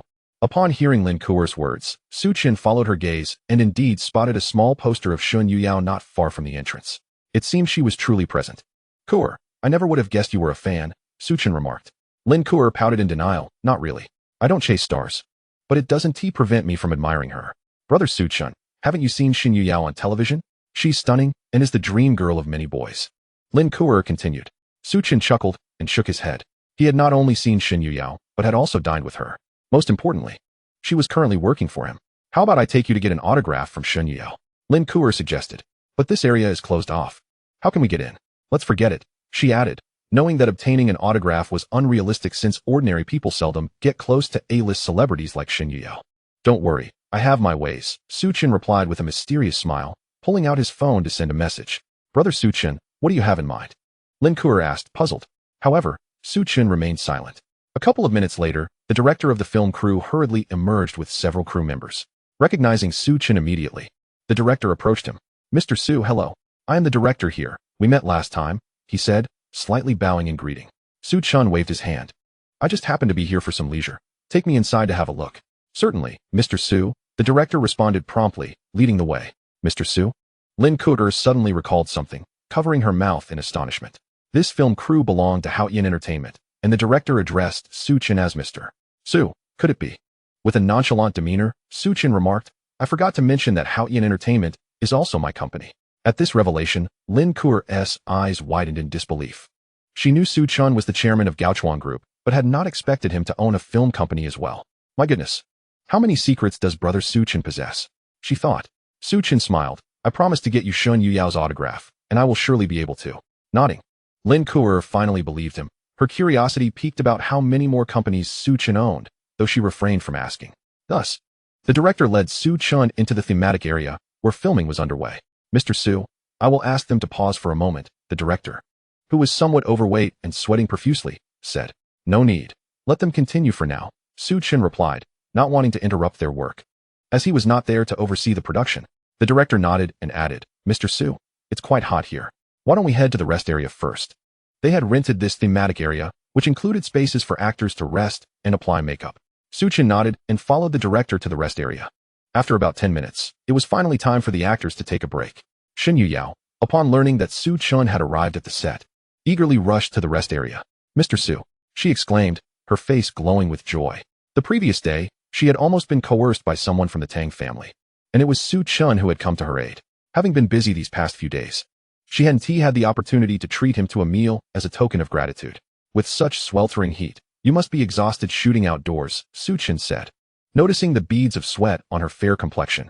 However, Shen Yuyao shook her head. Not at all. As a dedicated actress, this little hardship is nothing. Who is this? Shen Yuyao inquired, noticing Lin Kuo standing beside Chen. Lin Kuo, youthful and radiant, was indeed a rare beauty. Hello, my name is Lin Kuo. I am a friend of brother Chen and also your fan, she said, unable to contain her excitement at meeting her idol. Chen chuckled. Kuo mentioned wanting your autograph, so I brought her along. Shen Yuyao smiled gracefully. Of course, no problem at all. If possible, let us have a meal together later. Lin Kuo glanced at Chen with eager anticipation. Dining with her idol would be an incredibly fortunate opportunity, but she wondered if Chen would have the time. All right, after you finish filming, give me a call, Chen agreed. Just as Shen Yuyao was about to sign Lin Kuo's item, a loud commotion emanated from the adjacent rest area. In this heat, we can't continue filming. Look, my skin is getting tanned. I refuse to shoot any longer. The ruckus persisted for over a minute, followed by sounds of items being moved. Uncertain of what was happening, Chen approached to investigate. What is going on? He inquired, summoning the distressed director to clarify the situation. At that moment, seated in the rest area was a young man with a center-parted hairstyle, none other than the popular young actor Lin Zitao. He lounged in a chair, enjoying the air conditioning. And though he lacked masculinity, his makeup accentuated his effeminacy. Nevertheless, this did not deter his devoted fans. Several crew members were busy packing up, seemingly preparing to leave. Mr. Su, the director said hurriedly as he approached. What has happened? What is going on? Chen pressed further. The director, with a furrowed brow, finally relayed the situation. It turned out that Lin Zitao was throwing a tantrum, demanding a sudden increase in his remuneration, and his demands were rather exorbitant. Although not the lead actor, he sought to claim the highest pay among the entire crew. Naturally, the company refused to acquiesce to such unreasonable demands. The complaints about the heat were merely a pretext. Lin Zitao's true objective was to exert pressure on the company. The director felt quite helpless in this situation. Despite Lin Zitao not being the main character, he had significant screen time, and the film being shot was a large production with an initial investment of several hundred million. If this matter is not resolved expeditiously, the repercussions could be significant. He is a signed artist with our company? Su Chen furrowed his brow and inquired. To be frank, he harbored a certain disdain for such young idols. Lacking in acting prowess, they seemed to excel solely in self-promotion. Their rise to fame was less about talent and more about the fervent devotion of a legion of ardent fans. While they might bring short-term profits to the company, the long-term disadvantages far outweighed the benefits. The director elucidated, stating that he had signed a 2-year contract with our Haoyan Entertainment, with 6 months remaining until expiration. Su Chen remarked, "Let not such individuals impede the project's progress. We shall replace him." The director nodded but expressed his concerns. Lin Zitao boasts a considerable online following. What if? The director had long been dissatisfied with Lin Zitao due to his frequent diva antics. Replacing him with Su Chen would alleviate many burdens. Yet he feared the backlash from Lin Zitao's fervent fans who might create chaos online. Su Chen, maintaining a stoic expression, replied, "Our public relations department will handle it." Lin Zitao, engrossed in his phone, vaguely caught wind of Su Chen's suggestion to replace him and was immediately incensed. "Replace me? What gives you the right to propose such a thing?" Lin Zitao glared at Su Chen with fury. "Whether I have the right or not, just ask the director." Su Chen replied coldly. "Do you even comprehend who Su Dong is? He is the chairman of Haoyan Entertainment." The director promptly revealed Su Chen's identity. However, Lin Zitao merely smirked dismissively. Clearly, he found it hard to believe that someone so young could be the chairman of Haoyan Entertainment. A flicker of contempt danced in Lin Zitao's eyes. He could not fathom that the young man before him was indeed the chairman. The director scoffed, "Lin Zitao, do not underestimate others. If you doubt it, do your own investigation." Lin Zitao furrowed his brow, scrutinizing Su Chen anew. With a disdainful smile, he retorted, "If he is the chairman of Haoyan Entertainment, then I shall claim that Longyin Group belongs to me as well. If you wish to replace me, then the contract must be terminated simultaneously. You cannot afford my high fees. Many other companies are eager to offer me more." Recently, several firms had approached Lin Zitao with lucrative offers, which had inflated his ego further.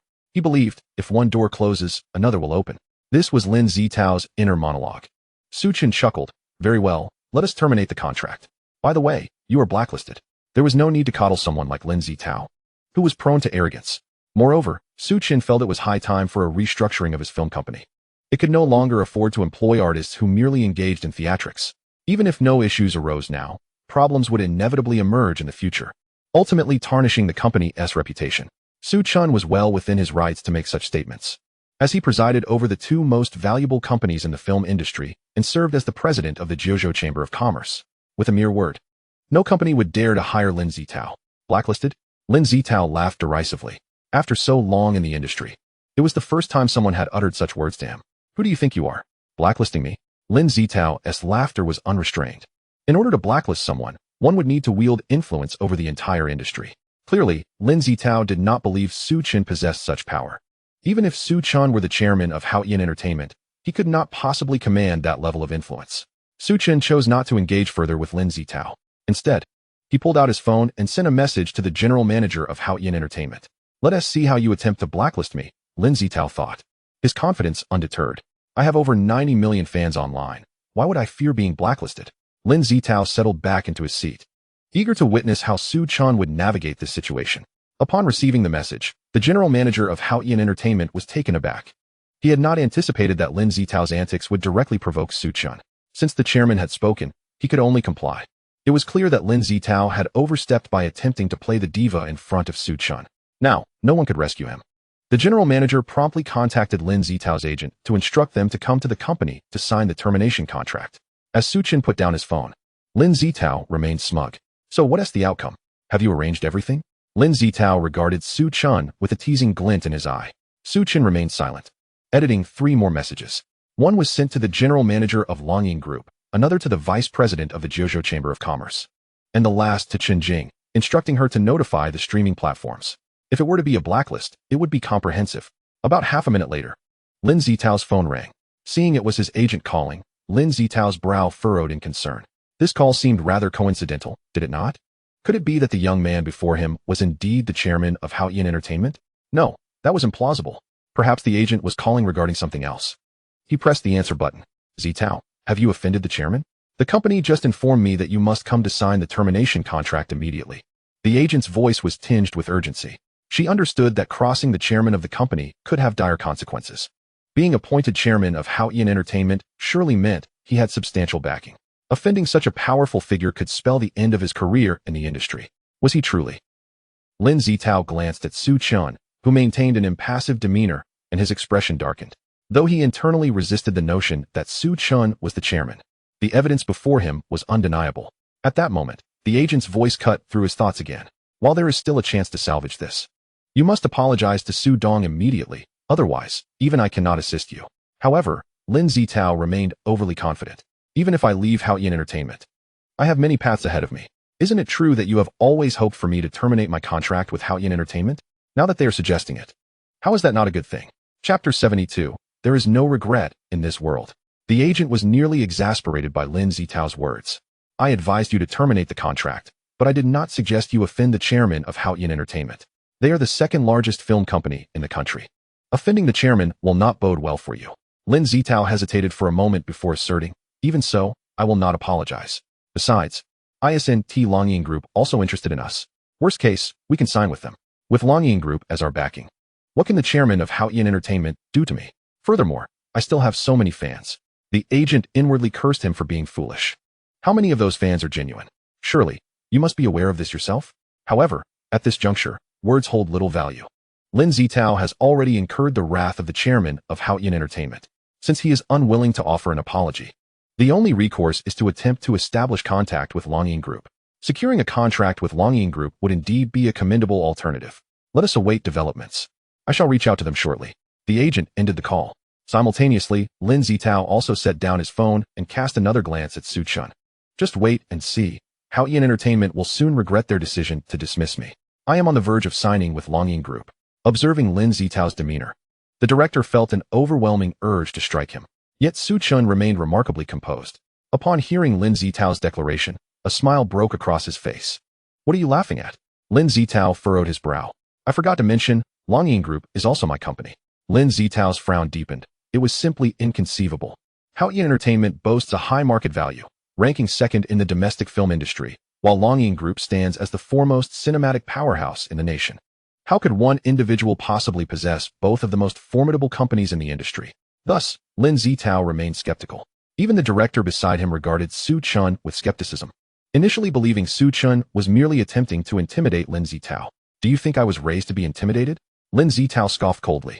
Su Chen, unwilling to squander any more time on Lin Zitao, turned to the director and said, remove him from here to prevent any disruption to the film's production schedule.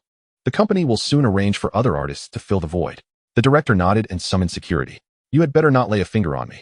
I will gather my belongings and leave on my own accord. Lin Zitao retorted angrily. Soon after, he received a message from his agent. It was over. Longying Group had indicated they would not be signing with us. Lin Zitao's expression shifted dramatically as he replied, Sisterly, please communicate with them once more. If the signing fee is too high, we can negotiate a reduction. Sisterly responded with irritation. Is this merely a matter of the signing fee? I just checked. And the largest shareholder of Longying Group is also Su Chen. At this revelation, Lin Zitao was left utterly stunned. He had not anticipated that Su Chen wielded such significant influence. Sisterly, signing with other film companies is still an option. While I may not receive as substantial a signing fee, at least I won't face unemployment. However, the subsequent message from his agent left Lin Zitao in shock once more. Just moments ago, numerous film companies had issued statements online, declaring they would no longer engage in any collaboration with him. He had been blacklisted. Lin Zitao's face turned pale. He never imagined things would escalate to this extent. Sisterly, it's all right. Live streaming is currently thriving. If the film companies refuse to work with me, surely I can venture into live commerce? Lin Zitao lowered his expectations once again. After all, he was a well-known star. Even if he resorted to live streaming, he would undoubtedly earn a considerable income. The agent sighed. You had better brace yourself. We have 2 live streaming accounts that have already been suspended. It's possible that other live streaming platforms will also refuse to sign with us. Lin Zitao was now in a state of sheer panic. He finally comprehended the terrifying extent of Su Chen's influence. Merely by sending a few messages, he had rendered the entire film industry reluctant to sign with him. Moreover, it appeared that even live streaming platforms would shy away from collaborating with him. This signified the end for him. Sisterly, I know you have extensive connections. Please help me. I do not wish to be blacklisted. Lin Zitao's hands trembled as he sent a message to his agent. After all his hard-won achievements, he was desperate to avoid an abrupt end. Help you? How? The agent replied, exasperated. You have offended the chairman of Haoyan Entertainment.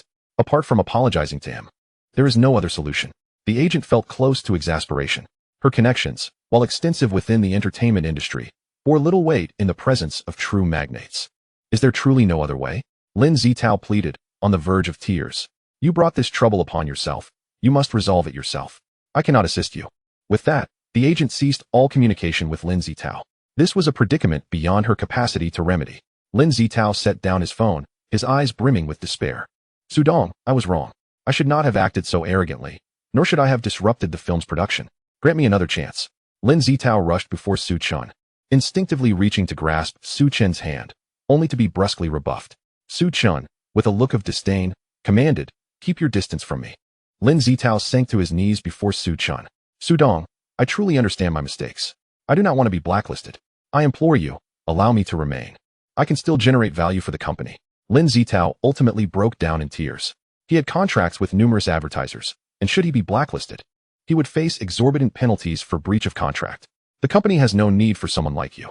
With that, Su Chen turned and walked away, unwilling to waste further time on Lin Zitao. At that moment, the director, observing Su Chen's retreating figure, was filled with admiration. He too had not anticipated the magnitude of Su Chen's influence. With just a single statement, he had effectively blacklisted Lin Zitao. It seemed that no company would dare to employ Lin Zitao in the future. Nonetheless, one could argue that Lin Zitao had brought this upon himself. Director, could you possibly intercede on my behalf? Lin Zitao attempted once more. Remove him from here, the director retorted, showing no mercy toward Lin Zitao. With the combined efforts of several security personnel, Lin Zitao was ultimately ejected from the lounge. As he faced such a dismal outcome, he was filled with regret. However, in this world, there is no antidote for regret. One must bear the consequences of their actions. Su Chen returned to the adjacent room, where he found Shen Yuyao conversing with Lin Karen. Sudong, it's quite noisy next door. What transpired? Shen Yuyao inquired upon Su Chen's return. Su Chen briefly recounted the events that had just unfolded. I thought Lin Zitao was merely honing his acting skills. Shen Yuyao chuckled ruefully. However, it is indeed deserved that he has been blacklisted. This individual often behaves arrogantly and frequently arrives late, causing the entire crew to wait on him. Lin Zitao has earned a poor reputation within the crew, and many harbor disdain for him. His blacklisting is a boon for everyone. Su Chen replied, well then, he will no longer make an appearance. He turned to Lin Karen. We have secured the signature. Let us continue our fun. Lin Karen nodded in delight, pleasantly surprised by the unexpected gains from her outing with Su Chen. Sister Yuyao, we shall head out to play now. After a brief exchange, the two had become good friends. All right, after I finish work, let us go out to dinner together, Shen Yuyao smiled. Subsequently, Su Chen led Lin Kuer out of the themed area. The two continued their exploration. However, the vastness of the scenic area was overwhelming, rendering half a day's time insufficient to traverse it completely. Time flew swiftly, and by evening, Shen Yuyao had finally completed her filming and called Su Chen. Mr. Su, I'm done. At that moment, Su Chen was accompanying Lin Kuer on an adventure in the haunted house, where Lin Kuer, being rather timid, was significantly frightened by the eerie scenes within. You go ahead to the restaurant. I will join you shortly. All right, I'll wait for you at the restaurant. Shen Yuyao departed the scenic area, seeking out a nearby dining establishment. Before long, Su Chen arrived with Lin Kuer in tow. With the initial awkwardness dissipating, Lin Kuer and Shen Yuyao suddenly found a plethora of topics to discuss, leaving Su Chen somewhat sidelined. After their meal, Shen Yuyao proposed a shopping excursion for Lin Kuer, to which she readily agreed. Brother Su, would you like to join us? You two go ahead, I shall pass. Su Chen had no desire to assist them in carrying shopping bags. After Shen Yuyao and Lin Kuer departed, Su Chen too drove off. But rather than returning to Binhai No. 1, he steered his Bugatti Veyron towards the racetrack. With his exceptional driving skills now honed, it was a splendid opportunity to experience the track. Upon arriving at the racetrack, Su Chen sought out the staff and promptly rented a track for himself. As soon as his payment was completed, he received a notification. Ding. Godly points, 123. Sometimes, fortune arrives unexpectedly. System, redeem a mystery box. Su Chen rubbed his hands together, filled with anticipation. Redemption successful. Opening mystery box. Congratulations, host, you have received a luxurious sports car trio. 1 Pagani Huayra. 1 Koenigsegg 1-1. 1 Lamborghini Veneno. What the hell? Su Chen's eyes widened in astonishment. He had not anticipated acquiring 3 supercars in one go. These vehicles were the pinnacle of the automotive realm, and each could command attention merely by existing. The most expensive among them was undoubtedly the Koenigsegg 1-1, priced at a staggering 100 million. System, are you trying to ensure I experience every high-end sports car available? Su Chen inhaled deeply. Yet the system remained silent in response. Focusing his attention, Su Chen entered the system space, discovering 3 miniature versions of the cars he had just obtained. The license plates and paperwork had already been processed. He could retrieve them and drive legally. Truth be told, Su Chen was eager to extract the 3 sports cars immediately. However, with others present at the racetrack, it would be unwise to startle them. Thus he dismissed the thought, planning to find an opportune moment later to bring them out. There was no urgency in the matter. Following this, Su Chen took to the track in his Bugatti Veyron, soon capturing the attention of onlookers. Look at that car. What is it? If you claim to be a car enthusiast, you should at least recognize a Bugatti Veyron. Which wealthy young man borrowed this? I don't recall any in Subei City. Oh, I remember now. The driver is Yi Kuen's older brother. Last time he was here, he drove an Aston Martin 1-77. His driving skills are indeed impressive. Spectators marveled at the Bugatti Veyron as it roared around the track, utterly captivated by Su Chen's exceptional driving prowess, which earned him their utmost admiration. Even some wealthy young men, who were originally racing, paused to watch Su Chen's performance. Acceleration, drifting, all executed seamlessly. It was a spectacle to behold. Su Chen was fully immersed in experiencing the capabilities of the Bugatti Veyron, oblivious to the crowd watching from the sidelines. Before long, the fuel tank was nearly empty. Fortunately, there was a refueling station at the racetrack. After refueling, he resumed his exhilarating drive. Time passed swiftly, and after a while, Su Chen grew weary of the track and prepared to leave. Unbeknownst to him, a large crowd had gathered at the starting point of the track. Among them Yi Kuen, who had come upon hearing from friends that Su Chen was at the racetrack. Brother, your driving skills are getting increasingly impressive. As Su Chen halted his car, Yi Kuen approached, eager to flatter him. Su Xiao? The surrounding wealthy youths quickly gathered, displaying utmost respect. They were all aware of Su Chen's formidable background, knowing even the Tang family of Subei City could not rival him. Making friends with Su Chen would undoubtedly be a source of pride. They envied Yi Kuen, for not everyone had the chance to be in Su Chen's inner circle. What brings you here? Su Chen inquired, regarding Yi Kuen. I heard from others that you were here, so I came over. Brother, why not play a bit longer?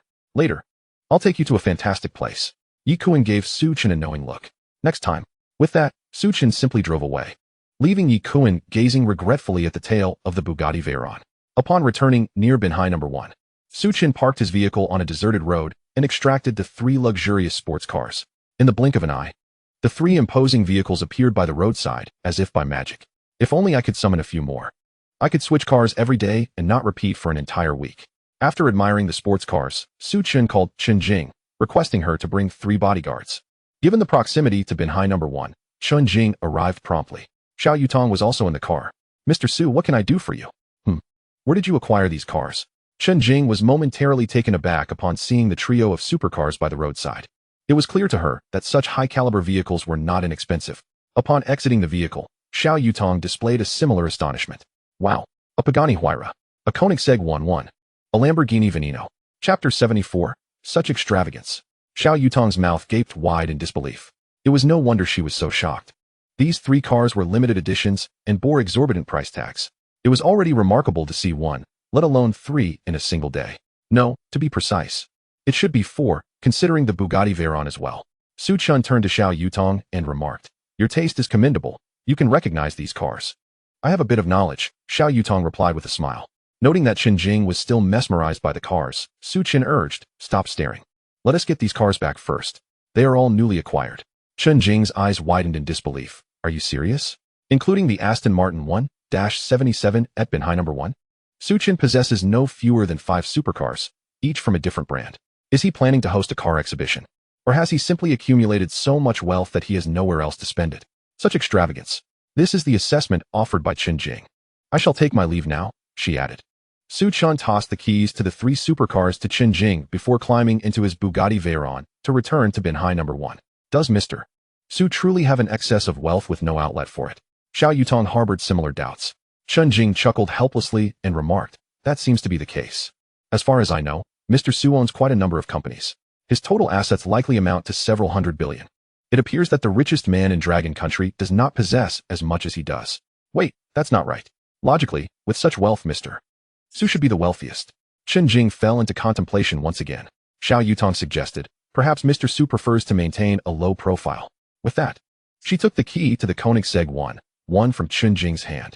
The moment she pressed the key, the car door swung open automatically. Under Chen Jing's guidance, the 3 supercars were driven back to Binhai number 1. Around 10 o'clock in the evening, Su Chun received a message from Qin Shui. She wished to invite him out for a late-night snack. Noting the time and feeling a bit hungry himself, he readily agreed and set off in his Lamborghini Veneno. The rendezvous point was a hot pot restaurant. Upon arrival, he found Qin Shui waiting at the entrance. When she noticed Su Chun had switched to yet another supercar, she shook her head in disbelief. In Subei City, there were likely few who could afford to be as extravagant as Su Chun. After parking, Su Chun approached Qin Shui, who had just gotten off work, clad in a black professional outfit, her hair elegantly styled in an updo. Why are you looking at me with such an expression? Su Chun noticed something peculiar in her gaze. Was this woman truly only inviting him for a late-night meal? Qin Shui gazed into Su Chen's dark eyes and said, just now, Song Liwei came to the company and handed me a bank card. As she spoke, she retrieved the card from her bag. He said it contains 50 million.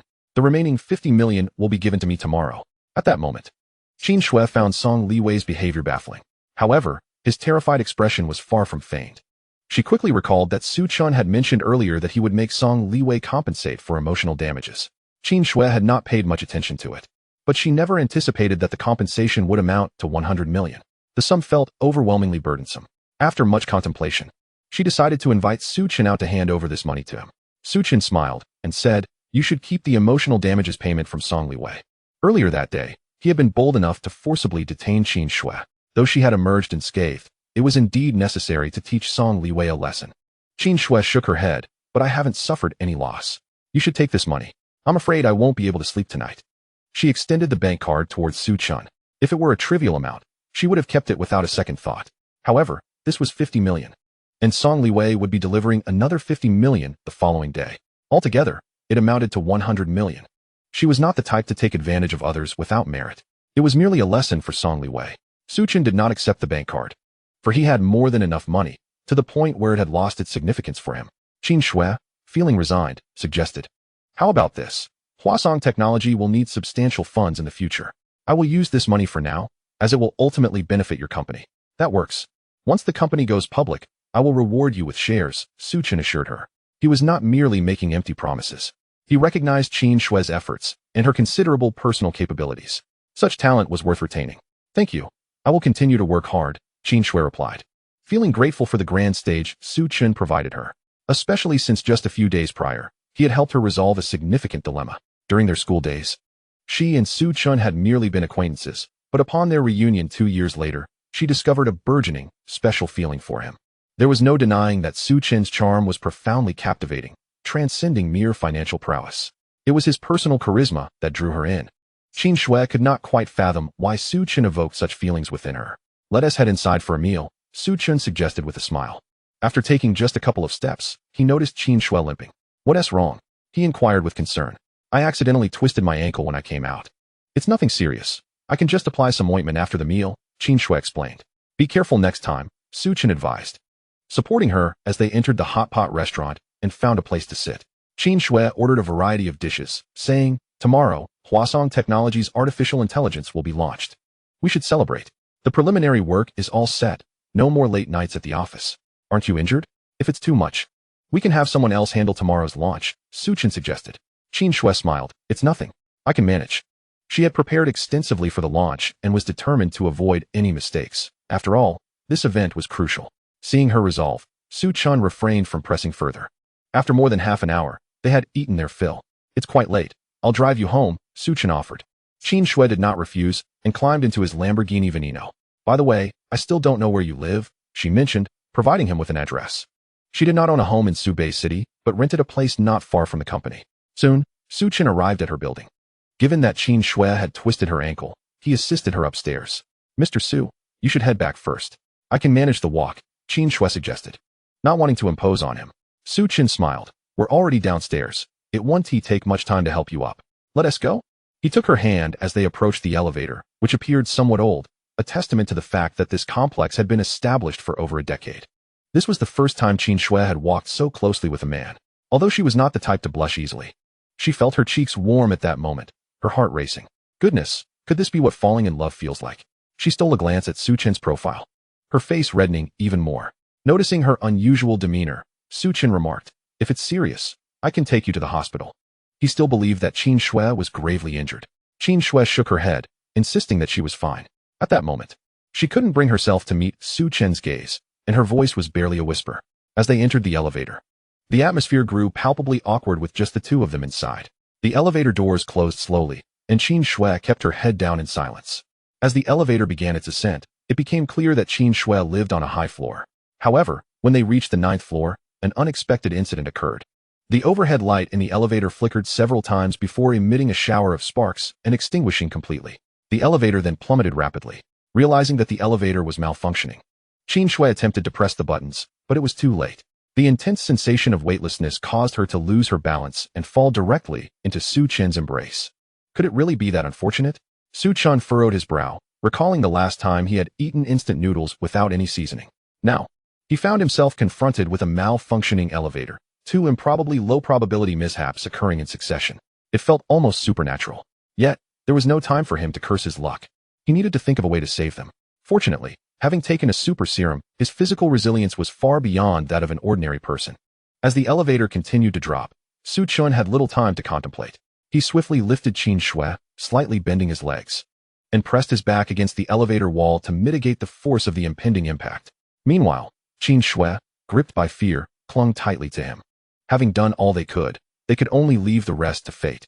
Moments later, with a thunderous crash, the elevator struck the ground. The deafening noise reverberated within the confines of the elevator.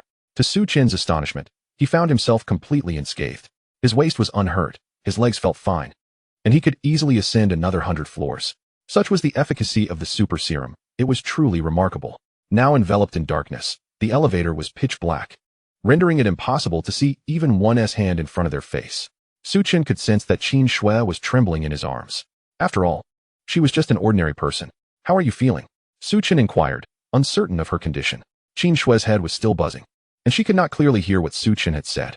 "Are we dead?" she murmured, feeling a bit dizzy but otherwise unremarkable. Logically, one would expect to sustain injuries from such a fall, but she felt no pain whatsoever. Su Chen chuckled, "We're resilient. We won't perish." "Really?" Chen Shui felt a flicker of hope. Of course, he reassured her, as she felt the solidness of Su Chen's chest. Chen Shui suddenly became aware that she was still in his embrace. "Oh no, this is so embarrassing. Su Chen, could you please let me down?" she asked softly. Her cheeks flushed crimson. Su Chen, realizing the situation, promptly set her down.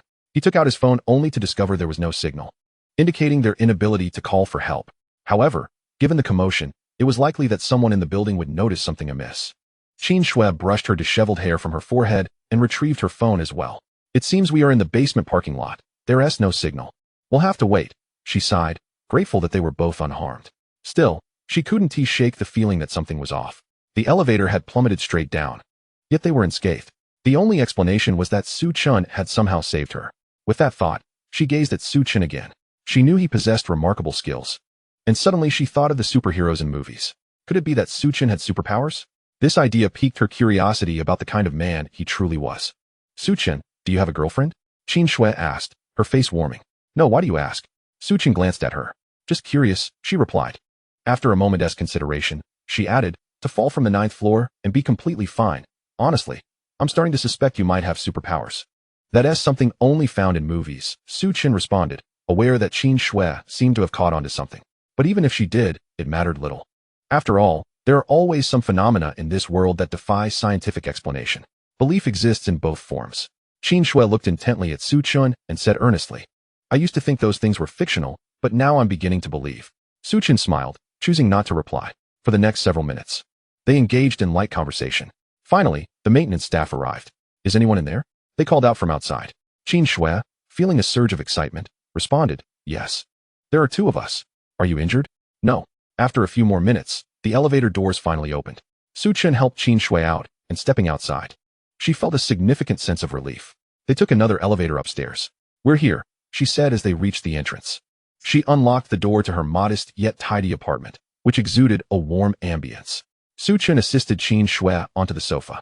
The water dispenser was nearby, and she poured him a glass. Su Chen, you've helped me tremendously. I can't thank you enough. If it weren't for you, I would have had to leave Su Bei City after offending Chen Juanhao. Plus, tonight you saved my life. As she gazed at Su Chen's handsome face, an impulsive desire to offer herself to him surged within her. Wait, Qin Shui, what are you thinking? She admonished herself. There is such a disparity between you two. It can't lead anywhere. At that moment, another voice in her head surfaced. No need to worry, we're friends. If there is nothing else, I'll be heading home, Su Chen said after finishing his water and preparing to leave. Or, why don't you stay the night? Qin Shui mustered her courage to suggest. Stay? What would we do? Su Chen was momentarily taken aback. Qin Shui thought to herself, he is so oblivious. It's painfully obvious. He truly was a straight man, an ironclad one at that.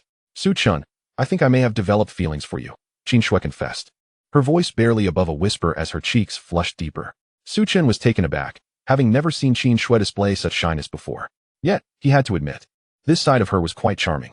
Qin Shui stood up, her beautiful eyes filled with earnest emotion. I know our social standings are vastly different, but rest assured, I want to intrude upon your life. With that, she leaned in and kissed him, surprising herself with the courage she had mustered. Su Chen felt a bit dazed. He was not Lu Xiaohui, and his hands involuntarily wrapped around Qin Shui. The atmosphere had heated to a point where something was bound to happen. The following morning, when Qin Shui awoke, it was already 9 o'clock. The room was empty, save for her alone. She sat up, dressed, and endeavored to recall the events of the previous night. Her cheeks flushed once more. Had he left? The absence of Su Chen left her feeling somewhat forlorn. She picked up her phone from the bedside and noticed she had missed the press conference. Oh no, I've missed the time. Qin Shui silently chided herself for being so careless as to neglect setting an alarm for such an important event. Just as she prepared to call the office to make alternative arrangements, the door suddenly swung open. Su Chen entered, bearing 2 breakfast plates. You must be hungry.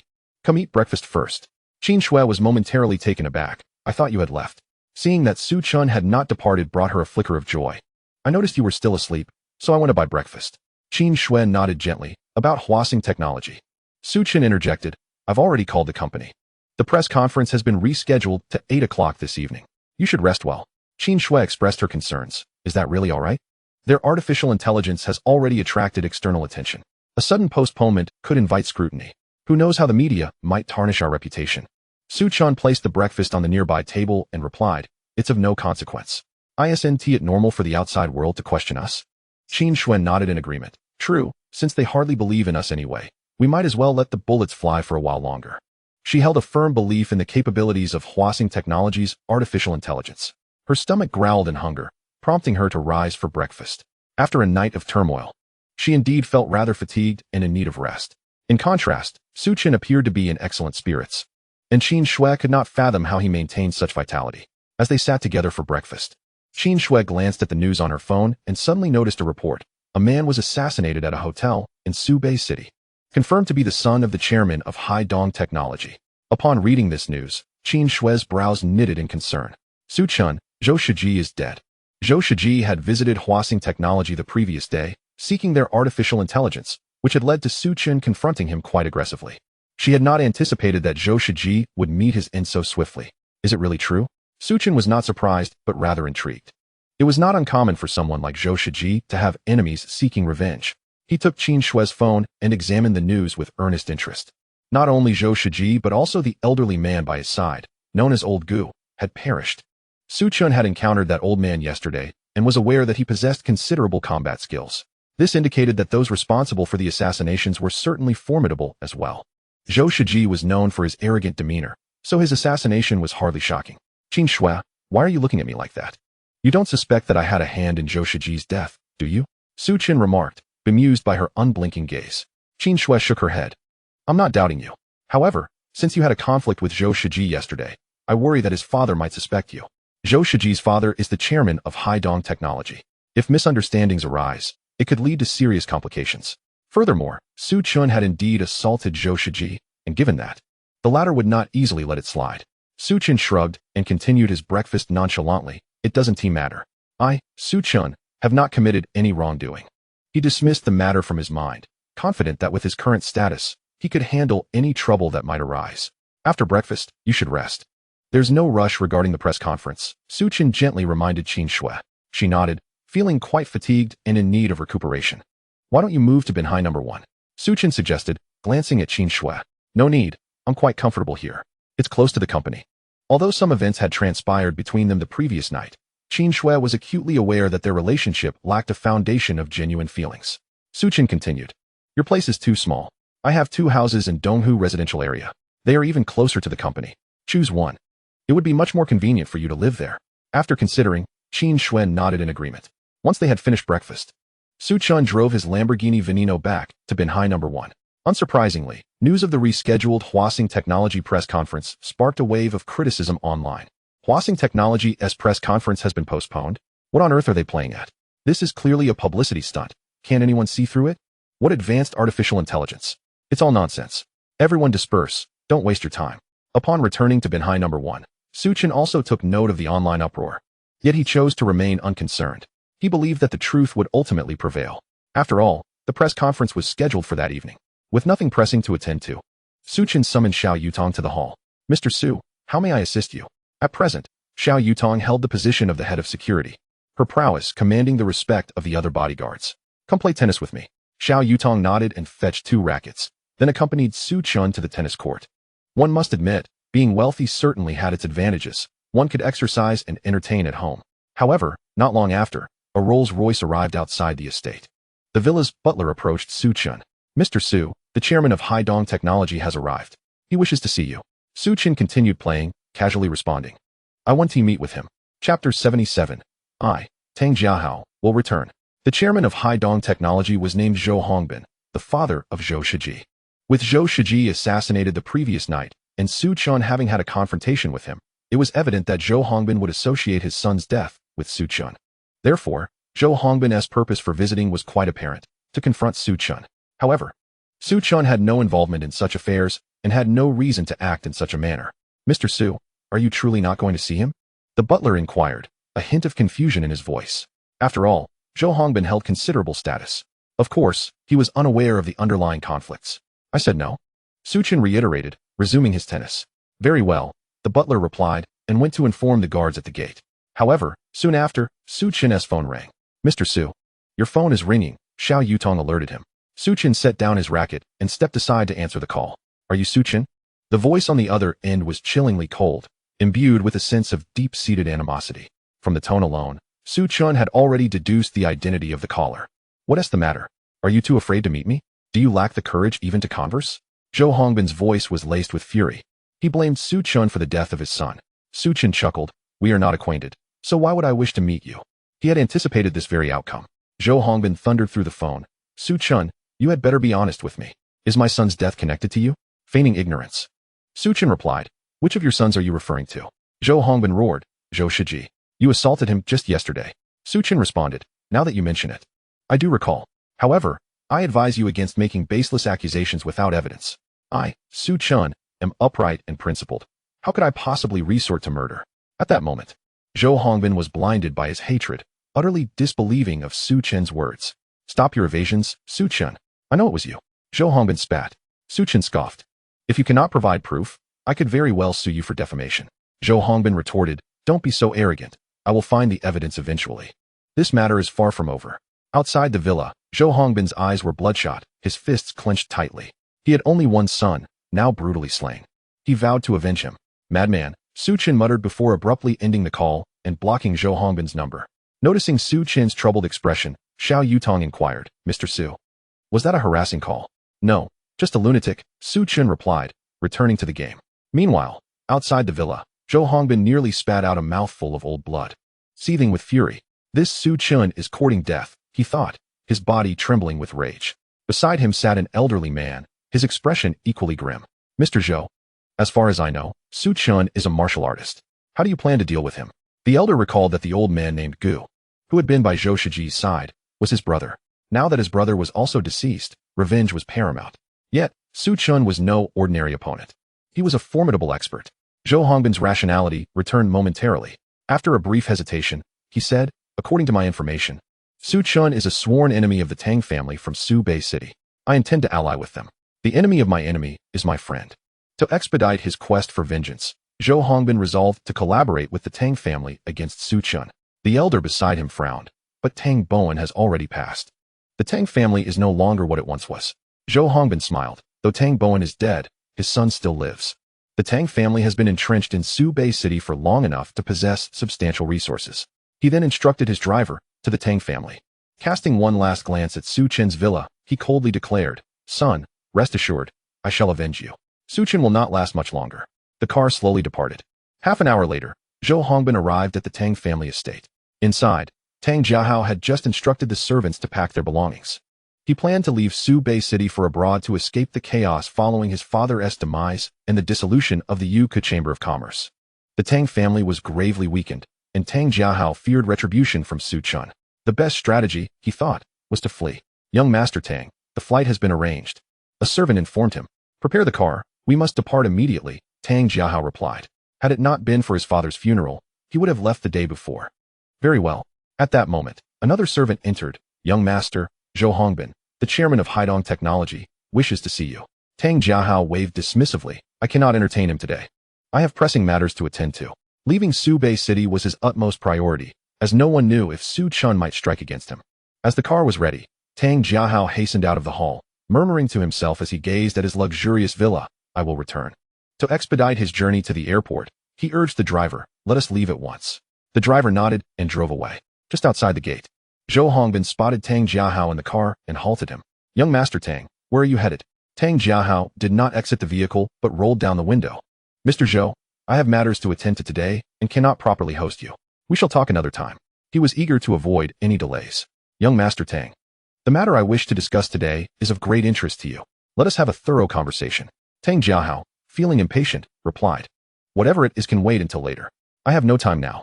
Having offended Su Chen, he was solely focused on escaping abroad.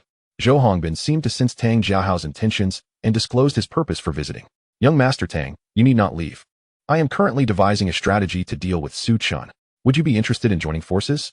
Hearing Su Chen's name made Tang Jiahao involuntarily shudder. The man's background was indeed terrifying. He had once believed there was no one in Su Bei City that the Tang family could not handle. But reality had proven him gravely mistaken. "Mr. Zhou, I suggest you seek assistance elsewhere." Tang Jiahao hastily shook his head, wishing to avoid provoking Su Chen further. He still bore the psychological scars from the humiliation he suffered at the banquet. In his eyes, Su Chen was a demon, though he harbored a desire for revenge. It was evident that the time was not right. "Young Master Tang, do you not wish for vengeance?" Zhou Hongbin pressed, employing a provocation. "Su Chen is the president of the Jiuzhou Chamber of Commerce. It is no simple task to confront him," Tang Jiahao countered. Zhou Hongbin continued, "I have a plan to deal with Su Chen. If we ally, I can guarantee his demise." Seeing Zhou Hongbin's confidence, Tang Jiahao hesitated. The Tang family was in a precarious position, and none of his father's old allies were trustworthy. Joining forces with Zhou Hongbin could indeed offer a chance of success. And perhaps he would not have to flee abroad after all.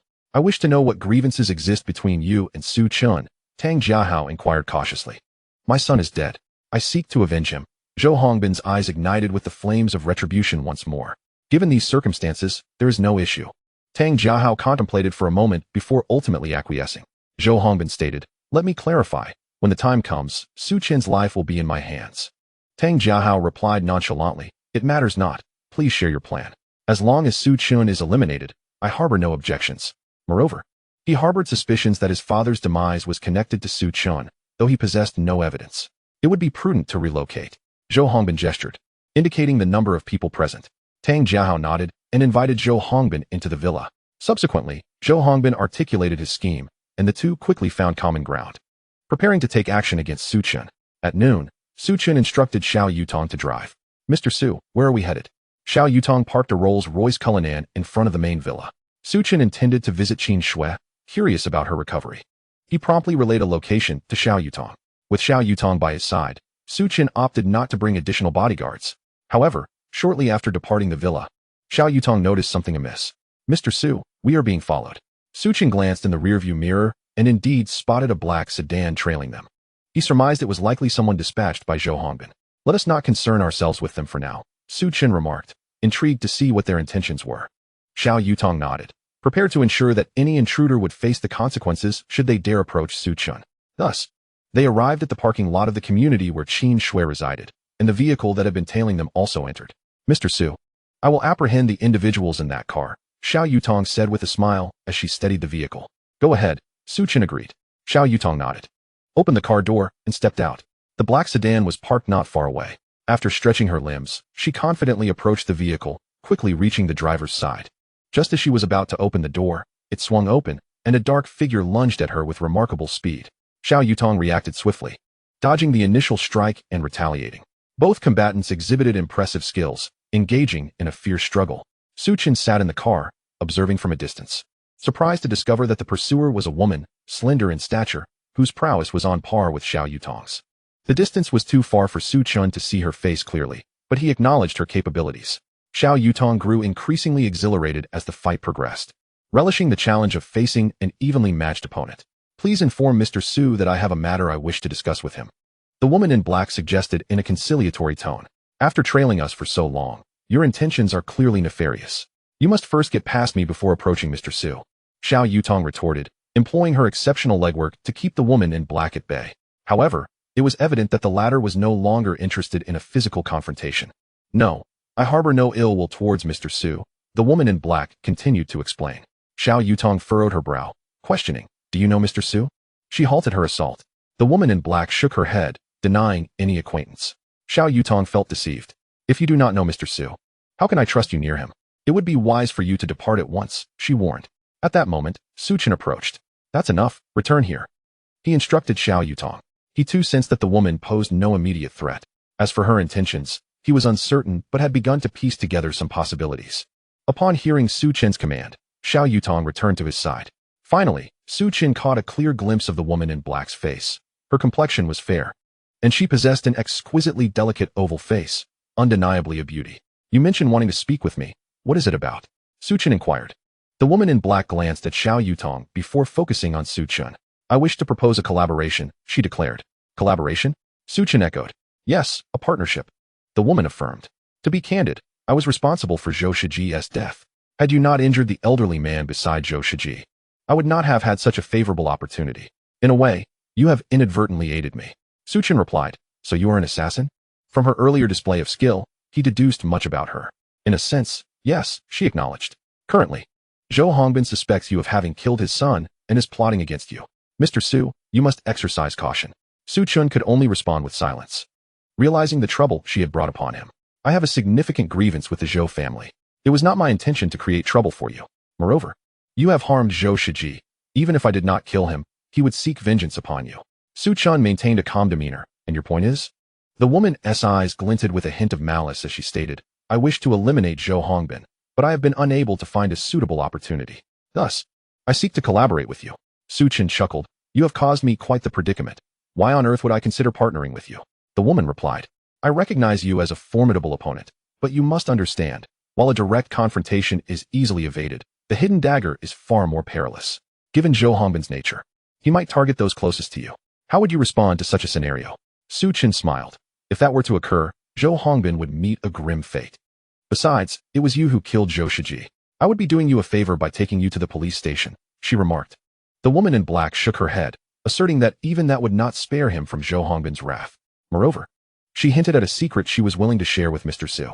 Zhou Hongbin had allied himself with Tang Jiahao of the Tang family. They had allocated 50 million to hire an assassin, plotting an attempt on your life. Su Chen fell into a brief silence, taken aback by the unexpected alliance between Zhou Hongbin and Tang Jiahao. Nonetheless, he felt no fear. In his eyes, Tang Jiahao was merely a fool, hardly worth concerning himself with. The notion of assassination, however, posed a more significant challenge. The woman in black continued, if Mr. Su could provide me with an opportunity, I could eliminate Tang Jiahao as well. Should you assist me, consider it a favor owed to you. Su Chen hesitated before inquiring, what grievances do you hold against the Zhou family? The woman replied, the specifics are not for me to disclose, but rest assured, my enmity with them is profound. At this juncture, the murderous intent on her face intensified, a hatred that was unmistakably genuine. Su Chen pondered deeply once more. This was indeed his first encounter with a hired assassin, and there was a possibility that he might find use for this woman in black in the future. Establishing a friendship could prove beneficial. Furthermore, once Zhou Hongbin and Tang Jiahao were dealt with, he would no longer have to look over his shoulder. All things considered, it was a win-win situation for him. Now, tell me your plan. Upon hearing Su Chen's agreement, the woman in black felt a surge of joy. With his assistance, She could finally exact her revenge. She promptly unveiled her scheme, which Su Chen found quite satisfactory. Most importantly, he would not need to exert himself significantly. Let us proceed with it then. The woman in black nodded. Mr. Su, may our collaboration be fruitful. Should you require my assistance in the future, do not hesitate to call upon me. My identity is somewhat unique. I must take my leave now. Without lingering, she turned and got into her car. I am yet to know your name, Su Chen called after her. You may refer to me as Yun Xin henceforth, she replied before driving away. As the woman in black departed, Xiao Yutong, who had been observing from a distance, finally relaxed her guard and quickly approached Su Chen. Mr. Su, what did that woman say to you? I sense it would be wise not to trust her, she cautioned. Everything is fine. Please wait for me here. Su Chen reassured her, deliberately omitting any mention of the prior conversation. After all, the fewer people who knew of such matters, the better. He made his way to the elevator to find Qin Shui.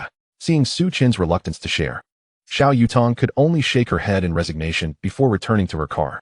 Before long, Su Chen arrived at Qin Shui's doorstep, gently knocking on the door. Who is it? Having rested throughout the morning, Qin Shui had risen. Hearing the knock, she stepped outside and, through the peephole, recognized Su Chen's familiar face. A smile instantly brightening her features. Su Chen, what brings you here? I just came to check on you. By the way, have you had lunch yet? He inquired. Noticing that Qin Shui appeared to have regained some vitality, though her gait still seemed somewhat awkward, whether due to her foot injury or another reason, he could not tell. I was just about to order takeout, she replied. How about I take you out for a meal instead? There are places to eat just downstairs, so we won't have to walk far. That sounds good. Give me a moment to change into something else. Qin Shui, who usually eschewed excessive adornment, took the opportunity to both change her outfit and apply some makeup. She was naturally an exceptionally attractive woman, and with a little effort, she appeared even more radiant. What do you think of this dress? She asked, stepping out in a knee-length skirt. Compared to her usual sophisticated and elegant attire, this outfit exuded a more intellectual appeal. Su Chen appraised her and smiled. You look stunning. A faint blush crept onto Qin Shui's cheeks. I never realized you were so good at compliments. I speak only the truth, Su Chen replied. Now let us go and eat. Qin Shui linked her arm with his as they stepped out into the world. They arrived at the restaurant downstairs, and while paying, Su Chen accumulated enough points to reach 100. Ding. Host's points, 99. System, redeem a mystery box. Su Chen had developed a fondness for unboxing the system's rewards. Blind box redemption successful. Opening now. Congratulations, host, for acquiring 77% of shares in Tycoon Technology. Tycoon Technology was the second largest gaming company in the country, renowned for its immense revenue-generating capabilities, boasting over 30 billion in quarterly income, a behemoth in the industry. Such is the power of the system, Su Chen mused, feeling a rush of excitement. After leaving the restaurant, he turned to Qin Shui. Let's buy you a few outfits. There's a large shopping mall right across from the community. No need. I have plenty of clothes, she replied, shaking her head. In truth, she rarely indulged in shopping. As a strong woman, she preferred to devote her energy to her career. Unfortunately, lacking connections, her prospects had not improved significantly in the 2 years since her graduation. That's all right, Su Chen insisted, guiding her toward the mall. Qin Shui remained silent, yet her heart swelled with happiness. It was her first taste of the sweetness of romance. Upon entering the mall, Su Chen personally selected several outfits for her. Go try these on, he encouraged. Smiling at her, Qin Shui nodded, taking the clothes into the fitting room. When she emerged, she had changed into a flowing gown. Miss, you are truly beautiful. That dress suits you perfectly.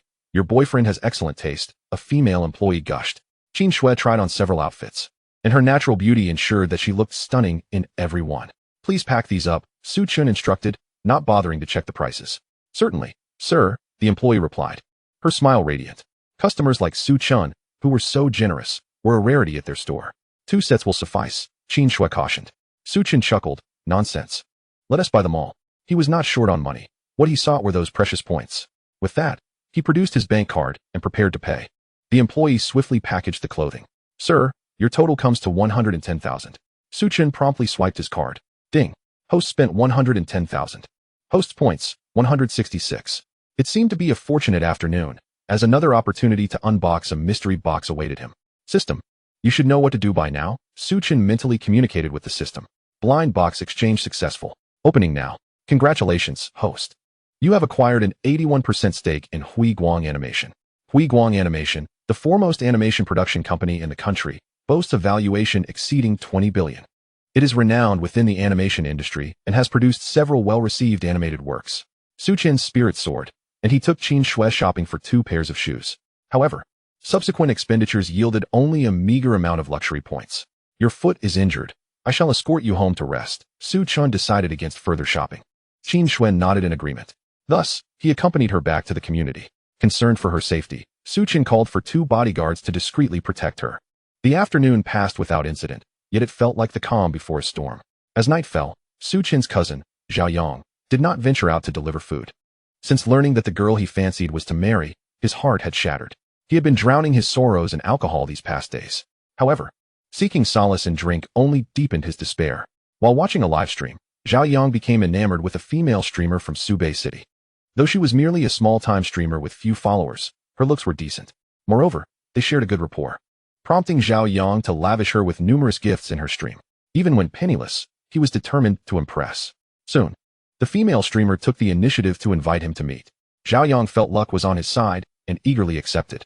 After donning a sharp suit, he set off to the agreed location, elated. Xiao Tao Tao, have you arrived? Zhao Yang inquired over the phone. I'm here, it's a bit crowded. I'm by the fountain, wearing a blue outfit, she replied. Upon hearing this, Zhao Yang swiftly spotted her amidst the throng. I see you, he exclaimed, excitement radiating from him as he rushed over. However, as he drew nearer, the smile on his face swiftly vanished. What on earth? The enchanting young beauty he had seen in the live stream now appeared to be at least in her 40s. Even with heavy makeup, the wrinkles at the corners of her eyes were unmistakable. Zhao Yang's lips twitched. Goodness, are beauty filters truly this powerful nowadays?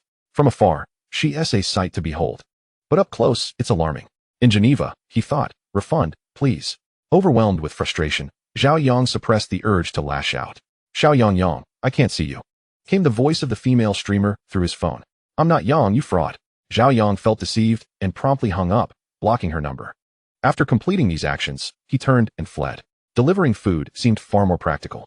With a heavy sigh, he ultimately relinquished his fantasies. Draped in a yellow robe and riding a second-hand electric scooter, he set out to deliver food. However, before he could complete his first order, an unexpected event transpired as he passed through a deserted alley. A black SUV halted in the middle of the alley, obstructing his path. What the heck? Whose car is this? It's parked rather well, Zhao Yang grumbled, pressing the horn repeatedly. Just then, the car door swung open, and 2 burly men in suits emerged, one of whom held a burlap sack. Zhao Yang's expression shifted, sensing trouble. He quickly attempted to turn around, but one of the men had already snatched his keys. What do you want? Zhao Yang abandoned his scooter and tried to escape, but one of the men seized his clothing and yanked him down to the ground. Terrified by their menacing demeanor, Zhao Yang stumbled backward. What do you intend to do? He demanded. Do not resist needlessly. Come with us. One of the men grinned ominously at Zhao Yang, sending chills down his spine. I don't know you. You'd best not act recklessly. I have hemorrhoids. Zhao Yang exclaimed just as a burlap sack was thrust over his head. He was swiftly hoisted into the vehicle, which soon vanished into the night. Panic coursed through Zhao Yang. I warn you, my cousin is Su Chen, a wealthy man. You'd best release me immediately. Enveloped in darkness, he could not discern where they were taking him. Please don't let them harvest my kidneys. Your cousin is Su Chen, is it? Indeed, that's who we're after. One of the men responded. Zhao Yang's anxiety escalated. Could it be that my cousin has offended you? Quite astute of you, one of the men remarked. Zhao Yang, now terrified, protested. It's my cousin who has wronged you. What does that have to do with me? Enough chatter. Be quiet, the man warned tersely. If you keep talking, I'll cut out your tongue. Zhao Yang fell silent in fear.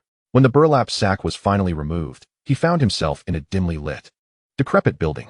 It appeared to be a basement. Aside from the 2 men who had captured him, 3 others glared at Zhao Yang with malevolent expressions.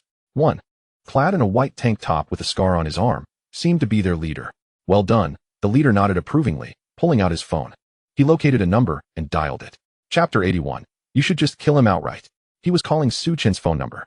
With Su Chen's cousin now in their grasp, they were confident they could manipulate him.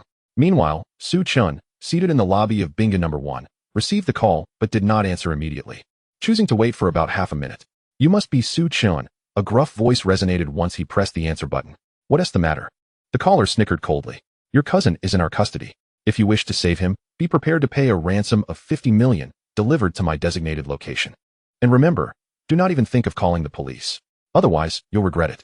Su Chen inquired nonchalantly, which cousin? The caller hesitated, then shouted, Zhao Yang. Su Chen replied, oh, in that case, you might as well just kill him. A long silence followed, filled with the caller's fury. Su Chen, I know you hold considerable status in Subei City, but do not test my limits. Believe me, I can beat your cousin right now. Su Chen replied indifferently. Go ahead. And make sure to give him a good beating for me too. That scoundrel still owes me money. If there is nothing else. Let us leave it at that. With that, Chen abruptly ended the call. In the basement, the leader of the men, upon realizing the call had been disconnected, twitched his lips in irritation. What on earth? His cousin had been kidnapped, and Chen chose to stand idly by. Was 50 million really such a paltry sum to him? Not at all. Or perhaps Chen had already been privy to some insider knowledge. Aware that their intentions were not merely for ransom, but for his very life. Despicable. The leader gritted his teeth and approached Zhao Yang. Kid, your cousin wouldn't even part with 50 million. Don't blame us for being ruthless. Zhao Yang's face turned ashen. If you're only after the money, I'll speak to my cousin myself. He wouldn't let me die here. He had no desire to perish in this place. All right, have your cousin bring the money to save you. Hurry. The leader dialed Chen's number once more, shoving the phone into Zhao Yang's trembling hands. As Zhao Yang waited for Chen to answer, his hands shook with trepidation. Yet, the call went unanswered. How could this be? Had his cousin truly abandoned him? A sense of panic surged within Zhao Yang. At this juncture, only Chen could save him. If Chen refused to pay the ransom, these men would indeed kill him. Damn it. The leader cursed again, snatching the phone from Zhao Yang's grip. He attempted to call Chen repeatedly, but each attempt met with silence. Zhao Yang's voice quivered. You see? My cousin won't answer. What if I give you all the money I have on me? Just let me go? The leader's expression darkened, remaining silent. Just then, one of the burly men approached the leader, whispering, Boss. Could it be we've targeted the wrong person? That Chen really doesn't care about his cousin's life. The leader pondered this, realizing the possibility was quite high. However, they had already stirred Chen's attention, and changing targets now would be exceedingly difficult. Boss, something feels off. I sense that Chen is stalling for time.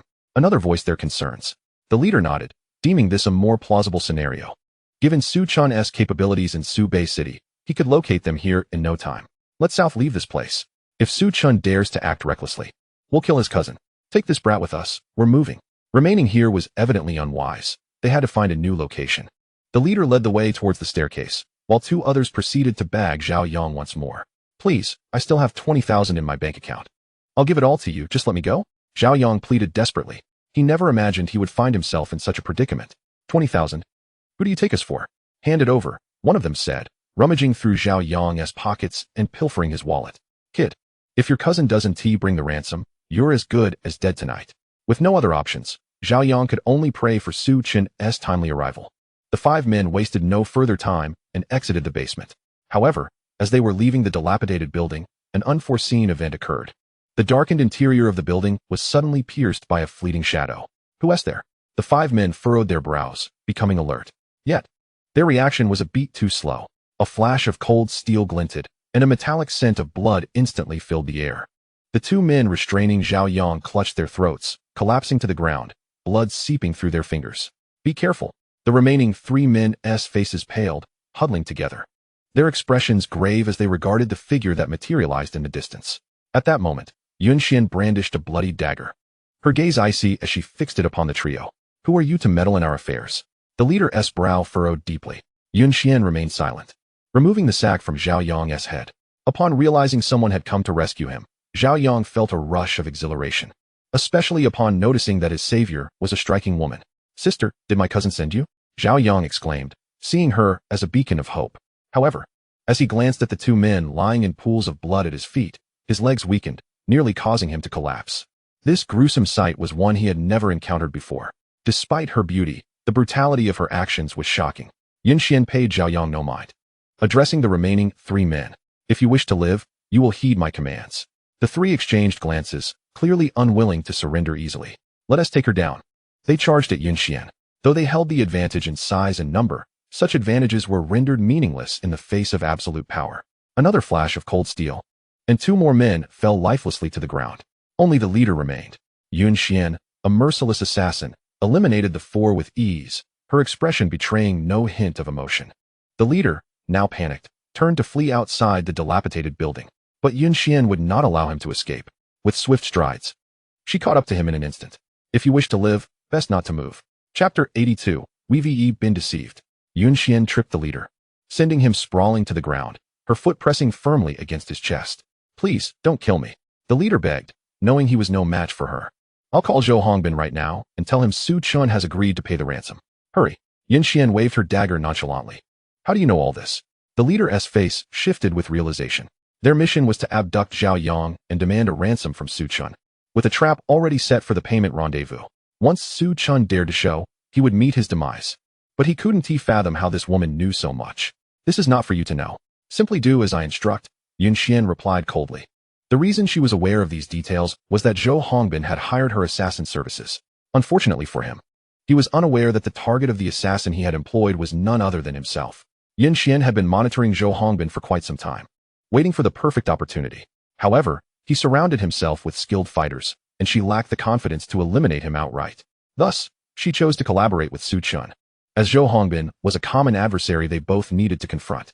If all goes smoothly, then the person who will perish tonight will be Zhou Hongbin. Of course, there is also Tang Jiahao. Very well, I shall inform Mr. Zhou at once. However, you must assure me that you will release me. The man in charge pulled out his phone from his pocket. Yun Xian coldly retorted, you lack the standing to bargain with me. Moreover, I advise you not to be clever, otherwise, you shall meet a most gruesome end. The man nodded, trembling as he began to compose a text message. Meanwhile, Zhao Yang could no longer contain his nausea. In the Tang family villa, Zhou Hongbin and Tang Jiahao were seated in the grand hall, savoring fine red wine. Tang Jiahao, unable to contain his impatience, turned to Zhou Hongbin and inquired, do you believe our plan will succeed? Zhou Hongbin confidently replied, rest assured, it will be a success. They had abducted Zhao Yang ostensibly for ransom, but their true aim was to extinguish Su Chen's life. Tang Jiahao expressed his unease. Yet I have a foreboding feeling that Su Chen may not appear. Zhou Hongbin chuckled, this Su Chen is quite formidable. However, individuals of such caliber are often overconfident.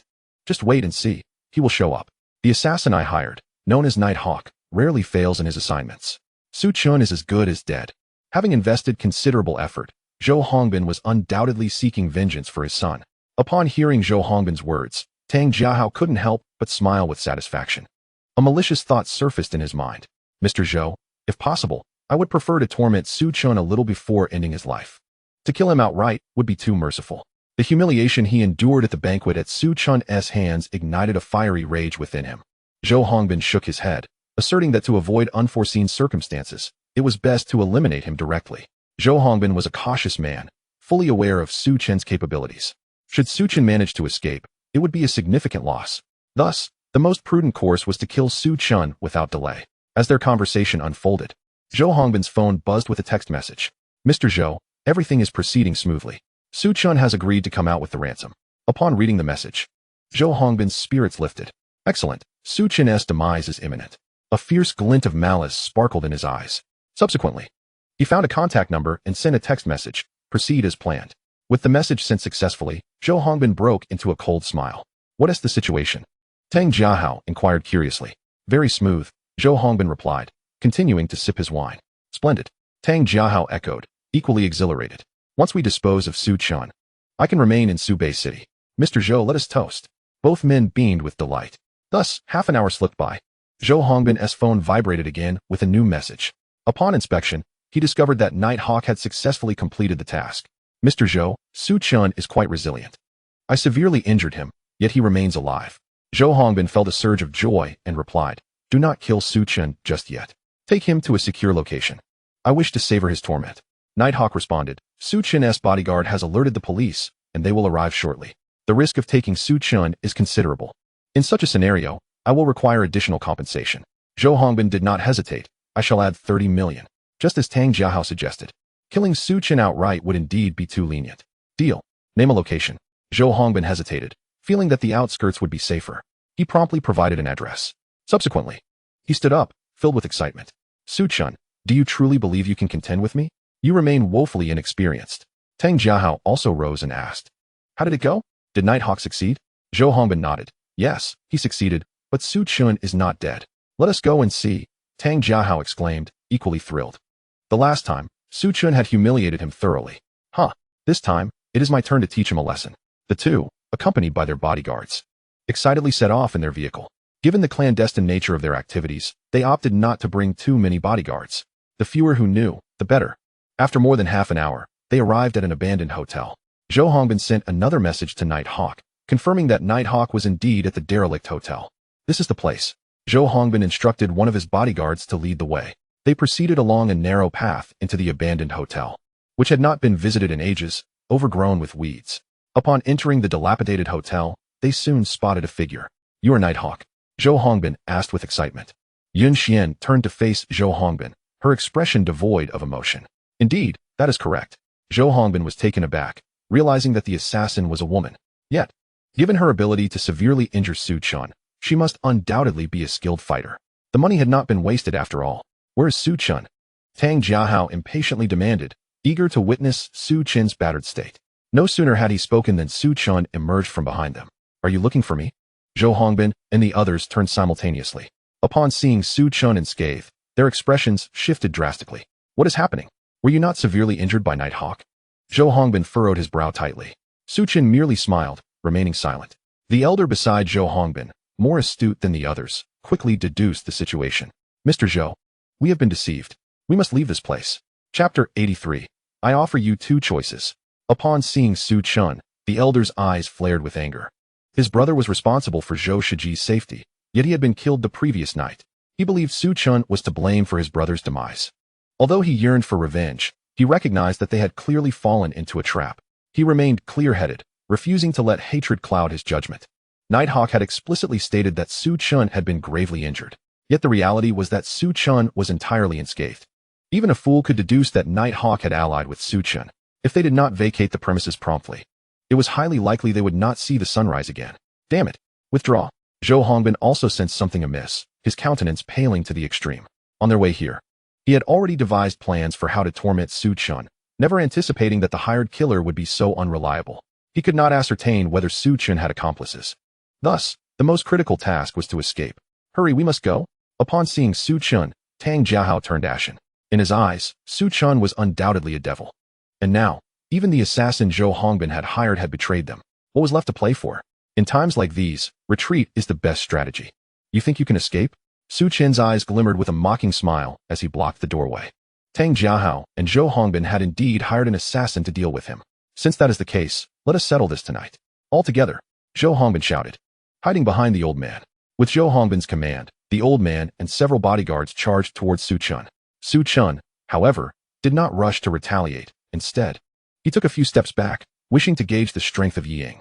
At that moment, Ying also rushed forward, wielding a sharp dagger. Her eyes devoid of any emotion. Her speed was astonishingly swift. Two bodyguards, caught off guard, were immediately slashed across the throat. "Su Chen, you shall die." The old man accompanying Zhou Hongbin seethed with rage, seeking to take advantage of the moment to kill Su Chen. Yet, Ying's dagger was already upon him. A flash of cold light descended. The old man furrowed his brow and hurriedly withdrew his hand, quickly stepping back. Had he not reacted swiftly, he would have lost a hand. "Ying, you have taken so much of my money, yet you dare to betray me. When I return, I will not let you off easily." Zhou Hongbin was exceedingly furious, feeling as though he had been played. Ying snorted coldly. "You had better ensure you make it back alive. In any case, you are doomed tonight." Zhou Hongbin gritted his teeth, determined to kill this woman first. The remaining bodyguards nodded and surrounded Ying, preparing for a chaotic melee. At that moment, Tang Jiahao was utterly terrified, huddling in a corner, trembling. Noticing that Ying was not paying attention to him, he immediately scurried deeper into the abandoned hotel. It was too vast. If he could find a place to hide, he might have a chance to survive. However, Tang Jiahao did not run far before a figure appeared before him. It was Su Chen. Su Chen wore a stoic expression, coldly gazing at Tang Jiahao. Su Chen." Tang Jiahao's legs turned to jelly, and he fell to his knees. "Please spare me, Su Chen." Sweat beaded on his forehead. "This matter with the assassin has nothing to do with me. It is all Zhou Hongbin's doing. Every grievance has its source. You should seek him for vengeance." Tang Jiahao desperately wished to disentangle himself from Zhou Hongbin, regretting listening to his persuasion. Now, they were likely to perish here due to a failed plan. Su Chen shook his head. He was no child and would not be swayed by Tang Jiahao's deceitful words. "Tang Jiahao, I had intended to spare you. Yet, to my astonishment, you dared to offend me." Tang Jiahao trembled even more violently, slapping himself hard. "Su Chen, I beg you, spare my life. I can offer you a substantial sum of money. Just let me live." With his father deceased, he had inherited a significant portion of the family wealth. Money was the only resource he could present. Yet it was evident that Su Chen was not in need of money. Noticing Su Chen's silence, Tang Jiahao continued, "Or perhaps I could serve you as a dog. You direct me east, and I shall not venture west." Tang Jiahao had abandoned all pretense. Compared to his life, dignity was of no consequence. Su Chen looked down at the trembling Tang Jiahao and coldly stated, Do not waste time. I present you with two choices. The first, death. Tang Jiahao swallowed hard, anxiously proclaiming, I choose the second. No matter what Su Chen demanded of him, he would comply. Survival was all that mattered. Apologies.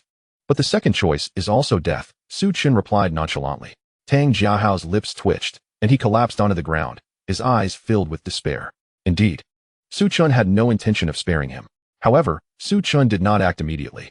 He diverted his gaze towards the entrance, where Ying had already dealt with the remaining bodyguards. Only the old man and Zhou Hongbin remained. Zhou Hongbin, an ordinary man, was of no help now. He could only stand by anxiously, powerless to do anything but pray. Ying and the old man were formidable foes. After exchanging 30 to 40 blows, neither could claim victory. Yet, Su Chen could see that the old man held a slight advantage over Ying. Still, Su Chen was not in a hurry to intervene. As expected, after 4 or 5 minutes, the old man deliberately exposed a flaw. Eager for victory, Ying failed to notice. In a fleeting moment, the old man seized the opportunity, striking Ying on the shoulder with great force. Ying's expression darkened as she staggered back several steps, barely maintaining her footing. Seizing the moment of her weakness, the old man, seasoned in combat, charged ferociously at Ying, knowing that if he could eliminate her, he would have a chance to escape. Thoughts of avenging his brother were now too dangerous to entertain. Engaging Ying had already drained much of his stamina. Facing Su Chen afterward would only lead to his downfall. Thus, it was wiser to prioritize his own survival. His offensive grew increasingly fierce, pushing Ying to retreat repeatedly. Die! The old man cornered Ying, leaving her no escape. Just as he prepared to deliver the final blow, a sudden gust of wind whistled behind him. Not good. The old man realized Su Chen was about to strike, his brow furrowing in concern. He attempted to evade, but at that moment, a heavy brick smashed into the back of his head. He felt a wave of dizziness wash over him, and before he could catch his breath, Ying would not grant him the opportunity. Chapter 84. The trouble is resolved. A flash of cold light pierced through as Ying's dagger plunged into the old man's neck. He fell to the ground in agony, struggling for a few moments before succumbing to his fate. With the old man dispatched, Ying exhaled deeply, turning her gaze towards Su Chen, who remained standing at a distance. Grateful for the brick Su Chen had thrown, which had severely injured the old man. Otherwise, she would have been no match for him. Wow, what? Zhou Hongbin's face turned ashen. All the bodyguards he had brought were dead, and now even the old man lay lifeless. This meant that no one could save him. Was he truly destined to die here tonight? Zhou Hongbin felt a deep sense of resentment, especially seeing Su Chen's calm demeanor, which only fueled his rage. He had believed he could avenge his son, yet in all his calculations, he had overlooked a crucial detail. Ying, how much did Su Chen pay you? I will double it. Zhou Hongbin attempted to bribe Ying. Ying coldly shook her head. No amount of money you offer will suffice. Zhou Hongbin, you are doomed tonight. Zhou Hongbin persisted. Do you not kill for money? If you can just hold off Su Chen long enough for me to escape safely, I will surrender half my assets to you. He endeavored to persuade Ying, but she only shook her head again. At this moment, Zhou Hongbin was utterly despondent. He turned to Su Chen, his eyes ablaze with hatred. Su Chen, I never anticipated this. To be defeated at your hands tonight. I am filled with resentment for not avenging my son. Ying interjected. Zhou Hongbin, you are mistaken. It was not Mr. Su who took your son's life, but rather I. Zhou Hongbin's expression shifted. What did you say? Ying repeated. It was I who killed your son, Zhou Shiji. Zhou Hongbin questioned. Is this not the doing of Su Chen? There was no instigation, Ying replied, her face devoid of emotion. I have a deep-seated enmity with you. Who are you exactly?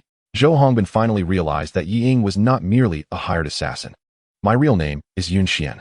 6 years ago, my parents perished in a car accident, and the culprit was your son, Zhou Shiji. Unfortunately, your family's powerful influence allowed him to evade justice. The path I have taken today is a direct consequence of your family's actions. Ying's voice became increasingly impassioned, her eyes reddening. She had awaited this moment for far too long. Zhou Hongbin narrowed his eyes, scrutinizing Ying closely. He had only ever communicated with her online and had never met her in person. It was no wonder he felt an eerie sense of familiarity upon first seeing her. Now, it dawned on him. They must have crossed paths 6 years prior. So, you seek vengeance for your parents? He mused, clenching his fists in bitter resignation. Hiring an assassin, only to find oneself facing an enemy. What a stroke of misfortune. I should have eliminated you 6 years ago. Zhou Hongbin's eyes were bloodshot. Ying responded. Perhaps in your eyes back then, I was but a mere insect. She gripped her dagger and advanced toward Zhou Hongbin step by step. Su Chen remained silent and quietly exited the dilapidated hotel. It was best to leave professional matters to those qualified. After all, when it comes to killing, Ying was a consummate expert. Before long, Two agonizing screams echoed from within. With that, Zhou Hongbin and Tang Jiahao were no more. Ying first inspected the bodies inside, confirming they were irrevocably deceased. Mr. Su, I owe you a debt of gratitude. Should you require my assistance in the future, do not hesitate to call upon me. Ying expressed her heartfelt appreciation. Without Su Chen's intervention, her quest for vengeance would have proven exceedingly difficult. Su Chen replied, "Very well, I shall remember that." With the demise of Zhou Hongbin and Tang Jiahao, two troublesome figures had been eliminated. Ying nodded. "Mr. Su, you should return now." Both Zhou Hongbin and Tang Jiahao were persons of standing. With their deaths, I fear the police may trace this back to you. Rest assured, I will manage the aftermath. Su Chen chose not to linger further and departed from the abandoned hotel. Meanwhile, Ying remained behind to deal with the corpses. Upon returning to Binhu No. 1, Su Chun found Zhao Yang in a state of disarray. "Are you all right?" Su Chun inquired as he sat opposite Zhao Yang. "Cousin, I truly thought you had abandoned me." Zhao Yang wept. "What are you crying for? You're a grown man," Su Chen remarked, exasperated. Wiping his tears, Zhao Yang said, "It was terrifying. Thankfully, you arrived just in time. Otherwise, I might not have returned." The memory of his abduction made him tremble. Su Chun reassured him, "The matter has been resolved. And you are safe now. If anyone inquires about tonight's events, say nothing." Zhao Yang nodded. "By the way, what about that sister who saved me? I want to express my gratitude." Su Chen took a sip of water and replied, "She is a friend of mine, but she has already left." Zhao Yang felt a twinge of regret. "Oh, I see. While Ying is quite fierce, there is no denying she is a rare beauty. Reflecting on it now, I feel as though I am falling for her. Cousin, if she returns to Su Bay City, do let me know," Zhao Yang added. "What do you intend to do?" Su Chen asked. Zhao Yang smiled mysteriously but offered no explanation. "Cousin, I think I will stay here tonight. After all, it is too dangerous outside." Su Chun waved his hand dismissively. "Suit yourself." Meanwhile, the artificial intelligence launch event at Huaxing Technology was underway. Despite Qin Shui having twisted her ankle, she still came to host the event personally. Numerous journalists were present, and the proceedings were also being streamed live online. As the broadcast commenced, a flood of viewers eager for entertainment poured into the live chat, with an overwhelming 99% of the comments being disparaging. How dare they continue with the broadcast? The event that was supposed to happen in the morning has been delayed until the afternoon. I am curious to see what kind of AI products they can present. It is all just hype, and soon their true colors will be revealed. If you have the capital, you can hype things too. It's all about making money. After all, yet, the staff at Huaxing Technology paid no heed to the critical voices. As the event began, Qin Shui made her entrance, and all cameras turned to her. She commenced with a self-introduction and subsequently presented a wealth of data regarding their AI products. Her demeanor exuded confidence. Historically, the domestic AI sector had indeed lagged behind its international counterparts. However, the situation had transformed, as they now possessed the Xuanwu AI model. Qin Shui had anticipated the commotion that would ensue upon the unveiling of their AI products. I know many believe Huaxing Technology is engaging in mere hype. Now that the data has been reviewed, let us allow everyone to personally validate our AI products, Qin Shui proclaimed in the live stream, unveiling a website. Based on our AI model, we have developed an AI chat assistant named Xuanwu. It boasts formidable language capabilities, capable of coding, drawing, and problem solving. Of course, it will eventually be applied in more fields, such as autonomous driving and intelligent robotics. We look forward to collaborating with more companies. The onlookers could hardly contain their excitement. Once the website was launched, they rushed to test it. Initially, their expectations for Huaxing Technology's AI products were minimal. They were merely there for amusement and to deliver scornful remarks. Since the rise of AI, numerous companies had released AI products, but the outcomes were often disappointing. Primarily serving as a means for hype, they assumed Huaxing Technology was no different. As a programmer with 2 decades of experience, I shall test its coding abilities and report the results shortly. As an artist, I too wish to join in the excitement. While there are indeed impressive AI products abroad capable of chatting, coding, and painting, the results have often left much to be desired. In the realm of programming, crafting simple applications may prove manageable. However, when confronted with more intricate systems, numerous vulnerabilities may arise. Similarly, in the art of painting, one can easily commit various fundamental errors. As for the artificial intelligence products released by Huaxing Technology, their efficacy remains to be evaluated. Nevertheless, throngs of individuals flocked to the website announced by Qin Shui. The fervor within the live broadcast diminished significantly, as viewers adopted a tone of mockery. Yet, when they finally experienced the remarkable capabilities of the AI product, astonishment swept over them. My goodness, it seems we may have misjudged Huaxing Technology. This AI product is indeed formidable, arguably surpassing its foreign counterparts. Many programmers and artists, after utilizing it, expressed their awe. Some even presented challenging mathematical and physical problems, only to discover that the AI's problem-solving abilities were astoundingly impressive. Adeptly tackling issues that foreign AI products could not solve, Xuanwu could resolve them. Furthermore, for the problems solvable by foreign AI, Xuanwu did so with greater speed and precision. Consequently, the onlookers were left in a state of shock. The evidence was clear. I had been mistaken.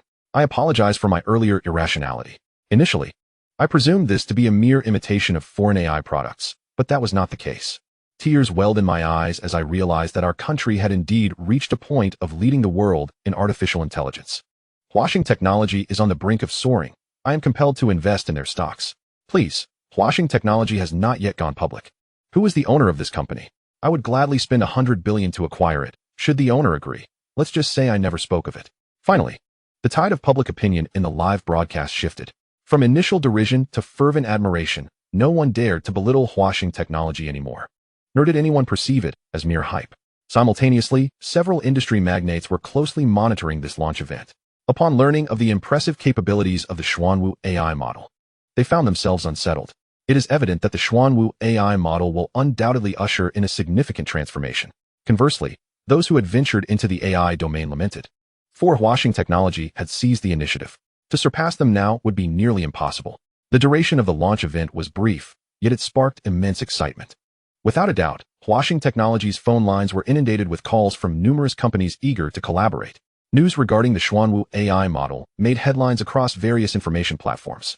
Some experts even predicted that once Huaxing Technology goes public, its market value could exceed $200 billion. This industry operates on the principle that the victor takes all. Discussions surrounding the Xuanwu AI model continued to thrive. Meanwhile, Chen, the owner of Huaxing Technology, had already drifted into slumber. As night faded, dawn emerged. Behold, this handsome gentleman is named Chen. Can you imagine? He resides in the most luxurious villa in Subei City and drives a lavish sports car worth over 10 million. Even his breakfast is quite extravagant. Cousin, your life is exceedingly comfortable. I almost don't want to leave, Zhao Yang remarked, shaking his head in awe while sharing breakfast with Chen. Following a recent kidnapping incident, Zhao Yang felt a lingering unease, which led him to stay at Binhu No. 1 last night. Surprisingly, his stay was incredibly pleasant. No, I must strive diligently.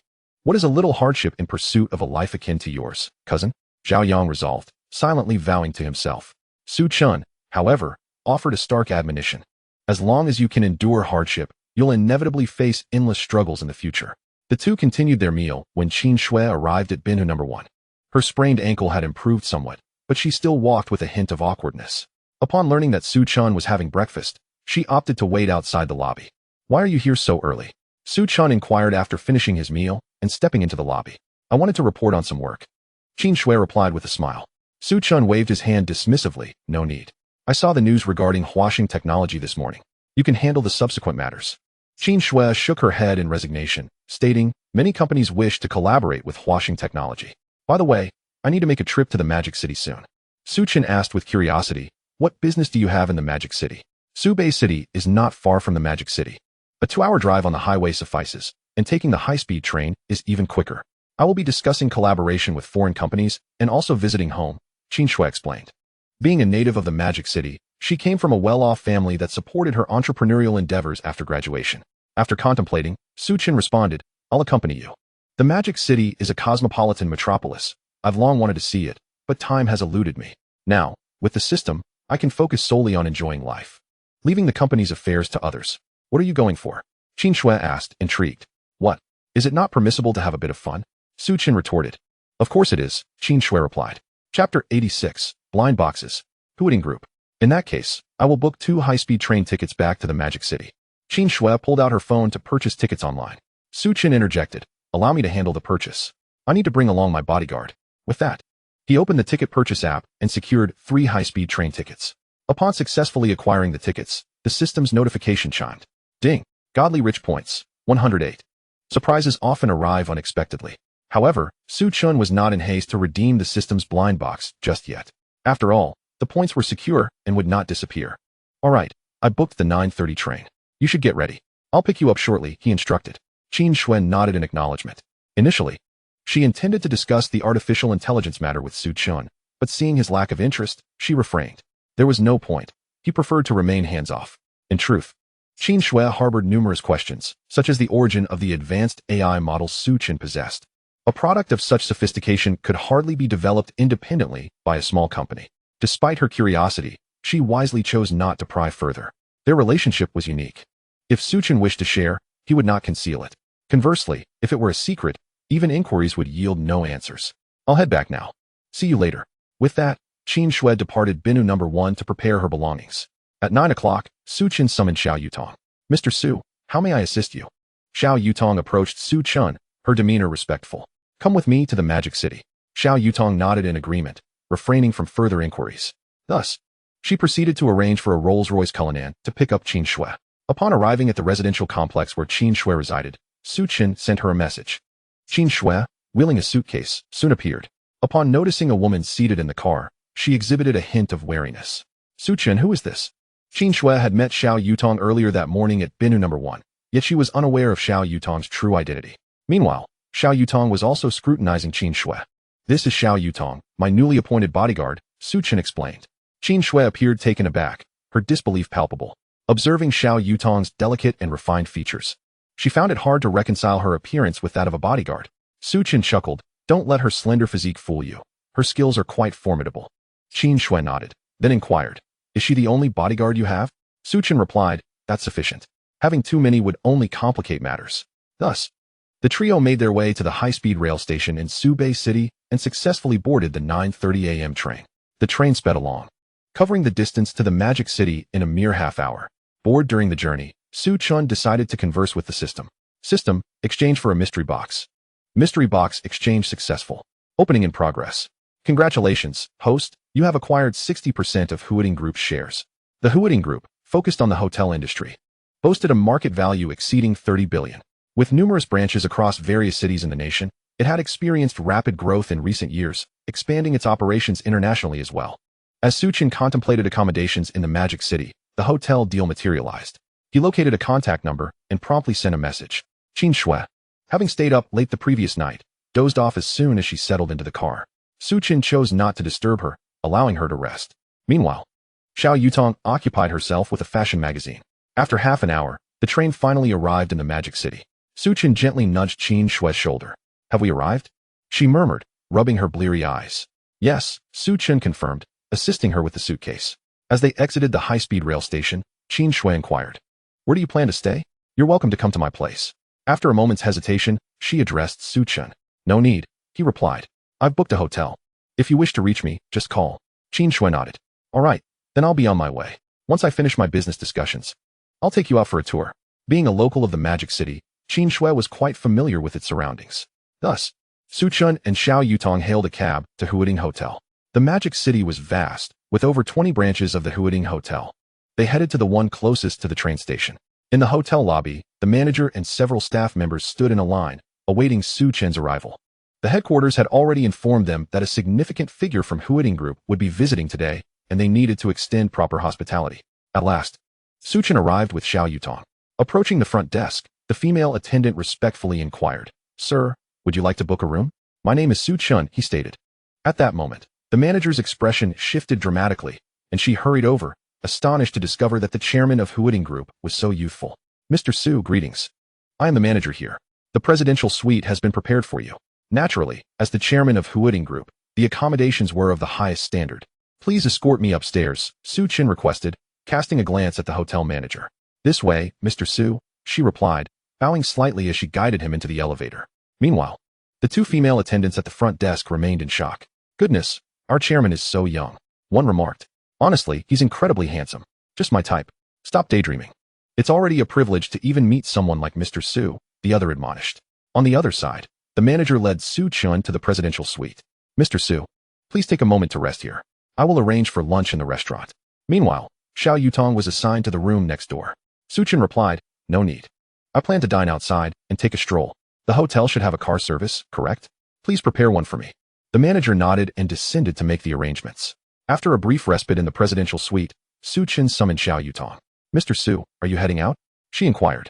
Su Chen nodded and entered the elevator with her. Xiao Yutong harbored her own curiosity. Though she initially hesitated to ask, her intrigue ultimately got the better of her. Mr. Su, are you truly the chairman of Huading Group? Indeed, Su Chen affirmed without denial. Xiao Yutong's eyes widened in astonishment. The revelation of Su Chen's numerous identities was unexpected. Though Huading Group's valuation of over 30 billion was impressive, it paled in comparison to the scale of Gaichuan Group and Kaidong Commercial Street. Nonetheless, possessing such a multitude of companies at such a young age was quite remarkable, especially for someone in their 20s. Chapter 87, Trouble. Xiao Yutong found herself perplexed. How had Su Chen accomplished such feats? She had encountered many second-generation wealthy individuals still in their formative years, but to see someone like Su Chen, an esteemed chairman of multiple companies, was unprecedented. Did his family not fear squandering their fortune? The thought eluded her. She decided against probing further. Recognizing her position as merely a bodyguard, asking too many questions could potentially irritate Su Chen. Thus, the two descended to the parking garage on the lower level. Mr. Su, the car is ready, the manager awaited them. The hotel's fleet consisted entirely of BMW X5s, and the manager had selected the latest model, complete with a driver. My bodyguard will drive. You may return now, Su Chen instructed. The manager nodded and departed with the driver. As Su Chen and Xiao Yutong entered the car, they left the hotel. At noon, they arrived at a restaurant for lunch. Mr. Su, I'll wait for you outside, Xiao Yutong, as a bodyguard, understood the disparity in their statuses. Let us dine together, Su Chen countered, showing no preference for formality. Is that appropriate? Xiao Yutong hesitated. It's perfectly fine. Su Chen assured her, walking into the restaurant. With no other choice, Xiao Yutong followed him inside. Upon entering, they encountered 3 young men reeking of alcohol, the leader of whom exuded a lewd demeanor and immediately fixated on Xiao Yutong. Beautiful lady, would you care to join me for a few drinks? The inebriated youth, emboldened by alcohol, attempted to grasp Xiao Yutong's hand. With a frown, Xiao Yutong deftly evaded his advance. The young man, clearly intoxicated, lunged towards her once more. Preferring to avoid confrontation, she sidestepped him again. Unexpectedly, he stumbled and collided headfirst into the glass door, eliciting a sharp cry of pain as he collapsed to the floor. In that instant, the effects of his drunken stupor vanished. Young Master Kong, are you all right? The remaining 2 youths rushed to assist Kong Jinyu.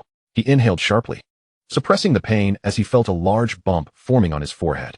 Raising his gaze, he fixed an irate stare upon Xiao Yutong, indifferent to his ire. She prepared to depart. Stop right there.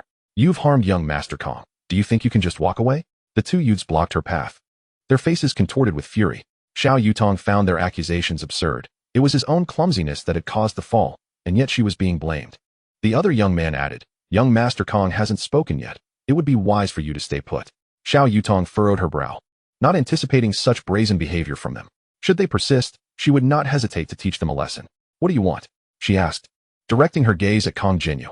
With an impassive expression, he endured the pain, demanding, accompany me for a drink, and we can let this matter slide.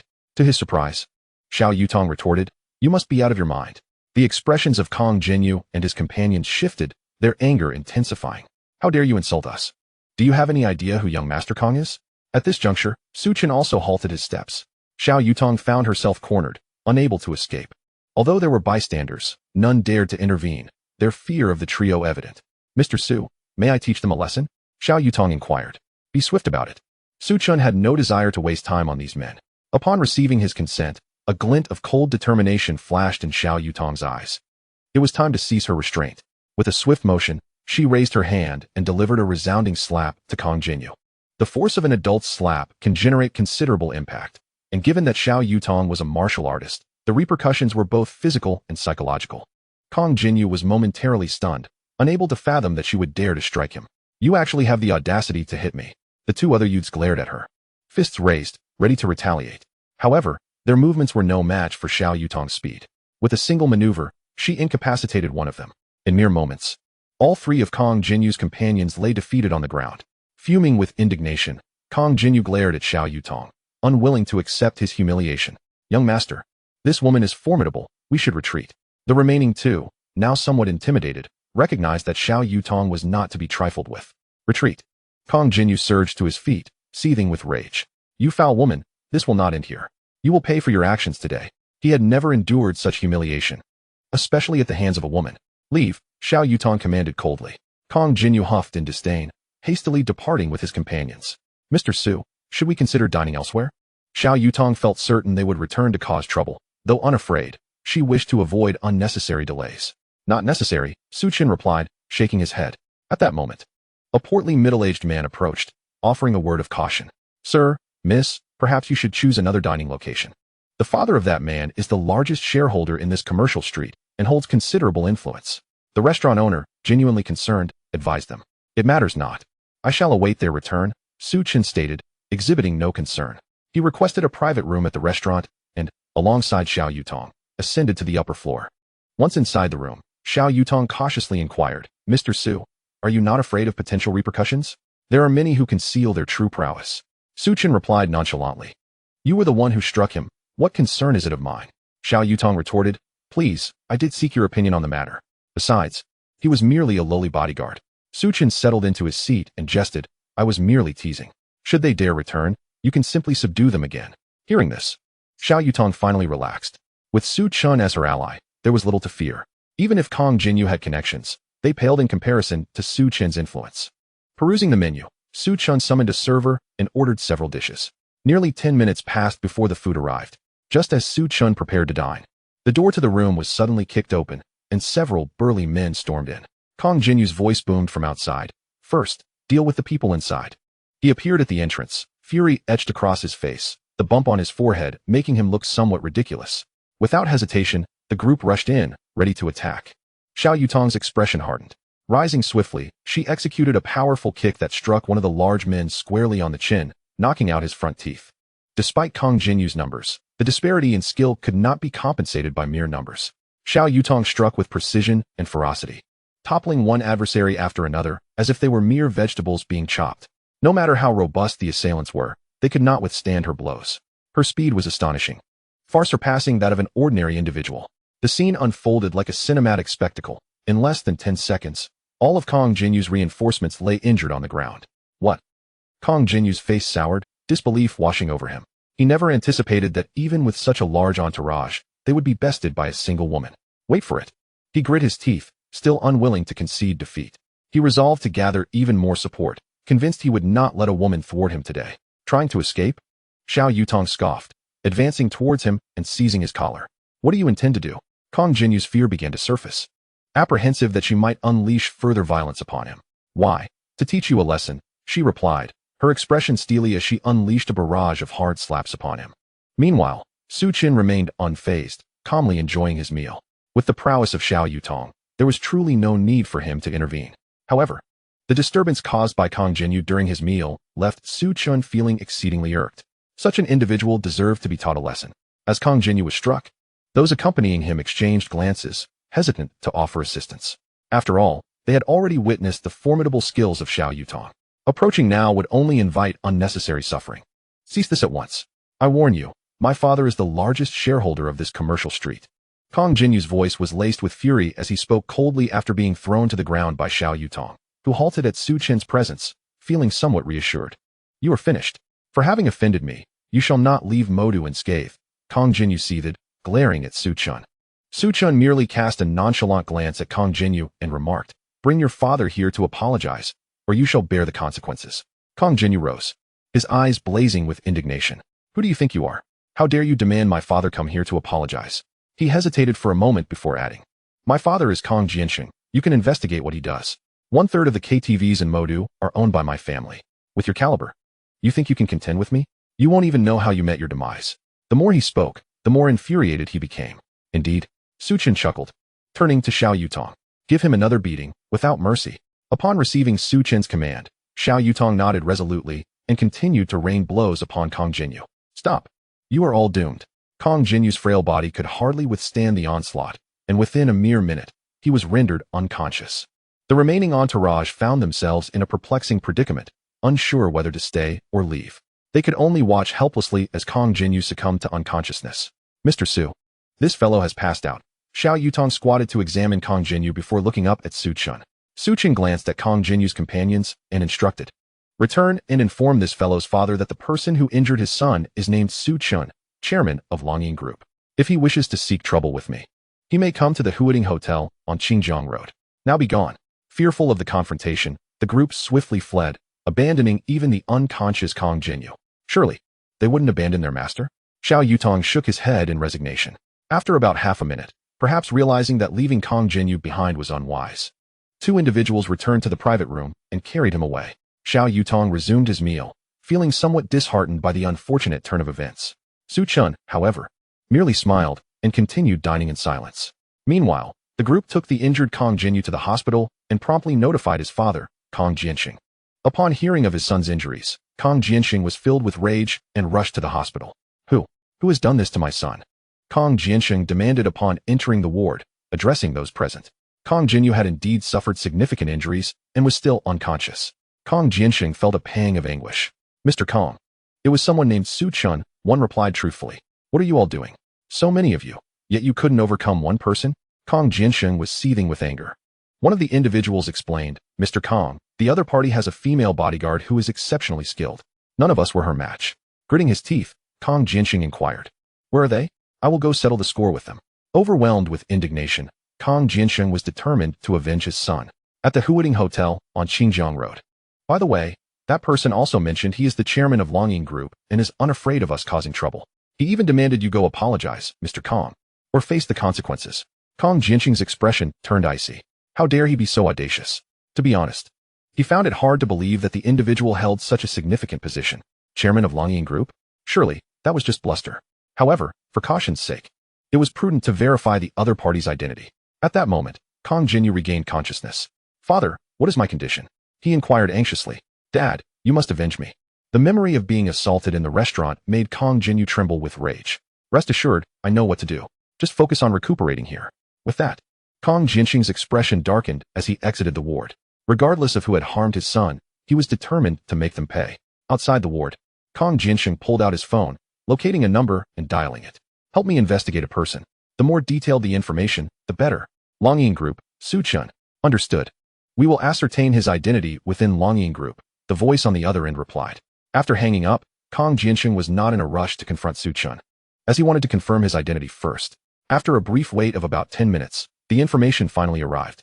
However, upon viewing the documents in his inbox, Kang Jianxing's expression soured dramatically. Chapter 89, Blind Box. Longding Manor. The information revealed that Su Chen hailed from a small county, with parents who were merely ordinary laborers. Yet, what was astonishing was that Su Chen owned numerous companies, with assets that were utterly staggering. Jo Kriat Group, Kaidong Commercial Street, Haoyan Entertainment, Longying Group, Weizhong Bank. He even had stakes in several live streaming companies. Most alarmingly, the highly coveted Huaxing technology was also under his name. Following the internet's fervor, many had become aware of Huaxing technology, which possessed world-leading artificial intelligence models. It wouldn't be long before it became a company valued at over 100 billion. Gasping in disbelief, Kang Jianxing never anticipated that the youth who had injured his son wielded such significant influence. Though he held a respectable position in Modu, encountering a figure like Su Chen rendered him powerless, forced to bow and scrape. This was a formidable opponent indeed. Upon reviewing the dossier, cold sweat trickled down Kang Jianxing's back. His anger intensified as he realized his son had offended someone with such a formidable background. If this matter was not handled properly, the Kang family would face dire consequences, with no one able to save them. Trembling with rage, Kang Jianxing returned to the ward. Father, have you arranged for someone to go? Kang Jinyu asked eagerly. As long as his father took action, Su Chen would surely meet his downfall. Smack! Kang Jianxing, fuming with anger, delivered a resounding slap to Kang Jinyu's face. Unruly child, do you have any idea whom you have offended? Kang Jinyu's face was already marred by injuries. After receiving a slap, he was so taken aback by the pain that he momentarily lost consciousness. He felt utterly bewildered. Typically, his father showered him with affection, yet today, in an unprecedented turn of events, he struck him. What on earth is happening? Father, why have you hit me? Kang Jinyu cupped his face, tears welling in his eyes. Feeling deeply wronged. It's one thing to be assaulted by outsiders, but to be struck by family while in the hospital? Who could possibly comprehend such an injustice? And you dare to inquire why? Our Kang family is on the brink of ruin because of you. Kang Jianxing became increasingly agitated. He paced the room, regrettably unable to find a suitable object to unleash his fury upon. Kang Jinyu furrowed his brow and said, Dad, do you genuinely believe that fellow is the chairman of the Longying Group? He looks to be about my age. He must be deceiving us. Please, don't trust him. No matter how he rationalized it, Kang Jinyu could not accept that Su Chen possessed any formidable identity. It was merely a matter of having a few capable associates to teach him a lesson. Kang Jianxing berated him. Can you not use your brain for once? Is it truly so difficult to investigate the other party's identity? Seeing his father's mounting fury, Kang Jinyu felt a pang of anxiety. Dad, have you discovered something? He understood that his father would not lash out without reason. The only explanation was that this young man named Su Chen indeed held considerable influence, perhaps even surpassing their own family. Realizing this, Kong Jinyu's complexion paled. He was reluctant to accept such a grim reality. Kong Jinshen gritted his teeth and stated, "He is the chairman of the Longying Group. Why would he lie?" Kong Jinyu found himself at a loss. He had not anticipated that Su Chen was indeed truthful. The Longying Group, after all, was the largest film company in the country, valued at over 80 billion. "Father, even if that man is the chairman of the Longying Group, what of it? You hold a respectable position in Modu. There is no need to fear him." Kong Jinyu was unwilling to concede. If it came to it, he would rather engage in a mutual destruction. Who was afraid of whom? Foolish. Kong Jianxing scolded. Besides being the chairman of the Longying Group, he owns numerous other companies, each starting from a valuation of billions. Is he the kind of person we can afford to provoke? At this moment, Kong Jinyu was utterly panicked, every ounce of his pride evaporating. "Father, what should we do now?" He was devoid of any plans.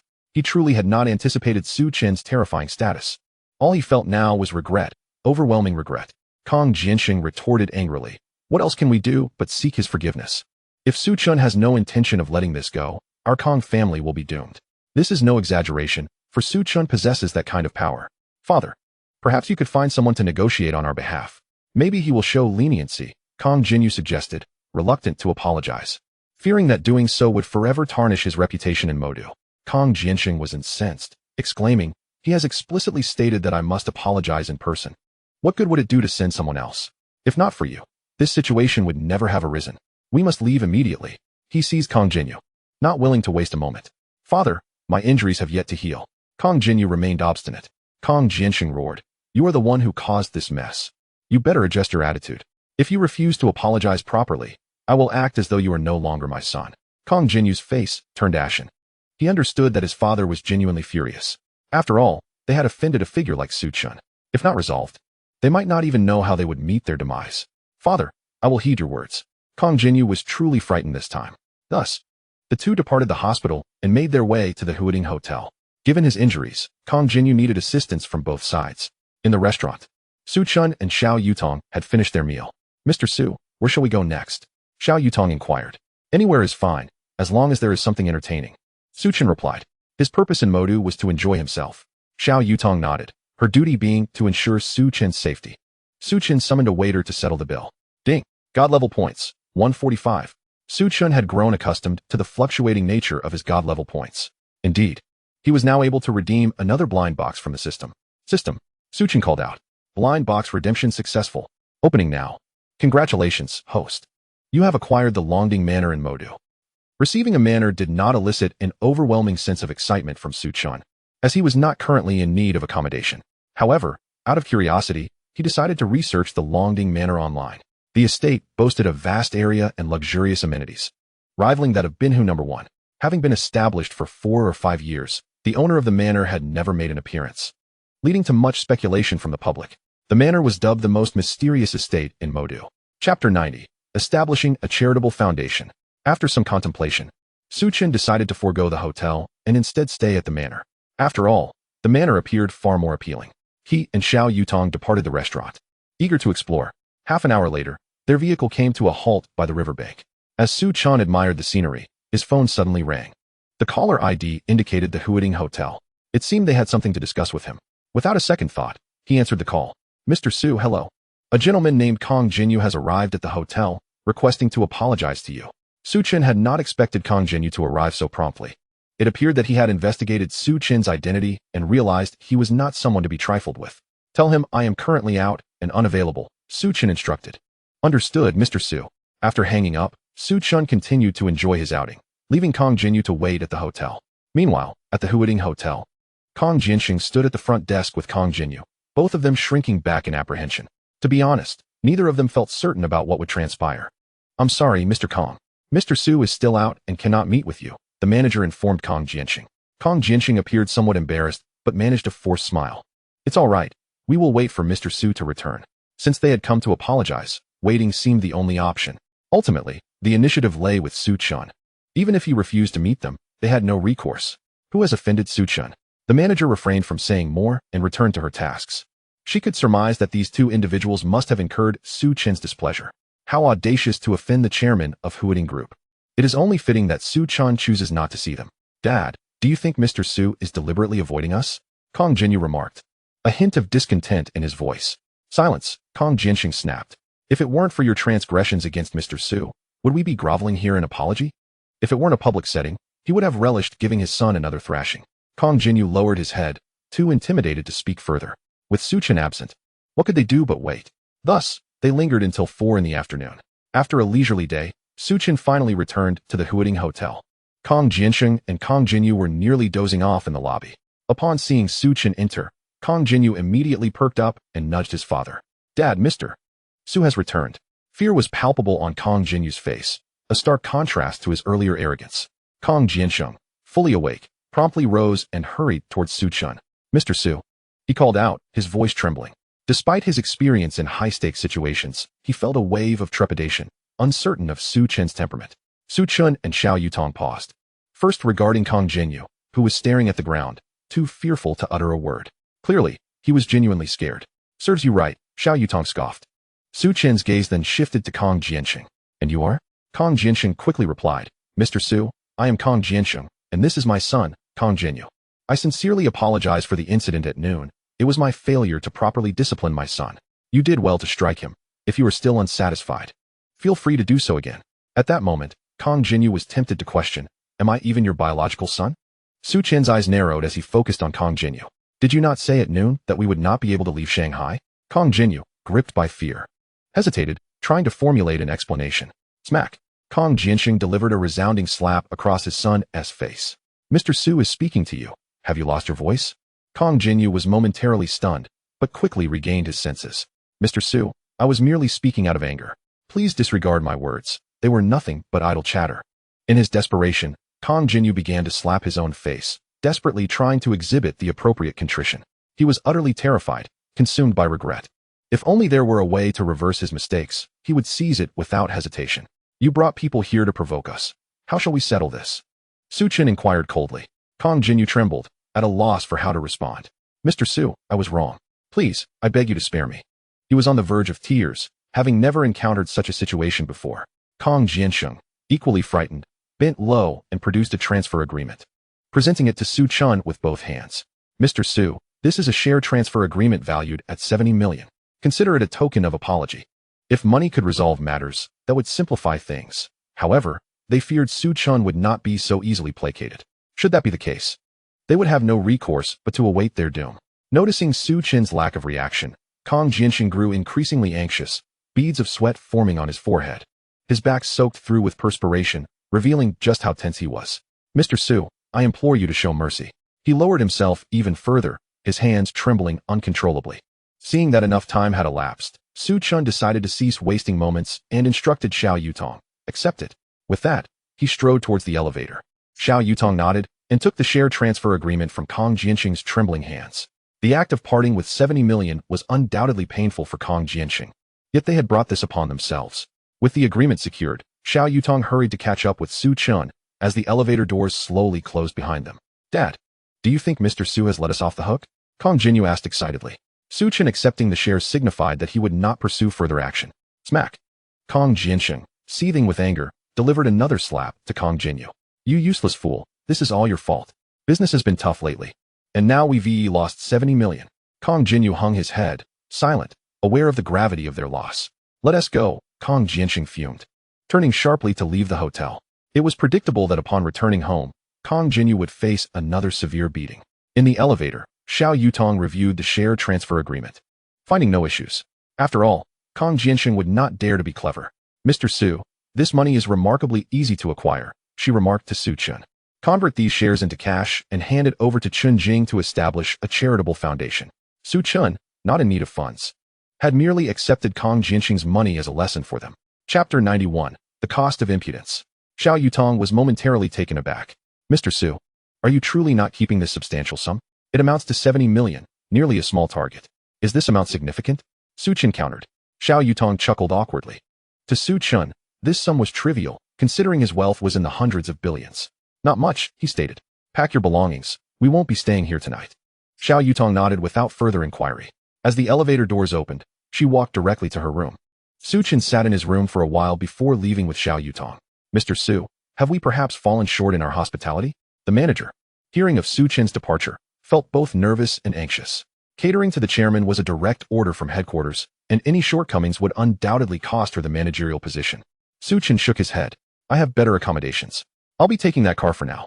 The manager sighed in relief. It appeared Su Chen was not dissatisfied with the service. No problem. Whenever you are finished, I will send someone to retrieve it. The manager escorted Su Chen to the parking area. Mr. Su, where are we headed? Xiao Yutong inquired as she opened the car door. Let me drive, Su Chen replied, taking his place in the driver's seat. Reluctantly, Xiao Yutong settled into the passenger seat. Su Chen was unaware of the location of Longding Manor, so he resorted to his phone's map for navigation. Upon seeing that Su Chen's destination was Longding Manor, Xiao Yutong raised her eyebrows in surprise. She had indeed heard of the opulence and mystery surrounding Longding Manor and wondered if Mr. Su was acquainted with its proprietor. Despite her curiosity, Xiao Yutong refrained from voicing her thoughts. As a bodyguard, asking too many questions could leave a negative impression on Su Chen. Ultimately, the answers would soon unveil themselves. Driving his BMW X5 towards Longding Manor, Su Chen found himself ensnared in the heavy traffic of the evening rush hour. Even with his exceptional driving skills, he was unable to fully utilize them. While waiting in the gridlock, he noticed a new, unread message on his phone. Upon opening it, he found it was from Qin Shui. Su Chen, would you like to join me for dinner? He replied succinctly, not coming over, but after a moment's thought, added, I'll come find you tonight. Where are you located? Qin Shui promptly sent him her location. The traffic ordeal was exceedingly tedious, with the volume of vehicles rendering any progress negligible. Just then, a green McLaren Artura appeared in the adjacent lane, evidently attempting to cut in. The driver of the McLaren lacked the skill to gauge the distance properly, nearly causing a collision. Most individuals would surely steer clear of such a luxurious sports car. Yet Su Chen chose to ignore it. As the McLaren made another attempt to merge, Su Chen, utilizing his advanced driving prowess, pressed the accelerator firmly, bringing the front of his vehicle perilously close to the car ahead, leaving no room for the McLaren's driver to maneuver. This action seemed to incite the other driver's ire. As the vehicles resumed motion, the McLaren aggressively pursued Su Chen, honking its horn incessantly. However, Su Chen remained unfazed. The McLaren's driver continued to seek opportunities to cut in, seemingly intent on salvaging his pride, but Su Chen offered no chances. The situation escalated, and the McLaren's driver, in a fit of rage, found an opportunity to accelerate and merge into Su Chen's lane. In response, Su Chen did not relent, leading to an inevitable collision. The front end of the BMW X5 collided with the door of the McLaren Artura, resulting in significant damage to the latter's door, which was now severely deformed. Repairing such a luxury vehicle would undoubtedly require a sum of at least 200,000. Damn it, my newly purchased car, exclaimed a stylishly dressed young man as he emerged from the driver's seat of the McLaren, his face contorted with anger. Upon seeing the damage, he was visibly distressed. He approached, demanding, get out of the car right now. With a furious glare, he kicked the BMW's side mirror, knocking it askew, and then forcefully yanked at the car door, but Su Chen had locked it.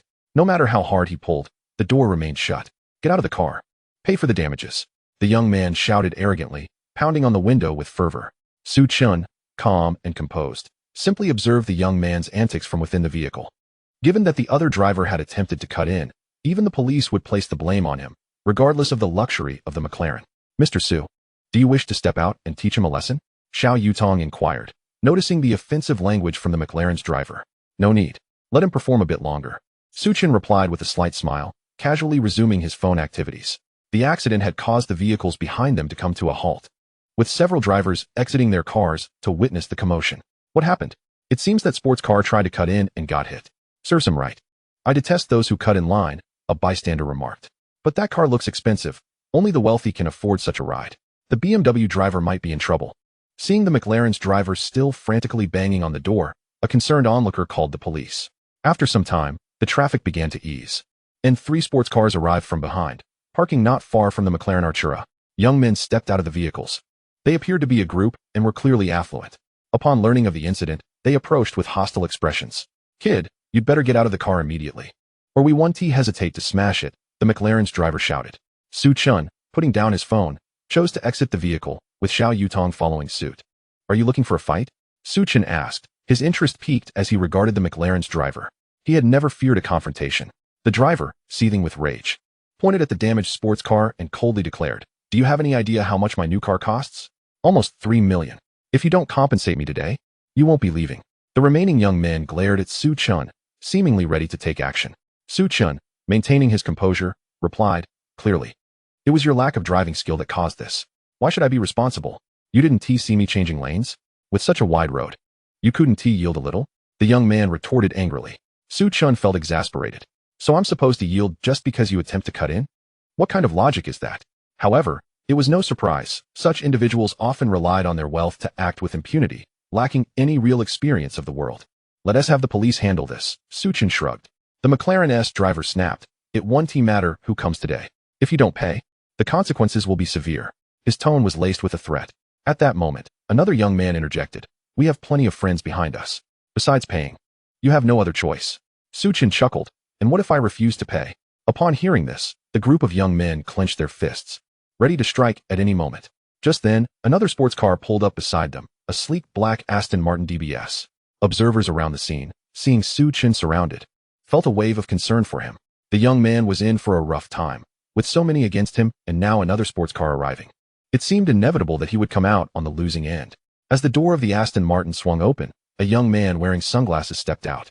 The moment he laid eyes on Chen, his expression shifted dramatically. No way it's him, he murmured, removing his sunglasses for a clearer view. Indeed, it is Chen. As he observed the group preparing to confront Chen, the young man's expression soured, prompting him to charge forward. What do you intend to do? With unyielding resolve, he delivered a slap to each of them. Sun Shao, why did you strike us? The anger on their faces evaporated instantaneously, replaced by a look of grievance. Why? The young man surnamed Sun did not relent, delivering another kick to the one who had spoken. Do you know who this is? He pointed at Chen. This is Su Shao. Even Kuan Shao from Su Bei must address him as brother. Upon hearing this, the expressions of the group shifted dramatically. As privileged heirs within their circle, they were certainly familiar with Yi Kuan. If even Yi Kuan referred to the young man before them as brother, it implied that he possessed considerable stature. We're doomed, they realized. Having just contemplated violence. What are you all dawdling for? Hurry and apologize to Su Shao. Sun Shao admonished, positioning himself beside Chen. Do you know me? Chen scrutinized the young man surnamed Sun, finding him unfamiliar. The latter slightly bowed, his demeanor exceedingly respectful. Su Shao. I saw you at the racetrack in Su Bei City last time. Of course, you likely did not notice me. There were too many people. Su Shao. You are my idol. Your driving skills are truly remarkable, almost divine in their execution. Even professional racers would find it hard to rival your prowess. He proceeded to lavish praise upon Chen. Su Shao, I sincerely apologize. We were mistaken. The previously aggressive group lowered their heads in trepidation. Had they known of Chen's extensive connections, they would never have dared to speak so boldly. The one who regretted the most was undoubtedly the owner of the McLaren. Su Suo, this is all a misunderstanding. He felt a wave of fear wash over him, not anticipating that the young man driving the BMW was actually Yi Kuan's older brother.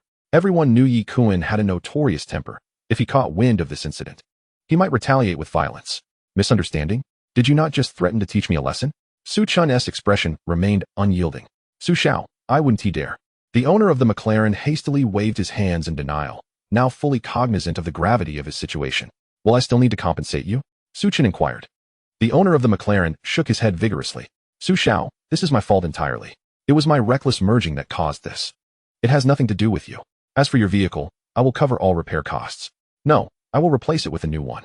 He vowed to never again cut in line, for one can never know the formidable backgrounds of those they offend. Witnessing this scene left the onlookers in sheer astonishment. What on earth? Those affluent heirs are actually apologizing? They began to realize that the young man must indeed possess significant status. The crowd's perception of Chen shifted drastically, sparking speculation about his identity. Noticing Chen's silence, the McLaren owner grew increasingly anxious and declared, Su Shao, if you are still unsatisfied, I will compensate you with 2 vehicles. Chen replied, let us forego the car replacements. Let us settle it in cash. He turned to Xiao Yutong, instructing, you will collect the payment. Ultimately, let Chen Jing allocate these funds to a charitable foundation. Xiao Yutong nodded affirmatively. Chen's approach was rather innovative, as it simultaneously served as a reprimand while also contributing to a noble cause. The owner of the McLaren wore a pained expression, lamenting the impending loss of over $1 million. Subsequently, Chen sent a message to the manager of the Huading Hotel, requesting assistance with the damaged vehicle. Call for a car, he directed Xiao Yutong. Although he possessed several luxury sports cars in Su Bei City, he had yet to acquire a new vehicle upon arriving in Mo, which proved inconvenient. Xiao Yutong nodded and rushed to hail a taxi. Su Shao, where are you headed? May I offer you a ride? The young man surnamed Sun seized the opportunity to ingratiate himself. No need, Chen replied. making his way to the roadside instead. The young man felt a tinge of disappointment but refrained from pressing further, wary of offending Su Chen. Consider yourselves fortunate. Had I not arrived in time, you would have faced dire consequences today. The group's faces turned pallid as they prepared to depart. At that moment, a red McLaren P1 came to a halt nearby, a vehicle priced at over 12 million. One could only imagine the significance of its occupant. The crowd once again buzzed with speculation. What is happening? Why are so many sports cars appearing today? I wager they are here as a group for some revelry. As the window of the McLaren P1 rolled down, a head emerged. What is going on? Young Master Yang, it's like this. One of the group hurried over to explain the situation. Oh, the young man, referred to as Young Master Yang, glanced at Su Chen by the roadside, unimpressed. Is he truly the brother recognized by Tycoon? He doesn't seem that remarkable. In the gaze of Yang Haoyu, there was a hint of disdain. Among the numerous affluent heirs present, he was the one with the most stature. Others may fear Tycoon, but he did not. Young Master Yang. One of his companions remarked, anyone whom Tycoon acknowledges as an elder brother must possess some influence. It's best we steer clear of him. Yang Haoyu scoffed dismissively. I refuse to believe he is superior to me. After all, my father is a billionaire. In Mo, even dragons must coil at my feet. At that moment, the young man surnamed Sun approached Yang Haoyu and whispered, Young Master Yang, this Su Xiao wields an exceptionally formidable background. It would be wise not to provoke him. Having visited Subei City, he was aware of Su Chen's significant influence, especially since even the wealthiest heir there had fallen to Su Chen. Yang Haoyu frowned. Are you instructing me on how to conduct myself? The young man quickly lowered his head. Young master, I would never dare. He merely intended to offer a precautionary note. If Yang Haoyu chose to disregard his warning, there was little he could do. Offending Su Chen would only invite trouble upon himself. Yang Haoyu turned to the wealthy heir driving the McLaren Artura and said, Listen to me. Do not offer compensation. Should any issues arise, I will take responsibility. He was resolute in his disbelief. Is that wise? The heir driving the McLaren Artura appeared hesitant, fearing the repercussions of crossing Su Chen. Better to avoid trouble altogether and settle the matter promptly. Yang Haoyu, irritated, asserted, This is Mo. With me here, what do you have to fear? The heir driving the McLaren Artura steeled himself. Very well, young Master Yang, I shall heed your counsel. Since Yang Haoyu is backing him, he is prepared to take the plunge. This is more acceptable. Yang Haoyu felt quite satisfied. After all, this is the Magic City, and he could hardly believe that Su Chen would pose any genuine threat to them. The young man surnamed Sun fell silent for a moment before speaking again. Young Master Yang, your approach is rather perilous. Yang Haoyu frowned and shot him a glare. With good intentions. The young man, surnamed Sun, cautioned. You must have heard of the Tang family in Subei City, right? The Tang family has been utterly ruined for offending young Master Su. The Tang family was, without a doubt, the foremost aristocracy in Subei City. However, crossing the waters of Subei City invariably leads to annihilation. Yang Haoyu's heart sank, and he pressed for more information. Is that truly the case? You cannot be deceiving me, can you? Yang Haoyu was certainly aware of the Tang family's formidable reputation. If even the Tang family in Subei City could not withstand Su Chen, then his recent actions were tantamount to courting death. Why would I deceive you? If you harbor doubts, you may send someone to verify. Furthermore, the young man surnamed Sun leaned closer to Yang Haoyu and whispered a few words. Upon hearing this, Yang Haoyu's expression shifted dramatically, drenched in cold sweat. He had not anticipated that Su Chen, despite his youth, possessed such vast assets. It was utterly terrifying. He wiped the sweat from his brow, relieved to have acquired this information in time. Otherwise, he would have landed himself in a dire predicament. Offending Su Chen could lead to an untimely demise without even knowing how it happened. He had not expected that Tycoon, that fortunate fellow, would know such a distinguished figure. Yang Haoyu pondered for a moment, unwilling to be outdone. He parked his McLaren P1 not far from Su Chen and stepped out of the car, adopting a posture of utmost deference. Young Master Su, greetings. I am Yang Haoyu, and it is a pleasure to make your acquaintance today. Would you care to take my car? A smile adorned Yang Haoyu's face as he sought to ingratiate himself with Su Chen. Witnessing this scene, the wealthy second-generation heirs nearby were left utterly dumbfounded. What on earth? The shift in your attitude is far too abrupt. Just moments ago, you looked down upon him, and now you seek to curry favor so hastily. They silently bestowed a middle finger upon Yang Haoyu in their thoughts. Su Chen glanced at Yang Haoyu's sports car and, noticing it was a McLaren P1, replied, No need. We are not far from Longding Manor. A taxi will suffice. Yang Haoyu continued. Then allow me to drive you there. Su Chen once again declined. No need. Yang Haoyu felt a twinge of embarrassment. However, since Su Chen had spoken, he could not persist without risking his displeasure. At that moment, a vacant taxi happened to pass by, and Xiao Yutong waved it down. The taxi came to a halt, and Su Chen, along with Xiao Yutong, climbed aboard, disappearing into the streets. It was truly regrettable. Even a meal with young Master Su would have sufficed. Yang Haoyu inwardly lamented. A wealthy second-generation heir driving a McLaren Artura approached and asked, "Young Master Yang, am I still responsible for compensating?" Yang Haoyu, in a foul mood, shot him a glare. "Of course, you must compensate. And not for just 2 cars. It must be 3. The heir driving the McLaren Artura thought a profane remark, but refrained from voicing it. After saying this, Yang Haoyu also entered his car and departed, leaving the heir in the wind, utterly bewildered. "Where are you headed?" the taxi driver inquired once Su Chen was inside. "To Longding Manor." The taxi driver paused. "Young man, do you work there?"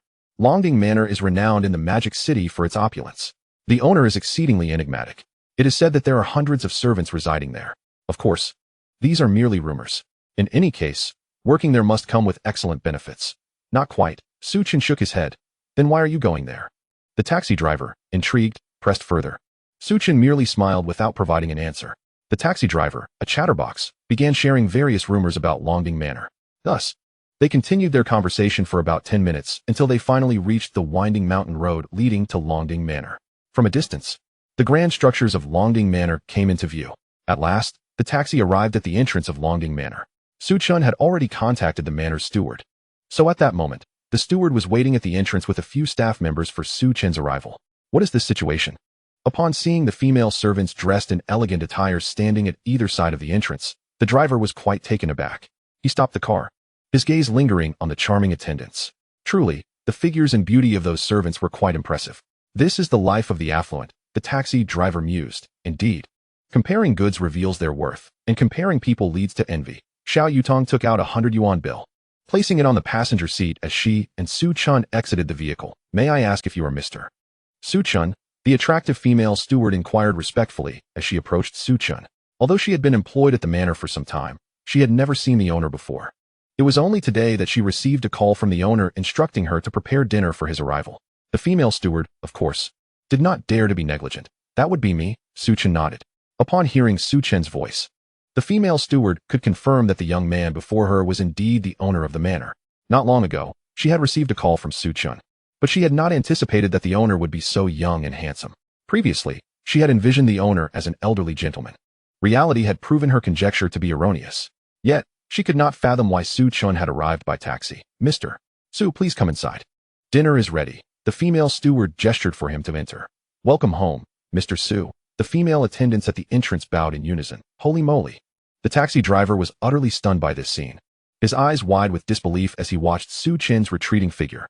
He never imagined that the passenger he had just driven would be the owner of Longding Manor. Possessing such a luxurious estate, he must be exceedingly wealthy. Yet, this young man had chosen to arrive by taxi. Was there any need for such humility? At that moment, Xiao Yutong was equally taken aback. She had assumed that Su Chen was acquainted with the owner of Longding Manor, which was why he would be staying there. Little did she know, Su Chen was, in fact, the owner of Longding Manor. My goodness, Mr. Su's mansions are truly plentiful. Xiao Yutong could not help but exclaim in awe. Thus, Su Chen entered the manor, which featured a garden-style design, distinctly different from Binu No. 1. Moreover, the main villa showcases a distinctive style unique to the Dragon Country, resplendent and grand. "Mr. Su, the dining room is this way," the housekeeper informed, aware of Su Chen's hunger as she guided him toward the dining area.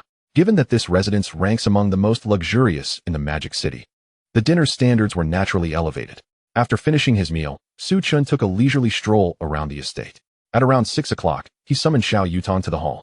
"Mr. Su, do you have any instructions?" she inquired. "Prepare the car. I am heading out," Su Chen replied, having arranged an evening outing with Qin Shui. Xiao Yutong nodded and proceeded to the garage. Within the garage were 3 luxurious Maybach GLS vehicles. Xiao Yutong selected one and drove it to the entrance of the main villa. Su Chen entered the vehicle and provided her with a destination. As Xiao Yutong was unfamiliar with the Magic City, she had no choice but to activate the navigation system. Seated in the car, Su Chen sent a message to Qin Shui. "I am on my way. What are you up to?" Qin Shui promptly replied, "Someone from White Technology has come over, expressing a desire to collaborate with our Huaxing technology. I need to meet with them." White Technology is the world's most valuable chip design company, boasting a staggering market valuation of 50 trillion. In the realm of semiconductors, it stands as a true behemoth. In recent years, with the rise of artificial intelligence, White Technology's AI chips have particularly excelled. Just one high-end chip can fetch prices in the tens of thousands. With no competitors in the AI chip sector, their profits are extraordinarily high, granting them significant influence globally. Although the Xuanwu AI model is remarkable, it still relies on white technology as chips. Therefore, Qin Shui places immense importance on this proposed collaboration. Su Chen had indeed heard of white technology's prowess, but he did not wish for Qin Shui to overexert herself. Discussing the partnership tomorrow would suffice. It's all right. It won't take long, Qin Shui assured him. Su Chen, knowing her to be a workaholic, replied, all right. I'll come find you now. Half an hour later, Su Chen arrived at the restaurant where Qin Shui was situated. You can wait outside. He instructed Xiao Yutong to remain in the parking area as he ventured inside alone. Sir, are you dining alone? The restaurant attendant respectfully inquired. I have a reservation. Su Chen replied, stating the private room number. You can take the elevator to the 6th floor. The left side room is yours, the attendant directed. Nodding in acknowledgement, Su Chen entered the elevator and ascended to the 6th floor. After confirming the room number once more, he opened the door. Inside, only Qin Shui awaited him. Su Chen.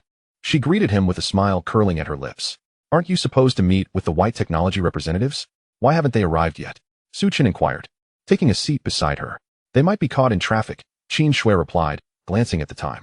No worries, we can wait a bit longer. Though they were already 10 minutes past the scheduled time, Qin Shui remained unperturbed. Su Chen nodded, content to accompany her in waiting. Shall we order a drink?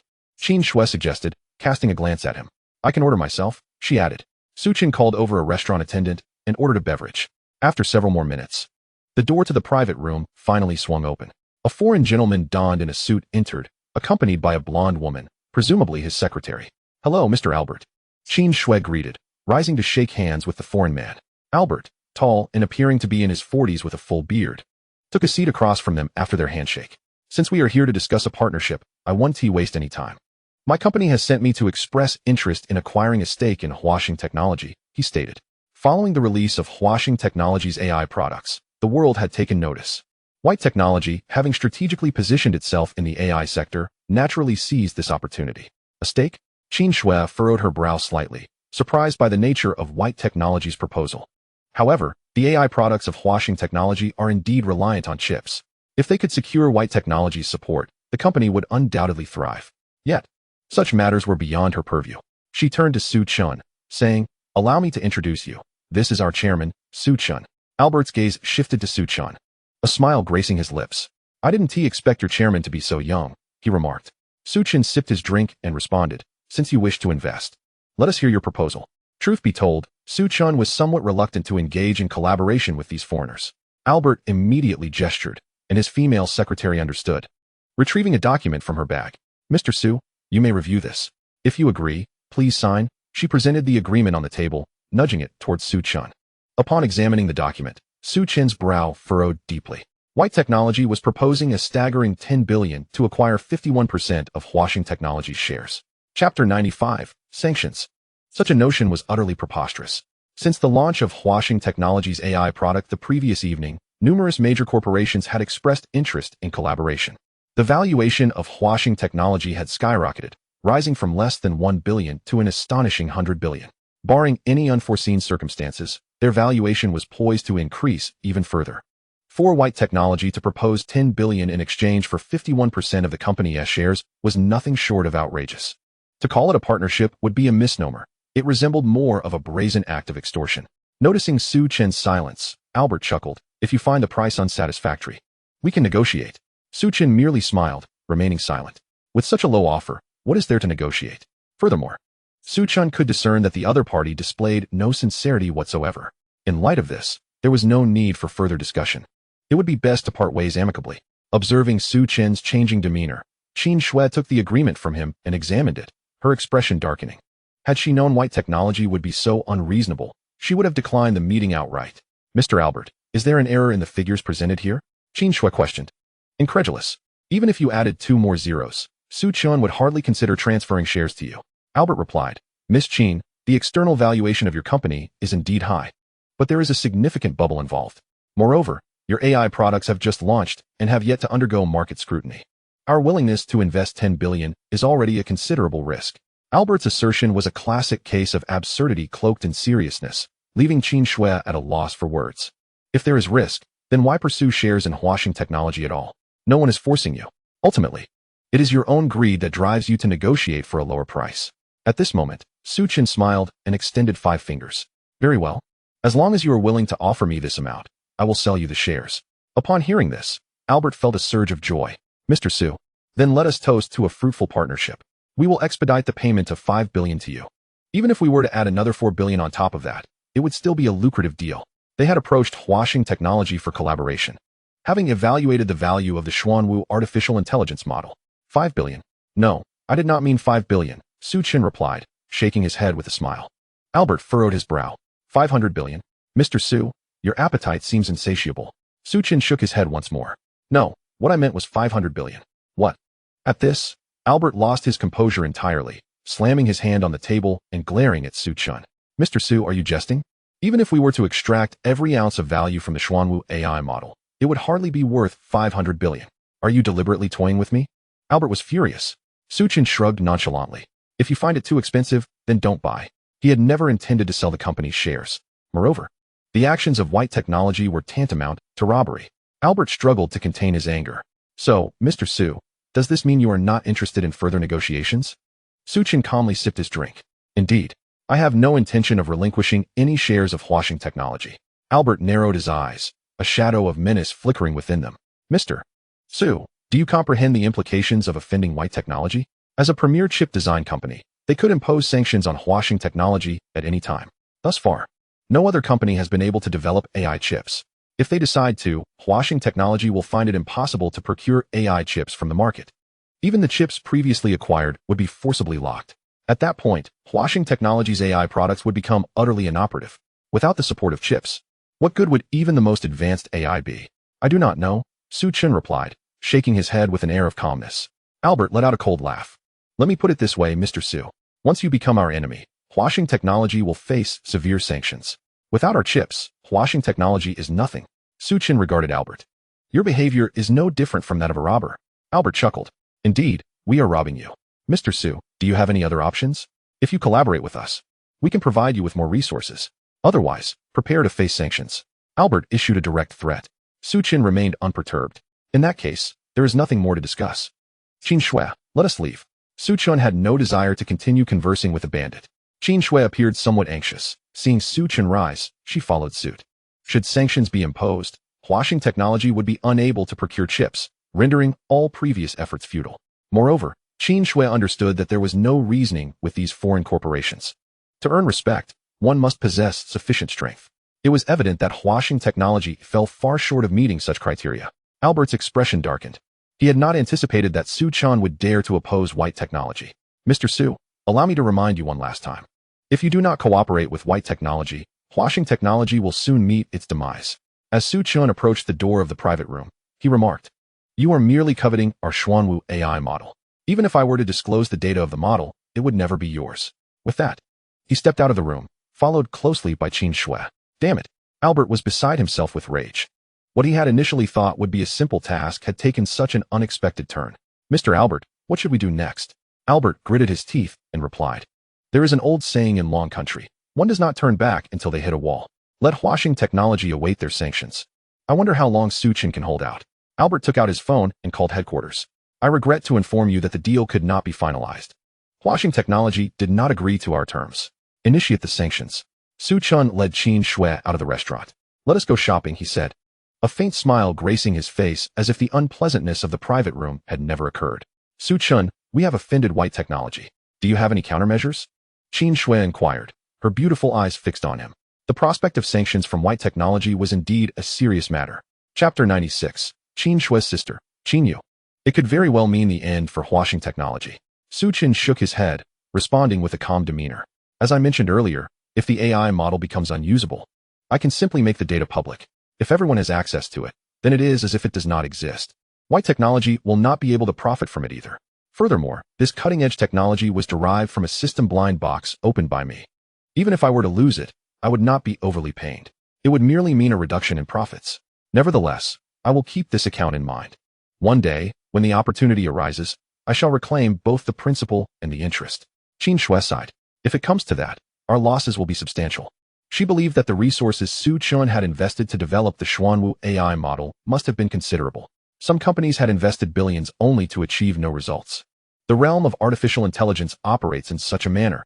Having wealth does not guarantee success. Of course, without financial backing, one would not even qualify to enter this field. Su Chen waved his hand dismissively. It's fine. If necessary, the company can return to its original line of work. I have several other companies under my name. Qin Shui stared at Su Chen, momentarily at a loss for words. However, she realized that even without washing technology, Su Chen was still a billionaire.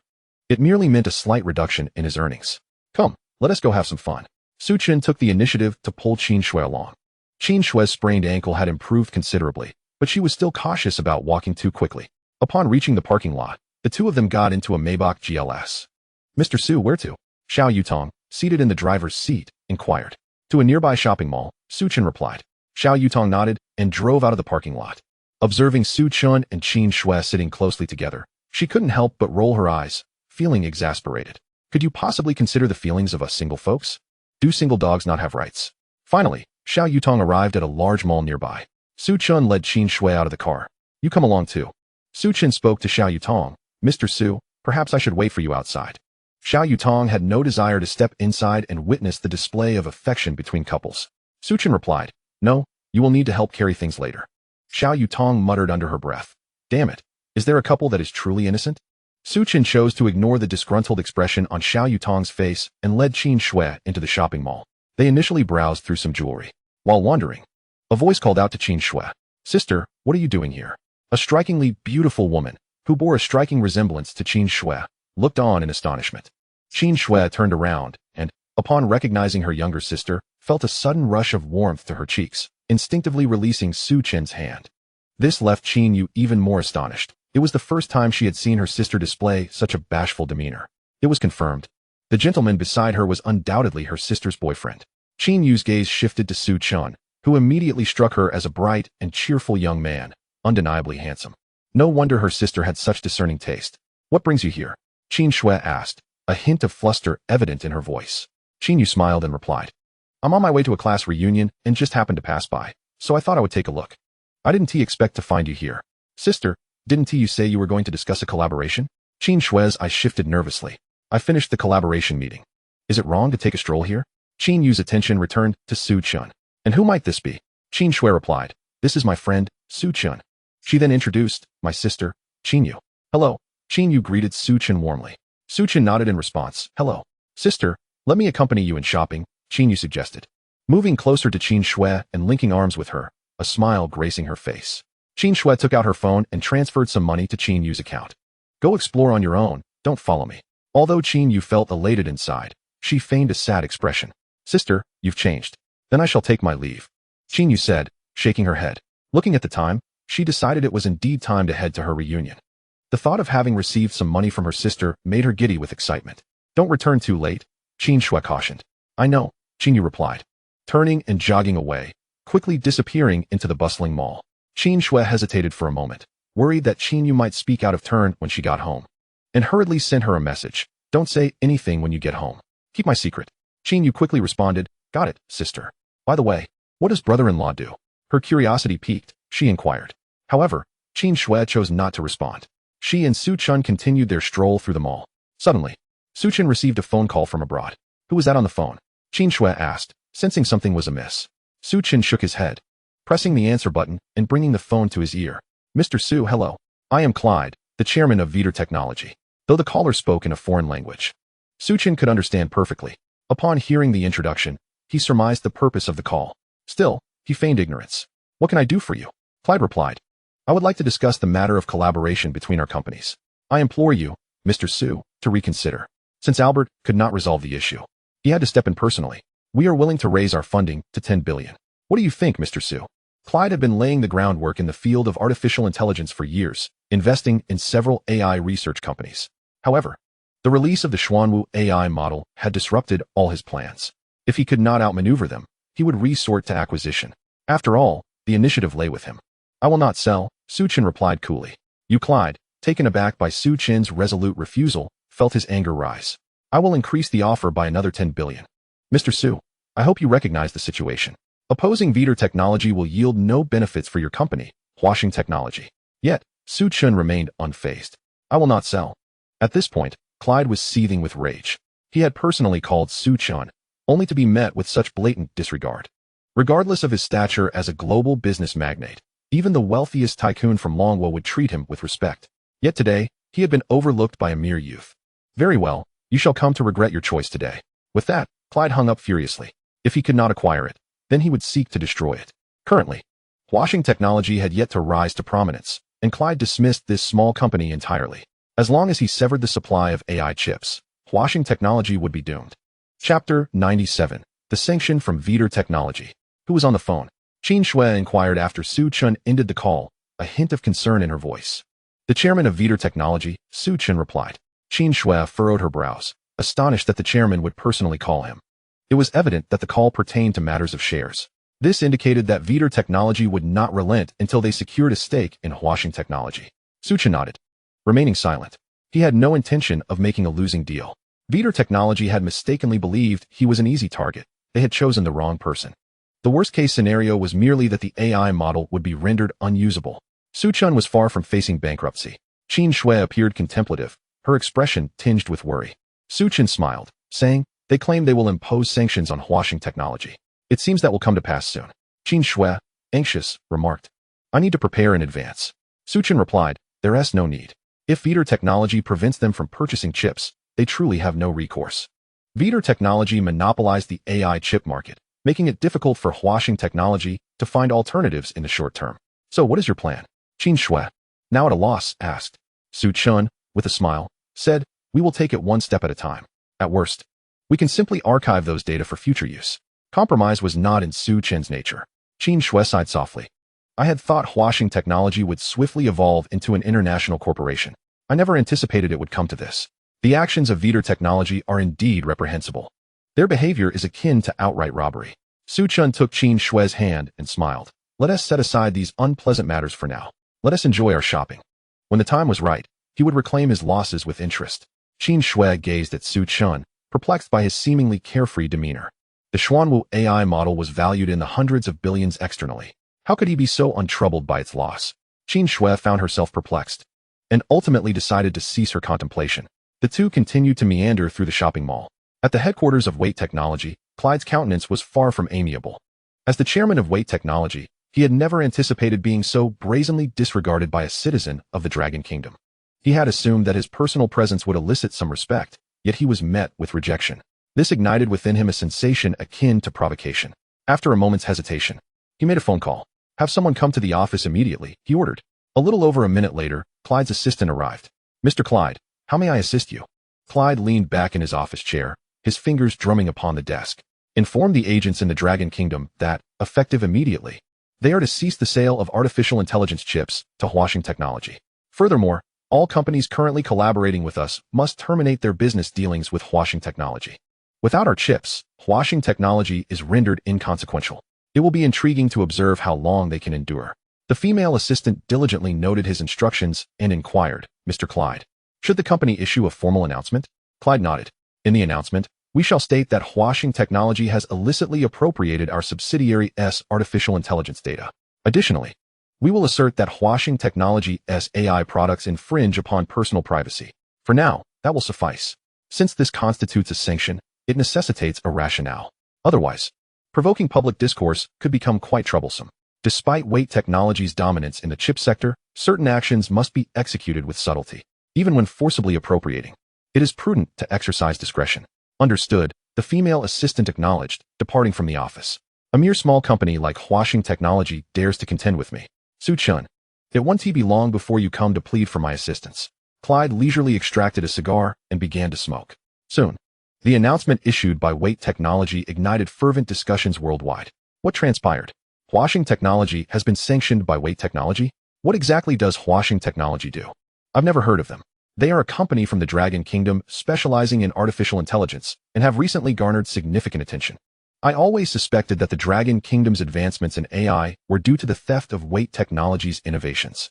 It is perhaps for the best that such a company faces sanctions. Really? You believe what Weight Technology claims? It seems to me that they are merely bullying the smaller entity. Countless companies have been sanctioned by Weight Technology, and each time they allege theft. When have they ever presented evidence? While skepticism exists, most individuals are too fearful to provoke Wait Technology, a leading corporation with a staggering market valuation exceeding $5 trillion. They rank among the top 10 on the global corporate leaderboard. Such a colossal entity sanctioning a small company foretells the impending demise of Huaxing Technology. Even if they possess a globally competitive AI model, it ultimately holds no weight as their lifeline is firmly in Wait Technology's grip. The sanctions imposed by Wait Technology further caused a stir domestically. Last night, during Huaxing Technology's press conference, many were incensed. The Dragon Kingdom has been persistently suppressed in high technology by foreign powers, and just as they gained an advantage in artificial intelligence, they swiftly faced sanctions. Many expressed profound outrage at Wait Technology's shameless actions. Wait Technology accuses Huaxing Technology of stealing their innovations. They should provide evidence. It is evident that Wait Technology is suppressing our nation's technology. What evidence is needed? Indeed, this aligns with the habitual approach of foreigners. From this day forth, I shall refrain from using any products associated with Wait Technology. Brother, then you might as well dispose of your home computer. Although the majority have discerned the essence of the situation, they find themselves powerless. After all, it is common knowledge how formidable Wait Technology is. Their mere announcement can dictate the fate of a small company. With such power, they can act with impunity. Many harbor concerns for Huaxing Technology. Without access to AI chips, it seems unlikely that they can endure for long. It is a predicament born of their technological lag. Of course, there are also online trolls employed by Wait Technology who deliberately tarnish Huaxing Technology's reputation. Who would have thought Huaxing Technology would be so brazen, stealing from others? It's an embarrassment to us, the citizens of the Dragon Kingdom. Chapter 98, Cutting-Edge Technology. Quantum Chips. Shortly after Wait Technology's announcement, numerous companies that had previously collaborated with them were compelled to sever ties with Huaxing Technology, as they were unwilling to offend Wait Technology. Although Huaxing Technology's AI holds considerable promise, incurring the ire of Wait Technology could yield devastating consequences. As for suppliers under the aegis of Wait Technology, they wasted no time in declaring sanctions against Huaxing Technology. This meant that Huaxing Technology would find it exceedingly difficult to procure chips in the market. Chen was still out shopping with Chen when she received a call from Huaxing Technology, informing her of Wait Technology's actions. Her expression soured as she turned to Chen. Chen, just now, Wait Technology announced sanctions against us. Chen's demeanor remained largely unchanged. Do not panic. This was anticipated. Wait Technology has a history of such behavior. As long as you do not yield, they will undoubtedly initiate sanctions. Should we not respond? Chen pondered for a moment before asking. Even if we know we cannot compete with Wait Technology, we cannot simply sit idle. Chen considered this and replied. Then let us issue a clarification announcement. Given the circumstances, there are limited options left. They hold the upper hand, and we are in a position of vulnerability. We can only proceed in this manner. Chen nodded. Wait Technology has defamed them by claiming they stole foreign technology, and at the very least, a response is warranted. Whether the public believes it is one matter, clarifying the situation is another. Without delay, Chen contacted personnel at Huaxing Technology to initiate the announcement. Later that evening, around 9 o'clock, the two arrived at a nearby food street, indulging in a variety of dishes. Gradually, Chen managed to accumulate 100 luxury points. System. Chen began, but before he could finish, the system's voice resonated. Blind box exchange successful. Blind box is now opening. Congratulations, host. You have acquired a cutting-edge technology, quantum chip manufacturing technology, basic level. Additionally, a blueprint for the artificial intelligence chip is included. Chen was taken aback. He had not anticipated such a timely reward from the system, not even the emergence of quantum chip manufacturing technology. However, the level designation left him somewhat bewildered. The system remarked, your quantum chip manufacturing technology is still at a rudimentary level. How does it compare to the most advanced silicon chips in the world? The system replied, there is no comparison whatsoever. In terms of computing power and energy consumption, it far surpasses the current silicon chips. Chen inhaled deeply, feeling an overwhelming sense of astonishment. One could easily envision that once quantum chips were developed, it would undoubtedly trigger a monumental technological revolution. The mere thought of it was exhilarating. Furthermore, with quantum chips in their possession, they would no longer fear the sanctions imposed by Wait Technology. Chen, what are you laughing about? Chen inquired, puzzled by his mirth. It was baffling that he could still find humor amidst the current sanctions facing Huaxing Technology. Was it truly a case of having too much money and being indifferent? Chen shook his head and stated, please make arrangements for the establishment of a new department within the company. Chen, even more perplexed, asked, what kind of department? A chip department. Chen eyes widened in disbelief. Chen, you cannot be serious. Developing chips is an extraordinarily costly endeavor, often starting at billions, with no guarantee of success. Manufacturing chips requires overcoming numerous formidable challenges, and it cannot be accomplished in a short time frame. I am entirely serious, Su Chen responded, his smile fading. Qin Shui shook her head, cautioning, researching chips will require substantial funding. Currently, we are under sanctions from white technology. Su Chen interrupted. Then I will invest 200 billion to start. I wonder if that will suffice? He had considerable assets, and even gathering a few billion would not pose a problem. If they could successfully produce quantum chips, it would not be long before Huaxing technology could supplant white technology's position in the chip industry. Qin Shui stared at Su Chen, struck by his enigmatic nature. If you have indeed thought this through, I will make the necessary arrangements promptly. In her view, Su Chen possessed an air of mystery. Given his achievements in artificial intelligence, perhaps he could replicate that success in the chip sector. Without taking a risk, the outcome would remain uncertain. Su Chen nodded affirmatively. Oh, I forgot to mention, we are developing quantum chips. We must expedite the formation of this department. Qin Shui was momentarily taken aback. She had thought that developing silicon chips was already quite challenging, yet Su Chen aimed to tackle quantum chips. Though they had progressed beyond the theoretical stage, no one had ever utilized them, let alone seen them. Was this truly feasible? Qin Shui felt a twinge of anxiety. Su Chen assured her, once the department is established, I will inform you of the next steps. All right. With Su Chen's unwavering confidence, Qin Shui resolved to harbor no further doubts. Perhaps he would surprise them all. As the clock struck 10, Qin Shui began to feel fatigued from their outing. Su Chen, it's getting late. I should head back. Will you be staying at a hotel tonight? Su Chen shook his head. No, I reside at Longding Manor. With the manor at his disposal, staying at a hotel was unnecessary. Being a resident of the Magic City, Qin Shui was certainly aware of the mystique surrounding Longding Manor. Su Chen, is Longding Manor yours? She exclaimed, her eyes widening in disbelief. Yes, Su Chen nodded. Would you like to join me? Their relationship had evolved beyond mere friendship. Qin Shui replied, no. I'll come visit you tomorrow when I have time. She had not been home for a while and wished to stay there that night. Of course. She was also eager to see Longding Manor. Very well, then I shall escort you home. Su Chen instructed Xiao Yutong to bring the car, and they all climbed in. On the way home, Qin Shui thought of her sister, Qin Yu. She wondered if little Yu had returned yet. Qin Shui took out her phone and dialed her sister's number. After several rings, someone finally picked up. Sister, come quickly, help me. Qin Yu's panicked voice crackled through the phone. Qin Shui's expression shifted alarmingly. Little Yu, what happened? She was fearful for her sister's safety. A girl from my class was just taken advantage of by someone. The boys in our class couldn't stand it and ended up fighting him. It turns out he is the son of the KTV owner. Now they're demanding 200,000 from each of us. If we don't pay, they want to let us leave. Sister, what should I do? The sounds of chaos reverberated in the background. Hearing this, Qin Shui's anxiety deepened. Where are you? I'm coming right now. I'm at Royal KTV. As soon as she finished speaking, the line went silent. Chapter 99. Is it alright if I pay? Royal KTV, a renowned establishment in the Magic City, was known for its exorbitant prices. It often attracted the company of wealthy young patrons. Qin Shui had never anticipated that her sister would find herself in such a predicament there. What's wrong? Su Chen asked, noticing the change in Qin Shui's demeanor. Su Chen, my sister is in trouble. I need to go there immediately.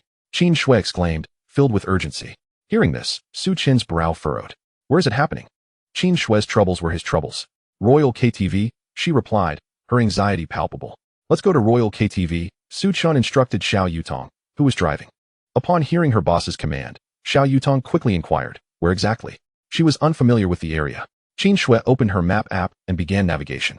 Fortunately, they were not far from Royal KTV, and it would only take 5 to 6 minutes to arrive. Tell me what happened, Su Chen urged, glancing at the worried expression on Qin Shui's face. Qin Shui recounted the troubles her sister had encountered. After listening, Su Chen offered reassurance. It seems that they are merely after money. Your sister will be fine. Qin Shui nodded, albeit with uncertainty, hoping that was indeed the case. Finally, they arrived in front of Royal KTV. To save time, Su Chen instructed Xiao Yutong to park on the roadside. The three of them rushed into the establishment with urgency. Good evening, sir, miss, the staff greeted them. Did a group of young people in their 20s come in tonight? Which private room are they in? Qin Shui queried without wasting any time. The staff frowned slightly. Actually, a serious incident just occurred here. The son of our KTV owner was injured, and it was that group of young people who attacked him. There are a total of 19 of them.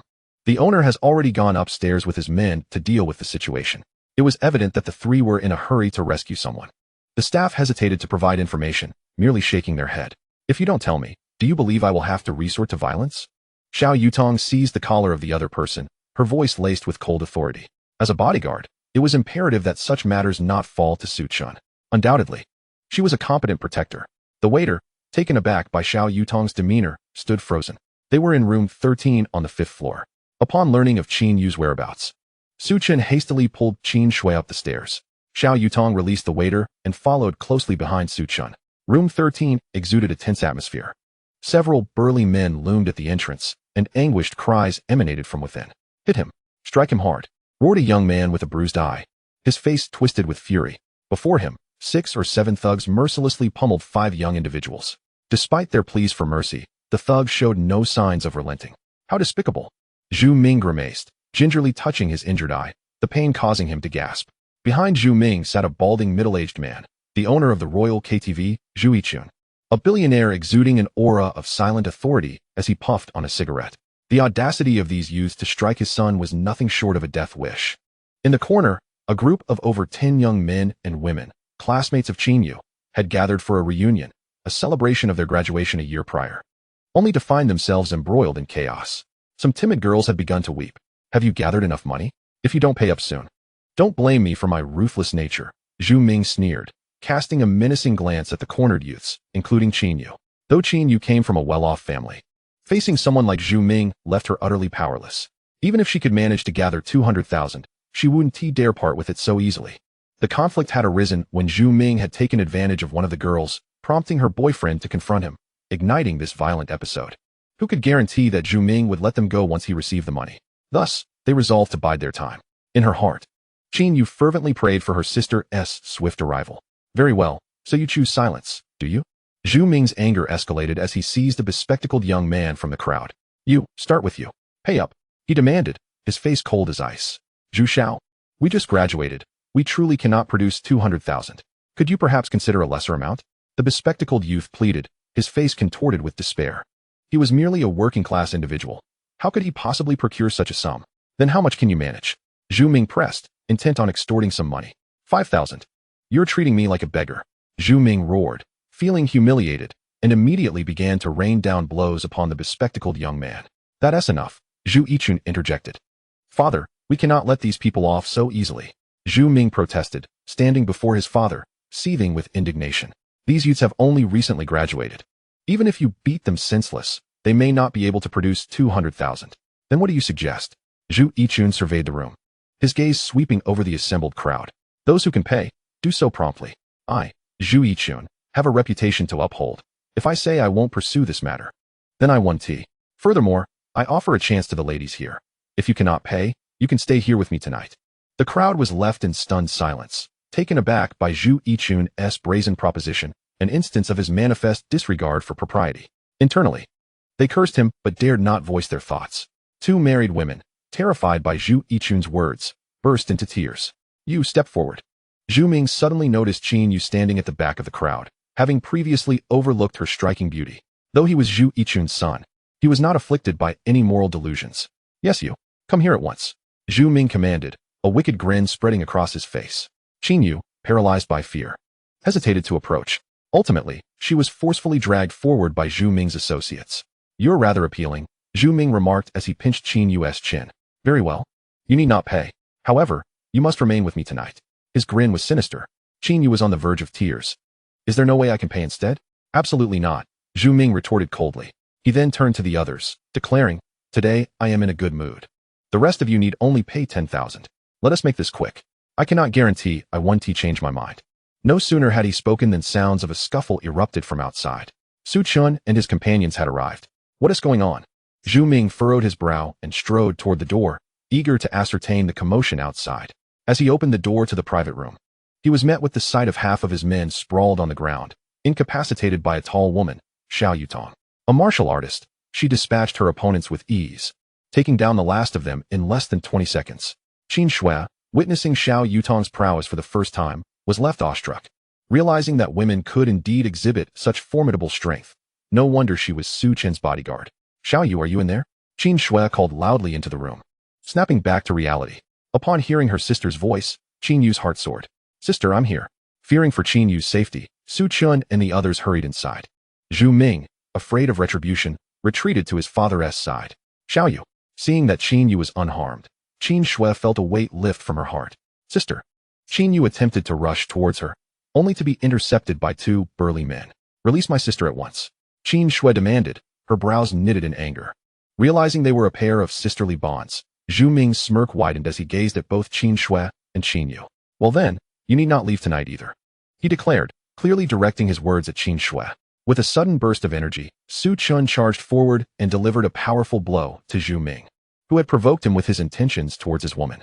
Zhu Ming fell to the ground, stunned by the unexpected attack. The speed of Su Chun was such that the thugs in the room barely had time to react. How dare you? They shouted, fists clenched as they encircled Su Chun. Son. Zhu Yichun's brow furrowed deeply as he rushed forward to check on his son's injuries. Upon discovering that half of his son's face was swelling visibly, he asked, Are you seeking death? Do you believe I can ensure you never leave this city? Su Chun let out a cold chuckle. The last person who spoke to me in such a manner paid dearly. Zhu Yichun's expression was icy. I am Zhu Yichun, the owner of the Royal KTV. You may verify my identity. Su Chun replied, There is no need for that. I present you with a choice. Release him at once. Zhu Yichun clenched his fists tightly, thinking how today's youth truly lacked awareness of their own limitations. When I was making my way in this world, you hadn't even been born yet. The burly men in the private room were already itching for a fight. Xiao Yutong stepped forward. Mr. Su, allow me to handle this. Such matters should certainly not be left to Su Chun. Meanwhile, Chen Yu seized the opportunity to rush in front of Chen Shui, exclaiming, Sister, I was so scared. Chen Yu threw herself into her sister's embrace, finally bursting into tears. It's all right, Chen Shui reassured her, patting her back. With Su Chen here, all troubles will be effortlessly resolved. Is the owner of Royal KTV really that formidable? Su Chun could easily crush him with just one of his identities. What are you still standing there for? Attack! Zhu Yichun commanded, unable to swallow the humiliation of his son being struck. He felt compelled to teach the other party a lesson, for otherwise, he would lose all face in this city. At Zhu Yichun's command, the burly men surged forward. Su Chun wasted no time and engaged, alongside Xiao Yutong. Sister, Chen Yu worriedly fretted about Su Chen's safety. However, she soon realized her concerns were unfounded. For Su Chun's skills were remarkable, reminiscent of a hero from a martial arts film. Those brutes were no match for him whatsoever. It's fine. Those men cannot defeat Su Chun, Chen Shui reassured, having witnessed his prowess before. Moreover, Su Chun had an exceptionally skilled bodyguard. Xiao Yutong also exhibited impressive skills. And ordinary people would only find themselves at their mercy. Wow, they are incredible. Is this a television drama? Xiao Yutong's classmates were all dumbfounded. They had previously thought that experts only existed in TV shows, never anticipating they would witness such a spectacle in person tonight. In a blink, the burly men in the private room lay sprawled on the ground, groaning in pain. Sister, what does my brother-in-law do? This is too impressive. Chen Yu's eyes widened in admiration. With the burly men incapacitated, Zhu Yichun's expression turned grim. Who are you really? He finally grasped that these two individuals were not to be trifled with. Dad. At that moment, Zhu Ming clumsily rose from the ground, looking thoroughly disheveled. You are not worthy to know Mr. Su's identity, Xiao Yutong scoffed. What the hell? It's so noisy.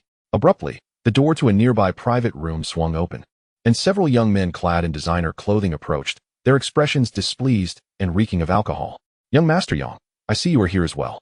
Upon recognizing the leader, Yang Haoyu, Zhu Yichun's face finally broke into a smile. Yang Haoyu was a well-known affluent young man in the city, and Zhu Yichun was acquainted with him. Typically, to curry favor with Yang Haoyu, Zhu Yichun had bestowed numerous gifts upon him. Even when Yang Haoyu spent several tens of thousands here, Zhu Yichun would not charge him. Now, facing a bit of trouble, Zhu Yichun thought that if he asked Yang Haoyu for help, he would undoubtedly oblige. What is going on here? Yang Haoyu's mood soured. He had been enjoying a lengthy session at the racetrack with friends and had come to the KTV to unwind, only to encounter such a commotion. Are we not allowed to enjoy our singing? Young Master Yang, I find myself in a bit of trouble. Look, before Zhu Yichun could finish, Yang Haoyu's expression changed drastically upon seeing Su Chun. Mr. Su, you are here as well? Yang Haoyu hastened over, his demeanor exceedingly respectful. Zhu Yichun and Zhu Ming exchanged bewildered glances, utterly flabbergasted. This is it. Could it be that Yang Haoyu knows Su Chen?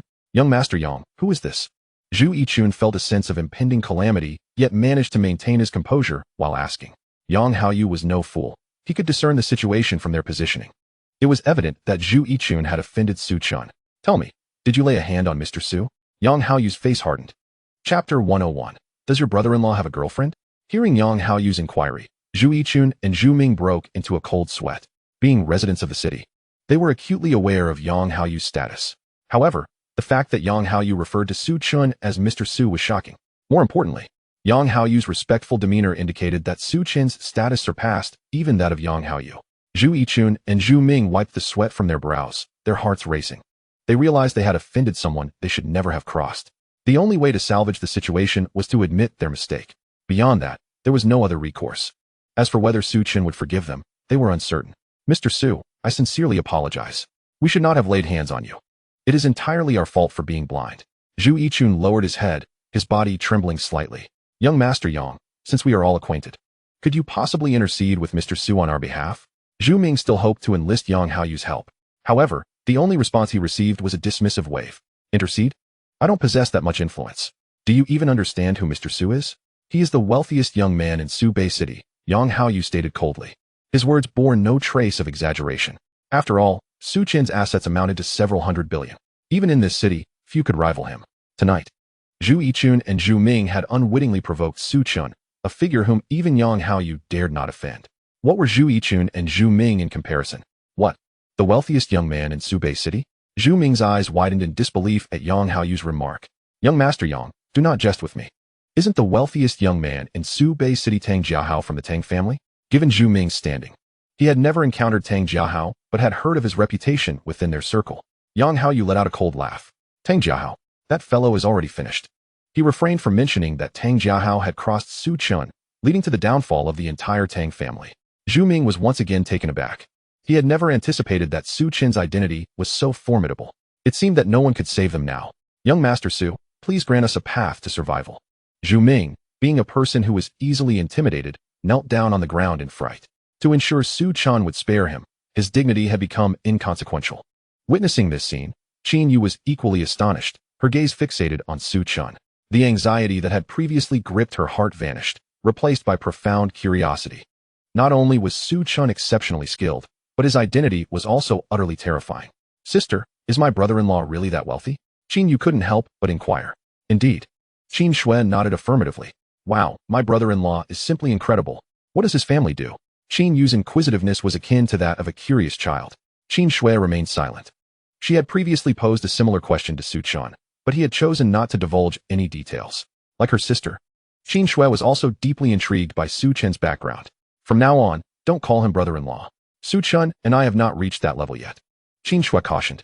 Su Chen was too remarkable. She understood that this man was not meant for her. Simply being able to linger by Su Chen's side was more than enough. She dared not wish for anything more. From the moment she developed feelings for Su Chen, she had resigned herself to this realization. Sister, don't you have any confidence? Qin Yu asked softly. Qin Shui playfully pinched her sister's nose, opting for silence. Meanwhile, Qin Yu's classmates were equally stunned. What? Qin Yu's brother-in-law is actually the wealthiest young man in Su Bay City? Is that for real? Did you see that man? His name is Yang Haoyu, a renowned rich heir in the city. If he says it's true, it must be. The notion of the wealthiest heir in Su Bay City left Qin Yu's classmates awestruck. Their previous tension dissipated as they began to whisper among themselves. With someone as significant as Su Chen present, they felt assured of their safety, their gazes towards him laced with reverence. Su Chen cast a cold glance at the Zhu father and son, his expression frigid. Yang Haoyu discerned that Su Chen was not inclined to let them off easily, and suddenly felt an opportunity arise. What a death wish, daring to offend young Master Su. Yang Haoyu launched himself forward, delivering a swift kick to Zhu Ming's back. Taken by surprise, Zhu Ming fell to the ground in a disheveled heap. Young Master Su, leave this to me. Allow me to teach them a lesson. Yang Haoyu declared as he rained blows upon Zhu Ming. This was a splendid opportunity to curry favor with Su Chen, one not to be missed. Even if he could earn Su Chen's goodwill, it would be worth it. How dare they offend even young Master Su? They deserve to die. The remaining wealthy heirs joined in, surrounding Zhu Ming and mercilessly assaulting him. Zhu Yichun, filled with concern, rushed to grab Yang Haoyu. Young Master Yang, for the sake of our previous acquaintance, please spare us. Zhu Yichun pleaded. Forget previous acquaintances. Offending young Master Su means I don't even acknowledge my own father. Yang Haoyu retorted, grabbing Zhu Yichun by the collar and landing a couple of punches. Thus, Zhu Yichun and Zhu Ming were subjected to a brutal beating, their pleas for mercy falling on deaf ears. The horrifying scene left some of the girls in the private room with their eyes tightly shut. Qin Yu, take your injured classmates to the hospital, Su Chen instructed, looking towards her. Qin Yu nodded, her gaze towards Su Chen filled with admiration. She quickly shifted her attention to her classmates, noting that a few were severely injured and needed medical attention.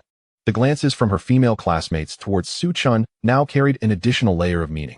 Soon, all of Qin Yu's classmates exited the private room. It's quite late now.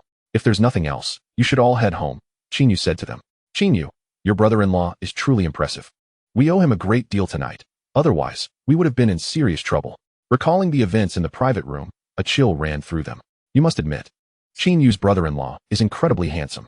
The most crucial part is, he is also very skilled. One girl blushed as she asked Qin Yu. Qin Yu, does your brother-in-law have a girlfriend? She inquired. With a brain like yours, I'm surprised you can even ask that question. He is my brother-in-law. Do you really think he has a girlfriend? Qin Yu retorted, exasperated. My apologies, I was out of line. The girl realized her indiscretion and quickly made her escape. Qin Yu, please thank your brother-in-law for me. Next time, we should treat him to dinner. I just wonder if he would accept. Soon, Qin Yu's classmates departed. Chapter 102. Qin Yu's Curiosity. Left alone, Qin Yu felt a sense of trepidation as she walked back to the door of the private room. Inside, anguished cries echoed. Young Master Yang, spare us. We promise we won't do it again. Zhu Yichun lamented, filled with regret. Zhu Ming was equally remorseful. If given a second chance, he would never have harassed the girls in the private room. After a considerable time had passed, Yang Haoyu began to tire. While physically exhausting, he was nonetheless thrilled to be doing Su Chen's bidding. Young Master Su, how do you wish to handle them? Yang Haoyu gasped, carefully directing his question to Su Chen. Please, young Master Su, we were wrong. Don't hit us anymore. As Yang Haoyu and his companions ceased their assault, Zhu Yichun and Zhu Ming struggled to rise. Kneeling before Su Chen, offending someone of Su Chen's stature filled them with dread. Weren't you quite arrogant just a moment ago? Su Chen coldly regarded the Zhu father and son. Zhu Yichun trembled, his voice urgent. Young Master Su, we truly realize our mistake. Please, grant us another chance. Yang Haoyu stepped forward and kicked Zhu Yichun down once more. Now you realize your mistake? Don't you think it's too late? The remaining wealthy heirs surged forward again, resuming their brutal assault on the Zhu father and son. The private room was once more filled with screams. We should leave, Su Chen said, glancing at Qin Shui. Thankfully, Qin Yu had not been harmed. Otherwise, he would not have let the Zhu father and son off so easily. Qin Shui nodded slightly, preparing to depart with Su Chen. Young Master Su, allow me to escort you. Yang Haoyu approached with a sycophantic smile. No need. Su Chen waved him off, walking out of the private room with Qin Shui. Xiao Yutong quickly followed. Yang Haoyu watched them leave, his heart racing with excitement. After all, not everyone has the chance to work for Su Chen. With Su Chen not dismissing him this time, his chances of becoming friends with him had significantly increased.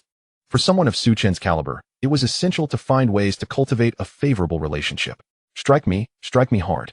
As Su Chen departed, Yang Haoyu turned around and addressed the wealthy youths. To offend someone like Su Xiao, they must be tired of living. Despite the desperate pleas from the Zhu father and son, the affluent youths showed no inclination to relent.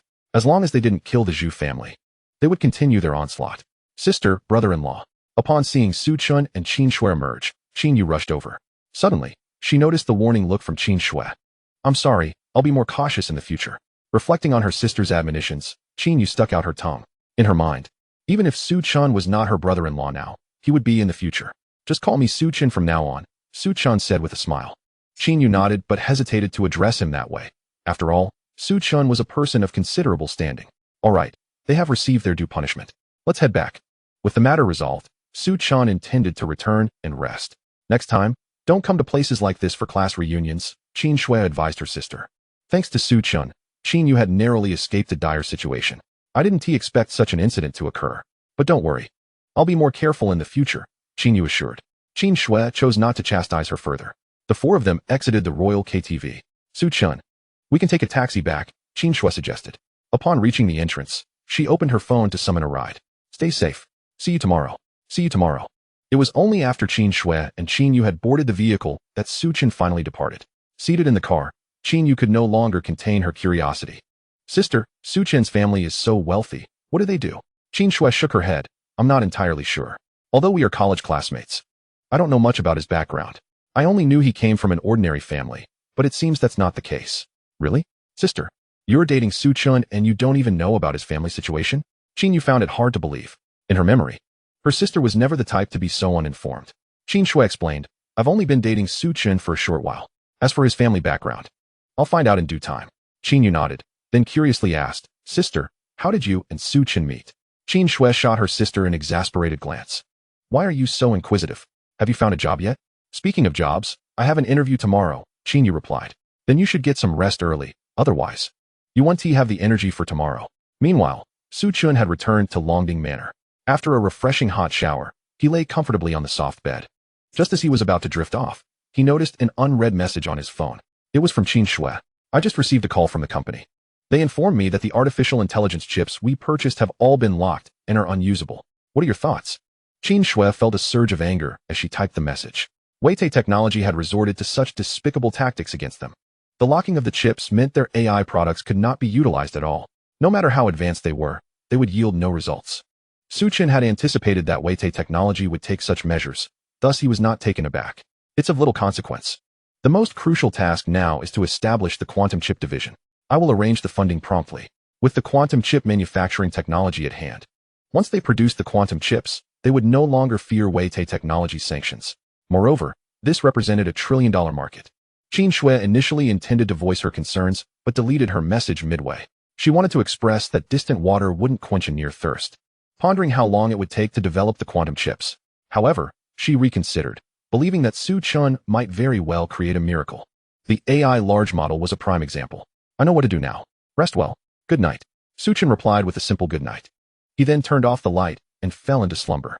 In the morning, Su Chen took a stroll around the manor when suddenly the butler approached him. Mr. Su, a lady named Mu Qiuyue is here to see you. She claims to be from the official government. Su Chen paused in contemplation, unsure of what business an official might have with him. Please let her in. Although he was uncertain of her intentions, he felt it necessary to meet her. Very well. Mr. Su. After the butler left, Su Chen returned to the hall. The weather was stifling, prompting him to change into a fresh outfit. When Su Chen re-entered the hall, he found a striking woman with shoulder-length hair seated on the sofa. The woman appeared to be in her mid-20s, dressed in a black business suit. With an oval face and delicate features. Though she wore minimal makeup, her beauty was striking and captivating. Next to her on the sofa lay a stack of documents. At that moment, a maid served tea to the lady. Hearing footsteps, the woman turned and gracefully rose upon seeing Su Chen. Mr. Su, hello. I am Mu Qiuyue. Her beautiful eyes sparkled with a smile as she assessed Su Chen, extending her fair hand. Su Chen also scrutinized Mu Qiuyue. Her demeanor suggested she was far from ordinary. Hello. He shook hands with her and then took a seat. Please, have a seat. He gestured for Mu Qiuyue to sit down. She settled into her seat, her gaze unwaveringly fixed on Su Chen. Mr. Su, I am here representing the official government of Longhua. Su Chen's current status could aptly be described as immensely wealthy, and he possessed a highly advanced artificial intelligence model. This technology was of great interest not only to foreign companies, but also to the Longhua government. Mu Qiuyue was also curious about how Su Chen had achieved such feats. Is there something of great importance at hand? Su Chen inquired, suspecting something but remaining uncertain. Mu Qiuyue replied, Huasheng Technology is currently facing sanctions from Weite Technology. One of the main reasons I am here is due to this situation. It is evident to anyone with sense that Weite Technology's true aim is to seize the artificial intelligence technology in your possession. Thus, it is imperative that we do not allow those foreigners to succeed. The technology of Longhua has long been suppressed by foreign powers. Now that we have finally gained a leading position in the field of artificial intelligence, we must maintain it. Mr. Su, Weite Technology has launched comprehensive sanctions against you. You can no longer even purchase artificial intelligence chips. I would like to inquire about your forthcoming plans. Mu Qiuyue intends to subtly gauge Su Chen's stance. Should Su Chen be inclined to compromise, the authorities would undoubtedly intervene. After all, such remarkable technology must not fall into foreign hands. Furthermore, they would extend their utmost support to Su Chen. Su Chen chuckled, stating, I shall not relinquish artificial intelligence to white technology. If chips are unattainable, we shall simply pause its use. Presently, he possesses quantum chip manufacturing technology and feels no urgency. Once quantum chips are produced, it will be white technology who finds themselves in a predicament. Mu Qiuyue was momentarily taken aback. Su Chen's decision was quite unexpected. So, Mr. Su, are you resolved to confront white technology to the bitter end? Su Chen nodded affirmatively. Indeed, even if it means sacrificing considerable profits, I shall not yield to white technology. Mu Qiuyue also nodded, remarking, in that case, the days ahead for Huasheng Technology may prove quite challenging. Even the domestic giants would hesitate to risk collaboration with Huasheng Technology.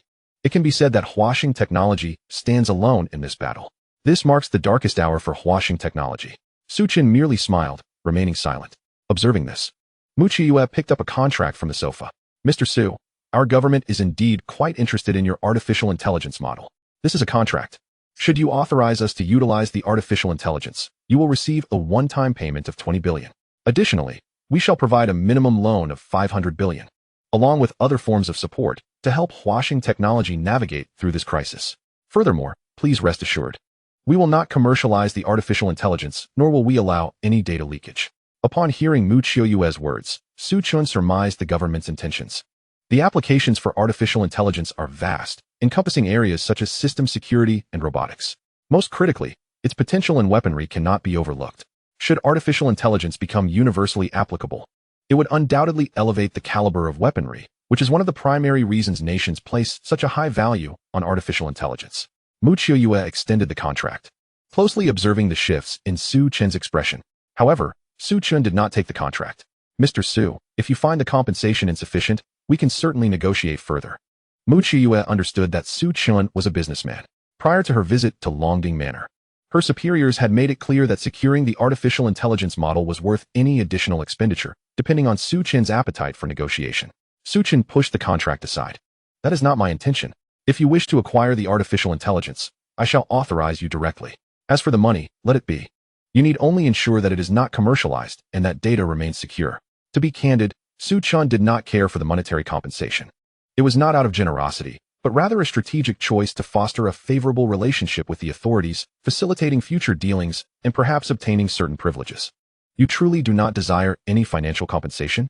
Mu Qiuyue gazed at Su Chen in astonishment, her mind reeling at the notion of relinquishing a sum of 200 billion so casually. Moreover, should Su Chen be willing, the price could undoubtedly be higher. Su Chen smiled and shook his head. Realizing that Su Chen was a billionaire with assets in the thousands of billions, Mu Qiuyue's demeanor quickly regained its composure. It seemed that for Su Chen, 200 billion was indeed trivial. In that case, thank you, Mr. Su, Mu Qiuyue said with a smile. Initially, she had anticipated that this matter would not be easily resolved, yet to her surprise, Su Chen had acquiesced so readily. Nevertheless, this was advantageous. Her mission was accomplished. Mr. Su, it would be prudent for you to exercise caution in the coming days. White technology may very well send individuals to confront you. Those individuals are capable of employing any means necessary, and one cannot dismiss the possibility of underhanded tactics. Of course, you may rest assured that we shall provide you with covert protection.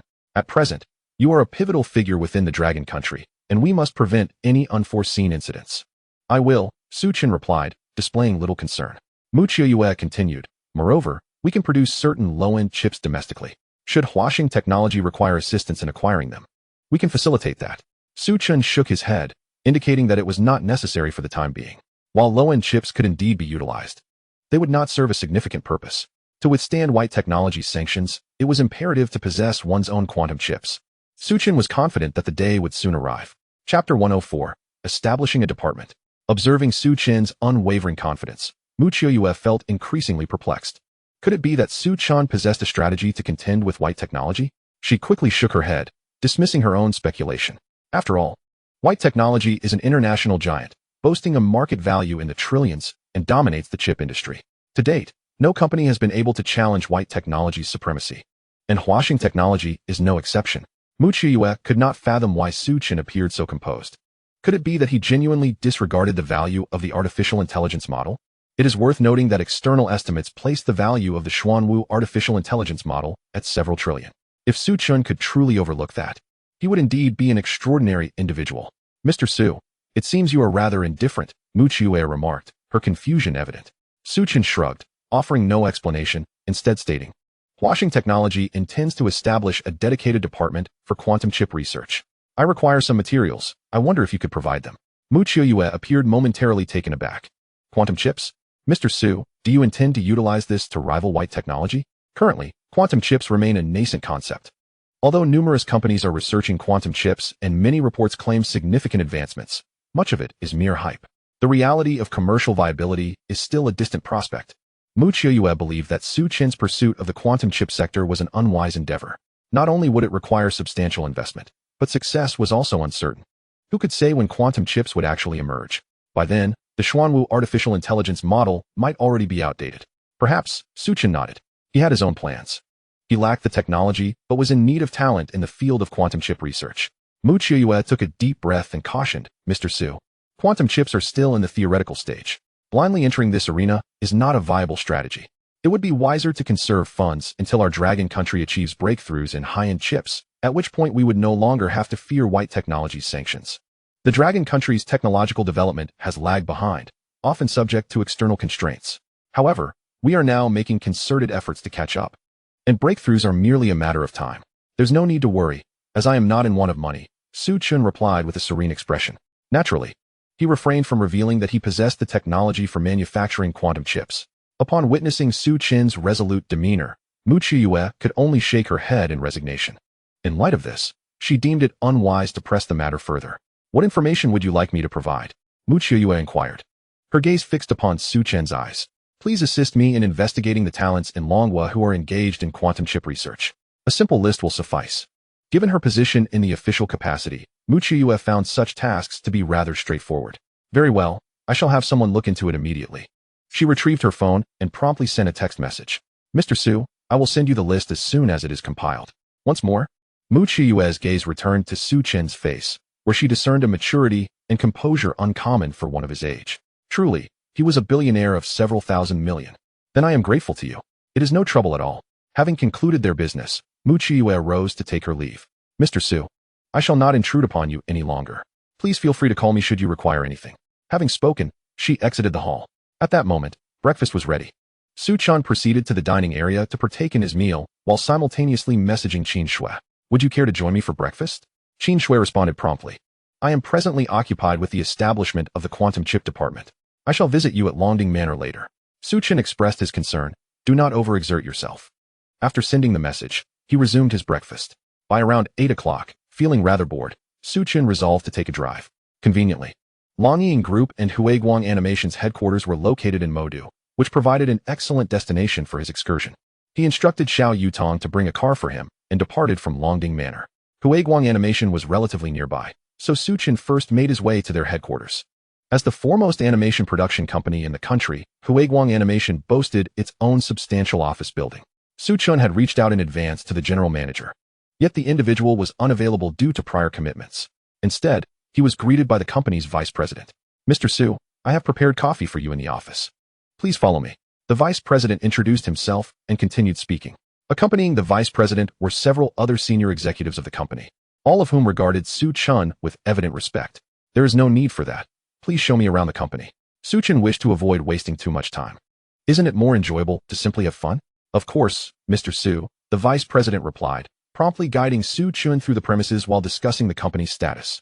As the executives followed closely behind the young man, their respectful demeanor sparked curiosity among the employees. Who is that young man? Why do the leaders show him such deference? They whispered amongst themselves. I heard our chairman is a young individual. Could it possibly be him? Upon reaching the door of one office, Chen encountered a familiar face, Qin Yu, the younger sister of Qin Shui. Brother-in-law, what brings you here? She exclaimed upon noticing Chen. Today, Qin Yu had come for an interview, dressed quite formally. However, she possessed a youthful air that contrasted with her sister's mature and composed demeanor. Having only recently entered the workforce. This is my company, Chen remarked with a smile, pleasantly surprised to see Qin Yu. Really? Qin Yu gasped, covering her mouth in shock. It was well known that Huiguang Animation held significant influence in the industry as the largest animation production company in the nation. However, upon recalling Chen's status, she quickly reconciled the information. The previous night, people had referred to him as the wealthiest young man in the north of Su. There was no doubt about it. After returning home, Qin Yu had indeed inquired about Chen's identity from Qin Shui, but her sister had remained tight-lipped. Given Chen's wealth, it seemed entirely reasonable that this animation company could belong to him. Had I known this company was yours, I would have taken the back door, Qin Yu said with a playful smile. She had undertaken considerable preparation to secure a position at Huiguang Animation, and fortunately, she had succeeded in her interview. Are you working here? Chen asked with curiosity. Yes, I just passed the interview, Qin Yu replied with a smile. However, there is still a 1-month probation period. Chapter 105, Chen's Strength. Chen nodded, encouraging her to strive diligently. I will, brother-in-law. I aspire to be as exceptional as my sister. She sensed that Chen would be busy and added, you may return to your work now. If you have time for lunch, you are welcome at my home. Although Qin Shui had advised her against calling Chen brother-in-law, Qin Yu had firmly embraced that title. Chen pondered for a moment before saying, perhaps next time. Although he and Qin Shui had established their relationship, he was not yet prepared to meet her family. No worries. We can talk later when you have time. Chen Yu replied, her face bright with a smile. Meanwhile, the vice president standing behind Su Chen silently took note of Chen Yu's name, recognizing that, as the chairman's sister-in-law, she would require special consideration in the future. After bidding farewell to Chen Yu, Su Chen took another tour of the company before departing with Xiao Yutong. During their leisurely drive, Su Chen's phone rang, displaying a call from Mu Qiuyue. Without hesitation, he answered, Mr. Su, I have just been informed that you are being followed. I have dispatched additional personnel. Please exercise caution. Mu Qiuyue spoke with a grave tone. Given the official collaboration with Su Chen, she was keen to ensure his safety. Upon hearing her words, Su Chen glanced over his shoulder. With the streets bustling with vehicles, he could not ascertain who might be tracking him. However, Mu Qiuyue's warning was not to be taken lightly. I understand, he replied, maintaining a calm demeanor, for his strength afforded him ample self-defense. Even without Mu Qiuyue's protective measures, he felt no cause for alarm. Su Chen held considerable confidence in his abilities. For safety's sake, please find a secure location. We will address the matter of your pursuers afterward, he assured her before hanging up. Let us head to that shopping mall, Su Chen instructed Xiao Yutong, pointing toward an intersection ahead. Xiao Yutong, without further questions, complied with his request. After a few minutes, they entered the underground parking lot of the mall, shortly followed by a black sedan that parked nearby. Mr. Su, is everything all right? Noticing the unusual expression on Su Chen's face, Xiao Yutong hurriedly inquired, have we been followed? Su Chen's gaze remained fixed on the black car trailing them. At his words, Xiao Yutong's complexion shifted. She had been focused on driving and had not paid attention to what was behind them. Is it that car? She asked, following Su Chen's line of sight. Soon, she too spotted the dark vehicle. The illumination in the underground parking lot was rather dim, making it difficult to discern how many individuals were inside. Mr. Su, should we report this to the police? Xiao Yutong's expression was grave. No need, just follow me. Su Chen replied calmly as he opened the car door and headed towards the elevator. Without hesitation, Xiao Yutong quickened her pace to keep up. At that moment, the door of the black car swung open, revealing two men dressed in plain clothes. Their demeanor exuded a palpable indifference. Seeing Su Chen approach the elevator, the two men swiftly followed suit. Just then, the elevator arrived, and a few individuals exited. Su Chen ushered Xiao Yutong into the elevator, casually pressing a button for a floor. As the elevator doors were about to close, the two men entered as well, remaining silent with their backs turned to Su Chen. The doors began to close slowly. Xiao Yutong furrowed her brow, drawing closer to Su Chen. A woman's intuition warned her that the two men were anything but ordinary. They were likely martial artists. In such a confined space, if a confrontation erupted, she had little confidence in her ability to protect Su Chen. She could only pray that they would refrain from violence within the elevator. However, the more one wishes to avoid a situation, the more swiftly it tends to unfold. In an instant, the two men had turned to face them. Mr. Su, be cautious. Xiao Yutong's complexion paled as she sensed impending danger. The way the men turned indicated they were trained fighters, and their prowess was formidable. In the confines of the elevator, there would be no opportunity to flee. The two men struck with ferocity, one lunging at Xiao Yutong, while the other aimed for Su Chen. Xiao Yutong deftly deflected the man's punch, intent on aiding Su Chen. Yet, at that moment, Su Chen's expression remained unchanged. Just as the other assailant was about to seize Su Chen by the collar, Su Chen sidestepped effortlessly. His movement so swift that even Xiao Yutong could barely comprehend it. Previously, she had only witnessed Su Chen teach ordinary individuals a lesson, assuming his abilities to be inferior to hers. Now, she realized how gravely mistaken she had been. With no time to ponder further, the man opposite her renewed his assault. Mr. Su, don't waste your energy. If you come with us willingly, we won't harm you, he sneered. And if I refuse to accompany you? Su Chen asked, his demeanor unfazed. That's not your choice, the man retorted with another cold laugh, intensifying his attack. Is that so? A playful smirk graced Su Chen's lips as he raised his hand, seizing the assailant's right wrist in a vice-like grip. What? The man's face contorted in pain as he felt the excruciating pressure on his wrist. Desperately trying to break free, he realized Su Chen's grip was unyielding, akin to iron. He finally comprehended that Su Chen was equally skilled. Damn it, the man muttered, his expression darkening. Gathering his strength, he intended to incapacitate Su Chen before anything else. As long as he could bring Su Chen back alive, his mission would be deemed successful, even if it meant leaving him crippled. However, before he could execute his kick, Su Chen anticipated his movement. Su Chen's seemingly casual kick contained immense force. With a resounding crack, the man howled in agony as his leg was shattered, his face paling in horror. Retreat, we must retreat, he gasped through gritted teeth. Glancing at his companion, do you think you can still escape? Su Chen scoffed, shaking his head. With a swift punch, he struck the man in the chest, sending him crashing against the elevator doors. The impact deformed the doors, and had it not been for the elevator's robust construction, a malfunction might have ensued. Under the force of Su Chen's blow, the man lost consciousness entirely. Impressive, Xiao Yutong exclaimed, genuine admiration shining in her eyes. The remaining assailant finally grasped the gravity of the situation. However, trapped within the enclosed elevator, escape was not an option. The other man had abandoned thoughts of fleeing. His gaze towards Su Chen filled with terror, beads of sweat cascading down his cheeks. Xiao Yutong was poised to engage him further when Su Chen extended his hand. Halting her, the man posed no threat to him. Speak. Who sent you? Are there others in the car? Su Chen asked, his expression devoid of emotion. If you let me go, I will tell you everything. The remaining man stammered, attempting to buy time. The elevator continued its slow ascent. As soon as the doors opened, he saw a chance to escape. Speak, Su Chen urged, his tone unyielding. Why yes, the man stuttered. Finally, the elevator emitted a chime, and the door slid open.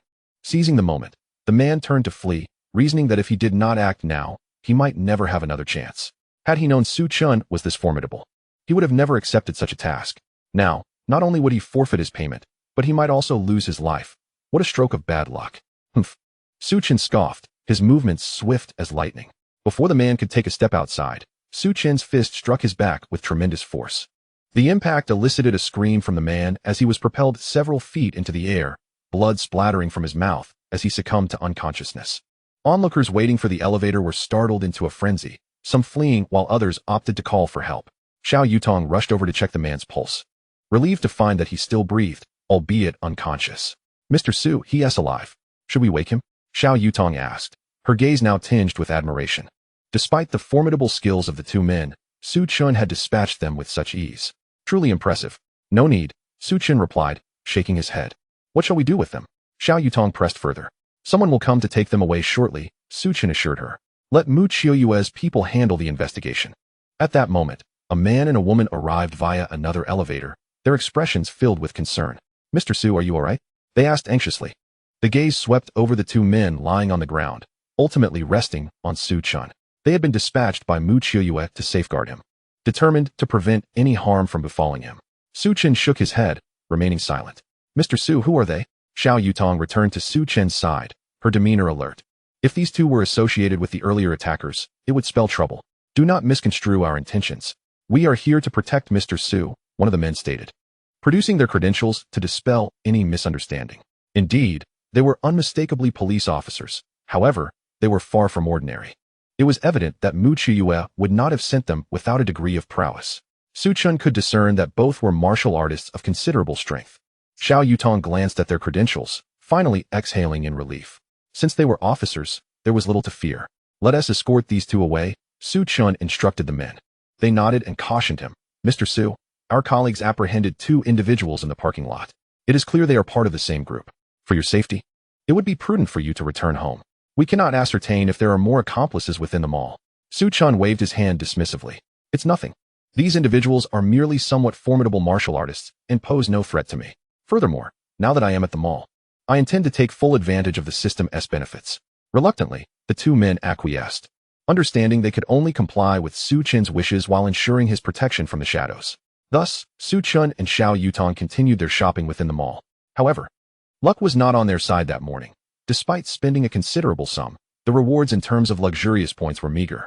Before long, his phone buzzed once more, another call from Mu Qiuyue. Mr. Su, I have gathered the information you requested. It will be sent to your email shortly. Please keep an eye out for it. Thank you, Su Chen replied. It is no trouble at all.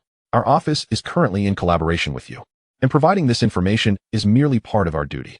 After all, you are now a pivotal figure in Long Country, and we must ensure your safety, she continued.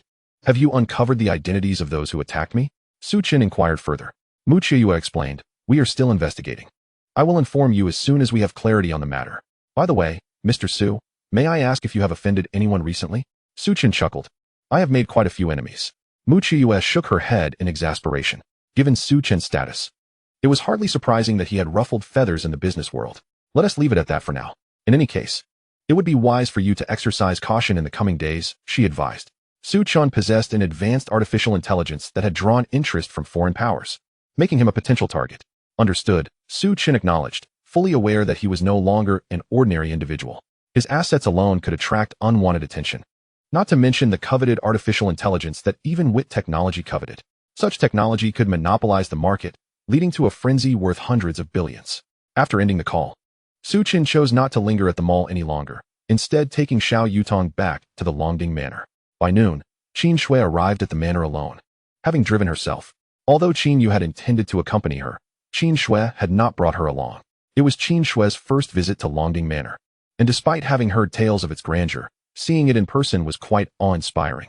Su Chun, she called as she stepped into the hall, quickly spotting him seated on the sofa. Have you finished your tasks? Su Chun inquired with a smile. Qin Shui shook her head, settling beside him. Establishing the quantum chip department will take some time, primarily due to the scarcity of talent in this field domestically. Nevertheless, I have already instructed others to begin the process. She explained. Su Chen smiled mysteriously and summoned the butler to bring him a laptop. Logging into his email, he opened a document. Take a look at this, he said with a grin. Qin Shui leaned closer to the screen, her face lighting up with delight. Su Chen, how did you acquire such detailed information? The document contained numerous top-tier talents specializing in quantum chip research, complete with addresses and contact details. This information, provided by Mu Qiuyue, was undoubtedly authentic, as she could not afford to deceive Su Chen.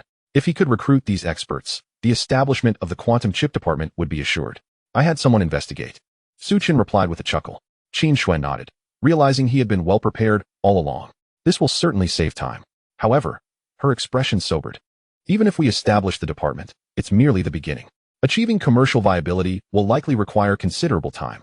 Qin Shui was uncertain about this aspect. After all, some challenges could not be resolved with money alone. Even securing top experts in this field involved a cautious, trial-and-error approach. With no guarantees on how long it would take to produce a quantum chip, Su Chen smiled and produced a USB drive from his pocket. What if I told you I possessed the technology for manufacturing quantum chips? Would you believe me? Qin Shui raised her eyebrows in disbelief. How is that possible? Quantum chips are a nascent innovation, far more complex than silicon chips. Despite earlier claims of their feasibility, the actual production remains exceedingly challenging. Otherwise, we wouldn't still be in the infancy stage of quantum chips. Su Chen's assertion seemed implausible to her. Once the department is established, you can have a few trusted individuals assess it, he suggested, noting her astonishment. Taking a deep breath, Qin Shui came to terms with the seriousness of Su Chen's words. She realized he was not jesting and had no reason to deceive her. However, she struggled to fathom how he had come into possession of such formidable technology. The advent of quantum chips would undoubtedly stir global upheaval within the industry, reshaping the landscape of a trillion-dollar market. Wow! Qin Shui stared at Su Chen, rendered momentarily speechless. Su Chen simply placed the USB drive on the table, calmly sipping his tea. At long last, Qin Shui began to comprehend the situation. Su Chen, how did you acquire these technologies? She inquired, voicing the curiosity that lingered in her mind. Previously, it was the monumental artificial intelligence models. And now it was quantum chips, each advancement outshining the last. Qin Shui couldn't help but wonder if Su Chen had traversed from a future realm. For such technologies were certainly not products of this era. It's a secret, Su Chen replied with a mysterious smile. All right, Qin Shui sighed, raising her hands in resignation. Since Su Chen chose not to divulge the details, she felt it inappropriate to press further. Everyone harbors secrets. And Su Chen's decision to entrust her with this technology was a testament to his profound trust in her. Picking up the USB drive on the table, she scrutinized it thoughtfully. Su Chen, once our quantum chips are manufactured, will we no longer fear the sanctions imposed by Wit Technology? Absolutely, Su Chen affirmed. Even the most rudimentary quantum chip surpasses the most sophisticated silicon chip available today. At that point, Wit Technology's sanctions will become utterly ineffective, placing the initiative entirely in our hands. Nodding in agreement, Qin Shui returned the USB drive to Su Chen. Such formidable technology should remain with you for now. Once the quantum chip department is established, I shall request it from you. If these technologies were to leak, I would bear the weight of grave responsibility. Simultaneously, Qin Shui endeavored to calm her racing thoughts. She recognized that she was on the brink of witnessing the dawn of a new era. And perhaps Su Chen possessed other groundbreaking technologies yet undisclosed. Her anticipation grew. Now she understood why Su Chen had invested so heavily in forming a quantum chip department. It was clear he already possessed the manufacturing technology for quantum chips. Very well, Su Chen said, stowing the USB drive away. Once the department is established, we can proceed to the next phase.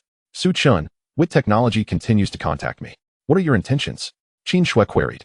Wit Technology believed that by imposing sanctions on Huaxing Technology, they could coerce them into submission, thereby gaining access to the artificial intelligence models. Such delusions were laughable. With Su Chen now holding the technology to manufacture quantum chips, they had even less reason to fear Wit technology. Once the quantum chips were produced, Wit's previously established advantage in the chip sector would crumble to dust. Just ignore them, Su Chen advised. Additionally, we can selectively release some information suggesting that Huaxing Technology is preparing to research quantum chips. Qin Xuan nodded in understanding. Regardless of our actions, we must generate some buzz. At that moment, lunch was ready. Let us dine, Su Chen said, leading Qin Shui toward the dining hall. Qin Shui, unwilling to squander time, departed in her car immediately after their meal. Though she longed to spend more time with Su Chen, the establishment of the quantum chip department took precedence. Meanwhile, at Wit Technology's headquarters, Clyde was laboring in his office when his secretary entered, presenting several documents. Has there been any response from Huaxing Technology? Clyde inquired nonchalantly. Lighting a cigarette, he was convinced that no company could withstand Wit Technology's sanctions, especially one like Huaxing Technology. Without access to their chips, they would face inevitable ruin. The secretary shook her head. I have contacted their general manager several times, but they have shown no signs of response. She was puzzled by their silence. Given Huaxing Technology's current attitude, it is hardly unjust for them to face sanctions. Clyde frowned, taken aback by Su Chen's tenacity. Could it be that this individual from the Dragon Kingdom truly intended to resist? Such an outcome was not what Clyde desired. For his ultimate objective lay in acquiring the artificial intelligence models held by Su Chen. That insufferable Su Chen. I wonder how much longer he can endure, Clyde muttered, gritting his teeth in frustration. By the way, Mr. Clyde, I have just received news that Huaxing Technology is keen on venturing into quantum chips and is currently preparing to establish a quantum chip department. The secretary's words drew a mocking chuckle from Clyde. With the limited capabilities of Huaxing Technology, they aspire to research quantum chips? What folly! They are merely throwing money at a pipe dream. Wit Technology previously invested substantial resources into quantum chip research and achieved naught. Eventually, the quantum chip division was dismantled. Clyde did not believe Huaxing Technology possessed the prowess to develop quantum chips. Some challenges cannot be resolved merely with wealth. Breakthroughs in high technology require a significant foundation of expertise, he asserted. The secretary hesitated before speaking. Mr. Clyde, in recent years, the Dragon Kingdom has been vigorously advancing quantum chip research. If, and I stress if, Huaxing Technology manages to achieve a breakthrough. Clyde interrupted with a derisive laugh.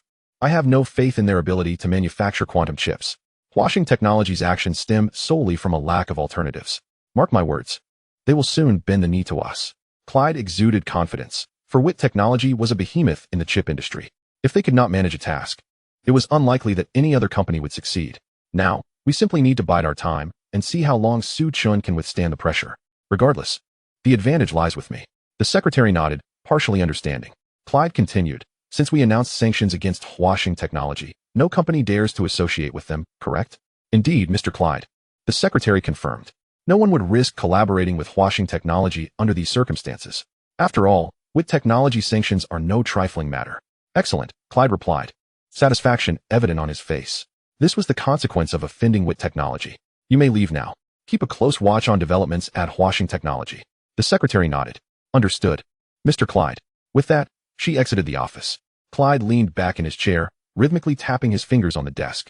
Su Chen, you are no match for me in this battle. I eagerly anticipate your downfall. He envisioned a future where Su Chen would be compelled to grovel before him, where he would relish the opportunity to humiliate him and demonstrate that Clyde was not to be trifled with.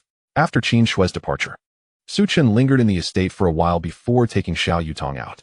Despite the considerable expense incurred that morning, his points had scarcely increased.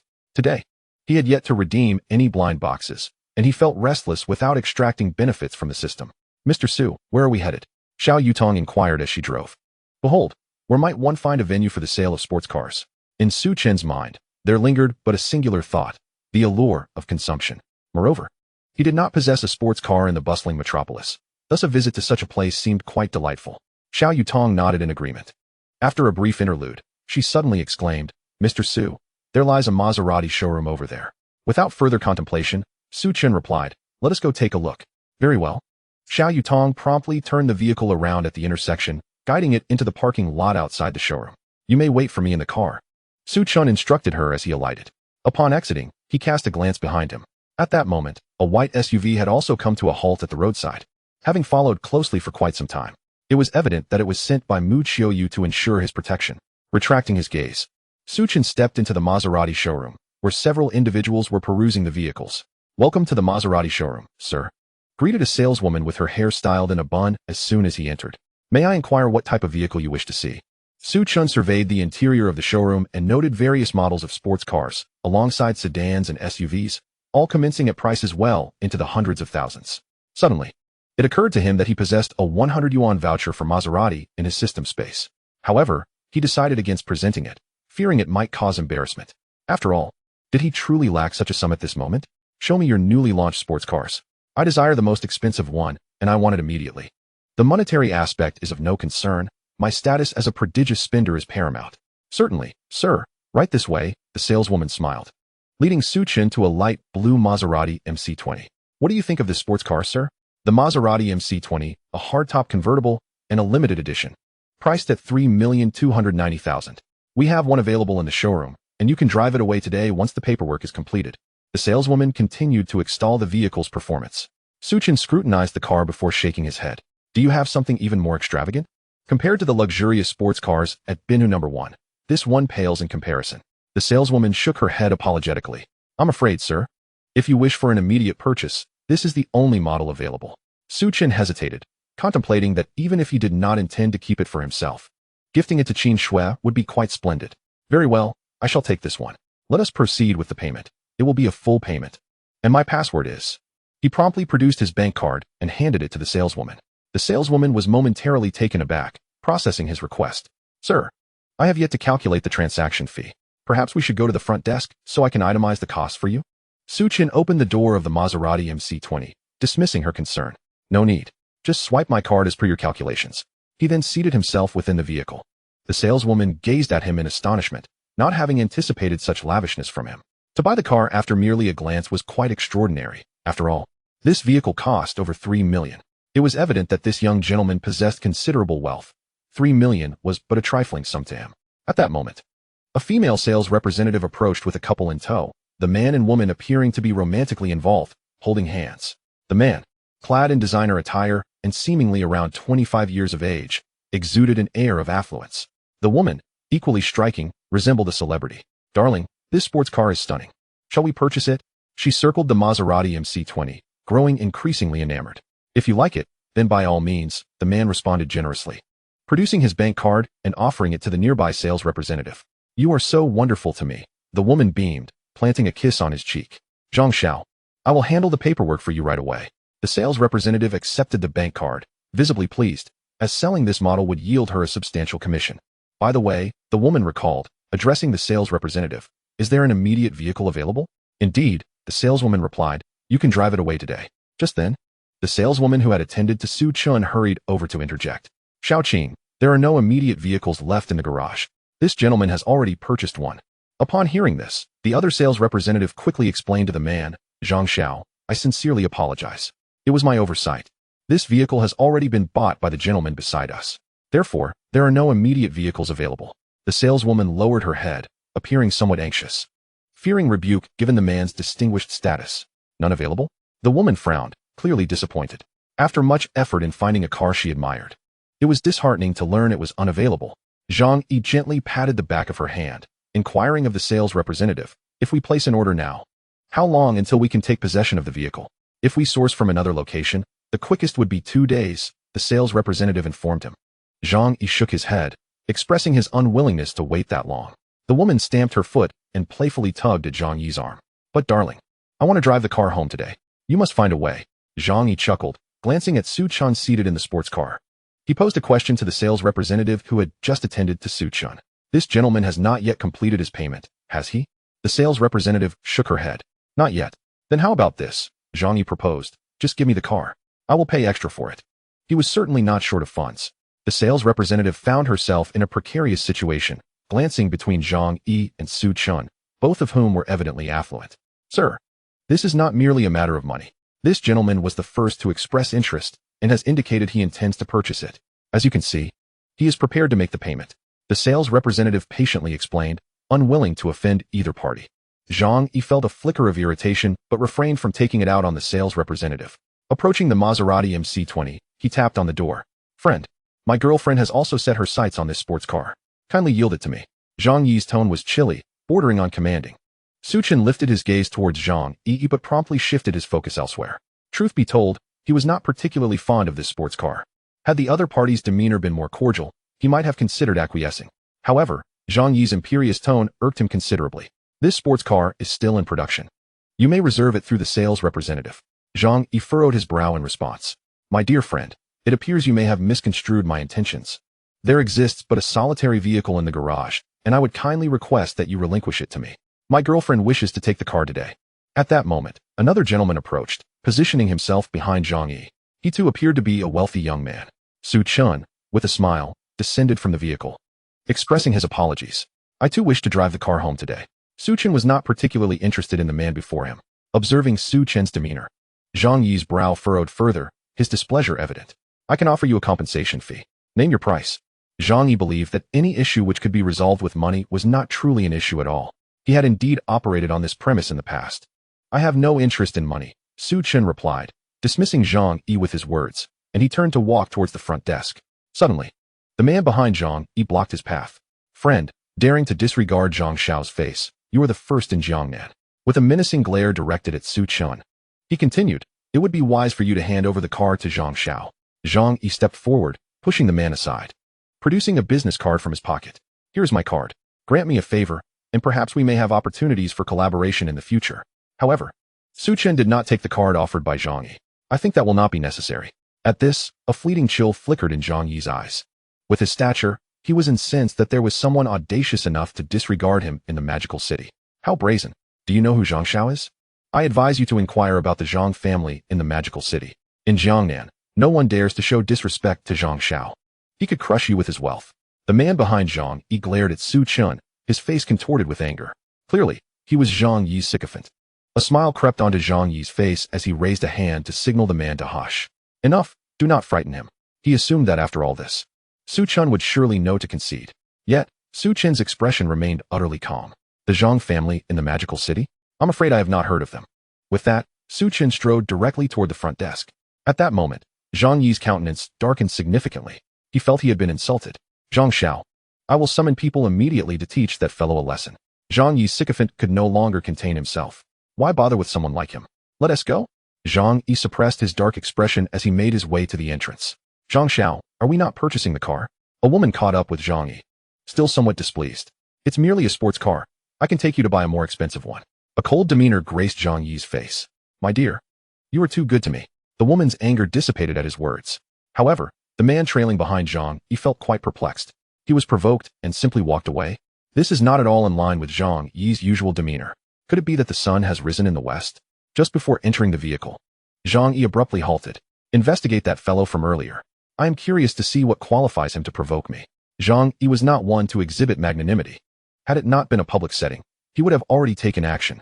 With the Zhang family's strength, they feared no one in Jiangnan. Understood, Zhang Xiao. The man replied with a smile and a nod. This was more in line with Zhang Yi's character. In the showroom, a female salesperson kindly cautioned Su Chen. Sir, you have offended Zhang Xiao.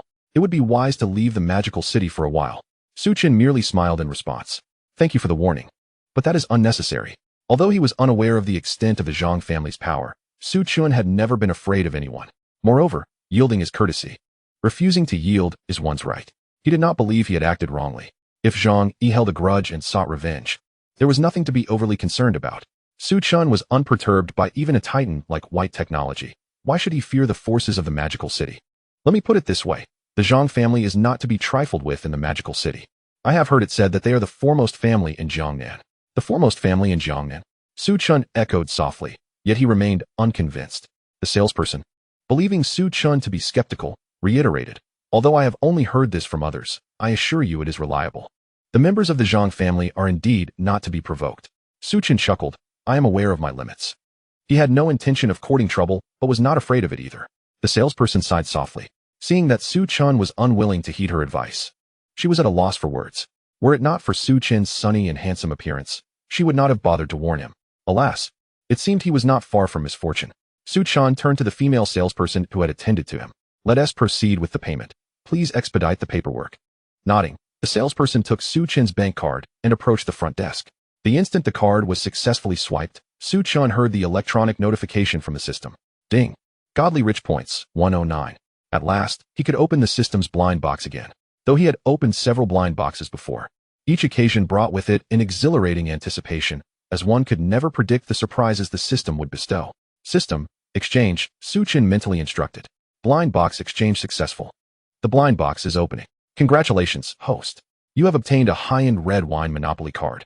Hearing the term Monopoly, Chen's excitement surged. Previously, he had acquired a Monopoly card for the live streaming industry, which he had dominated outright. Now, he had obtained a high-end red wine Monopoly card, signifying that he would dictate the future of this industry. This was far more thrilling than acquiring shares in a company. System, activate. High-end red wine Monopoly card is being activated. Congratulations, host. You have acquired full ownership of Chateau Latour. Congratulations, host. You have acquired full ownership of Chateau Cheval Blanc. Congratulations, host. You have acquired full ownership of Chateau Lafayette Rothschild. Congratulations, host. You have acquired full ownership of Domaine de la Romanie Conti. The system's electronic voice echoed endlessly in Chen's mind. Indeed, the high-end red wine Monopoly card had granted him control over dozens of prestigious wine brands, all renowned globally. Their value was incalculable, as even the rarest vintages were often inaccessible, regardless of wealth. System, do not seize these rewards. Chen implored. Host, do not be overly greedy.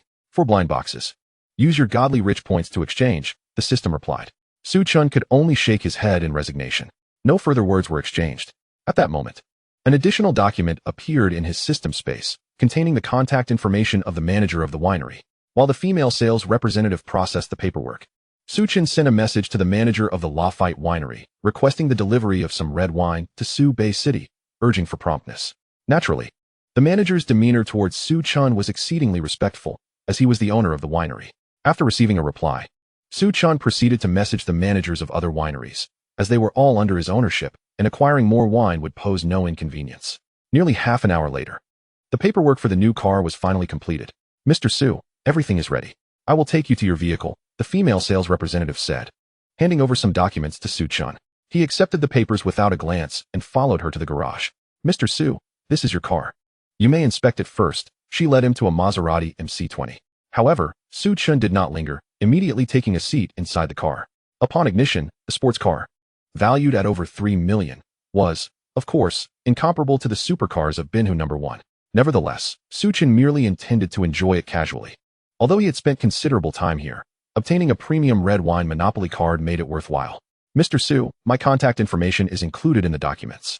Should you encounter any issues regarding after-sales service, feel free to reach out to me at any time, the sales representative added. Chen nodded, choosing not to tarry any longer, and drove away. Oh, Mr. Su is quite wealthy and handsome. What a pity he has offended young Master Zhang, the sales representative sighed, shaking her head as she watched the sports car fade into the distance. Outside the Maserati showroom, the sun shone brightly. Xiao Yutong sat in her car, vigilantly observing her surroundings, wary of any potential threats to Chen. He has been inside for quite a while. Why hasn't he come out yet? She mused, glancing at the time. However, she felt little concern, as Chen's capabilities surpassed her own. Even if he encountered danger, he would undoubtedly handle it with ease. At that moment, a Maserati MC20 pulled up beside her. As the window rolled down, Xiao Yutong quickly caught sight of Chen's handsome visage. Mr. Su, have you purchased a new car? She inquired, eyeing the newly acquired Maserati MC20. Chen nodded. Let us go, he replied, pressing the accelerator and driving forward. Xiao Yutong swiftly followed suit. Half an hour later, Chen parked the car by the roadside and took Xiao Yutong to enjoy some milk tea. Young Master Su, it's you. Before they could finish their drinks, 3 young men entered the milk tea shop. The one in the lead, upon spotting Chen, wore an expression of surprise, his attitude immediately shifting to one of utmost respect. Quick, call him young Master Su, he urged the 2 behind him, who scratched their heads in confusion, having never seen Chen before and unaware of his status. Nevertheless, they followed suit, greeting him. Hello, young Master Su. Chen recognized the young man from earlier and recalled their encounter from the previous night at the Royal KTV, where he had been with Yang Haoyu. You're that young man from last night at the Royal KTV, Chen said, smiling. What is your name? Peng Guang, the young man replied with a grin. Bladder? Xiao Yutong nearly spat out her milk tea, the name utterly absurd. Peng Guang continued. I drove past here and noticed that Maserati MC20. It looked stunning, so I stopped by to take a look. It seems that the Maserati MC20 must belong to you, young Master Su. Chen nodded in acknowledgement. Young Master Su, we were just planning to head to the racetrack. Would you care to join us? Peng Guang proposed eagerly, recognizing the opportunity to befriend someone of Su Chen's stature, which would undoubtedly yield lifelong benefits. Su Chen hesitated for a moment. Where is the racetrack in Modu? He inquired. After all, it would be enjoyable to visit the racetrack as part of their outing. Chapter 111, Blind Boxes. Huayue Motors. Noticing Su Chen's apparent interest, Peng Guang became animated. Young Master Su, it's not far from here, just a 10-minute drive. Su Chen stood up, milk tea in hand. Lead the way. Certainly, young Master Su. Peng Guang replied, his face beaming as he quickly exited the milk tea shop, driving the sports car ahead. He also took the opportunity to call Yang Haoyu. Young Master Yang, come to the international racetrack. At that moment, Yang Haoyu was still out and about. Receiving Peng Guang's call, he groaned in annoyance. Stop calling me. I'm busy. Why waste time with a bunch of guys racing? Isn't it more enjoyable to indulge in food, drinks, and women? Young Master, are you sure you want to come? Peng Guang pressed. Not coming, not coming, Yang Haoyu replied, increasingly irritated. If there's nothing else, I'm hanging up. Just then, Peng Guang added, young Master Su is also at the racetrack. Yang Haoyu, who had been about to end the call, perked up at this revelation. Which young Master Su? That's the Su Chun we met last night at the Royal KTV, Peng Guang clarified. Damn, why didn't you say so earlier? I'm on my way. Yang Haoyu exclaimed, his spirits lifted at the prospect of joining Su Chun at the racetrack. Where are you off to, young master? A woman beside Yang Haoyu asked curiously. To the racetrack. But you said you'd take me to buy a handbag, she pouted. Yang Haoyu pulled out a bank card from his pocket and tossed it to her. Buy whatever you like, just don't bother me. He had more pressing matters to attend to. Thank you, young master, the woman said, her face lighting up with a smile as she picked up the card. Without delay, Yang Haoyu hastened to the racetrack. 10 minutes later, under Peng Guang's guidance, Su Chun arrived at the racetrack. Peng Guang had already informed the wealthy youths present, who lined up to greet him. Young Master Su. Young Master Su. As Su Chen stepped out of the car, numerous affluent youths approached, offering their greetings. They had been made aware of Su Chen's exceptional status. Although all present were among the elite of Modu, none could compare to Su Chen, whose assets amounted to several hundred billion, a bona fide billionaire. These are all my friends, Peng Guang said, joining Su Chen with a smile. Su Chen merely nodded, surveying his surroundings. The international racetrack was impressively expansive, with a design that exuded professionalism, igniting a desire within him to take a spin on the circuit. What are the fees here? Su Chen inquired. Young Master Su, we have already provided the costs, another individual interjected. This place is not often open to the public. And as for the fees, they are naturally substantial. To reserve it for a day costs 500,000. For these affluent young men, 500,000 was a trifling sum. However, the wear on the vehicles was considerable. A misstep could easily lead to a total wreck of a luxury car. Nonetheless, this did not dampen their enthusiasm for racing on the track. After a moment's hesitation, Su Chen declared, I shall book this racetrack for a month. Anyone may come here to enjoy it. His motivation was clear. He did not wish to miss the opportunity to spend. The coveted god of wealth points were what he truly sought. Peng Guang was taken aback. Young Master Su, is that truly feasible? You are a guest, and it is improper for you to incur such expenses. The cost for a month is over 10 million. No one present could match Su Chen's extravagant spirit. It's settled then. Please take me to meet the owner of the racetrack. Su Chen waved his hand dismissively. To him, over 10 million was hardly a concern. He was primarily interested in testing whether he could acquire the god of wealth points. Young Master Su is indeed magnanimous. Thank you. The other wealthy youths were astonished by Su Chen's generosity, their admiration for him deepening. Just then, a McLaren P1 pulled into the racetrack. Yang Haoyu had arrived. Young Master Su. Yang Haoyu hurriedly exited his vehicle, approaching Su Chen with respect. Among the wealthy youths, Yang Haoyu was the most affluent, yet he could not compare to Su Chen. Su Chen nodded in acknowledgement and wasted no time. He climbed into his newly purchased Maserati MC20 and hit the track. With exceptional driving skills, Su Chen pressed the accelerator to the floor, the speed soaring as he navigated the bends without a hint of deceleration. Witnessing Su Chen's extraordinary driving prowess elicited gasps from Yang Haoyu and the others. I can't believe young Master Su's skills are this formidable. He must have raced before. Even Xiao Yutong, who enjoyed watching races, was taken aback. Su Chen's abilities surpassed those of professional racers, leaving her curious about his training regimen. After a brief yet exhilarating 15 minutes, Su Chen descended from the track in the Maserati MC20. Yang Haoyu and the others gathered around him, showering him with heartfelt praise. Thoroughly impressed by his driving. Young Master Su, I had no idea you could handle a sports car so adeptly. Please accept my admiration. One even joked about kneeling before him for guidance. Younger Su, do you have time tonight? We would like to invite you for dinner. Yang Haoyu extended an invitation. Perhaps another time, Su Chen politely declined. At that moment, the racetrack's manager approached, having heard of someone wishing to reserve the racetrack for a month. He regarded Su Chen with great importance. The fees were secondary. Someone bold enough to book the track for a month was undoubtedly exceptionally wealthy, and such individuals deserved proper hospitality. Following the manager to his office, Su Chen successfully completed the payment. Concurrently, the God of Wealth points were credited to his account. Ding! God of Wealth points, 136. Su Chen's fortune seemed to be smiling upon him. Despite spending over 10 million, he had gained the coveted points he desired. System. He silently called out in his mind. Blind box redemption successful. Opening.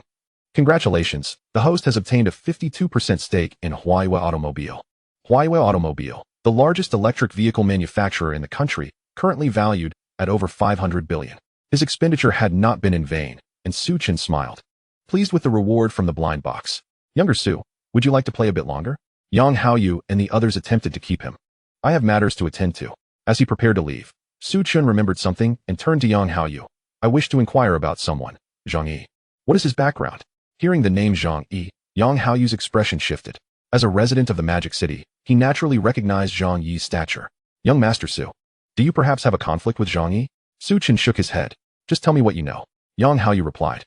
Zhang Yi is from the Zhang family in the Magic City. Young Master Su, you have heard of the Zhang family, I presume? They hold significant power in Jiangnan, and few dare to provoke them. However, I am not well acquainted with Zhang Yi.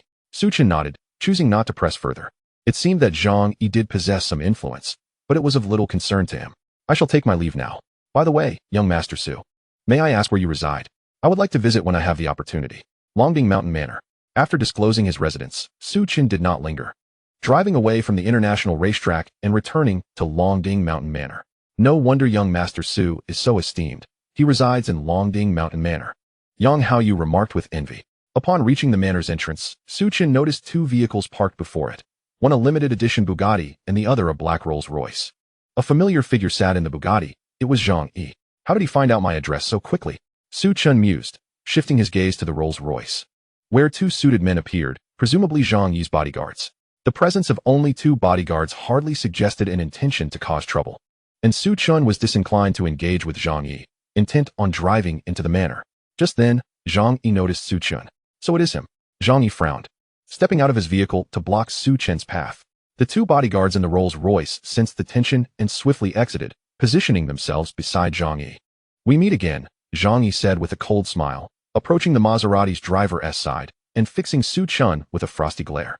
During their previous encounter at the showroom, Su Chen had disregarded him. At that time, he had not brought bodyguards. But now he was determined to show Su Chen the reality of who held sway in the Magic City. Su Chen lowered his window, exuding calm. Tell your people to step aside. It would be unfortunate if I accidentally injured someone. A smug smile crept onto Zhang Yi's face. I know your name is Su Chen. Furthermore, in the city of Su Bei, there exists a modicum of influence. Yet, this is the illustrious metropolis of magic. Even if you were a dragon, you must still submit to my authority. I have no desire to quibble with you over the exhibition hall. As long as you bow your head and offer an apology, I can treat this matter as though it never transpired. Zhang Yi has already dispatched individuals to investigate Su Chen's background. Although Su Chen possesses considerable wealth, Zhang Yi himself is not to be trifled with. The Zhang family is the foremost clan in Jiangnan, boasting formidable strength and wealth that rivals Su Chen's. Apologize? On what grounds should I apologize to you? Su Chen regarded Zhang Yi with an expression of incredulity, as if he were gazing at a fool. Undeniably, Zhang Yi is quite particular about status, yet not everyone is obliged to acquiesce to him. Retreating is not within Su Chen's character. Zhang Yi's brows furrowed deeper. To him, Su Chen's words were clearly a provocation. Very well, it seems you are entirely unaware of the might of the Zhang family. Allow me to remind you, there are realms beyond realms, and individuals beyond individuals. Some people are simply not worth offending. Do not presume that your prowess grants you carte blanche. Zhang Yi observed Su Chen with a frigid gaze. Nonetheless, Su Chen remained unfazed, as though Zhang Yi were merely a specter. I return these words to you. If we've exhausted our dialogue, then I shall take my leave. Su Chen naturally did not grace Zhang Yi with a favorable countenance. You. Zhang Yi was seething with rage, his fists clenched tightly. Mr. Su at that moment. Xiao Yutong, having noticed the brewing conflict, approached. As Su Chen's bodyguard, Xiao Yutong would not permit anyone to trouble him. You are the first to dare speak to me so boldly in this city of magic. Excellent. You have successfully provoked my ire. Zhang Yi's countenance darkened as he immediately gestured to his two bodyguards, who quickly advanced, seemingly intent on confronting Su Chen. You would do well to refrain from recklessness. Xiao Yutong positioned herself before the car door. At that moment, the security personnel at the manor's entrance, having sensed the commotion, rushed over. Mr. Su, what is the matter? The two guards inquired respectfully. Su Chen asked, what is this person doing here? Remove him at once. The guard hastily explained, Mr. Su, this individual has only just arrived. He claims he wishes to see you. I was just about to inform the butler when you returned. Upon hearing the exchange between the guard and Su Chen, Zhang Yi's expression shifted dramatically. This Su Chen is, in fact, the owner of Longding Manor. Zhang Yi had heard the rumors surrounding Longding Manor, but he had never anticipated that Su Chen would be its proprietor. This revelation certainly caught him off guard. Initially intending to pay a visit to the manor's master, it now seemed unnecessary, as he did not plan to let Su Chen off easily. I never would have expected Longding Manor to belong to you. Zhang Yi's gaze turned icy. There are many things you would not expect. Will you depart on your own, or shall I have my men escort you out? Su Chen had no desire to squander time on Zhang Yi. It appears that without imparting a lesson, you remain oblivious to the strength of the Zhang family. Make your move. Zhang Yi gritted his teeth and issued the command. The two bodyguards, upon receiving the order, attempted to forcibly open the car door. However, Xiao Yutong would not allow them to act with impunity before Su Chen. Bang! With a single punch, Xiao Yutong sent one of the bodyguards flying. The other bodyguard's expression changed as he finally recognized that the woman before him was no ordinary adversary. Yet, Xiao Yutong did not afford him the luxury of time to react. Another bang resounded as the second bodyguard was also sent sprawling by her fist. As a genuine martial artist, those two bodyguards were no match for Xiao Yutong. What? Zhang Yi wore a look of utter disbelief, clearly unprepared for the terrifying prowess of Xiao Yutong. You are a martial artist? Zhang Yi was aware of the existence of martial artists, and his expression grew even more grim. With such a bodyguard at Su Chen's side, it seemed impossible to teach Su Chen a lesson today. Yet, he was unwilling to concede defeat. Just so you know, if you wish to avoid my wrath, it would be prudent to leave on your own. Xiao Yutong issued her warning. Zhang Yi glared at her with a brooding intensity. You had best not lay a hand on me, otherwise, Su Chen will not be able to protect you. Chapter 113, Quantum Chip. A heated topic. Upon hearing Zhang Yi's words, Xiao Yutong suddenly laughed. Although she was unaware of the true extent of the Zhang family's power, she perceived Su Chen as enigmatic. At such a young age, he possessed an impressive fortune, coupled with remarkable skills. Thus, the family behind him must surely be even more formidable. How could a second-generation rich kid like Zhang Yi possibly contend with Su Chen? Consequently, Xiao Yutong felt no trepidation. She dismissed Zhang Yi's warning as though it were inconsequential. With a smile, Xiao Yutong stepped forward, encroaching upon Zhang Yi. He was visibly startled, his face paling as he instinctively took a step back, his demeanor flustered. After all, he had never encountered a situation like this before. Normally, in the city of magic, he could stride confidently. Yet today, he found himself at a disadvantage. Zhang Yi silently vowed that once he departed, he would devise a means to deliver Su Chen an unforgettable lesson. He could only blame himself for being unprepared, failing to anticipate the presence of such a formidable female bodyguard by Su Chen's side. Young Master Zhang, seeing their employer in peril, Zhang Yi's two bodyguards, despite their pain, struggled to their feet and awkwardly positioned themselves in front of him. However, fear was evident on their faces, for they knew they were no match for the woman before them. Yet, as bodyguards, they could not abandon their post. Young Master Zhang, this woman is a martial artist. You should leave at once. One of the bodyguards cautioned Zhang Yi.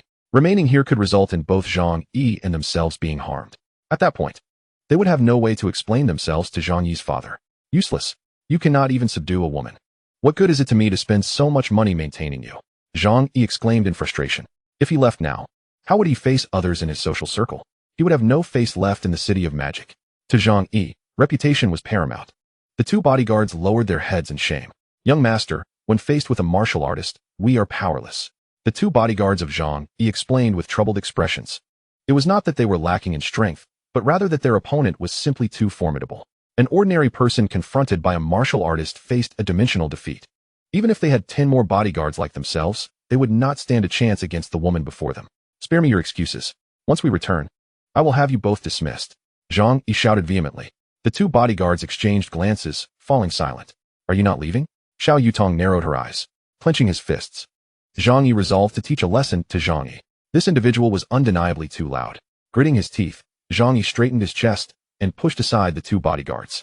He was unwilling to simply retreat, betting on the fact that Xiao Yutong would not dare to take action. Try to make a move if you dare. If you lay a finger on me today, I assure you, you will regret it. Zhang Yi's arrogance returned. Xiao Yutong shook her head and turned her gaze towards Su Chen. Su Chen smiled indifferently and exchanged a knowing glance with Xiao Yutong. She understood and nodded in agreement. Clearly, Su Chen was also growing impatient. If that is the case, then let us indulge Zhang Yi. With a swift motion, Xiao Yutong delivered a powerful slap, causing Zhang Yi's head to ring and his body to sway unsteadily before collapsing. However, just as he fell halfway, Xiao Yutong seized his collar, lifting him back up. How dare you strike me? Zhang Yi felt a burning sting on one side of his face, and an inexhaustible rage surged within him. You wretched woman, you are doomed. Zhang Yi gritted his teeth, his cheeks twitching in anger, displaying a sinister countenance. He glared at Xiao Yutong and coldly declared, however, seeing that you possess some beauty, I shall not allow you to perish easily. I will ensure that you wish for death instead. Each word dripped with mockery and menace. Xiao Yutong let out a disdainful snort, her face filled with contempt. As a martial artist, she was naturally unafraid of Zhang Yi's threats. Moreover, as Su Chen's bodyguard, she was merely following orders. With Su Chen to shield her, she felt invincible. Zhang Yi quickly turned his attention back to Su Chen, gritting his teeth as he spoke. And you, Su Chen, prepare yourself for my revenge. Su Chen merely chuckled, ignoring Zhang Yi, and addressed Xiao Yutong. Haven't you eaten? You claim to be a martial artist, yet your strikes lack force. Hearing this, Xiao Yutong decided to respond with greater intensity. She delivered several more powerful slaps to Zhang Yi. His anguished screams echoed as he finally spat out a mouthful of blood mixed with shattered teeth, succumbing to unconsciousness.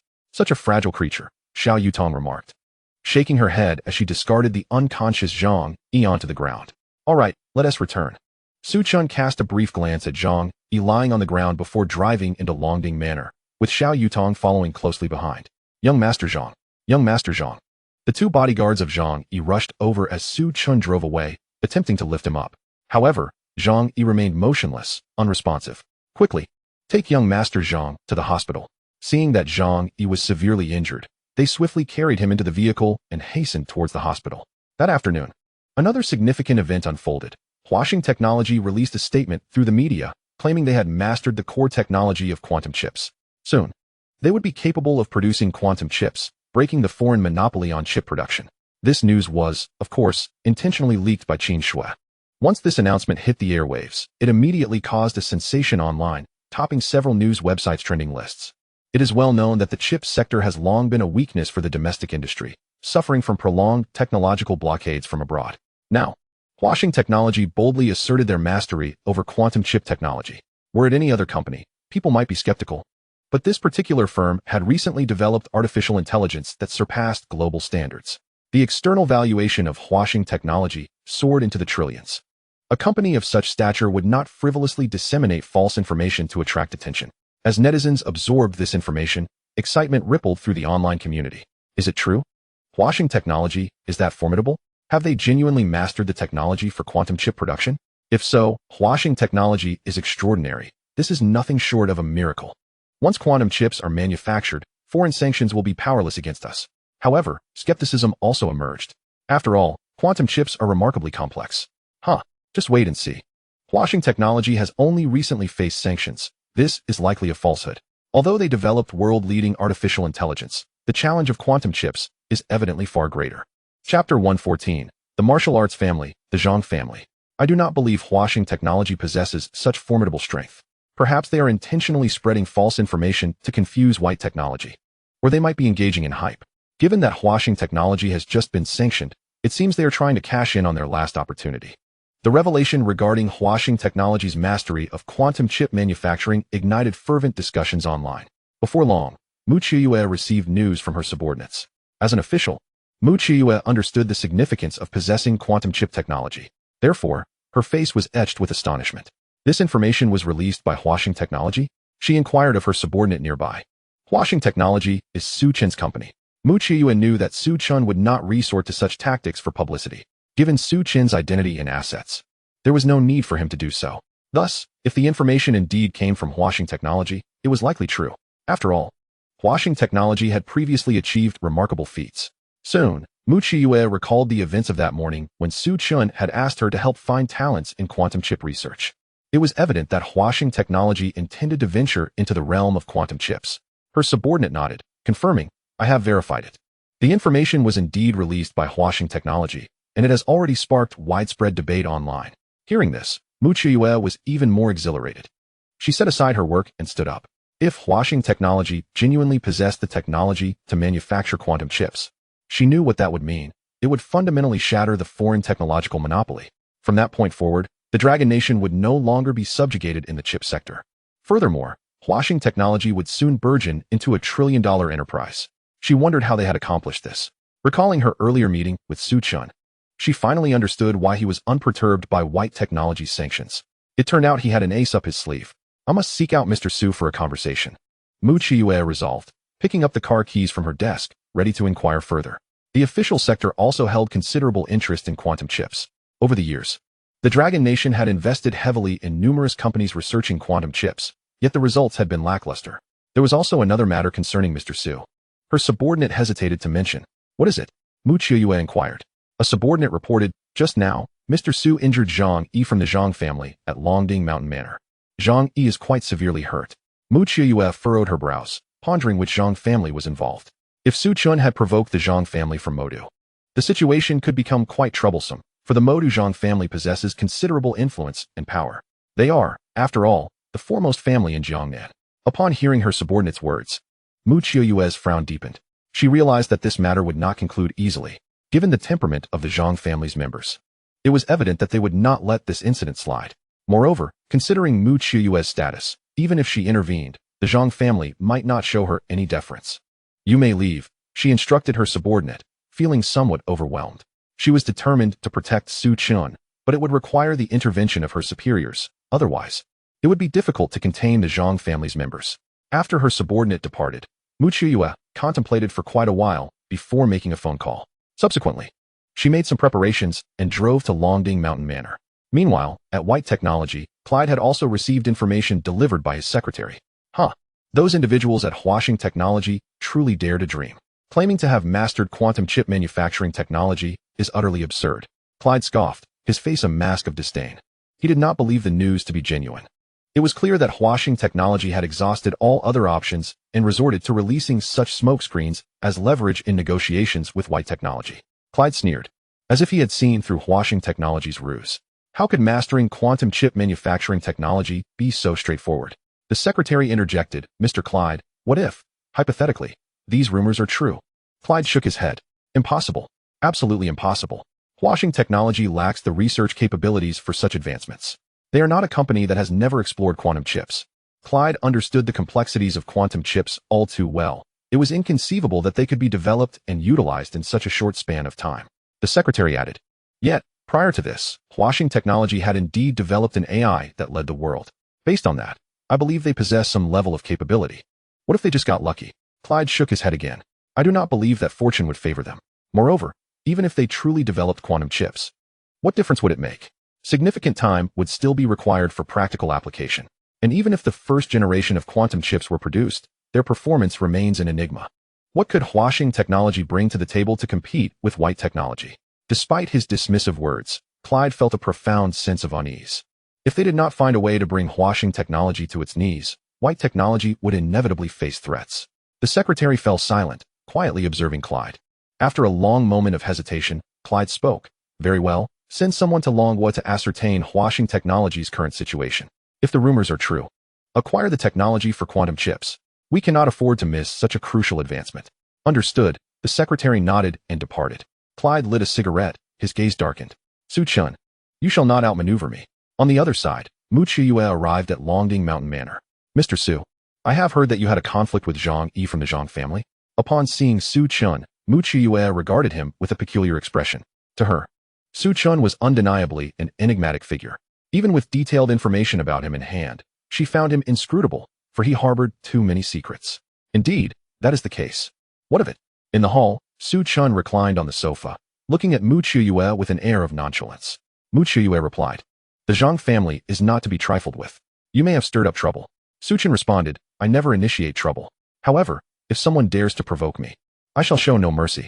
Mu Qiuyue shook her head helplessly and stated, to put it plainly, the Zhang family is regarded as the foremost family in Jiangnan, with substantial financial resources. Moreover, it is crucial to note that they are a martial arts family, boasting many formidable warriors within their ranks. Offending the Zhang family is undoubtedly unwise. Chapter 115, Mu Qiuyue's curiosity. Su Chen appeared unfazed, treating the matter with indifference. So what if they are a martial arts family? Do you think I would fear them? He added. Besides, the deed has been done. The die is cast. Did you come here solely to remind me? He asked, displaying a calm demeanor. Mu Qiuyue replied, in a sense, yes. Given the circumstances, you must accompany me to the Zhang family. We will mediate the situation, hoping to prevent further escalation. Su Chen retorted, why should I seek out the Zhang family? The issue arose because of Zhang Yi. Shouldn't it be the Zhang family who comes to see me to resolve the matter? Mu Qiuyue paused, contemplating this point. She realized that it was indeed Zhang Yi who had instigated the conflict with Su Chen. However, given that Zhang Yi had been injured, it was unlikely that the Zhang family would simply swallow their pride. Initially, she had hoped to send Su Chen to apologize, thereby minimizing the situation. Now, it seemed that was no longer feasible, as Su Chen would never bow down. Mu Qiuyue continued, if Mr. Su truly possesses the strength to contend with the Zhang family, then disregard my previous words. However, I must still caution you, never underestimate the Zhang family. Su Chen fell silent. He was indeed unafraid of the Zhang family. But from Mu Qiuyue's earlier remarks, it was evident that this Zhang family was no ordinary clan. I understand, Su Chen nodded, though Mu Qiuyue meant well in her warning. He had little more to say. Is there anything else? He inquired, suspecting that Mu Qiuyue had other matters to discuss.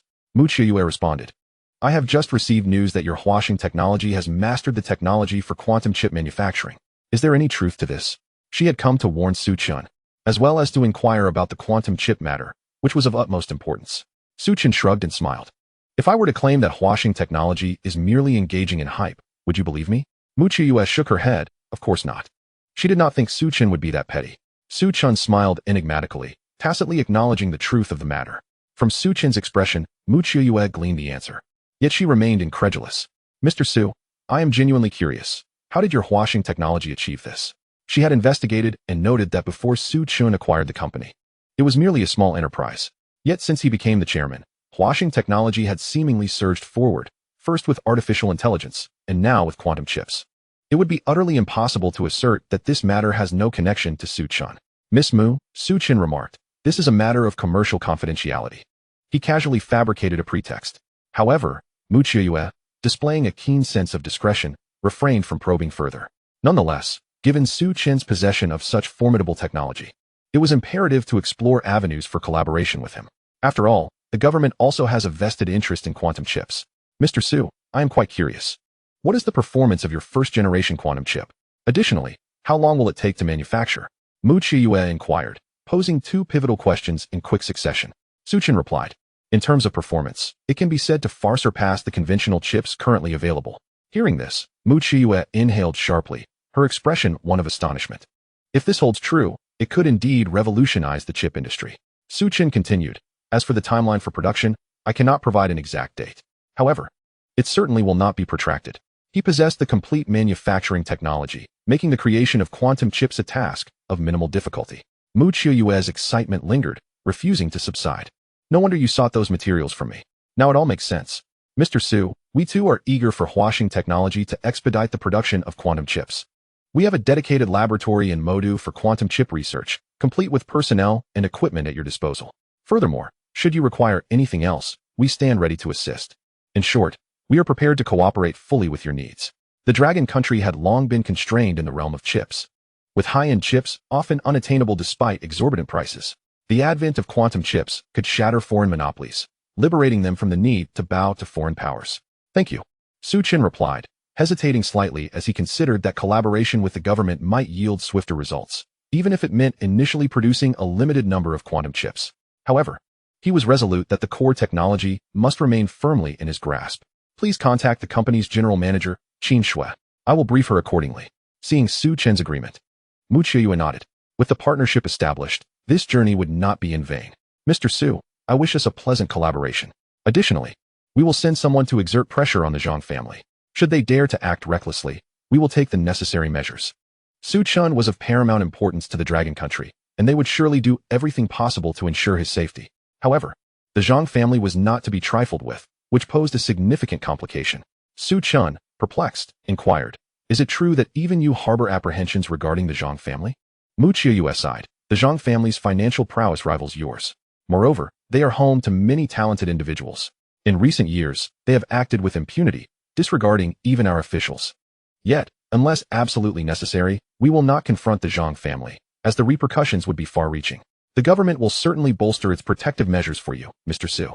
However, while a direct confrontation may be avoided, one must remain vigilant against underhanded tactics. Su Chen nodded, grasping Mu Qiuyue's concerns. I understand. However, there is no need for your intervention. I will handle this matter in my own way. He maintained a calm demeanor. Mu Qiuyue cautioned. I have conveyed what needs to be said. You must exercise caution. I fear the Zhang family may resort to covert actions against you. Thus, I have procured a self-defense weapon for you. Mu Qiuyue produced a small box and opened it, revealing a black handgun inside. A gun? Su Chen was momentarily taken aback, never expecting Mu Qiuyue to acquire one for him. It is worth noting that such items are not easily carried by just anyone in the Dragon Country. Mu Qiuyue stated earnestly, this is for your protection. Should you misuse it, any resulting consequences will be yours to bear. Additionally, it contains only 5 rounds. You will have to manage accordingly. Mu Qiuyue had invested considerable effort in ensuring Su Chen's safety, as he was undeniably vital to the Dragon Country's future. With advancements in artificial intelligence followed by quantum chips, no one could predict what groundbreaking technology he might unveil next. Thus, it was imperative that no harm befall him. Chapter 116, Privilege. Su Chen accepted the box from Mu Qiuyue, retrieving the handgun and examining it with curiosity. It was his first encounter with a real firearm, and he found its metallic surface cool and somewhat weighty. Nonetheless, he had conducted some research on firearms, having perused various magazines on the subject. He pressed a switch to remove the magazine, confirming it indeed contained only 5 rounds. Given its intended purpose for self-defense, it was prudent not to provide Su Chen with an excess of ammunition, as misuse could lead to complications. Excellent, Su Chen remarked, reloading the magazine with a smile.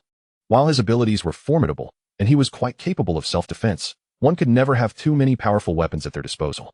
Moreover, possessing such an item could alleviate many potential troubles. Thank you, he expressed gratefully to Mu Qiuyue. Mu Qiuyue replied with sincerity. Although I have arranged for you to have a handgun, I cannot guarantee your safety entirely. It would be wise for you to refrain from venturing out for the time being, Mr. Su. As a martial artist, you should be aware that some exceptionally skilled practitioners can evade bullets. Su Chen's gaze remained fixed on the handgun. Frankly, he was not well versed in the dynamics of the martial arts world. His own strength and speed rendered him difficult to target with a conventional firearm. Could it be that the Zhang family possesses such formidable martial artists? Su Chen expressed curiosity. If the Zhang family indeed had such capabilities, caution was paramount. Mu Qiuyue replied. There were such individuals in the past, though I cannot confirm their existence now. However, given the Zhang family's resources, it would not be surprising if they do have such practitioners. Hence, I emphasize that possessing a firearm does not guarantee your absolute safety. It merely lessens the threats you face. Su Chen nodded, rising and mimicking a shooting stance toward the window, his form surprisingly proficient. To an observer, one might assume he had undergone training in this regard. I would like to practice my shooting skills, he stated. Mu Qiuyue hesitated before responding. Ammunition is limited. Next time, if time permits, I can take you to a shooting range for practice. Although she had secured a handgun for Su Chen, it was not necessarily meant for immediate use. Merely a precautionary measure. After all, elite operatives had already been dispatched to covertly protect him, and with bodyguards at his side. Any retaliatory actions from the Zhang family would not be easily executed. Very well, let us agree on that, Su Chen affirmed. Men have an intrinsic fascination with firearms, and such an opportunity was not to be missed. Mu Qiuyue suddenly recalled something and cautioned, you possess the technology for manufacturing quantum chips, which may attract the attention of foreign entities. Such cutting-edge technology, like this, is simply irresistible to anyone. Its value is truly immeasurable. I am aware of this. Su Chen merely smiled. I have said what needed to be said, so I shall take my leave now. Should you have any questions, feel free to contact me at any time. Mu Qiuyue stood up, preparing to depart. Having accomplished her purpose for visiting Su Chen, she too had to return. Take care. Su Chen secured his handgun and escorted Mu Qiuyue out. Afterward, he returned to his room and sent a message to Qin Shui to relay some information. Since he was collaborating with the authorities, it was imperative to make the most of these resources. This way, the quantum chip could be produced sooner. At that time, he would no longer have to fear the sanctions from white technology. After Zhang Yi was injured by Su Chen, he was first taken to the hospital by his bodyguards. Once his injuries were treated, he returned to the Zhang family estate. It turned out that the 2 bodyguards he had brought were inadequate, and Zhang Yi had already replaced them. Seated in the car, Zhang Yi's anger grew with every thought, and the more he seethed, the more he contemplated. He could not let it rest after being so brutally beaten by an outsider. Damned fool, Zhang Yi ground his teeth in frustration. His face was swollen, and the pain from the injuries made him gasp for breath. His family had always been reluctant to strike him, yet today, he had been beaten by Su Chen. If this news got out, he would surely become a laughingstock. "Young Master Zhang, your phone is ringing," one of the bodyguards reminded him. Overcome with fury, Zhang Yi had not even noticed the ringing phone. Now, he was solely focused on hastening to Longding Mountain Villa to seek revenge on Su Chen. Having suffered such a brutal beating, he was determined to pay him back 100-fold, to relieve the bitterness in his heart. How dare he wreak havoc on Zhang family territory? He was simply asking for trouble. Zhang Yi, in a foul mood, picked up his phone. Upon seeing the caller ID, a flicker of excitement ignited in his eyes. "Grandfather." Zhang Yi quickly pressed the answer button and exclaimed into the phone. Soon, a voice, aged yet commanding, emerged from the receiver. "I heard you were beaten at Longding Mountain Villa." Zhang Yi replied, "Yes, grandfather. The one who hit me is named Su Chen, hailing from Subei. He is utterly arrogant. Grandfather, you must seek justice for me." Zhang Yi's grandfather was the head of the Zhang family and had always been fond of him. With his grandfather's intervention, Su Chen would surely face dire consequences. On the call, Zhang Yi lamented his plight. "Come back first. Rest assured, I don't care who injured you. He shall not easily leave Modu." The voice on the other end responded. From the tone, it was evident that his grandfather was already incensed. The audacity of someone to strike a member of the Zhang family in Modu was tantamount to directly challenging the Zhang family. No matter the circumstances, they had to ensure that the aggressor paid a price. Otherwise, others would think that the Zhang family was easy to bully. Zhang Yi felt a surge of joy. "Grandfather, I am already on my way home. I will arrive shortly." The voice on the phone replied, "Good. We will discuss it further upon your return." Zhang Yi nodded and hung up, already plotting how to deal with Su Chen. As long as Su Chen remained in Modu, he would not escape. At last, the car arrived at the Zhang family estate. The Zhang family manor was grand and opulent. As the foremost family in Jiangnan, their residence was nothing short of lavish. Before the car even came to a stop, Zhang Yi spotted his grandfather, Zhang Zhun, standing at the entrance, waiting. Zhang Zhun, also a martial artist, despite being over 60 with a head of white hair, maintained an impressive vigor. "Grandfather." Zhang Yi alighted from the car. His eyes filled with grievance as he hurried toward Zhang Zhun. Upon seeing his grandson's swollen face, resembling that of a pig's head, and missing several teeth, his brows furrowed deeply. "This is outrageous." A glint of fury flashed in Zhang Zhun's eyes. Zhang Yi could discern the change in his grandfather's expression and, adopting a theatrical demeanor, began to cry. "Grandfather, I thought I would never see you again." Woo-woo. Zhang Zhun clenched his fists, his rage surging rapidly. Chapter 117, The Plan. To be so audacious in Modu, he is doomed.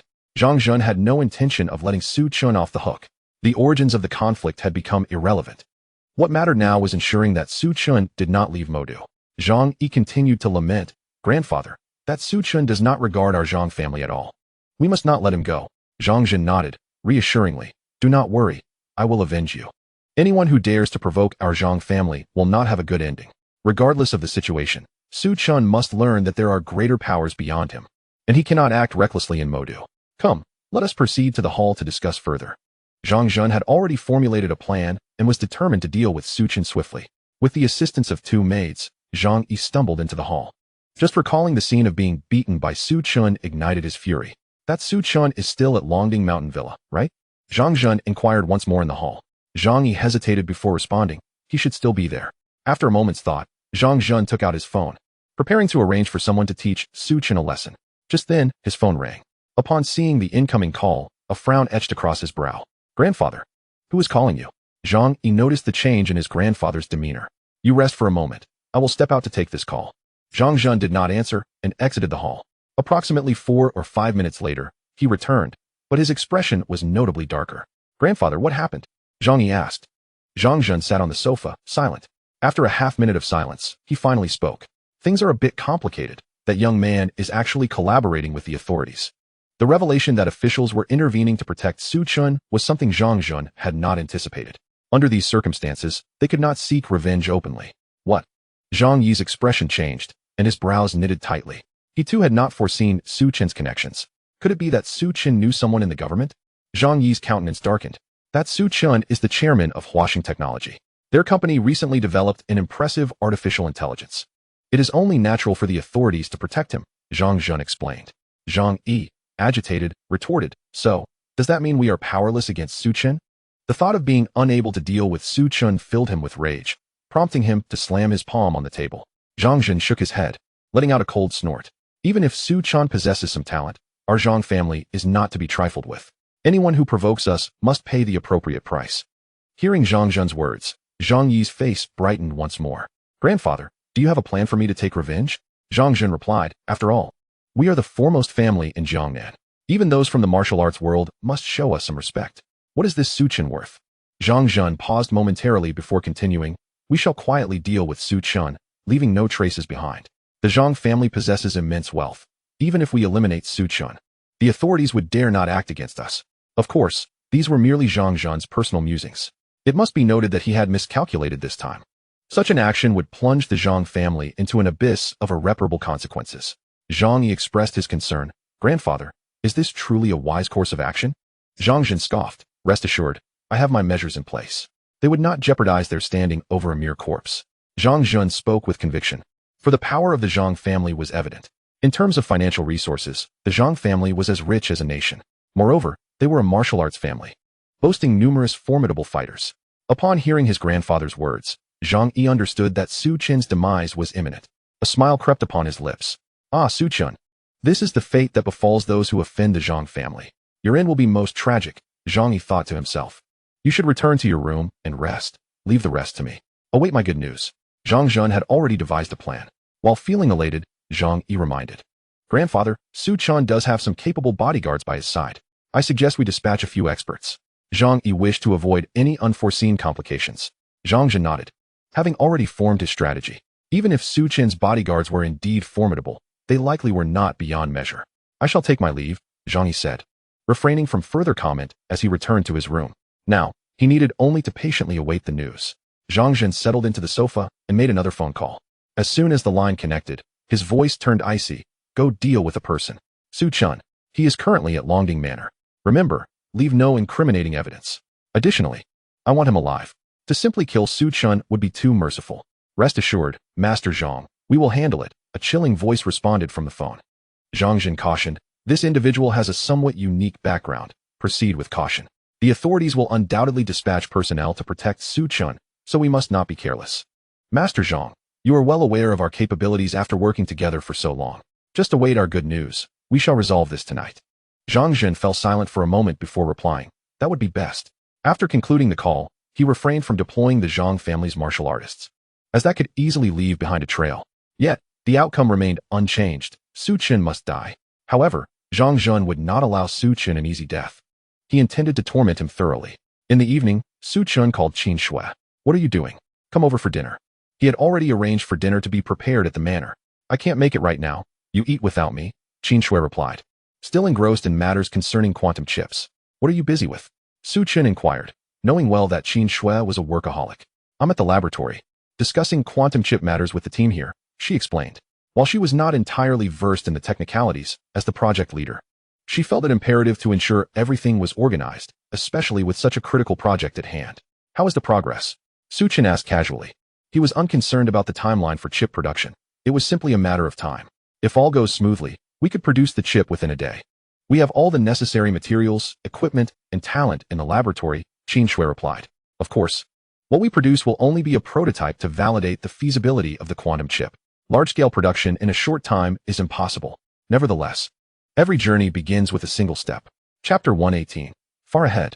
So soon, Su Chen exclaimed in surprise. The prospect of producing the chip within a day was exceedingly rapid, far exceeding his expectations. Initially, I did not foresee such swiftness either, Qin Shui admitted. But I have confirmed with the experts here, and they assured me that there are no significant issues. The main reason for this efficiency is the technical documentation you provided, which is exceptionally detailed. Everything is in place. However, we will still need to make some adjustments regarding software compatibility, which will require additional time, she added.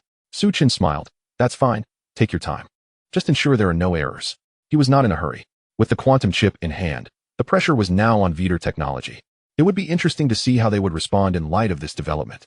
Most importantly, the advent of the quantum chip rendered traditional chips obsolete. Obsolescence was merely a matter of time.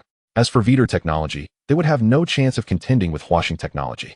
The quantum chip technology was Su Chen's greatest trump card. Once the quantum chip is produced, let's schedule a press conference. Such a significant event deserves some publicity. Many companies will undoubtedly seek collaboration, Qin Shui suggested. With the emergence of the quantum chip, their artificial intelligence could also be reactivated. The performance of the quantum chip was not only superior, but also outperformed current traditional chips in terms of energy efficiency. To describe it in one phrase, far ahead. Leave these matters to your discretion, Chen replied. By the way, the quantum chip technology is of utmost importance. Make absolutely certain that no one steals it. Chen recalled something and specifically cautioned. Such a pivotal technology would undoubtedly attract external scrutiny, and he was not willing to risk it being stolen, as the repercussions would be substantial. I will be vigilant, Chen Shui assured him, fully aware of the significance of the quantum chip. Whether washing technology could rise depended on this moment. Thus, no mishaps could occur. And do not overwork yourself, Chen reiterated. Chen Shui was a workaholic, and once she immersed herself in work, she could hardly be pulled away. Furthermore, she was now Chen's partner, and he did not wish to see her overly fatigued. After a few more exchanges, Chen hung up the phone. Following dinner, he drove around leisurely. As time passed, it was nearing 10 o'clock at night when Chen Shui emerged from the laboratory and invited Chen to join her for a late-night snack. However, Chen was not hungry, so he declined. Consequently, Chen Shui invited two friends from Modu to join her for supper. About half an hour later, Chen arrived at the location where Chen Shui was dining, driving his Maserati MC20. Calculating the time, he figured Chen Shui was almost finished, and he planned to give her a ride home. Additionally, he had arranged for a few bodyguards to accompany her. As Chen Shui now held the position of general manager at Huaxing Technology, Chen feared that some individuals might target her. So he deemed it prudent to hire a few bodyguards for added security. This way he could rest easy. When Chen Shui emerged, she was accompanied by two fair-skinned women, both of whom had enviable figures. However, in comparison to Chen Shui, the disparity remains quite significant. After all, Chen Shui is a rare and exquisite beauty. Especially in terms of her demeanor, it is beyond compare. Even amidst a crowd, Chen Shui possesses an aura that draws immediate attention. At this moment, she is engaged in lively banter with her two companions. Shui. Upon seeing Chen Shui emerge, Chen stepped down from his sports car. Chen, what brings you here? A look of surprise graced Chen Shui's face upon spotting him. I'm here to escort you home, Chen replied with a smile. Is this handsome gentleman your boyfriend? Chen Shui? One of Chen Shui's friends remarked, taking a thorough appraisal of Chen. They were visibly taken aback by his striking appearance. Chen Shui merely smiled and nodded, refraining from uttering a word. Where is your boyfriend from? What is his name? What does he do? Her two friends bombarded her with questions. I can't divulge that information, Chen Shui replied, choosing not to reveal Chen's identity, fearing it might unsettle them. Is he that mysterious? Not even a hint for us.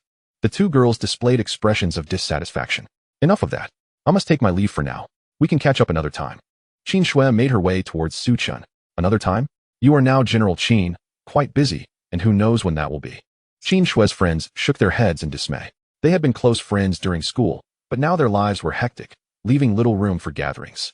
Rest assured, if you wish to find me, you can do so anytime, Chen Shui assured them before entering Chen's sports car. Is this your new car? Chen Shui scrutinized the interior of the Maserati MC20. One couldn't help but notice that Chen possessed an abundance of luxury vehicles. She had seen several high-end cars in his villa in Bay City, each worth millions. Chen nodded. I bought it for you. It will make your outings more convenient in the future. Chen Shui paused, shaking her head with a smile. No, you should keep it for yourself. She preferred not to draw attention. Driving a sports car was not her style, especially considering her status. She believed it best to remain low-key.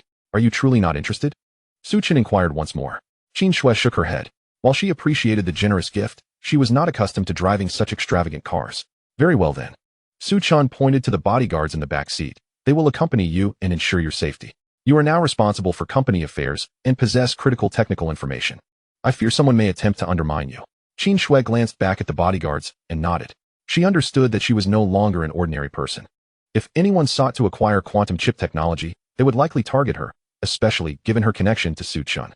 Safety was paramount. Chen started the car and drove Chen Shui home. Where did you go for fun earlier? Chen Shui asked, observing Chen's profile. I visited many places. There are plenty of enjoyable spots around here. There's no rush to return. We can explore for a few more days. Chen replied with a grin. Currently, Chen was quite carefree. Although he owned numerous companies, he was not involved in their management and had no desire to be. Being a laid-back individual suited him just fine. Chen Shui shook her head helplessly. She was far too busy, otherwise. She would have undoubtedly accompanied Chen for some leisure time. Before long, Chen had delivered Chen Shui to her residence. Her family was relatively well off, residing in an upscale neighborhood located in a bustling area. I'll head back now. See you tomorrow. See you tomorrow. After bidding farewell to Chen Shui, Chen drove his sports car back to the estate. Chapter 119. Toxic gas at the Longding Manor. In the hall, Xiao Yutong sat on the sofa, engrossed in her phone. Su Chen had not taken her along when he went out in the evening, so she was left to stay at the manor. As Su Chen's bodyguard, her duties were not strenuous. At times, she felt somewhat redundant, considering her employer's prowess surpassed her own. What need had someone like Su Chen for her protection? Nonetheless, no one would turn down a lucrative offer. After all, Su Chen's compensation was exceedingly generous. Remaining by his side and assisting him with minor inconveniences had its merits. Soon enough, Xiao Yutong noticed two beams of headlights illuminating the surroundings. It was Mr. Su returning. She swiftly rose and exited the hall. Approaching Su Chen's parked car, she proactively opened the door for him. "Mr. Su," she bowed slightly in greeting. Su Chen merely nodded. Stepping out of the car and striding into the hall, the night had deepened, and the sky was overcast, obscuring the moon. Longding Manor was exceptionally quiet, with only the faint sounds of insects breaking the silence. The servants had retired, leaving only the bodyguards on duty.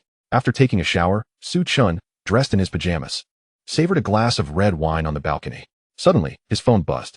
He picked it up, unlocked it, and saw a message from Lin Kuo. "Brother Su Chen, when will you be back?" Lin Kuo missed him dearly after several days apart. Amidst her busy schedule, she reached out to inquire. Soon, Su Chen replied with a smile. This trip to the Magic City had two purposes: to accompany Qin Shui and to explore the area.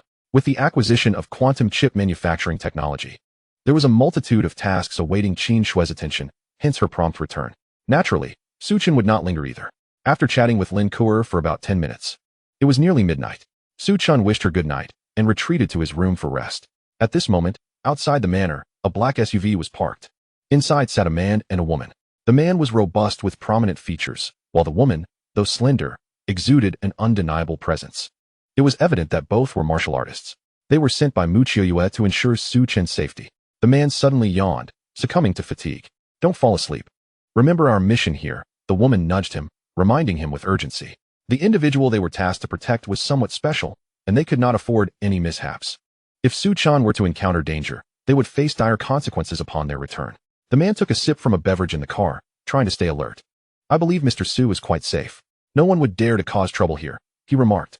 "Honestly, this task is rather dull," the woman sighed, shaking her head. "That may not be the case. Mr. Su has offended the Zhang family in the Magic City, and they are not to be trifled with. They might resort to underhanded tactics against him," she cautioned. The higher-ups had made it explicitly clear, ensuring Su Chen's safety was paramount. Thus, they could not be negligent. Even with bodyguards surrounding Su Chen, they needed to secure the perimeter of the manor. After all, they were the first line of defense. The man chuckled, remarking that Mr. Su possessed quite the audacity to provoke the Zhang family. "However, with our presence here, Mr. Su is assuredly safe," the woman countered, shaking her head once more, her tone gravely serious. "The Zhang family is a martial arts clan of formidable strength. As far as I know, the head of the Zhang family, Zhang Zhan, is a master in martial arts. In addition, the Zhang family boasts numerous formidable warriors.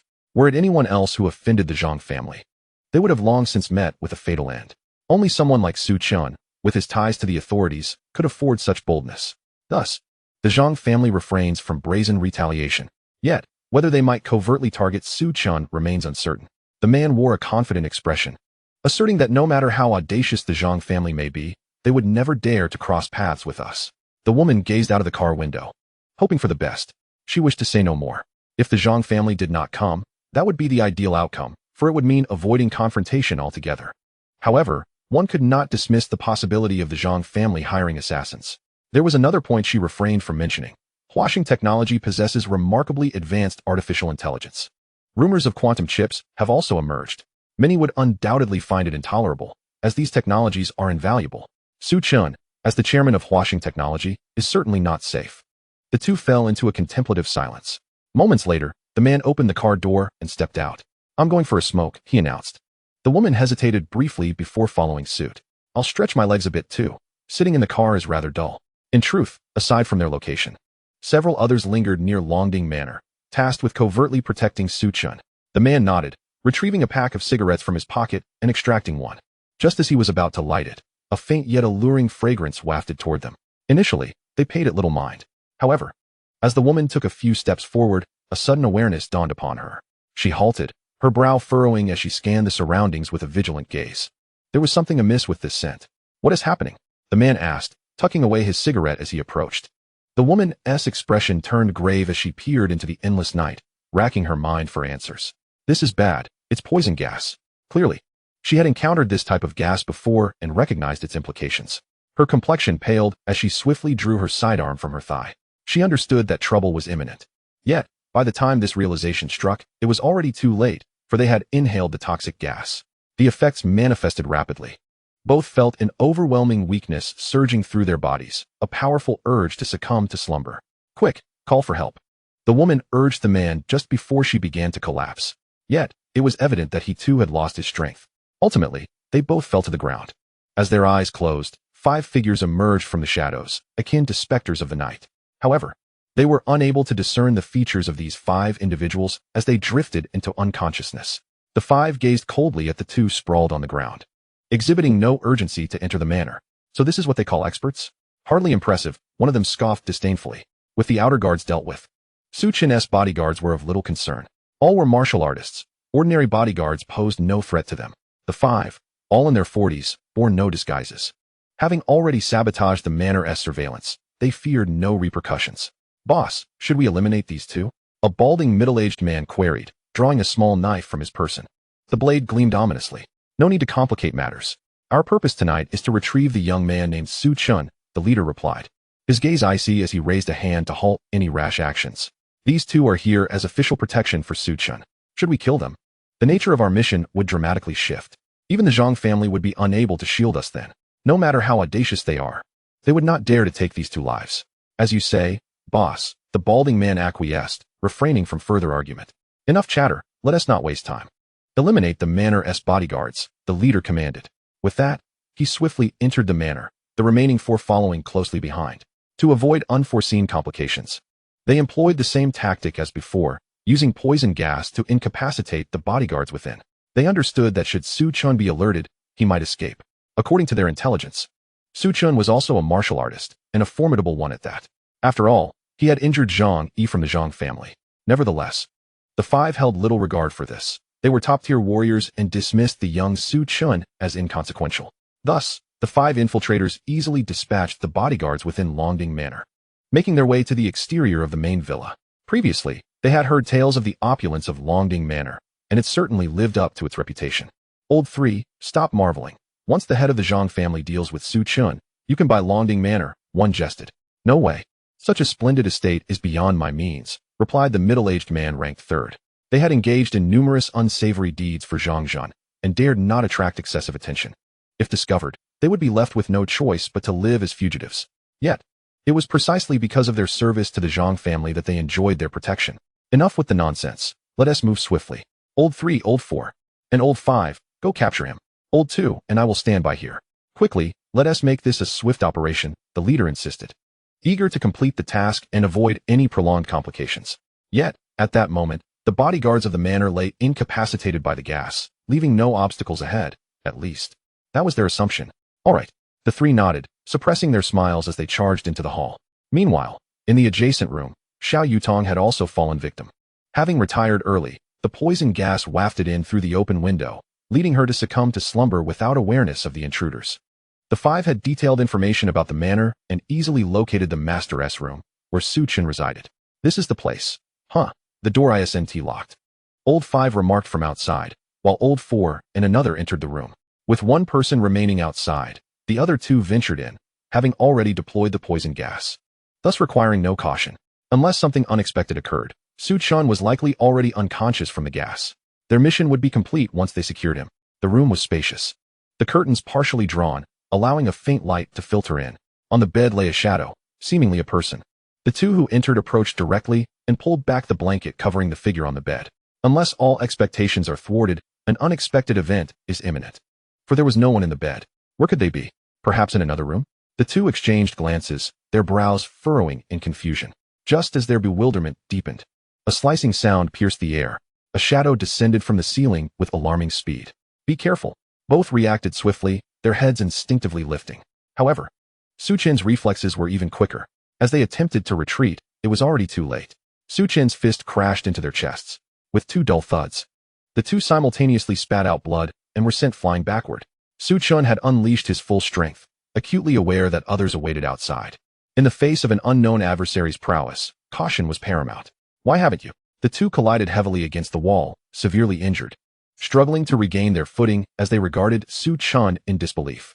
You wish to know why I remain unscathed? Su Chen replied with a calm smile. In truth, the moment he detected that peculiar scent, he sensed something was amiss. Initially, he had contemplated leaving, but soon discovered that the poison had no effect on him. He surmised this might be due to his previous consumption of a human super serum.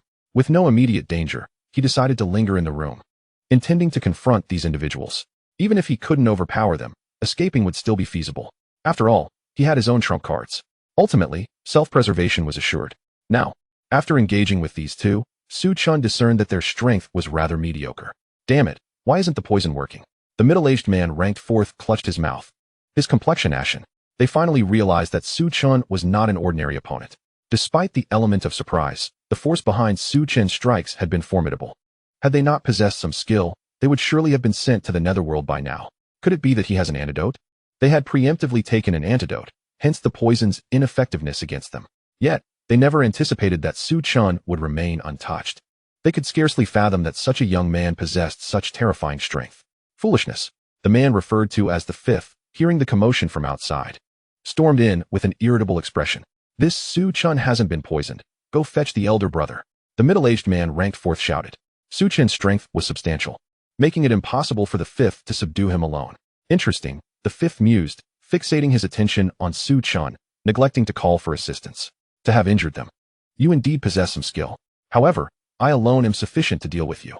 Will you accompany me willingly, or must I resort to force? I must warn you. Should it come to blows, you may very well sustain injuries. The fifth exuded confidence, for he believed himself superior to the third and fourth in terms of strength. Naturally, he held little regard for a young man like Su Chen. Who sent you? Su Chen inquired calmly, his gaze unwavering as he scrutinized the middle-aged man before him. You shall soon discover who sent us. Now, come with us, the man replied, his eyes narrowing into slits, giving him an air of profound menace. If you think I will simply walk away, that would be quite undignified, Su Chen mused, already suspecting these individuals hailed from the Zhang family. Having injured Zhang Yi, the Zhang family would undoubtedly seek retribution. To assume a mere handful of martial artists could take him away was nothing short of delusional. Very well. This is your own folly, the middle-aged man seethed, anger flaring in his eyes. He lunged towards Su Chen with a sudden burst of speed, moving like a specter. Su Chen remained unperturbed. After his skirmish with the previous two, he had a fair estimation of this group's capabilities and felt no apprehension. At last, the middle-aged man closed the distance, and Su Chen deftly sidestepped his strike with ease. What? The man, realizing his attack had missed, cursed his misfortune. Attempting to withdraw, he was met with Su Chen's grip, which seized his fist with a powerful twist. Crack! The sound of bones snapping echoed, accompanied by a wail reminiscent of a slaughtered pig. The middle-aged man, now aware that one of his hands had been rendered useless, gazed at Su Chen with terror. He could never have imagined that Su Chen's prowess far surpassed his own. You fool, old five. The two injured men on the ground cursed, infuriated by the situation. They had warned the fifth to seek their elder brother, yet he had displayed such arrogance. Now, he lay on the ground, one hand incapacitated, unable even to flee. Mr. Su, spare me. I can be of service to you in the future, old five pleaded, his face pale as he knelt in supplication. His apparent act of begging was merely a ruse, as he plotted to strike when Su Chen was off guard. If successful, they might still escape unscathed. Otherwise, they would meet their end here. The stakes were high. Lowering his head momentarily, old five's other arm suddenly plunged into his clothing. When he withdrew it, 3 silver needles glimmered in his grasp. A master of poisons, he knew that a mere prick from the needles would prove fatal. Yet, as he lifted his gaze, he found himself staring into Su Chen's unflappable eyes. What is this? This Su Chen is utterly unfazed. This is not how I envisioned it. However, at this juncture, he had no alternative. With no option left, he had to strike. Die. Old five gritted his teeth, launching the poison needles at Su Chen with all his might. Child's play. Su Chen scoffed, dismissing the feeble attack with a powerful kick that landed squarely on old five's jaw. Blood spewed forth as his body careened backward, leaving him grievously injured. Old five. The 2 wounded middle-aged men ground their teeth, still intent on fleeing toward the exit. Yet, their injuries had rendered them exceedingly slow. Still wish to escape? Do you not think it a tad too late? Su Chen sneered, swiftly pursuing them. He moved with such alacrity that he swiftly pinned their shoulders. Spare us. We can divulge everything we know. They begged, panic-stricken. Neither wished to meet death. No need. I have already surmised who you are, Su Chen retorted, not lacking in intelligence. The identity of these individuals was all too clear. A glint of murderous intent flashed in his eyes. Since the Zhang family had dared to encroach upon him, he had no reason to retreat. It was imperative to resolve this troublesome matter with the Zhang family swiftly. Otherwise, the Zhang family would undoubtedly seek other means to deal with him. Su Chen detested being in a passive position. "No, you cannot kill us," the two men stammered. Filled with regret, had they known, they would never have ventured to the Longding Manor. Offending a master like Su Chen was truly unfortunate. Simultaneously, they cursed Zhang Yi countless times in their hearts. Why, of all people, did he have to provoke Su Chen? Was that not a death sentence? Chapter 122. Something is amiss. They had come here to confront Su Chen, surely expecting to gain significant benefits. However, at this juncture, their mission was destined to fail. They might not even leave here alive. Fear etched on their faces, they shook their heads incessantly, hoping for Su Chen to spare them. They were not ready to meet their end just yet. "Give me a reason not to kill you." Su Chen pressed closer, his expression inscrutable. The two men, gravely injured, found escape from his manor utterly impossible. "We can work for you in the future. We know you have a grudge against the Zhang family. Although their influence is formidable and you are indeed powerful, it is unlikely you can contend with them alone. Therefore, grant us the opportunity to serve you." They pleaded desperately, not wishing to perish here. Su Chen merely chuckled coldly, shaking his head. Such cowardice was of no use to him. To be honest, he hardly regarded the Zhang family with any seriousness. Even if they were the foremost family in Jiangnan, what of it? Su Chen possessed a system. No one could outmaneuver a cheat. Beg for mercy. The two men prostrated themselves repeatedly, trembling uncontrollably, sweat beading on their foreheads. To them, the youth before them, Su Chen, resembled the Grim Reaper. "Die." With that, Su Chen delivered two swift kicks. The men were sent flying, collapsing into unconsciousness. Yet, Su Chen did not deliver a lethal blow. Killing them served little purpose. Handing them over to the authorities would suffice. Clearly, they had committed numerous misdeeds, and once in police custody, they would likely face dire consequences. Moreover, Su Chen had no desire to sully his room. What is happening? Meanwhile, outside the main villa, the remaining two middle-aged men heard a loud commotion. Both furrowed their brows simultaneously. Something was amiss. Could it be that they had bungled the task? The second-ranking man glanced at the leader and spoke. The leader shook his head. "That should be impossible. Lao Wu is a master of poison. The guards in this manor have been affected, and surely that Su Chen is no exception. It should be effortless to bring one person out." The second man still appeared somewhat anxious, recalling the earlier noise. "Let us hope I'm overthinking this. Let us wait a bit longer." Both knew of Lao Wu's prowess, so they decided to remain patient. Once they captured Su Chen, they would leave immediately. If the police arrived, it would complicate matters. They had no desire to perish here. After about a minute, an eerie silence enveloped the main villa. The two middle-aged men grew increasingly impatient. What on earth are they doing? Finally, the leader decided to enter and investigate. Not pondering further as he rushed through the door, the second man felt uneasy but, seeing the leader enter, had no reason to remain outside and followed suit. However, just moments after they stepped into the hall, they were left dumbfounded. For seated on the couch was none other than Su Chen. You are Su Chen. How can you possibly be unharmed?" The leader and the second man's brows furrowed deeply. They exchanged glances, as if witnessing a ghost. If Su Chen was unscathed, then their three brothers had likely met their doom. As this realization struck, their faces turned pale. If there were other masters in the manor, would they not also be doomed? Chapter 123. "Mr. Su, spare us. This is bad, we must flee." The second man turned and bolted towards the door. Staying any longer was tantamount to certain death. The mission had become inconsequential. Preserving their lives was of utmost importance. If even the guards in the manor had been poisoned, and Su Chen remained unscathed, the situation was dire. Their third, fourth, and fifth brothers might already be dead. They needed to escape this place of peril swiftly. The leader of the middle-aged men observed the second man fleeing with alarmed furrows on his brow, cursing inwardly. "What a treacherous act. You will pay for this upon our return." His expression darkened, yet despite his grievances, he too had no desire to perish here. With a final glare at Su Chen, he turned and fled at breakneck speed. Thinking to escape, a cold smile crept onto Su Chen's lips as he swiftly rose, his body launching like a speeding bullet towards the door in pursuit. Clearly, Su Chen's speed surpassed theirs. Hearing footsteps closing in, the leader's face blanched further. How could he be so fast? They had severely underestimated Su Chen's prowess. His speed indicated he was a master, far beyond their capabilities. Damn it! The middle-aged man cursed again. How could someone so young possess such terrifying strength? A prodigy indeed, having spent decades in the martial arts world. It was his first encounter with such a formidable youth. It seemed likely that their third, fourth, and fifth brothers had also fallen to Su Chen's hand.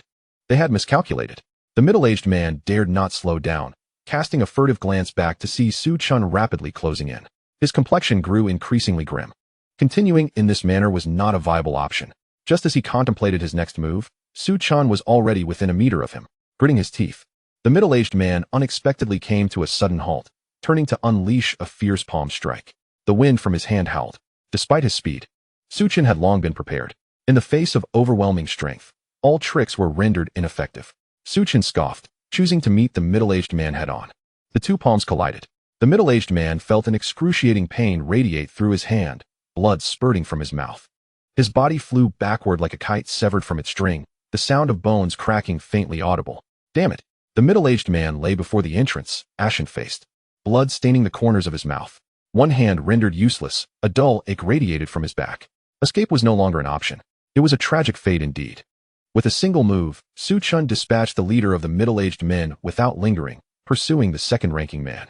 Since they had come here, they would not be allowed to leave. What terrifying strength! Upon hearing the commotion, the second brother could not help but glance back, uttering a sigh of despair. His countenance was as pallid as a corpse, and with all his might, he fled toward the estate's exit. Can you still escape? Su Chen's voice echoed ominously in his ears, sending a chill down his spine. In an instant, a powerful hand clasped his shoulder. Just as he was about to plead for mercy, a surge of force propelled him into the air, causing him to crash heavily to the ground with a resounding thud, rendering him utterly incapacitated. Mr. Su, spare my life. The second brother gritted his teeth through the pain, imploring Su Chen for mercy. Chapter 124. The Fury of Mu Qiuyue. Su Chen remained silent, delivering a swift strike that rendered his adversary unconscious. His gaze shifted toward the estate's exterior, where the night loomed heavy and oppressive. Longding Manor exuded an eerie stillness. The five intruders were all martial artists of considerable skill, yet they had encountered an opponent far superior in strength. Had they been ordinary individuals, they would have certainly been captured. What a remarkable Zhang family. Su Chen's expression turned frigid. He was now consumed by thoughts of vengeance. Given the gravity of the situation, the Zhang family must be eradicated entirely. Otherwise, incidents akin to tonight would inevitably recur, a scenario Su Chen was loath to witness. Redirecting his attention, Su Chen observed the ground not far away, where the guards on duty lay unconscious, having succumbed to the toxic gas. Unlike Su Chen, they lacked his extraordinary constitution. Having previously ingested a super serum, the narcotic had no effect on him. Nevertheless, while the serum was formidable, it did not confer immunity to all toxins. Thus, he resolved to exercise extreme caution in future encounters. He had no desire to suffer a setback. There was still a vibrant life awaiting him. Approaching one of the guards, he checked for signs of life, realizing they would awaken shortly, and retreated to the hall. Seated upon the sofa, Su Chen retrieved his phone and sent a message to Mu Qiuyue. She had previously assured him of his safety and had even warned the Zhang family. Yet, such an event had transpired, indicating that the Zhang family held her in utter disregard. Consequently, Su Chen decided to address the matter in his own manner. However, the five martial artists who had breached the estate would be left for Mu Qiuyue to handle. How audacious! The Zhang family actually dared to lay hands on you, Mr. Su. Are you unharmed? Mu Qiuyue was incensed. Su Chen was of paramount importance to the Dragon Kingdom. It was utterly unacceptable that the Zhang family disregarded her warnings and attempted to eliminate him. Clearly, it was time to deliver a stern reprimand to the Zhang family. What could possibly happen to me? If I were in peril, I wouldn't have the chance to inform you, Su Chen replied, exasperated. Thank goodness. Mr. Su, I shall hasten to your side immediately. Until I arrive at Longding Manor, do not venture anywhere, Mu Qiuyue instructed with great urgency. She was uncertain how many of the Zhang family's henchmen had been dispatched against Su Chen. Rest assured, I shall remain right here. Su Chen responded with an air of calm. Given his prowess, the Zhang family's minions posed no threat to him, let alone the possibility of capturing him. Very well. I shall depart at once. Let us stay in touch. Mu Qiuyue ceased her further remarks. In the dead of night, she had been preparing for slumber, only to be confronted with such chaos. Clearly, the Zhang family had no intention of allowing her a moment's peace. Thus, Mu Qiuyue set off for Longding Manor with her entourage. During the journey, she made several phone calls, but none were answered. Anxious, she sent another message to Su Chen. Mr. Su, if necessary, seek a concealed spot in the manor to hide. Su Chen read the message but chose not to reply, as there was simply no need. Eventually, Mu Qiuyue and her group arrived outside Longding Manor, only to find the guards she had dispatched lying on the ground. Although they were not in mortal danger, they appeared to have been poisoned. First, let's find a way to detoxify them. If that fails, We can take them to the hospital, Mu Qiuyue ordered, glancing at the incapacitated warriors before hastening into the estate. Her concern for Su Chen lingered. For the martial artists she had sent were formidable, yet they had been so easily subdued. This indicated that the assailants who had invaded Longding Manor were indeed formidable foes. Yes, some of you stay behind to secure the scene. Begin attempts to detoxify the unconscious warriors.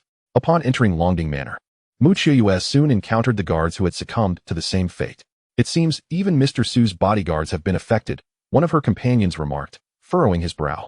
Mu Qiuyue's expression darkened as she hastened into the hall, where she quickly spotted Su Chen lounging on the sofa, casually engrossed in a mobile game. His demeanor was calm, as though the earlier turmoil had never transpired. Mr. Su. Upon confirming his well-being, Mu Qiuyue let out a sigh of relief. Thankfully, he had not suffered any misfortune, otherwise, it would have been difficult to account for it to her superiors. Simultaneously, a flicker of guilt crossed her face. After all, it was she who had sent the warriors who had failed to protect Su Chen. Let me finish this game before we converse, Su Chen replied. Wholly absorbed in his game, seemingly indifferent to Mu Qiuyue's presence. Though he felt an undercurrent of anger, he chose not to display it. He would settle accounts with the Zhang family in due course. There was no rush. Mu Qiuyue hesitated, fearing Su Chen might be upset with her. Yet, under such circumstances, who would remain cheerful? Take your team and conduct a thorough search of the entire estate. We must ensure no threats remain undetected, Mu Qiuyue instructed her subordinates. Understood. The warrior promptly led the others out, while additional personnel ascended the stairs. Before long, the 5 martial artists sent by the Zhang family were also subdued, still unconscious from Su Chen's earlier assault. It seems they are indeed the culprits. Thankfully, Mr. Su is exceptionally powerful, otherwise, the consequences would have been dire. Investigate the identities of these 5 individuals. Mu Qiuyue's expression grew grim. She also instructed her subordinates regarding the necessity of holding the Zhang family accountable. They had disregarded her warnings and attacked Su Chen. They could not be allowed to escape unpunished. Naturally, Mu Qiuyue was aware that Su Chen's temperament would not allow him to rest until he had exacted his revenge. Minutes passed, and Su Chen finally concluded his game. By then, most of the guards in the manor had regained consciousness. Xiao Yutong, feeling disoriented, noticed the influx of people into the hall and realized that a grave situation had unfolded. Mr. Su, what just transpired? Xiao Yutong inquired, her enchanting eyes fixed upon Su Chen. She still felt a profound weakness coursing through her body, as if she had been poisoned. Someone infiltrated the estate, intending to abduct Mr. Su. You have all been poisoned, explained Mu Qiuyue, casting a glance at Xiao Yutong. What? Upon hearing this, Xiao Yutong furrowed her brow. As Su Chen's bodyguard, she was mortified to realize she had been oblivious to the imminent danger. Yet, it was a relief that Su Chen remained unharmed. After all, with Su Chen's prowess, it would take more than mere martial artists to inflict harm upon him. Xiao Yutong had witnessed Su Chen's formidable abilities firsthand. Chapter 126, Identities of the 5. Mr. Su, I apologize, Xiao Yutong expressed with a visage of deep shame, feeling utterly humiliated. As Su Chen's protector, she had failed to fulfill her duty, unable even to provide a modicum of warning. The reality was that the enemy had quietly breached the estate, and she had noticed nothing. Had it not been for Su Chen's considerable strength, the consequences could have been dire. Mu Qiuyue, equally chagrined, recalled that she had assured her superiors of providing adequate protection for Su Chen. Yet, such an incident occurred regardless. Should Su Chen be displeased, future collaborations would be in jeopardy. Mu Qiuyue vowed to reprimand the Zhang family thoroughly, otherwise, they would continue their reckless behavior. Su Chen waved his hand dismissively, choosing not to elaborate further. His expression remained inscrutable. Have you identified those 5 individuals? He inquired casually. Mu Qiuyue replied, we are still investigating, but it should be resolved soon. Determining the identities of those 5 martial artists is not particularly challenging. Mr. Su, leave this matter to me. I shall uncover the truth. She continued, sensing Su Chen's silence. Xiao Yutong pondered for a moment before a thought struck her. Mr. Su, I suspect these individuals were dispatched by the Zhang family. Only the Zhang family in Demon City possesses the influence to send such formidable martial artists. Indeed, it must be so. The Zhang family seeks to retaliate against us. Xiao Yutong was no fool. She quickly deduced the situation. The actions of the Zhang family were indeed despicable. Clenching her fists, her face flushed with anger, she yearned to confront the Zhang family immediately. If that is the case, I shall demand an explanation from the Zhang family. Although Mu Qiuyue was aware that the Zhang family was behind tonight's events, concrete evidence was paramount. They needed the 5 individuals to confess. This should not prove difficult. Mr. Su, I will handle this matter and provide you with a satisfactory resolution as swiftly as possible, Mu Qiuyue asserted with unwavering confidence. Su Chen remained silent, as he intended to address the issue in his own manner. Mr. Su, this place is not particularly safe. Perhaps we should relocate? Mu Qiuyue suggested hesitantly. The Zhang family was aware of Su Chen's residence at Longding Mountain Villa, and it was plausible they would send more individuals. For the sake of safety, a change of accommodations was prudent. Unnecessary, Su Chen waved his hand again. He held no fear of the Zhang family. Should they dare send someone to confront him, he would eliminate them completely, ensuring they would not return. Mu Qiuyue hesitated, witnessing Su Chen's confidence, and chose to remain silent. Since Su Chen insisted on staying, she would have to assign more personnel to ensure his protection. At that moment, one of Mu Qiuyue's subordinates hurriedly entered, halting before her. We have discovered their identities. These 5 individuals are from the martial arts community, notorious for their ill repute, known as the Iron Mountain 5 Ghosts. The 5th one is particularly skilled in poison. Mr. Su's bodyguard must have been incapacitated by him. They have not been heard from in recent years, suggesting they have aligned themselves with the Zhang family. Upon hearing her subordinate's report, Mu Qiuyue nodded. Bring the 5 back with us. If they cooperate and confess, that would be ideal. A glimmer of cold determination flashed in her eyes. Yes, her subordinate replied, immediately escorting the 5 individuals to a vehicle and departing from Longding Mountain Villa. Chapter 127, Pinnacle of the World. With the majority of individuals having left, Longding Mountain Villa fell into a serene stillness. Mr. Su, what are your plans moving forward? Mu Qiuyue inquired hesitantly. Though she had not known Su Chen for long, she understood that he was not one to be trifled with. On one side lay Su Chen. On the other, the foremost family in Jiangnan. The situation had become quite complex. Su Chen smiled, lifting his gaze to meet Mu Qiuyue's. You may return. It is quite safe here. He did not provide a direct answer. At that moment, he had already devised a plan, intending to respond in kind. However, this was not something he would disclose to Mu Qiuyue. Unsure of what to say next, Mu Qiuyue hesitated, contemplating her words but ultimately deciding against voicing them. If possible, she would have advised Su Chen to lay low. Even if he aimed to confront the Zhang family, it would require considerable time. Should the Zhang family opt for a scorched earth approach, Su Chen could find himself in grave danger, regardless of the number of guards assigned. Ensuring Su Chen's safety was not guaranteed. Such an outcome was not what Mu Qiuyue desired. Yet, even if she voiced her concerns, Su Chen would likely dismiss them. Thus, Mu Qiuyue chose silence. Very well, I shall take my leave then. Mu Qiuyue felt a surge of frustration, eager to seek retribution against the Zhang family. She turned to exit the hall. Before leaving Longding Mountain Villa, she summoned a few individuals, specifically instructing them on their duties. Clearly, she wished for them to ensure Su Chen's safety. She did not wish to witness a repeat of the earlier incident. Once her instructions were complete, Mu Qiuyue departed in her vehicle. Mr. Su, Xiao Yutong gazed at Su Chen, on the verge of speaking, but was interrupted by him. You should also rest. With that, Su Chen rose and ascended the stairs. Xiao Yutong sighed in resignation. Yet, she did not immediately retreat to her room. Although her mind remained somewhat foggy, she felt compelled to patrol the vicinity. She, too, wished to prevent a recurrence of the earlier events.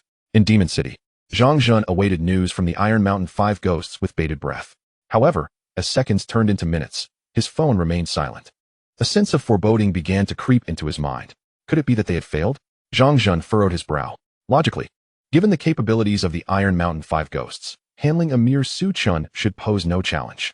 Yet, the lengthy silence raised suspicions. Seated in his chamber, Zhang Zhun's expression darkened. Minutes passed before he received a phone call, causing his face to turn ashen. What? The plan failed?